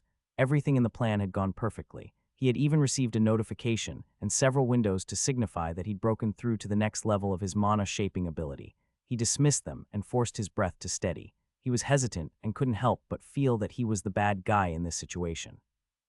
Even though these people had attacked and hunted him, he was about to set off a bomb while they were gathered and preparing to eat. This wasn't honorable combat, it was going to be a slaughter. Were there innocents here? They were all fighting-age males and in sect robes. They wouldn't show me the same mercy, would they? In the end, Alex realized that he wasn't strong enough to fight these people one-on-one in an honorable fight. Even though that would be his desired choice, they were all higher level than him and they outnumbered him by a vast amount. The Shadow Serpent sect had already shown their willingness to be ruthless and that they would look down on him and take his life without a second thought. He stilled his thoughts and activated the chain reaction of rituals through his mana tendril. He ran out of mana halfway through, and Val used mana infusion to send a large flood of mana back into Alex, allowing him to finish the chain reactions. The multiple explosions shook the air, and Alex stumbled back from the tent. His vision became crowded by a startlingly large number of notifications. You have slain human level 32. You have slain human level 31. You have slain human level 34. You have slain human level 38. Congratulations, awakened. You have leveled up. You have 3 free points to distribute. You have slain human level 40. You have slain human level 33. You have slain human level 33. You have slain human level 36. Congratulations, awakened. You have gained a title. You gain Title 1 against many. The notifications continued, and Alex couldn't look at them. He dismissed them quickly and surveyed the chaos he'd caused. As the mess hall tent collapsed, several people scrambled out, covered in dirt and blood. People within the tent screamed, and he saw lumps on the ground moving as the tent fell slack and onto the bodies on the ground. Everything had gone according to his plan, and with the added casualties and sect members, it had gone better than Alex expected. Things lined up perfectly throughout the entire day, even with Hong Xiu calling everyone to one area. Blue motes rose from the bodies, and gold light began to rush toward Alex. At the same time, a sword slashed through the tent, revealing a calm and confident man. Instantly, Alex recognized the purple sash he wore and watched as his head swiveled around the camp. His angry eyes landed on Alex, and he shouted at him while pointing his rapier. This is where everything began to fall apart with his plan. Hong Xiu pointed his sword directly at Alex as they locked eyes. Alex watched as the other man stepped forward. To his normal eye, it looked like he had faded from existence before stepping out of a shadow not 10 feet away. "Acolyte, what are you doing over here? You look suspicious," Hong Xiu said. Alex took another step back as his mind ran through possible ways to get out of the situation. He stopped and stood straight before bowing with his left palm clasped into his right hand. Junior Fang greets senior brother Hong. This deferential greeting was how he'd seen others interact with the elder brother. It was the closest Alex had been to the higher-level leader, and he was surprised to note that Hong Xiu was much younger than he thought. Xiu looked to be just over 20 years old. No wonder this guy is cocky. He's still a baby, and he's this strong. That's like me being Superman in college, but it's culturally acceptable to throw my weight around. Younger man lowered his rapier a fraction as he heard the standard sect greeting. Alex maintained his position in the bow, knowing that it wasn't proper for their group to stand until the senior-ranked person responded to the greeting. The silence stretched, and Alex began to feel uneasy. He felt his legs shake from the tension, and he was beginning to wonder if he should flee. Knowing that he needed to act quickly, Alex pulled up the notification he'd gotten just before setting off the ritual circles. It only took a moment's thought to bring up the system windows. Congratulations, mana shaping has leveled up. You have reached the tier threshold of an active skill. Would you like to advance or evolve this skill? Advance, this skill stays the same and advances to an improved version in the same tree. Evolve E, this skill changes based on the different ways you may have used it or pushed the bounds of its purpose. You will lose levels in this skill if you choose this option. Advance Evolve. Alex continued to clasp his hands and keep his head down to prevent Xiu from seeing his eyes flick back and forth across the prompts. He hadn't been prepared to have a choice. He assumed that the skill would level up and change or grow stronger. There is really not any time to unpack all of this right now. I want the skill to change, but how much will it change? It says it will change based on how I used it. He mentally selected the Evolve option and watched both windows disappear to be replaced by a new one. Analyzing skill usage. New skill learned, Mana Thread Novice Level 7. Mana Thread. Create impossibly thin and tightly controlled tendrils of mana. Your control and mastery over shaping mana reaches new heights. While Alex felt a soaring sense of excitement, his thoughts were cut short by a condescending sneer. "TCHH, go fetch water with the others and put this fire out." "Yes, senior brother," Alex said. He bowed a bit deeper before standing and turning to go and join the others. Before the tension could fall from his shoulders, he heard a slight shuffle of feet from behind him. Just as Alex glanced over his left shoulder, he saw Xiu crouching with his sword raised. Alex threw himself to the side just in time as the younger man used lunge and slid his sword through the same place Alex's shoulder blades had occupied a moment before. Xiu laughed and straightened from his martial stance and looked down at Alex with contempt. "Good awareness, junior brother, but I'm curious, how is it that an acolyte knows the Mirage technique? It's reserved for those of us who are at least at the first star." Alex pushed himself backward quickly and got back to his feet, creating as much distance between them as possible. "No answer? I thought not. You are the imposter, the one that the firstborn is seeking," Xiu said. He looked down his nose at Alex, clearly pleased that he had seen through the ruse. Alex looked around for an exit but found none. Around them, people ran back and forth. Tents burned, and injured continued to scream or call out for help. Pieces of wood from the tent, along with the canvas, began to catch fire and threatened to spread throughout the camp. While Alex's panic grew alongside the rising smoke, Ziu seemed to grow more calm. Let's end this swiftly. You have done great damage to our sect, and your ambushes were well executed. As an enemy, you have my respect for your fighting spirit. Ziu flicked his wrist, and his rapier made an audible swish as it cut the air. In response, Alex dropped all pretenses of being submissive and fooling the man. He drew his own rapier and turned his right shoulder forward, slimming the target. Crouching and leaning forward on his right leg, he adopted the stance in the practice manuals. Ziu leaned his head to the left as if to look at Alex's foot placement. Not bad, but it's clearly self-taught. If you did that within the sect, elder brother Ming would beat you senselessly. Alex ignored the idle talk and watched the man carefully while planning his escape. Ziu vanished, and Alex's instincts screamed at him. He dodged to the side just in time to avoid Ziu's rapier. I'll give it to you. You're quick, but that won't be enough. I've gone through my first-class advancement already. The gap between the two of us is too large. He shook his head, almost sadly. Let me show you. Alex swallowed hard and allowed his thoughts to race. There must be a way out of this situation. He's way more trained than me. His stats are higher than mine. Fuck, I should have just left. I didn't need to do this. It would have taken an extra day or two, but I could have gone around them. Time to gamble. Alex activated his new mana thread ability. A small thread of mana slips down his left hand and toward the ground. He was surprised at the speed and efficiency of the thread. While the tendrils felt like a significant drain on his mana pool, he could tell the new skill felt like a trickle in comparison. It took all of his willpower and confidence not to glance down at the thread, ensuring that it was invisible to the naked eye. If I take my eyes off of him, I'm dead. Even if I survive, it could give up the ruse. He snaked the thread to his side, beginning to shape the ritual in the direction of the rift exit. Alex did his best in shaping and controlling the thread the way he'd seen the mana spinners do. Both men had been staring at each other for the last few heartbeats. Alex was distracted and doing his best to watch for any movement, whereas his opponent was looking at Alex's stance and watching for openings. Alex saw him split into two people without warning, and his outlines became blurry. They crouched and sprung forward with explosive speed. Mirage and blur, shit. Alex was ready with mana infused into his legs. He activated Empowered Step and leaped backward. In his haste and fright, he pushed more mana into his legs than he had wanted, which sent him flying back into a nearby tent. He crashed into the tent, and it took everything he had not to lose concentration on his mana thread. It was quite easy to recognize Blur and Lunge as signature abilities of the Shadow Serpent sect, especially after studying them in the manual. Ziu's use of the Mirage skill was beyond what Alex was currently capable of, making him hesitant about other skills he might not know. Come on, just a bit more. He brought up his status and checked his mana, trying to catch sight of Zui through the growing smoke. He saw his mana was dangerously low again, and Val sent him another pulse of mana through mana infusion. Such a good little mana battery. I'm gonna give you so many mana stones later. Alex jumped back to his feet and held out the rapier once more. Unsure of where his opponent was, Alex swished the blade back and forth wildly. With the majority of his attention focused on the ritual, he had returned to swinging the sword around wildly, dropping all pretenses of his training. Are you even going to use that thing? Ziu laughed. He came into view as a dark silhouette through the smoke, and he threw aside broken and knocked over pieces of the two wrecked tents, causing the smoke around him to stir. Even though he knew that he should stall or attempt to draw the man into a longer conversation so that he had time to finish the ritual, Alex felt like his mind was being pulled in too many directions. What do I say? Shit. Do I reason with him? Pissing him off wouldn't work, then he'd just want to kill me harder. Before he could settle on a stalling strategy, the younger man stepped forward and raised his sword dramatically. Rather than a quick lunge, Ziu approached calmly and with measured steps. Alex noted the way his eyes were studying every movement and shift in weight. The ritual was almost complete, and Alex was unsure of how to dodge this next attack while finishing the last bit of the ritual. Wait.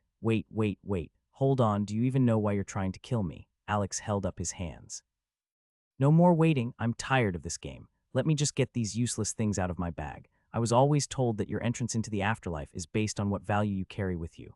Alex said, What the heavens? Ziu stopped in confusion as Alex removed a rope. He raised his sword as the rope sailed through the air but landed harmlessly several meters away. It's no wonder he's confused. I don't even know what I'm saying. Alex removed some dense rocks from his time in the tunnels and tossed them to the same area. Lastly, he lobbed a purple mana stone. What a waste of time. Stop stalling and accept your fate. Ziu moved forward again and held his rapier at the ready. Just a bit more. Ziu attacked, and Alex was too slow. He was wholly focused on completing the ritual, and his reaction time with the sword was too slow to match the other man's greatly increased stats. The other man's rapier was extended perfectly straight, and as he lunged forward, it struck toward Alex with deadly precision. Alex could tell too late that the sword was coming directly toward his face. He felt the sword cut into his cheek and struck the bone there. Panicking, he turned his head to prevent the sword from piercing into his head. A sickening sound could be heard in Alex's head as the blade scratched the bone and slid across the bridge of his nose, cutting the other side of his cheek. Even though the reaction was too slow, he jerked his face away, horrified. Unfortunately, the damage was already done.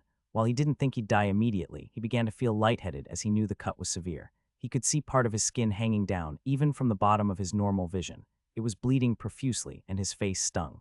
As horrific as the damage was to his face, the real kicker for the fight was the damage that was done to his mask. Blood ran down his cheeks, and Alex was caught between panting for breath and spitting out the metallic taste of blood. Hongxiu stopped and stared at Alex with a dumbfounded expression for several moments as the mask fell away. "You're one of them. You're a high-ranking member of the Celestial Lotus sect." Xiu took a step back as he registered his words in the bloody, blinking heavenly eye across from him. But then he stopped himself, and he began to gain confidence once again. "No, that doesn't make sense. You're far too weak, even with the sacrificial binding." Alex moved in a small semicircle to his right. Having dropped the rapier, he wanted to cover his cheek with one hand but didn't want to actually touch the wound. His other hand was raised in a placating gesture. Xiu smiled wickedly at Alex. "Oh, I'm going to enjoy this. You will not get a swift death. I'll cut you to pieces bit by bit and take that eye from you while you're still breathing. Fuck me." I guess pissing him off was the right answer to stall. Despite knowing that he wasn't going to die in the next strike, Alex bent his legs and continued to reposition. The Shadow's adept raised his blade, bringing the cross guard to pause in front of his face. With an exaggerated movement, he raised his empty hand and moved 2 fingers along the blade as his sword hand pulled the blade down and flicked it out to the side. "This will slow you down and make everything much, much more painful." Alex removed the hand from his eye and could see through his bleary enhanced vision now that the spider silk had been torn away and the wooden puck dropped to the ground somewhere in his dodge. The rapier was now coated in a sickly green mana that seemed to drip from the blade. Poison. Knowing that he was close to death, Alex decided to let the chips fall where they may. Even though it was entirely too early to dodge an attack, Alex threw himself to the side and landed in an ungraceful heap on the ground.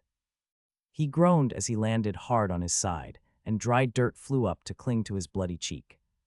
When he opened his right eye, he saw Xiu approaching him at a normal pace. The sword was held out to the side, certain not to brush the mana-poisoned blade against himself. The sneer on his face was almost enough to make Alex laugh. The younger man had thought that he had won and that Alex, in his fear, had tried to flee and had tripped instead. "You Celestial Lotus are all trash. I'm glad I'll get to kill you like this, laying on the ground and bleeding in our dirt. Come on, just a few more steps." In total confidence, Xiu strode forward and raised his blade, prepared to cut into Alex's lower body. It was with that same confidence that he walked directly into the ritual circle Alex finished preparing. Now, the ritual circle activated through a pulse of mana through his mana thread, and ropes shot out from the ground and latched on to Xiu from many different angles. As soon as they were settled, they changed from ropes to solid rock, holding him firmly in place. Hurting in several places, Alex got to his feet and looked at Xiu. The sect leader stared in horror and outrage. Alex walked forward and punched him in the face as hard as he could. Xiu's head rocked to the side, and Alex hopped back while shaking out his fist. Pent-up stress, excitement, and fear all rushed out of him with a single word. "Fuck." He bent over and grabbed his bare fist before deciding to just press it to his side. He'd felt like his body was growing more tough with the increase in stats, but his stats were lower than Xiu's, and it was clear that the punch had hurt Alex's knuckles more than the other man. The pain subsided after a second, though he felt a dull throb in the ring and pinky finger knuckles, and Alex reached for the dagger at his side. He took a single step toward Xiu and then heard shouts nearby. "Hey, they're over here. Senior brother, senior brother."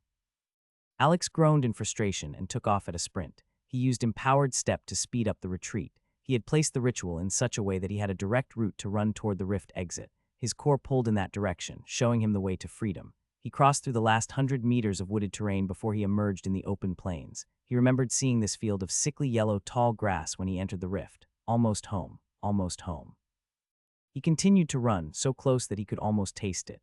When he was about 200 meters away, heading up the hill, he could see the rift. He focused on it and willed himself to cross the last bit of distance. His mana was running low enough to cause his head to throb, his body hurt, and his face was beginning to feel numb on the left side where the blade had cut deep.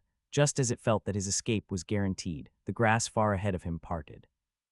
It looked like a shark swimming through the water. The odd sight caused Alex to skid to a halt and assess. He heard a hiss and then saw a large black snake made of shadowed scales pull itself up and eye him.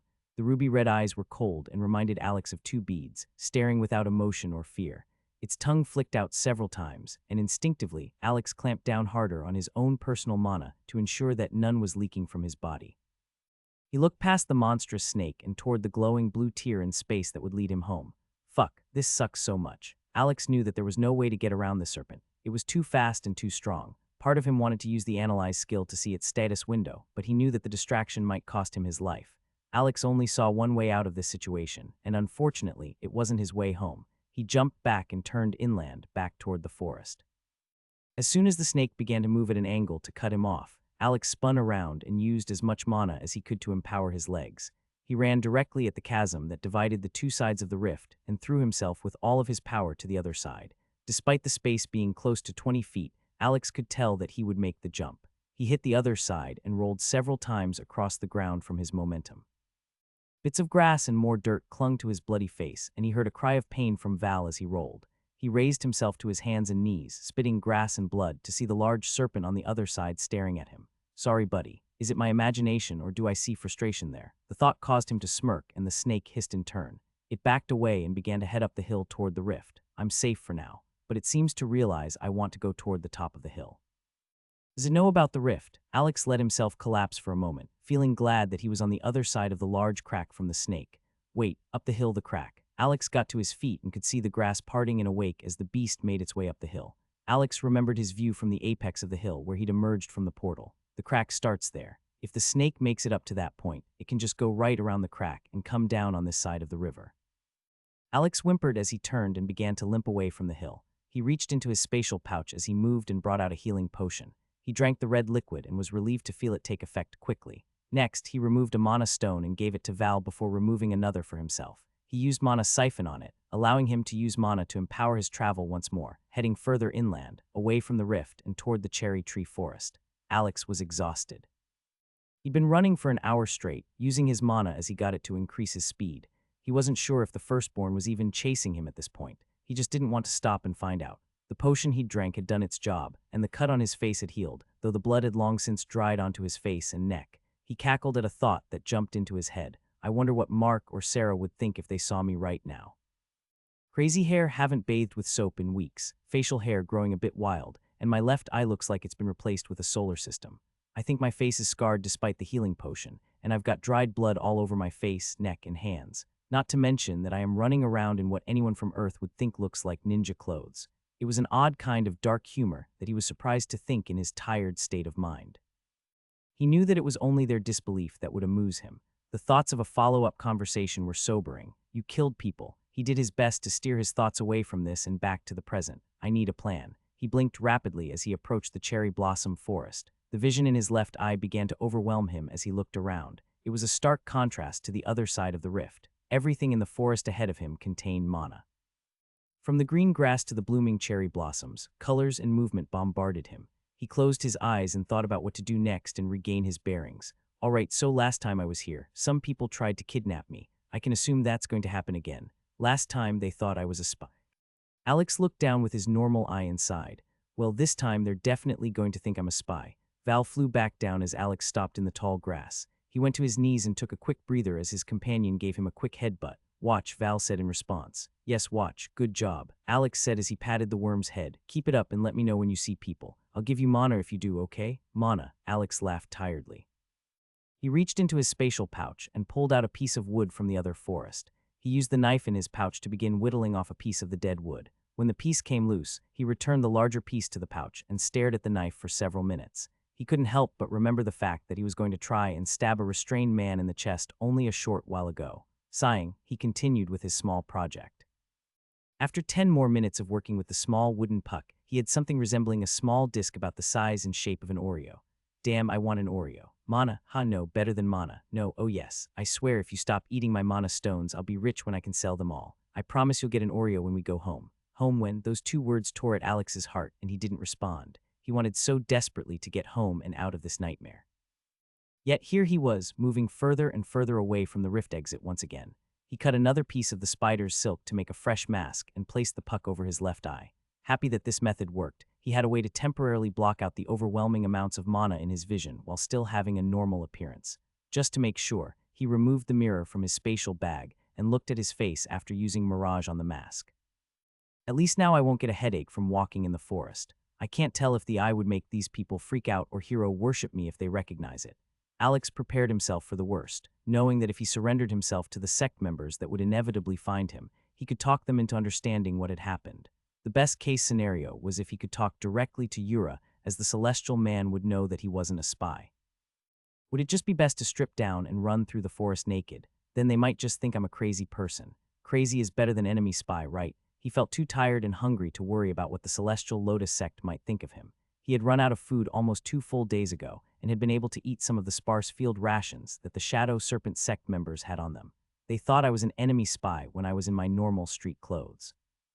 I doubt being naked would make a difference. He knew he needed to move, but he quickly looked through his system notifications. He dismissed any of the kill notifications and instead just looked at what he'd gained, 3 levels and another title. He wanted to stop and look at the title, but felt a bit sick to his stomach at the enormous jump in experience. He glanced at the benefits to make sure that it wasn't anything abnormal, however. When he saw that it was another 5 points to all stats, he stood and began to move to divert his thoughts.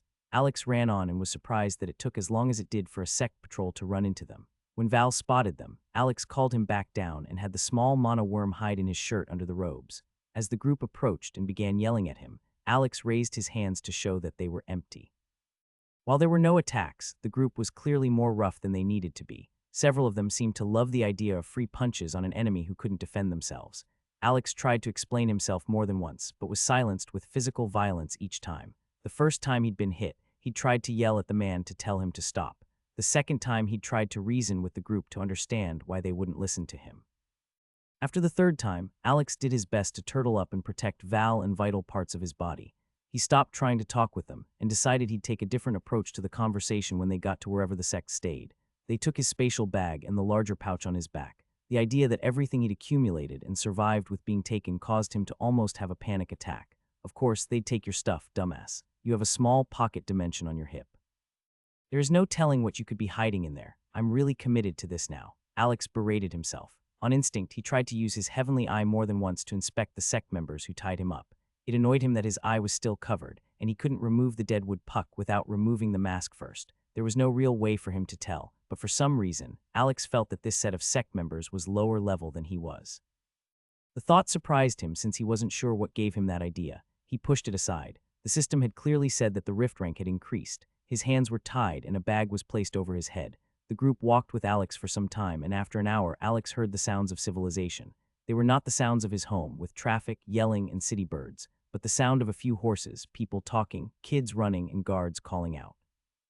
For some reason, with his vision being inhibited, it really drove home the fact in a different way that he was in a fantasy world. He listened to the group's conversation as they made their way through the city, catching a few odd bits about the fact that they were annoyed to be reduced to such a low state of power. One of them mentioned something about Alex's chi, and that the Serpent sect must regard them lowly to send such a beginner to spy on them. Alex was yanked along, and he could hear those who'd tied him up bragging to some others as they passed. He made the mistake of trying to clarify, once again, that he wasn't a spy, but the men had gladly turned to beat on him some more. Alex had wondered if they might not use such violence when in the company of others, but he turned out to be quite wrong. They were more than happy to teach him his place as a knight's dog. Whatever the hell that means, Alex coughed after a particularly solid kick connected with his stomach and resolved to keep his mouth shut until they got him wherever they were taking him. At first, the village had seemed large. They walked through the area for some time before Alex realized that the assholes were parading him in a large circle past the houses. The longer that they were out there, the more people came out to see the spectacle. The chill settled into his bones as several hours passed, and night began to fall. The ordeal only ended when the men clearly became bored and were no longer getting the attention they had when they first arrived in the village. Alex was taken into a damp and cool area underground that he assumed was a prison. He felt cold metal manacles clamp around his wrist before the bag was removed. He looked around at the 4 men who still surrounded him and could see violence in their eyes. Fuck. Hey, wait. I'm telling you I'm not a spy. I know, Yura, please just G. Who in the endless night is Yura? Brother, shut him up. There was not even a second pause before a fist connected with Alex's face. He was stunned but had the wherewithal to ball up in the turtle position to protect Val in his stomach while covering his head. Blows rained down, and at some point he lost consciousness.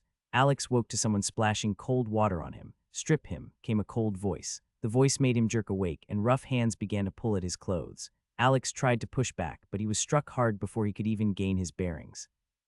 His robe and shirt were removed, which revealed Valthurian, who flew around behind Alex, poking his head out only slightly. Scared, the Bond said the word and sent a feeling of fright so strong that it made Alex dry heave. He tried to send feelings of comfort or confidence to the worm, but knew he was sending too much of his own stress as well. "There's a beast. You junior brother, go and fetch a mana cage," said the original cool voice. Alex saw the other man for the first time. He was not one of those who had been in the patrol group. He looked at Alex with a calm face that held no passion and seemed to take in every detail. Alex could tell that the man was in charge of the others, but he still didn't present the confident and dangerous aura that Hong Ziu had. He glanced around the cell to see if there was any hope of escape or fighting back. Every side of the room was covered with stone tiles, some with symbols etched into them. When Alex used his willpower to reach for his mana, he was terrified to notice that he could not draw it from his core.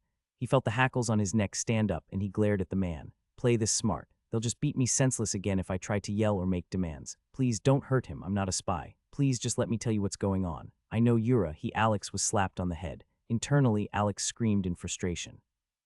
Externally, he closed his eyes and took a deep breath.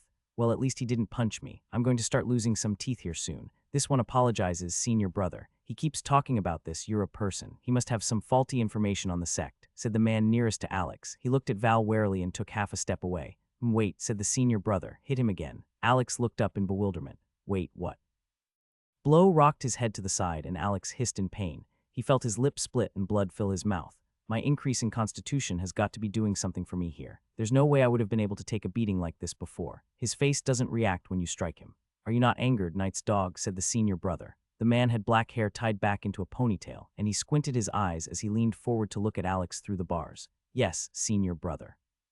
He's been like that this entire time. We thought it was impressive that he wasn't scared or angry or anything as we caught him. Even as we hit him and brought him into the cell, he didn't show any fear. Their training must be frightening if even someone as weak as him isn't worried about this situation." There was a pause for several moments before the man snapped his fingers. "That's not it. He has an illusion on his face. Wouldn't it break when entering the cell?"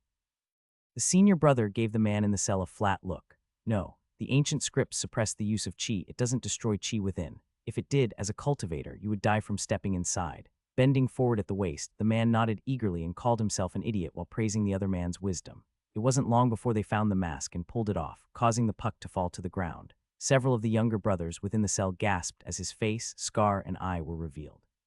"Interesting," said the senior brother. "Why would you make a mask of yourself? Why not one of another person, like a member of our sect?" Alex spit blood from his mouth before responding, some of the fresh blood from his lip clinging to his chin. "I'm telling you, I'm not a fucking spy. I made the mask of my own face to hide my eye because I didn't want it to alarm anyone."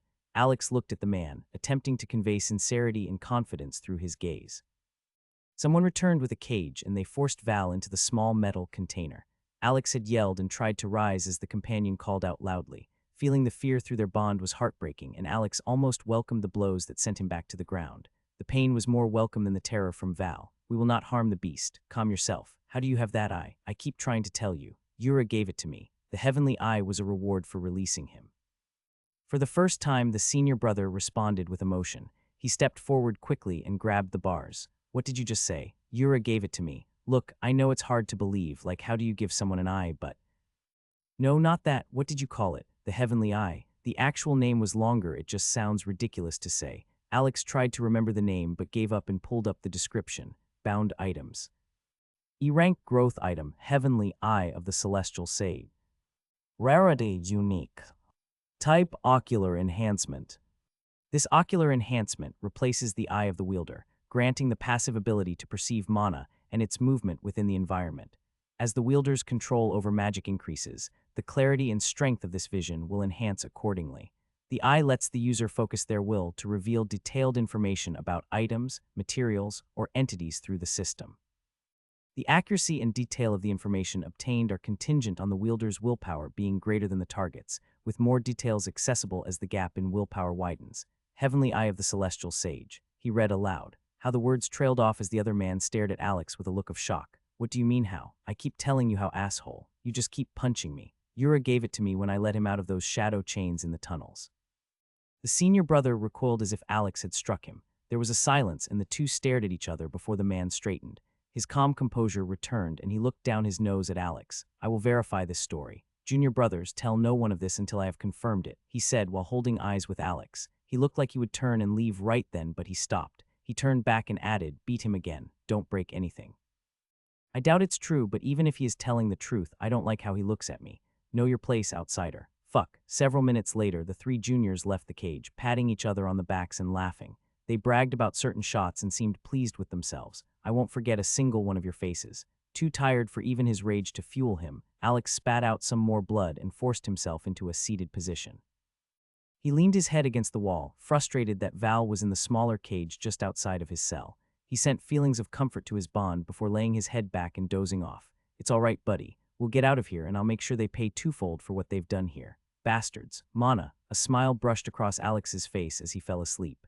Alex jolted awake and looked around in a panic, but he didn't notice any immediate danger. He winced in pain and he could tell instantly that his lip and cheek were swollen. What woke me up? He had his back to the stone wall and was facing the metal bars of the cell, his knees pulled up in front of him, and his legs felt like they were asleep from sitting in the position on the hard stone floor. His eyes naturally drifted to Val's cage. Panic filled him and he froze. Val. The cage was open and Val wasn't within. Alex reached out through his bond, only to find that Val was very close. Alex looked down and saw the small worm curled up in his own lap. "How did you get out?" The small blue head lifted and the fish-like eyes closed, and Val opened his mouth. It reminded Alex of a dog panting happily. "Me, Mana. Open small bag." It took him a minute to realize what the proud companion was saying. "You ate the mana from the cage and it opened." Alex stifled a laugh as Valthurian didn't know what a crate or cage was, but compared the container to a bag, which he'd only learned because the spatial bag was where the mana stones were kept. I guess they did say it was a mana cage. Little do they know that they basically just gave you a free meal. The small act of defiance made Alex smile and pat Val on the head. Alex took some of their time in quiet to observe the stone cell. Now that his eye was uncovered, he was able to look around and inspect the cell with the heavenly eye. There were carefully cut square stone tiles that lined the floor, walls, and ceiling of the cell. The tiles around the outer edge of each surface had inscriptions on them that glowed with the faint blue. He debated crawling to the closest wall to inspect them, but even as he shifted his weight, he knew that it would be painful, and he wasn't likely to glean anything from them. I wonder if those are runes that people can use for enchanting. They seem to be charged with mana. He looked around the room and saw that there was an empty cell across from his own. There were 2 sets of manacles in his own and the opposing cell, though he was the only one there. The area was relatively clean, and other than the small wooden puck that had fallen from his mask, there wasn't anything else in the cell. Alex entertained himself with thoughts on how he could get out of his current situation.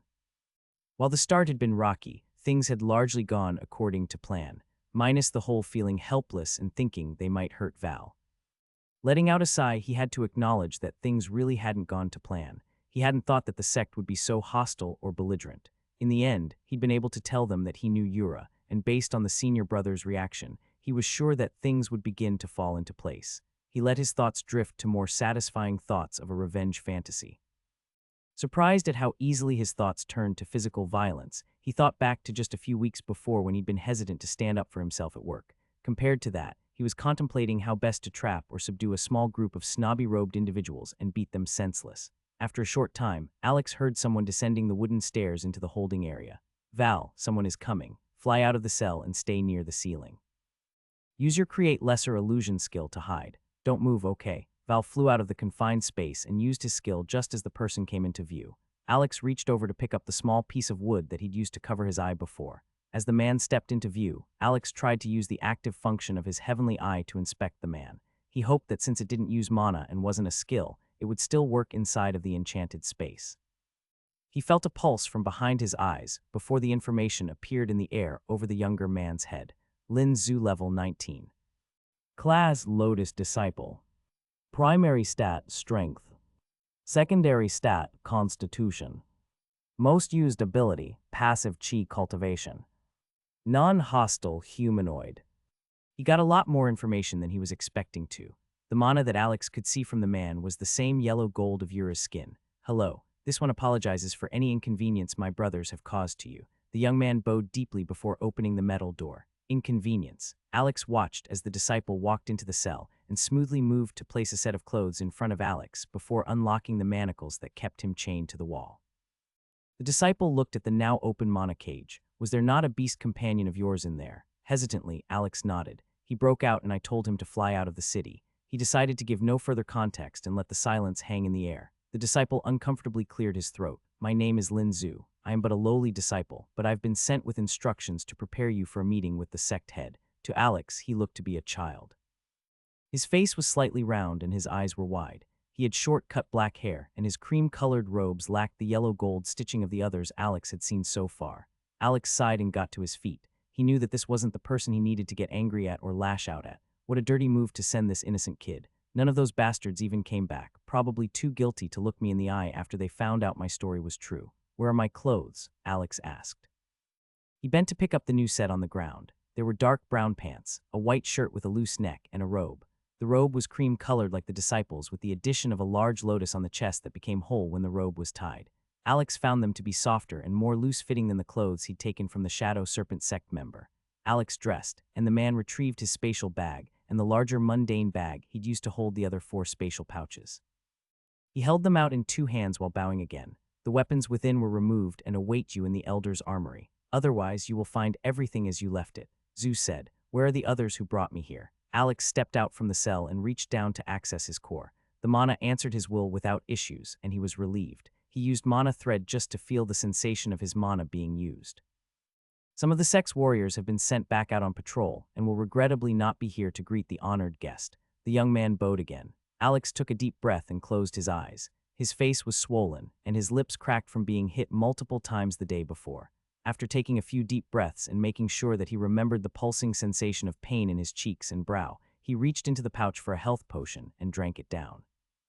Zhu just watched him quietly while fidgeting with the belt that tied his robes. It was clear to Alex that they should be moving somewhere, but he didn't mind making these assholes wait a bit, even if it was Yura. Alex knew Yura was significantly stronger than anything he could handle, but Yura's people had done this to him. Something about the thought triggered a memory in Alex's mind. He hadn't thought about it since his first day in the Rift because his quests had changed so quickly, but 3 weeks ago, when he'd entered the Rift, he'd been given a quest. There is a spy here, in the Celestial Lotus sect. Maybe none of this was Yura's doing. I should mention this to him when I can. All right, what are you supposed to do to prepare me for meeting with your sect head? All right, lead the way, Alex said. Val, follow behind us, but move way above us and keep your skill going. You'll look like a blur, but in the air, no one should see you. At least stay hidden until we make sure everything is safe. The two walked through the village, which turned out to be more of a city than he'd originally realized. The streets are wide and paved, with cherry trees lining both sides. Pedestrians walked calmly down the street, and he was surprised to note that most did not wear the sect's robes. Maybe the sect is just a smaller part of the city. What is the name of this city? Alex asked. Tianluo, which means heaven's fall, Zhu answered calmly while continuing to walk. Alex noted how different the culture was in this city compared to the city he lived in. While the people here were mostly quiet and disciplined, the people of New Jersey were naturally loud and crass. He loved the chaos and movement that came with the city. It was a large part of the reason he had stayed after college. Many of the buildings that they passed were made from white-washed stone. The architecture was full of sweeping, curved rooftops with gold or jade accents. It was odd how both sides of the street shared a certain amount of symmetry with each other. If one side had a building with an addition, so did the one mirroring it. They walked for some time and could see over the tops of the short buildings, a multi-leveled structure toward the center of the city that rose above all others. They walked toward it for a time, before turning and heading to the outer edge of a nice area. Just before they arrived at his accommodations, Alex noted a large field and staging area. What is that? Those are the training yards, honored guest. The sect trains there each morning and for certain classes during the day. Alex just nodded and kept following after. When they arrived at the house, Alex was impressed. It was a small building, but it was completely enclosed in a fence with a small grassy front yard. A path led up to the house and he could see a small garden around the side of the house. Zhu opened the wooden sliding door and guided him inside. The house had polished bamboo floors and 2 other rooms. One was clearly a bedroom, where he could see a low wooden bed with some sheets on it. The other had an eating area with a wall that opened to the small garden. To the back of the house, Zhu showed him where they could exit. Though there wasn't much room between the back exit and the fence, what was in between made Alex's eyebrows rise. There was a large stone setting and an indent filled with steaming hot water. Any water placed within the bath will heat up on its own, and they have an enchantment worked into the base of the stone that will increase your recovery while you soak in the waters. Alex whistled, and despite using a healing potion, he felt how sore his jaw was from the movement. Zhu left Alex alone and told him to inject chi into a stone left on the bed when he was ready. A finer version of his clothes was in the wooden cabinet opposite the bed, which the younger man instructed him to wear after bathing.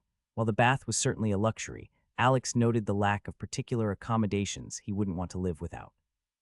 There didn't appear to be any plumbing or technology in the house, though with what he knew about rifts that made sense. A short time later, Alex let himself sink into the hot water. Man, it would be awesome to have my phone. I hope Mark and Sarah aren't too worried I've been here for just over 3 weeks. That means it's almost been 3 whole days out there. They definitely notice something is wrong by now. He sighed and tried not to think about it too much.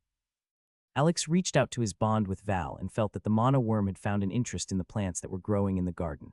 Please don't eat anything, buddy. I'll give you mana later, okay? Mana. Alex felt Val fly over and stop an inch from his face. Alex's eyes were closed, but he could picture the creature's large eyes staring at him with the intensity that only came with the possibility of food. Later. Mana now. Alex cracked open his right eye and stared at the worm. He couldn't help but remember the sheer terror that had been projected through their bond as they'd shoved Val into the mana cage. Fine, Mana now, go bring me the bag. Valthurian left quickly, eager to receive his treat. I always wanted a dog. Now I've got a talking and flying snake, close enough. Alex allowed himself to soak a bit longer and decided that he needed to check all of his notifications from the last ambush in more detail. Everything had been so hectic since his encounter with Hong Zui, he hadn't had a moment to himself to read all of the blue windows. He laid his head back on the stone siding of the bath and mentally called forth the notifications in the order he received them. There were a sickening number of kill notifications for humans. He also gained 3 levels and a new title. Level 24, huh? I've almost gained 20 levels since coming here. Since he didn't get any variety with his free points, he threw all 9 of the points into willpower before pulling up the description for the new title. Title, 1 against many. Fight against 10 or more opponents by yourself and win. +5 to all stats. Alex shrugged, welcoming the new blanket increase to his stats. Even including the 3 levels, Alex couldn't help but feel that his greatest achievement so far was evolving his mana shaping skill to mana thread. He decided to practice with it as he got dressed and waited for Zhu to return. After getting out of the bath, he stretched and noted that he felt better than he had in weeks despite some minor aches and pains, maybe even better than before I entered the rift.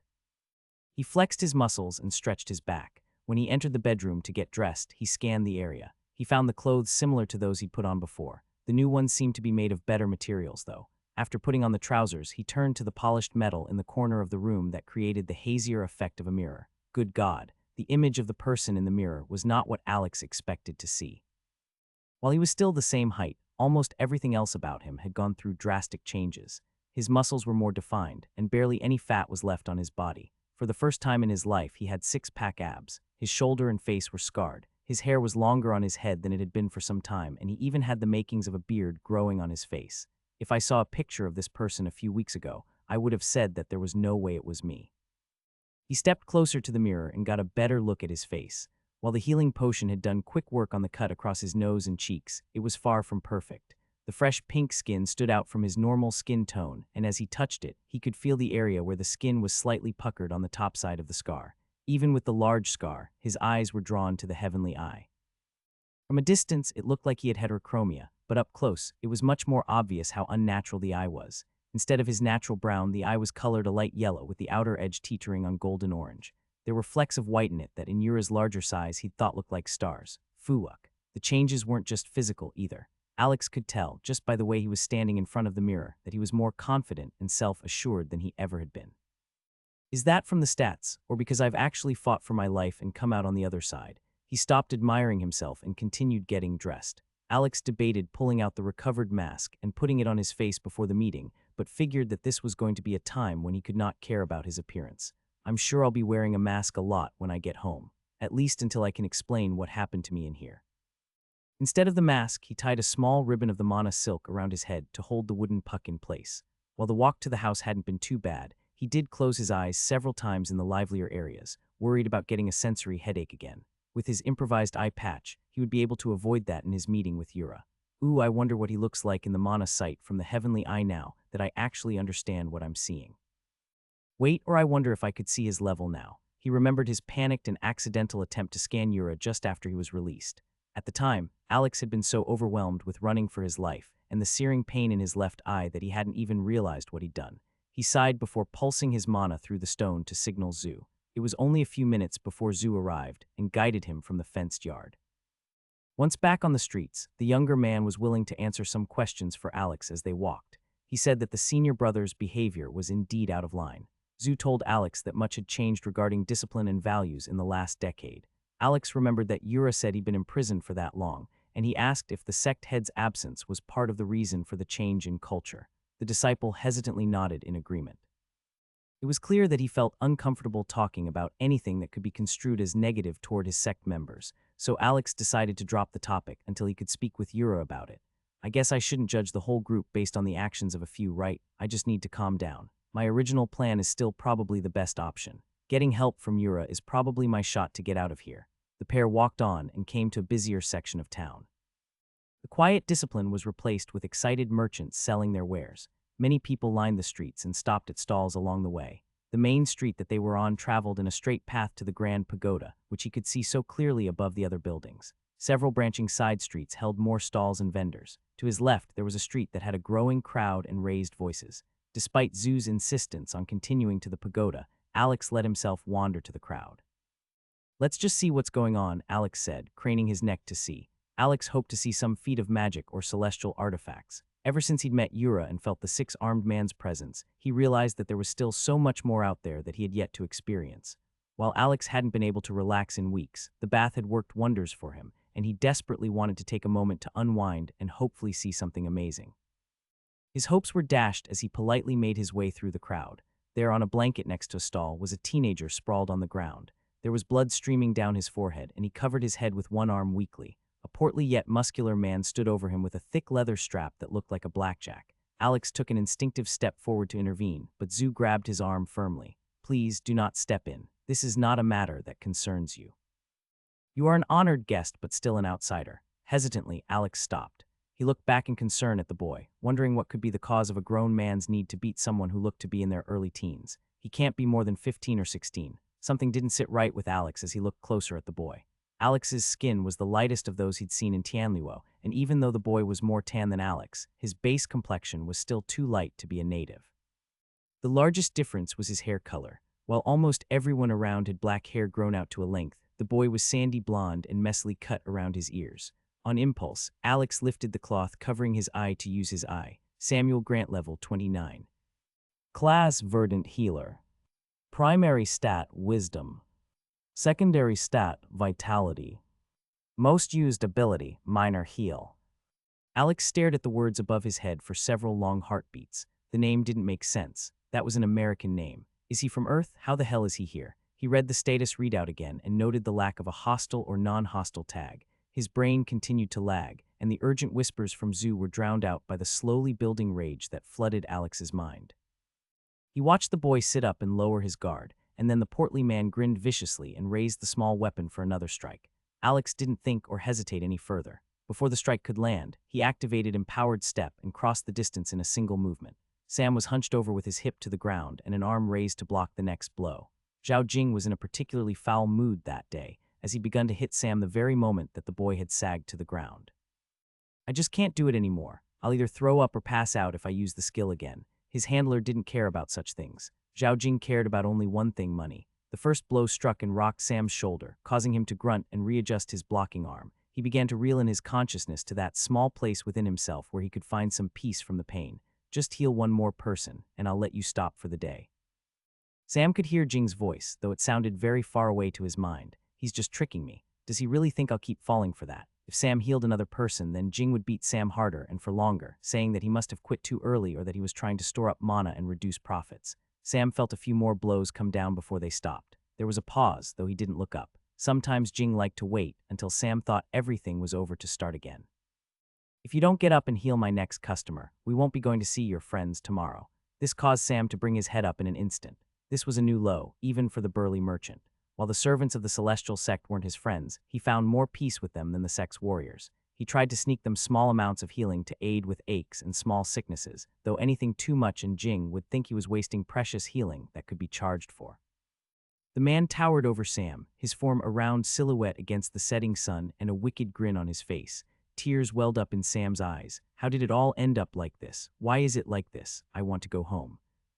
His vision blurred, and despite the pain in his shoulders and his extremely low mana, Sam was about to position himself to heal the richly dressed man in front of him. Sam heard the wicked chuckle too late, knowing that there was still one more blow to come. It was the one that Jing liked to say was for good measure, as if an extra few hits here and there would remind Sam of something important. He hunched his shoulders and braced himself, shutting his eyes tight. A heartbeat later, no blow landed. There was just the rustling of clothes, and while Sam heard the sound of leather smacking flesh, he didn't feel the pain. Did he hit my head again? What happened? Bewildered, Sam looked up to see a new tall and shadowy figure standing over him. From the angle on the ground, he could only see the stranger's back, but it was clear that he was wearing the sect's white robes. Did one of those guys finally feel bad for me? For almost a year, the sect members and guards had turned a blind eye to Old Man Jing's treatment.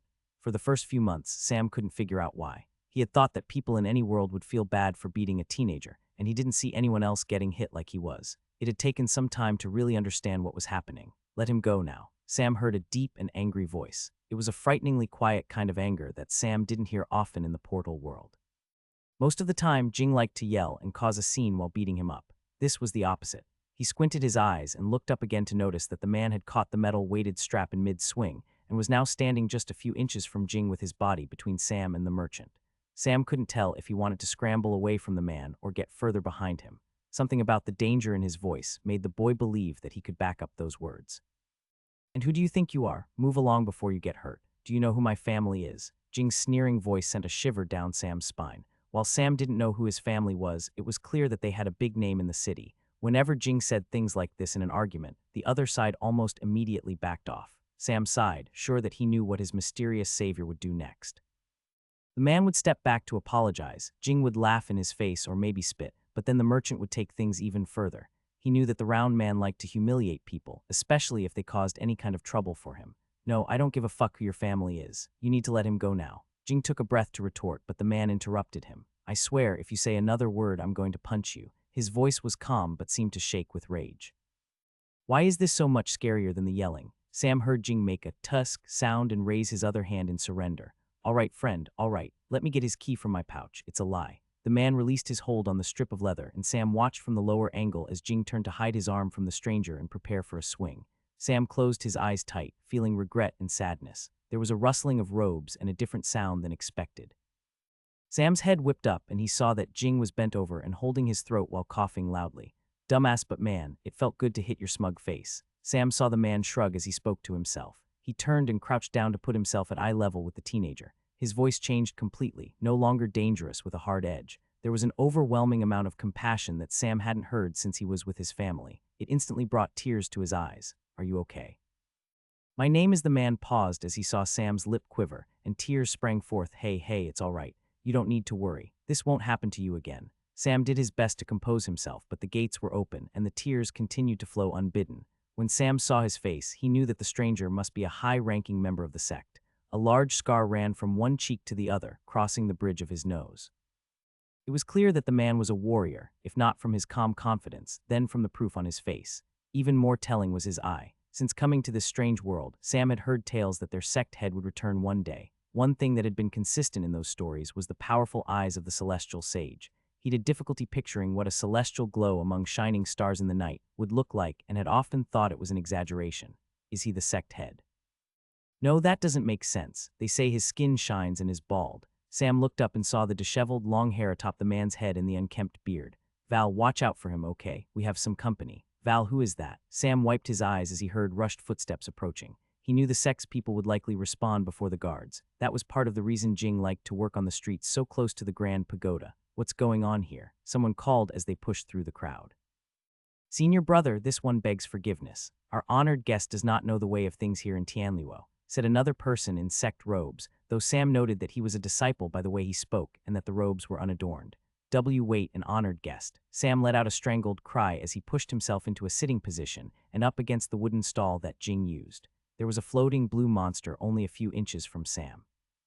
Its large round eyes watched him for a moment and flew quickly around his head before returning its attention to the proceedings. "Friend," a small voice came to Sam's mind. "What? Well, if he doesn't know how things work, then maybe we should show him." There was a wicked grin on the senior's face. "Senior brother, please, I must guide the honored guest to meet with the sect head. He has just bathed, and we are going there now." This caused the other man to pause before his grin returned.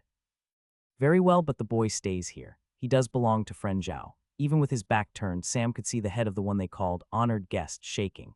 "No, he comes with us. You're an outsider. Mind your own business. This doesn't concern you." A second sect member said as he backed up the first. "It does concern me. He's a child." Do you enjoy seeing a grown man beat on a child? Some of the dangerous edges seeped back into the stranger's voice. How we treat our people is none of your concern. Oh, but he's not one of your people, is he? This is my business. You see the man walked down the 2 steps to get closer to the men, and Sam watched as his fingers stayed extended and pointed at the ground. They seemed unnaturally stiff, and Sam thought it looked odd compared to how relaxed the rest of his body was. This is my business because he's one of my people. One of his people. I've never seen you before. We have the same home, so it is my business, and I can't think of any reason for you to stand up for someone like that child-beating trash over there. He casually gestured at Jing, who had passed out on the ground next to Sam. You keep calling yourselves honorable, but I'm really not seeing much for you to lean on here. The same home? He's from Earth. Oh my God. Tears blurred Sam's vision. The small speech caused the sect members to look around. 5 were gathered then, standing shoulder to shoulder. Senior brother, please allow me to escort both of the outsiders to the sect head. Sam breathed a sigh of relief as the group took another step back, and it seemed like the mystery man would not be attacked. What a shame, Sam heard. He watched as all of the fingers, except the index finger, relaxed on the man's right hand. The pointer finger was straight and rigid, pointing directly at the ground. You on the left, you don't recognize me. The man averted his eyes. Oh, you do recognize me. I was wondering because now I have clothes on and I'm not covered in blood. Several of the men gave him an angry look and looked like they might begin to advance once more. The one in the front held up his hand to stall the others. You must think yourself strong to stand behind the sect head's power. The man laughed. Buddy, I've eaten things stronger than you in the last week alone. I'm not hiding. I'm right here. If anything, it looks to me like it's you hiding behind an excuse. He then did something curious. Casually, he reached into a pouch and removed a feather, which he tossed on the ground to his left. Why is he trying to goad the men? He's clearly outnumbered. I was going to let you leave with the disciple here, but now I think I'd like for you to bow down and apologize to the sect members here for the inconvenience. The man snorted loudly and scratched the back of his head in a clear dismissal before reaching into his pouch for a heavy metal ball and tossing it onto the packed dirt to his right. Senior brother. Enough, apologize now, or we'll have a nice friendly sparring match before your meeting with the sect head. There are plenty here who would attest to your rude behavior. Sam watched as the man shook his head and planted his feet. He squared his shoulders and looked at the group of 5. To the teenager on the ground, this man's back seemed to be unbelievably broad and strong. I know that the sect warriors are powerful. They have even strong armed Jing and his merchant guards. Sam had doubted the man twice now and been disproven. A desperate, very deep down part of him wanted to see this man humiliate the sect members. That thought scared Sam a bit, as he'd never wished harm on others. Even Jing he'd just wished to be free of the situation and to return home safely. Well, the man said, quit stalling. Call it a spar if you want, I don't care. The group shared glances before advancing. Sam was relieved to see that none of them drew weapons, signaling that things wouldn't get deadly. He could, however, see several of them with the telltale golden glow of the sect's chi techniques. While they might not kill the outsider, it was clear that they meant him harm. Sam watched as the man stood still and didn't move an inch, even as they fanned out and approached him. The group leaped forward at once, reaching out to subdue the strange foreigner. While they were in the air or lunging across the ground, Sam saw the most subtle flash of blue from the man's fingertip. In an instant, his robes were pulled flat against his body as if drenched by water, though they appeared dry. The group of 5 crossed an unseen barrier, and all of them crumpled to the ground in unison. At first, Sam thought they had passed out, but as he heard struggling grunts and calls for help, he realized that they were being restrained somehow. Whoa. Sam stared at the man in awe as all 5 of the sect members were subdued in an instant. He watched on as the man slowly reached into his pouch and removed a rock. With struggling steps, as if he was under great pressure, he moved forward and positioned his hand over one of their heads. From his position, Sam couldn't hear what he said to the man, but he did realize that the sect member he was speaking to was the one who seemed to know him before the fight. Can you even call it a fight?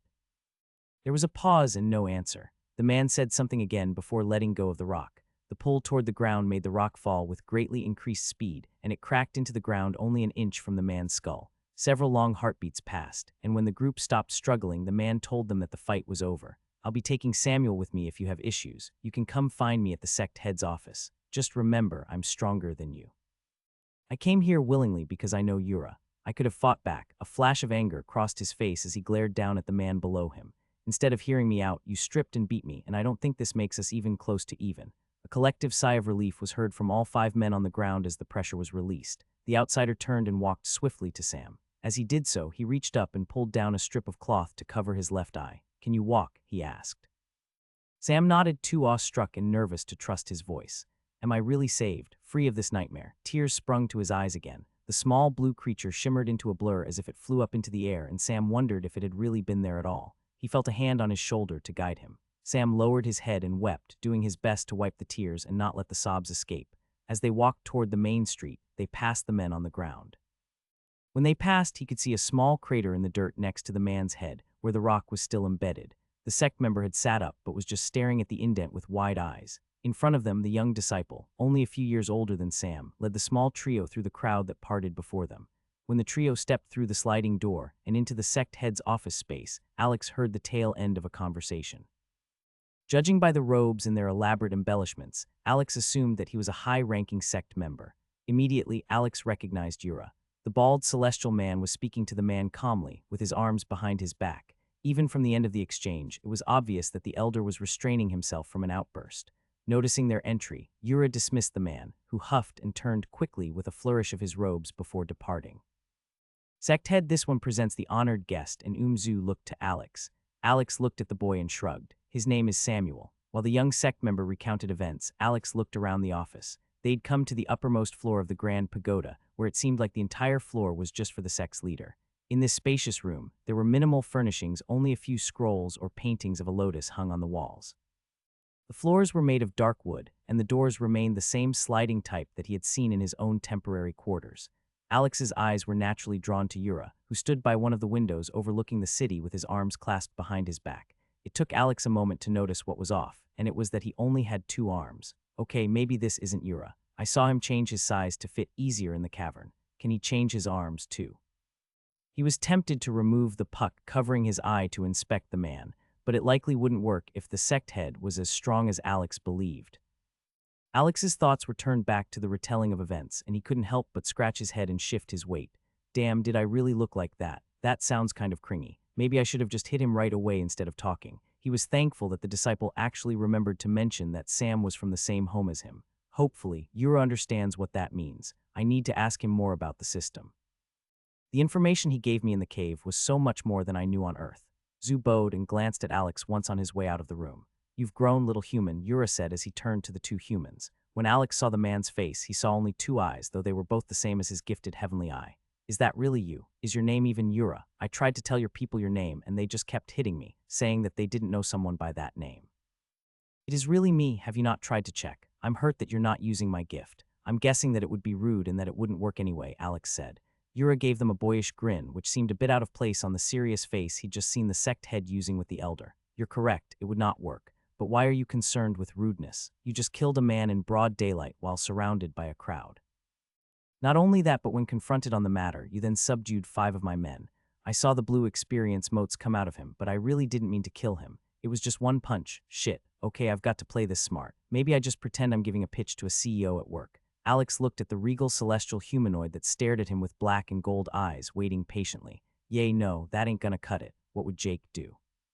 He handles these social situations so well. Damn it. He had to admit to himself that nothing in his normal life had prepared him for this moment. Alex held himself in place and suppressed the urge to shrug. He decided to turn this situation back on Yura and see what was really going on here. A vague idea was forming in his head from the information that disciple Zhu had given him, but he wanted to hear it from the leader. I'm glad you brought that up. Is it normal for your men to capture and beat children, then to make them spend enough of their mana to pass out? What's even worse, it looks like the sect members were protecting the scumbag, and when I confronted him on it, he tried to throw around the weight of his family. Alex looked at Yura and could feel his pulse quickening. Is that because I'm pissed or scared? Both. All right, maybe I shouldn't just antagonize him, but those are all solid points, right? He knew that the man in front of them could kill him quickly. Alex looked to Sam, who looked like he was trying to remain as small and unnoticeable as possible. The teenager's body was partially behind Alex's, as if worried about being seen by the stern-looking sect head. It seemed that Yura agreed with his thoughts because he sighed, and his straight-backed shoulders sagged as he exhaled. You're correct. That is not how our celestial lotus sect should be. A lot has changed in the years that I was imprisoned, and it doesn't look like some even expected me to come back at all.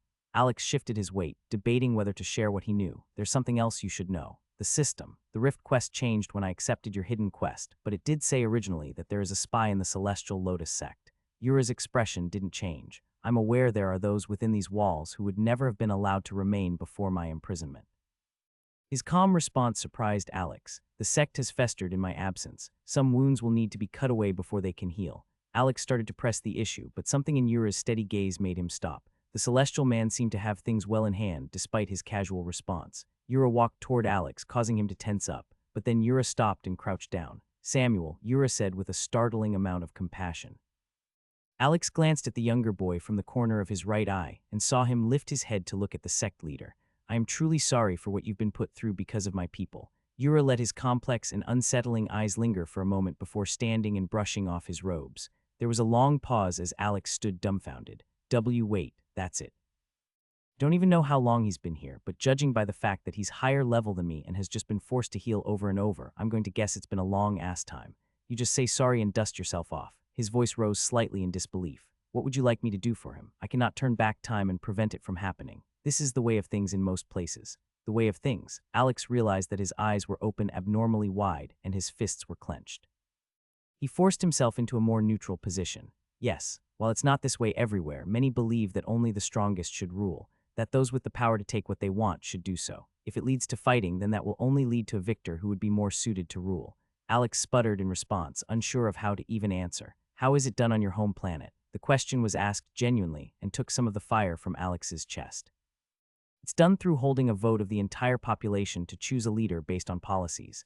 Other than government politics, most of the country revolves around money and business. It's been done this way for several hundred years. Yura nodded. I've seen a few places try this way of things. I have yet to see it work. What do you mean? I mean that most races, especially humans, will change such a system when power comes into play. Hearing that it has worked so long for your people and that you were so low level when we first met, I would guess that you've only recently been introduced to the system. While Yura looked at Alex, his forehead rose as if raising an eyebrow, though he lacked one to finish the effect. Alex nodded in response. Well, even without the system, I'm sure that you saw glimpses of this before. If your country runs off of business and money, I'm sure those wealthy individuals are able to make certain rules bend in their favor. This will change even more as soon as more among you begin to gain real power. I would guess that you will see things change. It is natural for the strong to believe that they are owed more than the weak. While it is not my personal way of thinking, many in the wider world believe that the weak serve two purposes. They are meant to be consumed to gain more power, or they are meant to be ruled by those in power. Alex's eyebrows came together and he looked at the floor. That seems wrong. What's stopping people from doing whatever they want then? Nothing. It is the prerogative of the strong to do or change what they want. It is a dangerous philosophy, especially since there is almost always someone out there who is stronger than you. Silence fell over the room for several long heartbeats. No, I won't accept that. I could see many on Earth wanting this to be the case, but I'm sure we can do better. Truly, you've already gotten a taste of this, though. This brought Alex up short. When the guards. No, when you decided to save young Samuel here, you stepped in on your own and took matters into your own hands. Not only that, but when a fight could have been avoided, it sounds as if you instigated it. While I don't blame you, and I even believe that your actions were righteous, there are those in the crowd who likely think you a tyrant. When put into that perspective, Alex was forced to stop and consider. Fuck, it really did happen like that. Alex brought a hand to his head and closed his eyes tight. Things are just happening too fast. I haven't even fully processed the fact that I've killed people. My power is coming too fast. I just need to get home. Yura nodded, satisfied to see that Alex was taking his words seriously. However, he waved his hand as if to dismiss the topic of discussion before speaking again. This is not the reason I brought you here, Alex. I'm quite surprised to see you at all. I thought your desire was to return home. It is, Alex said, bringing his head up. That's part of why I'm here. I'd like to ask for your help in getting to the rift exit. Yura was already shaking his head. I cannot leave Tianluo. He sighed and ran a hand across his bald head. Despite my order not to, my sect took a similar approach to capturing Rakshasi as the Shadow sect did to bind me. They traded a portion of their power to temporarily strengthen spirit bindings so that they were strong enough to hold a stronger being. That's why all of the sect warriors I've seen so far have still been such a low level. They sacrificed some of their levels to bind the enemy sect leader. Wait, Alex said. So you're saying that by me releasing you, the Shadow sect went back to their normal power because the chains holding you were limiting their power. And since your sect is still holding Rakshasi, your people are weakened. Yura nodded and looked back out the window. So then why don't you kill Rakshasi or something while you have her trapped and you're free? That was the original plan, but Rakshasi is a unique creature. While I might be old, she is ancient and comes from the night. The celestial man looked chagrined. I am not able to kill her. We could potentially send her back to the night plane, but our priests say that it will require her to be unbound. His jaw tightened, and we're running out of time. The binding requires constant power from my people, weakening our entire sect. We cannot maintain it indefinitely. So what is your plan then? We will hold her as long as we can while our sect continues to train. When she is released, both sides will be back to their original positions, albeit with fewer sect members. To Alex, it was clear that this pained Yura. I'm sure he feels like his imprisonment and those who died to get him out or capture Rakshasi in the first place were a waste. There was a silence before Alex spoke up. What if we could help each other then? Alex tapped his chin and continued to think. There was a situation that could potentially benefit them both, though it felt risky. You can send a team of your people with us to the rift exit while you stay here to guard Rakshasi. Since you already know the firstborn is hunting after me because I released you, she will try to stop us from leaving the rift. I think she's already waiting for me to go that way again. Set up an ambush for her, and use me going to the rift as bait. I'm still missing so much information about this situation, but this makes sense. The firstborn is strong, and it could make the later battles easier for the Celestial Lotus sect members if she were out of the picture. Yura nodded a few times. I believe I see where you're going with this. Encouraged by his response, Alex continued. I'm sure it would be a big loss for them if you were to kill a powerful enemy before Rakshasi goes back to her side of the rift, especially if she needs to gain her power back over several days like you did. You already mentioned that without Rakshasi's guidance, the Shadow Sect is likely disorganized. With those three factors, your sect could have a real chance to end things quickly. Yura paced as he began to think through the implications. Alex waited quietly, though the tension was broken as he felt Valthurian move around in his robe. What are you doing? Friend, yeah, he's still here. You can come out for a bit if you want. Yura already knows about you. Val flew out of the opening in the robe and did a spiral up in the air before locating Sam. The worm flew at a lazy pace, which seemed to work well for Sam, who was still a bit skittish of the small creature. As Val got closer and stopped, Alex watched Sam hesitate. The younger boy looked to Alex, and when he received a nod of encouragement, he reached his hand out. In characteristic fashion, Val ran his forehead into Sam's palm, which caused the boy to laugh. A smile crept onto Alex's lips, happy to see that the boy wasn't so wounded that he couldn't still laugh or find amusement in something small. So far, Sam reminded Alex of some of the shelter puppies he'd seen. Mistreated and abused, he was just so shy and skittish. He looked to be 15 or 16, and Alex wasn't sure how he would have handled such a situation at that age. Fuck Yura's logic. I should have hit that merchant again while he could still feel it. Yura stopped his pacing and turned to face Alex fully. You know, when I first regained consciousness after you freed me, I gave you a gift of power. At the time, I thought it adequate compensation. He shook his head slowly. But then I learned how my sect treated you, the beatings, the public humiliation, ignoring your words about helping me. Even an enemy spy deserves better. His eyes fixed on Alex. You've offered a good plan, one that could work.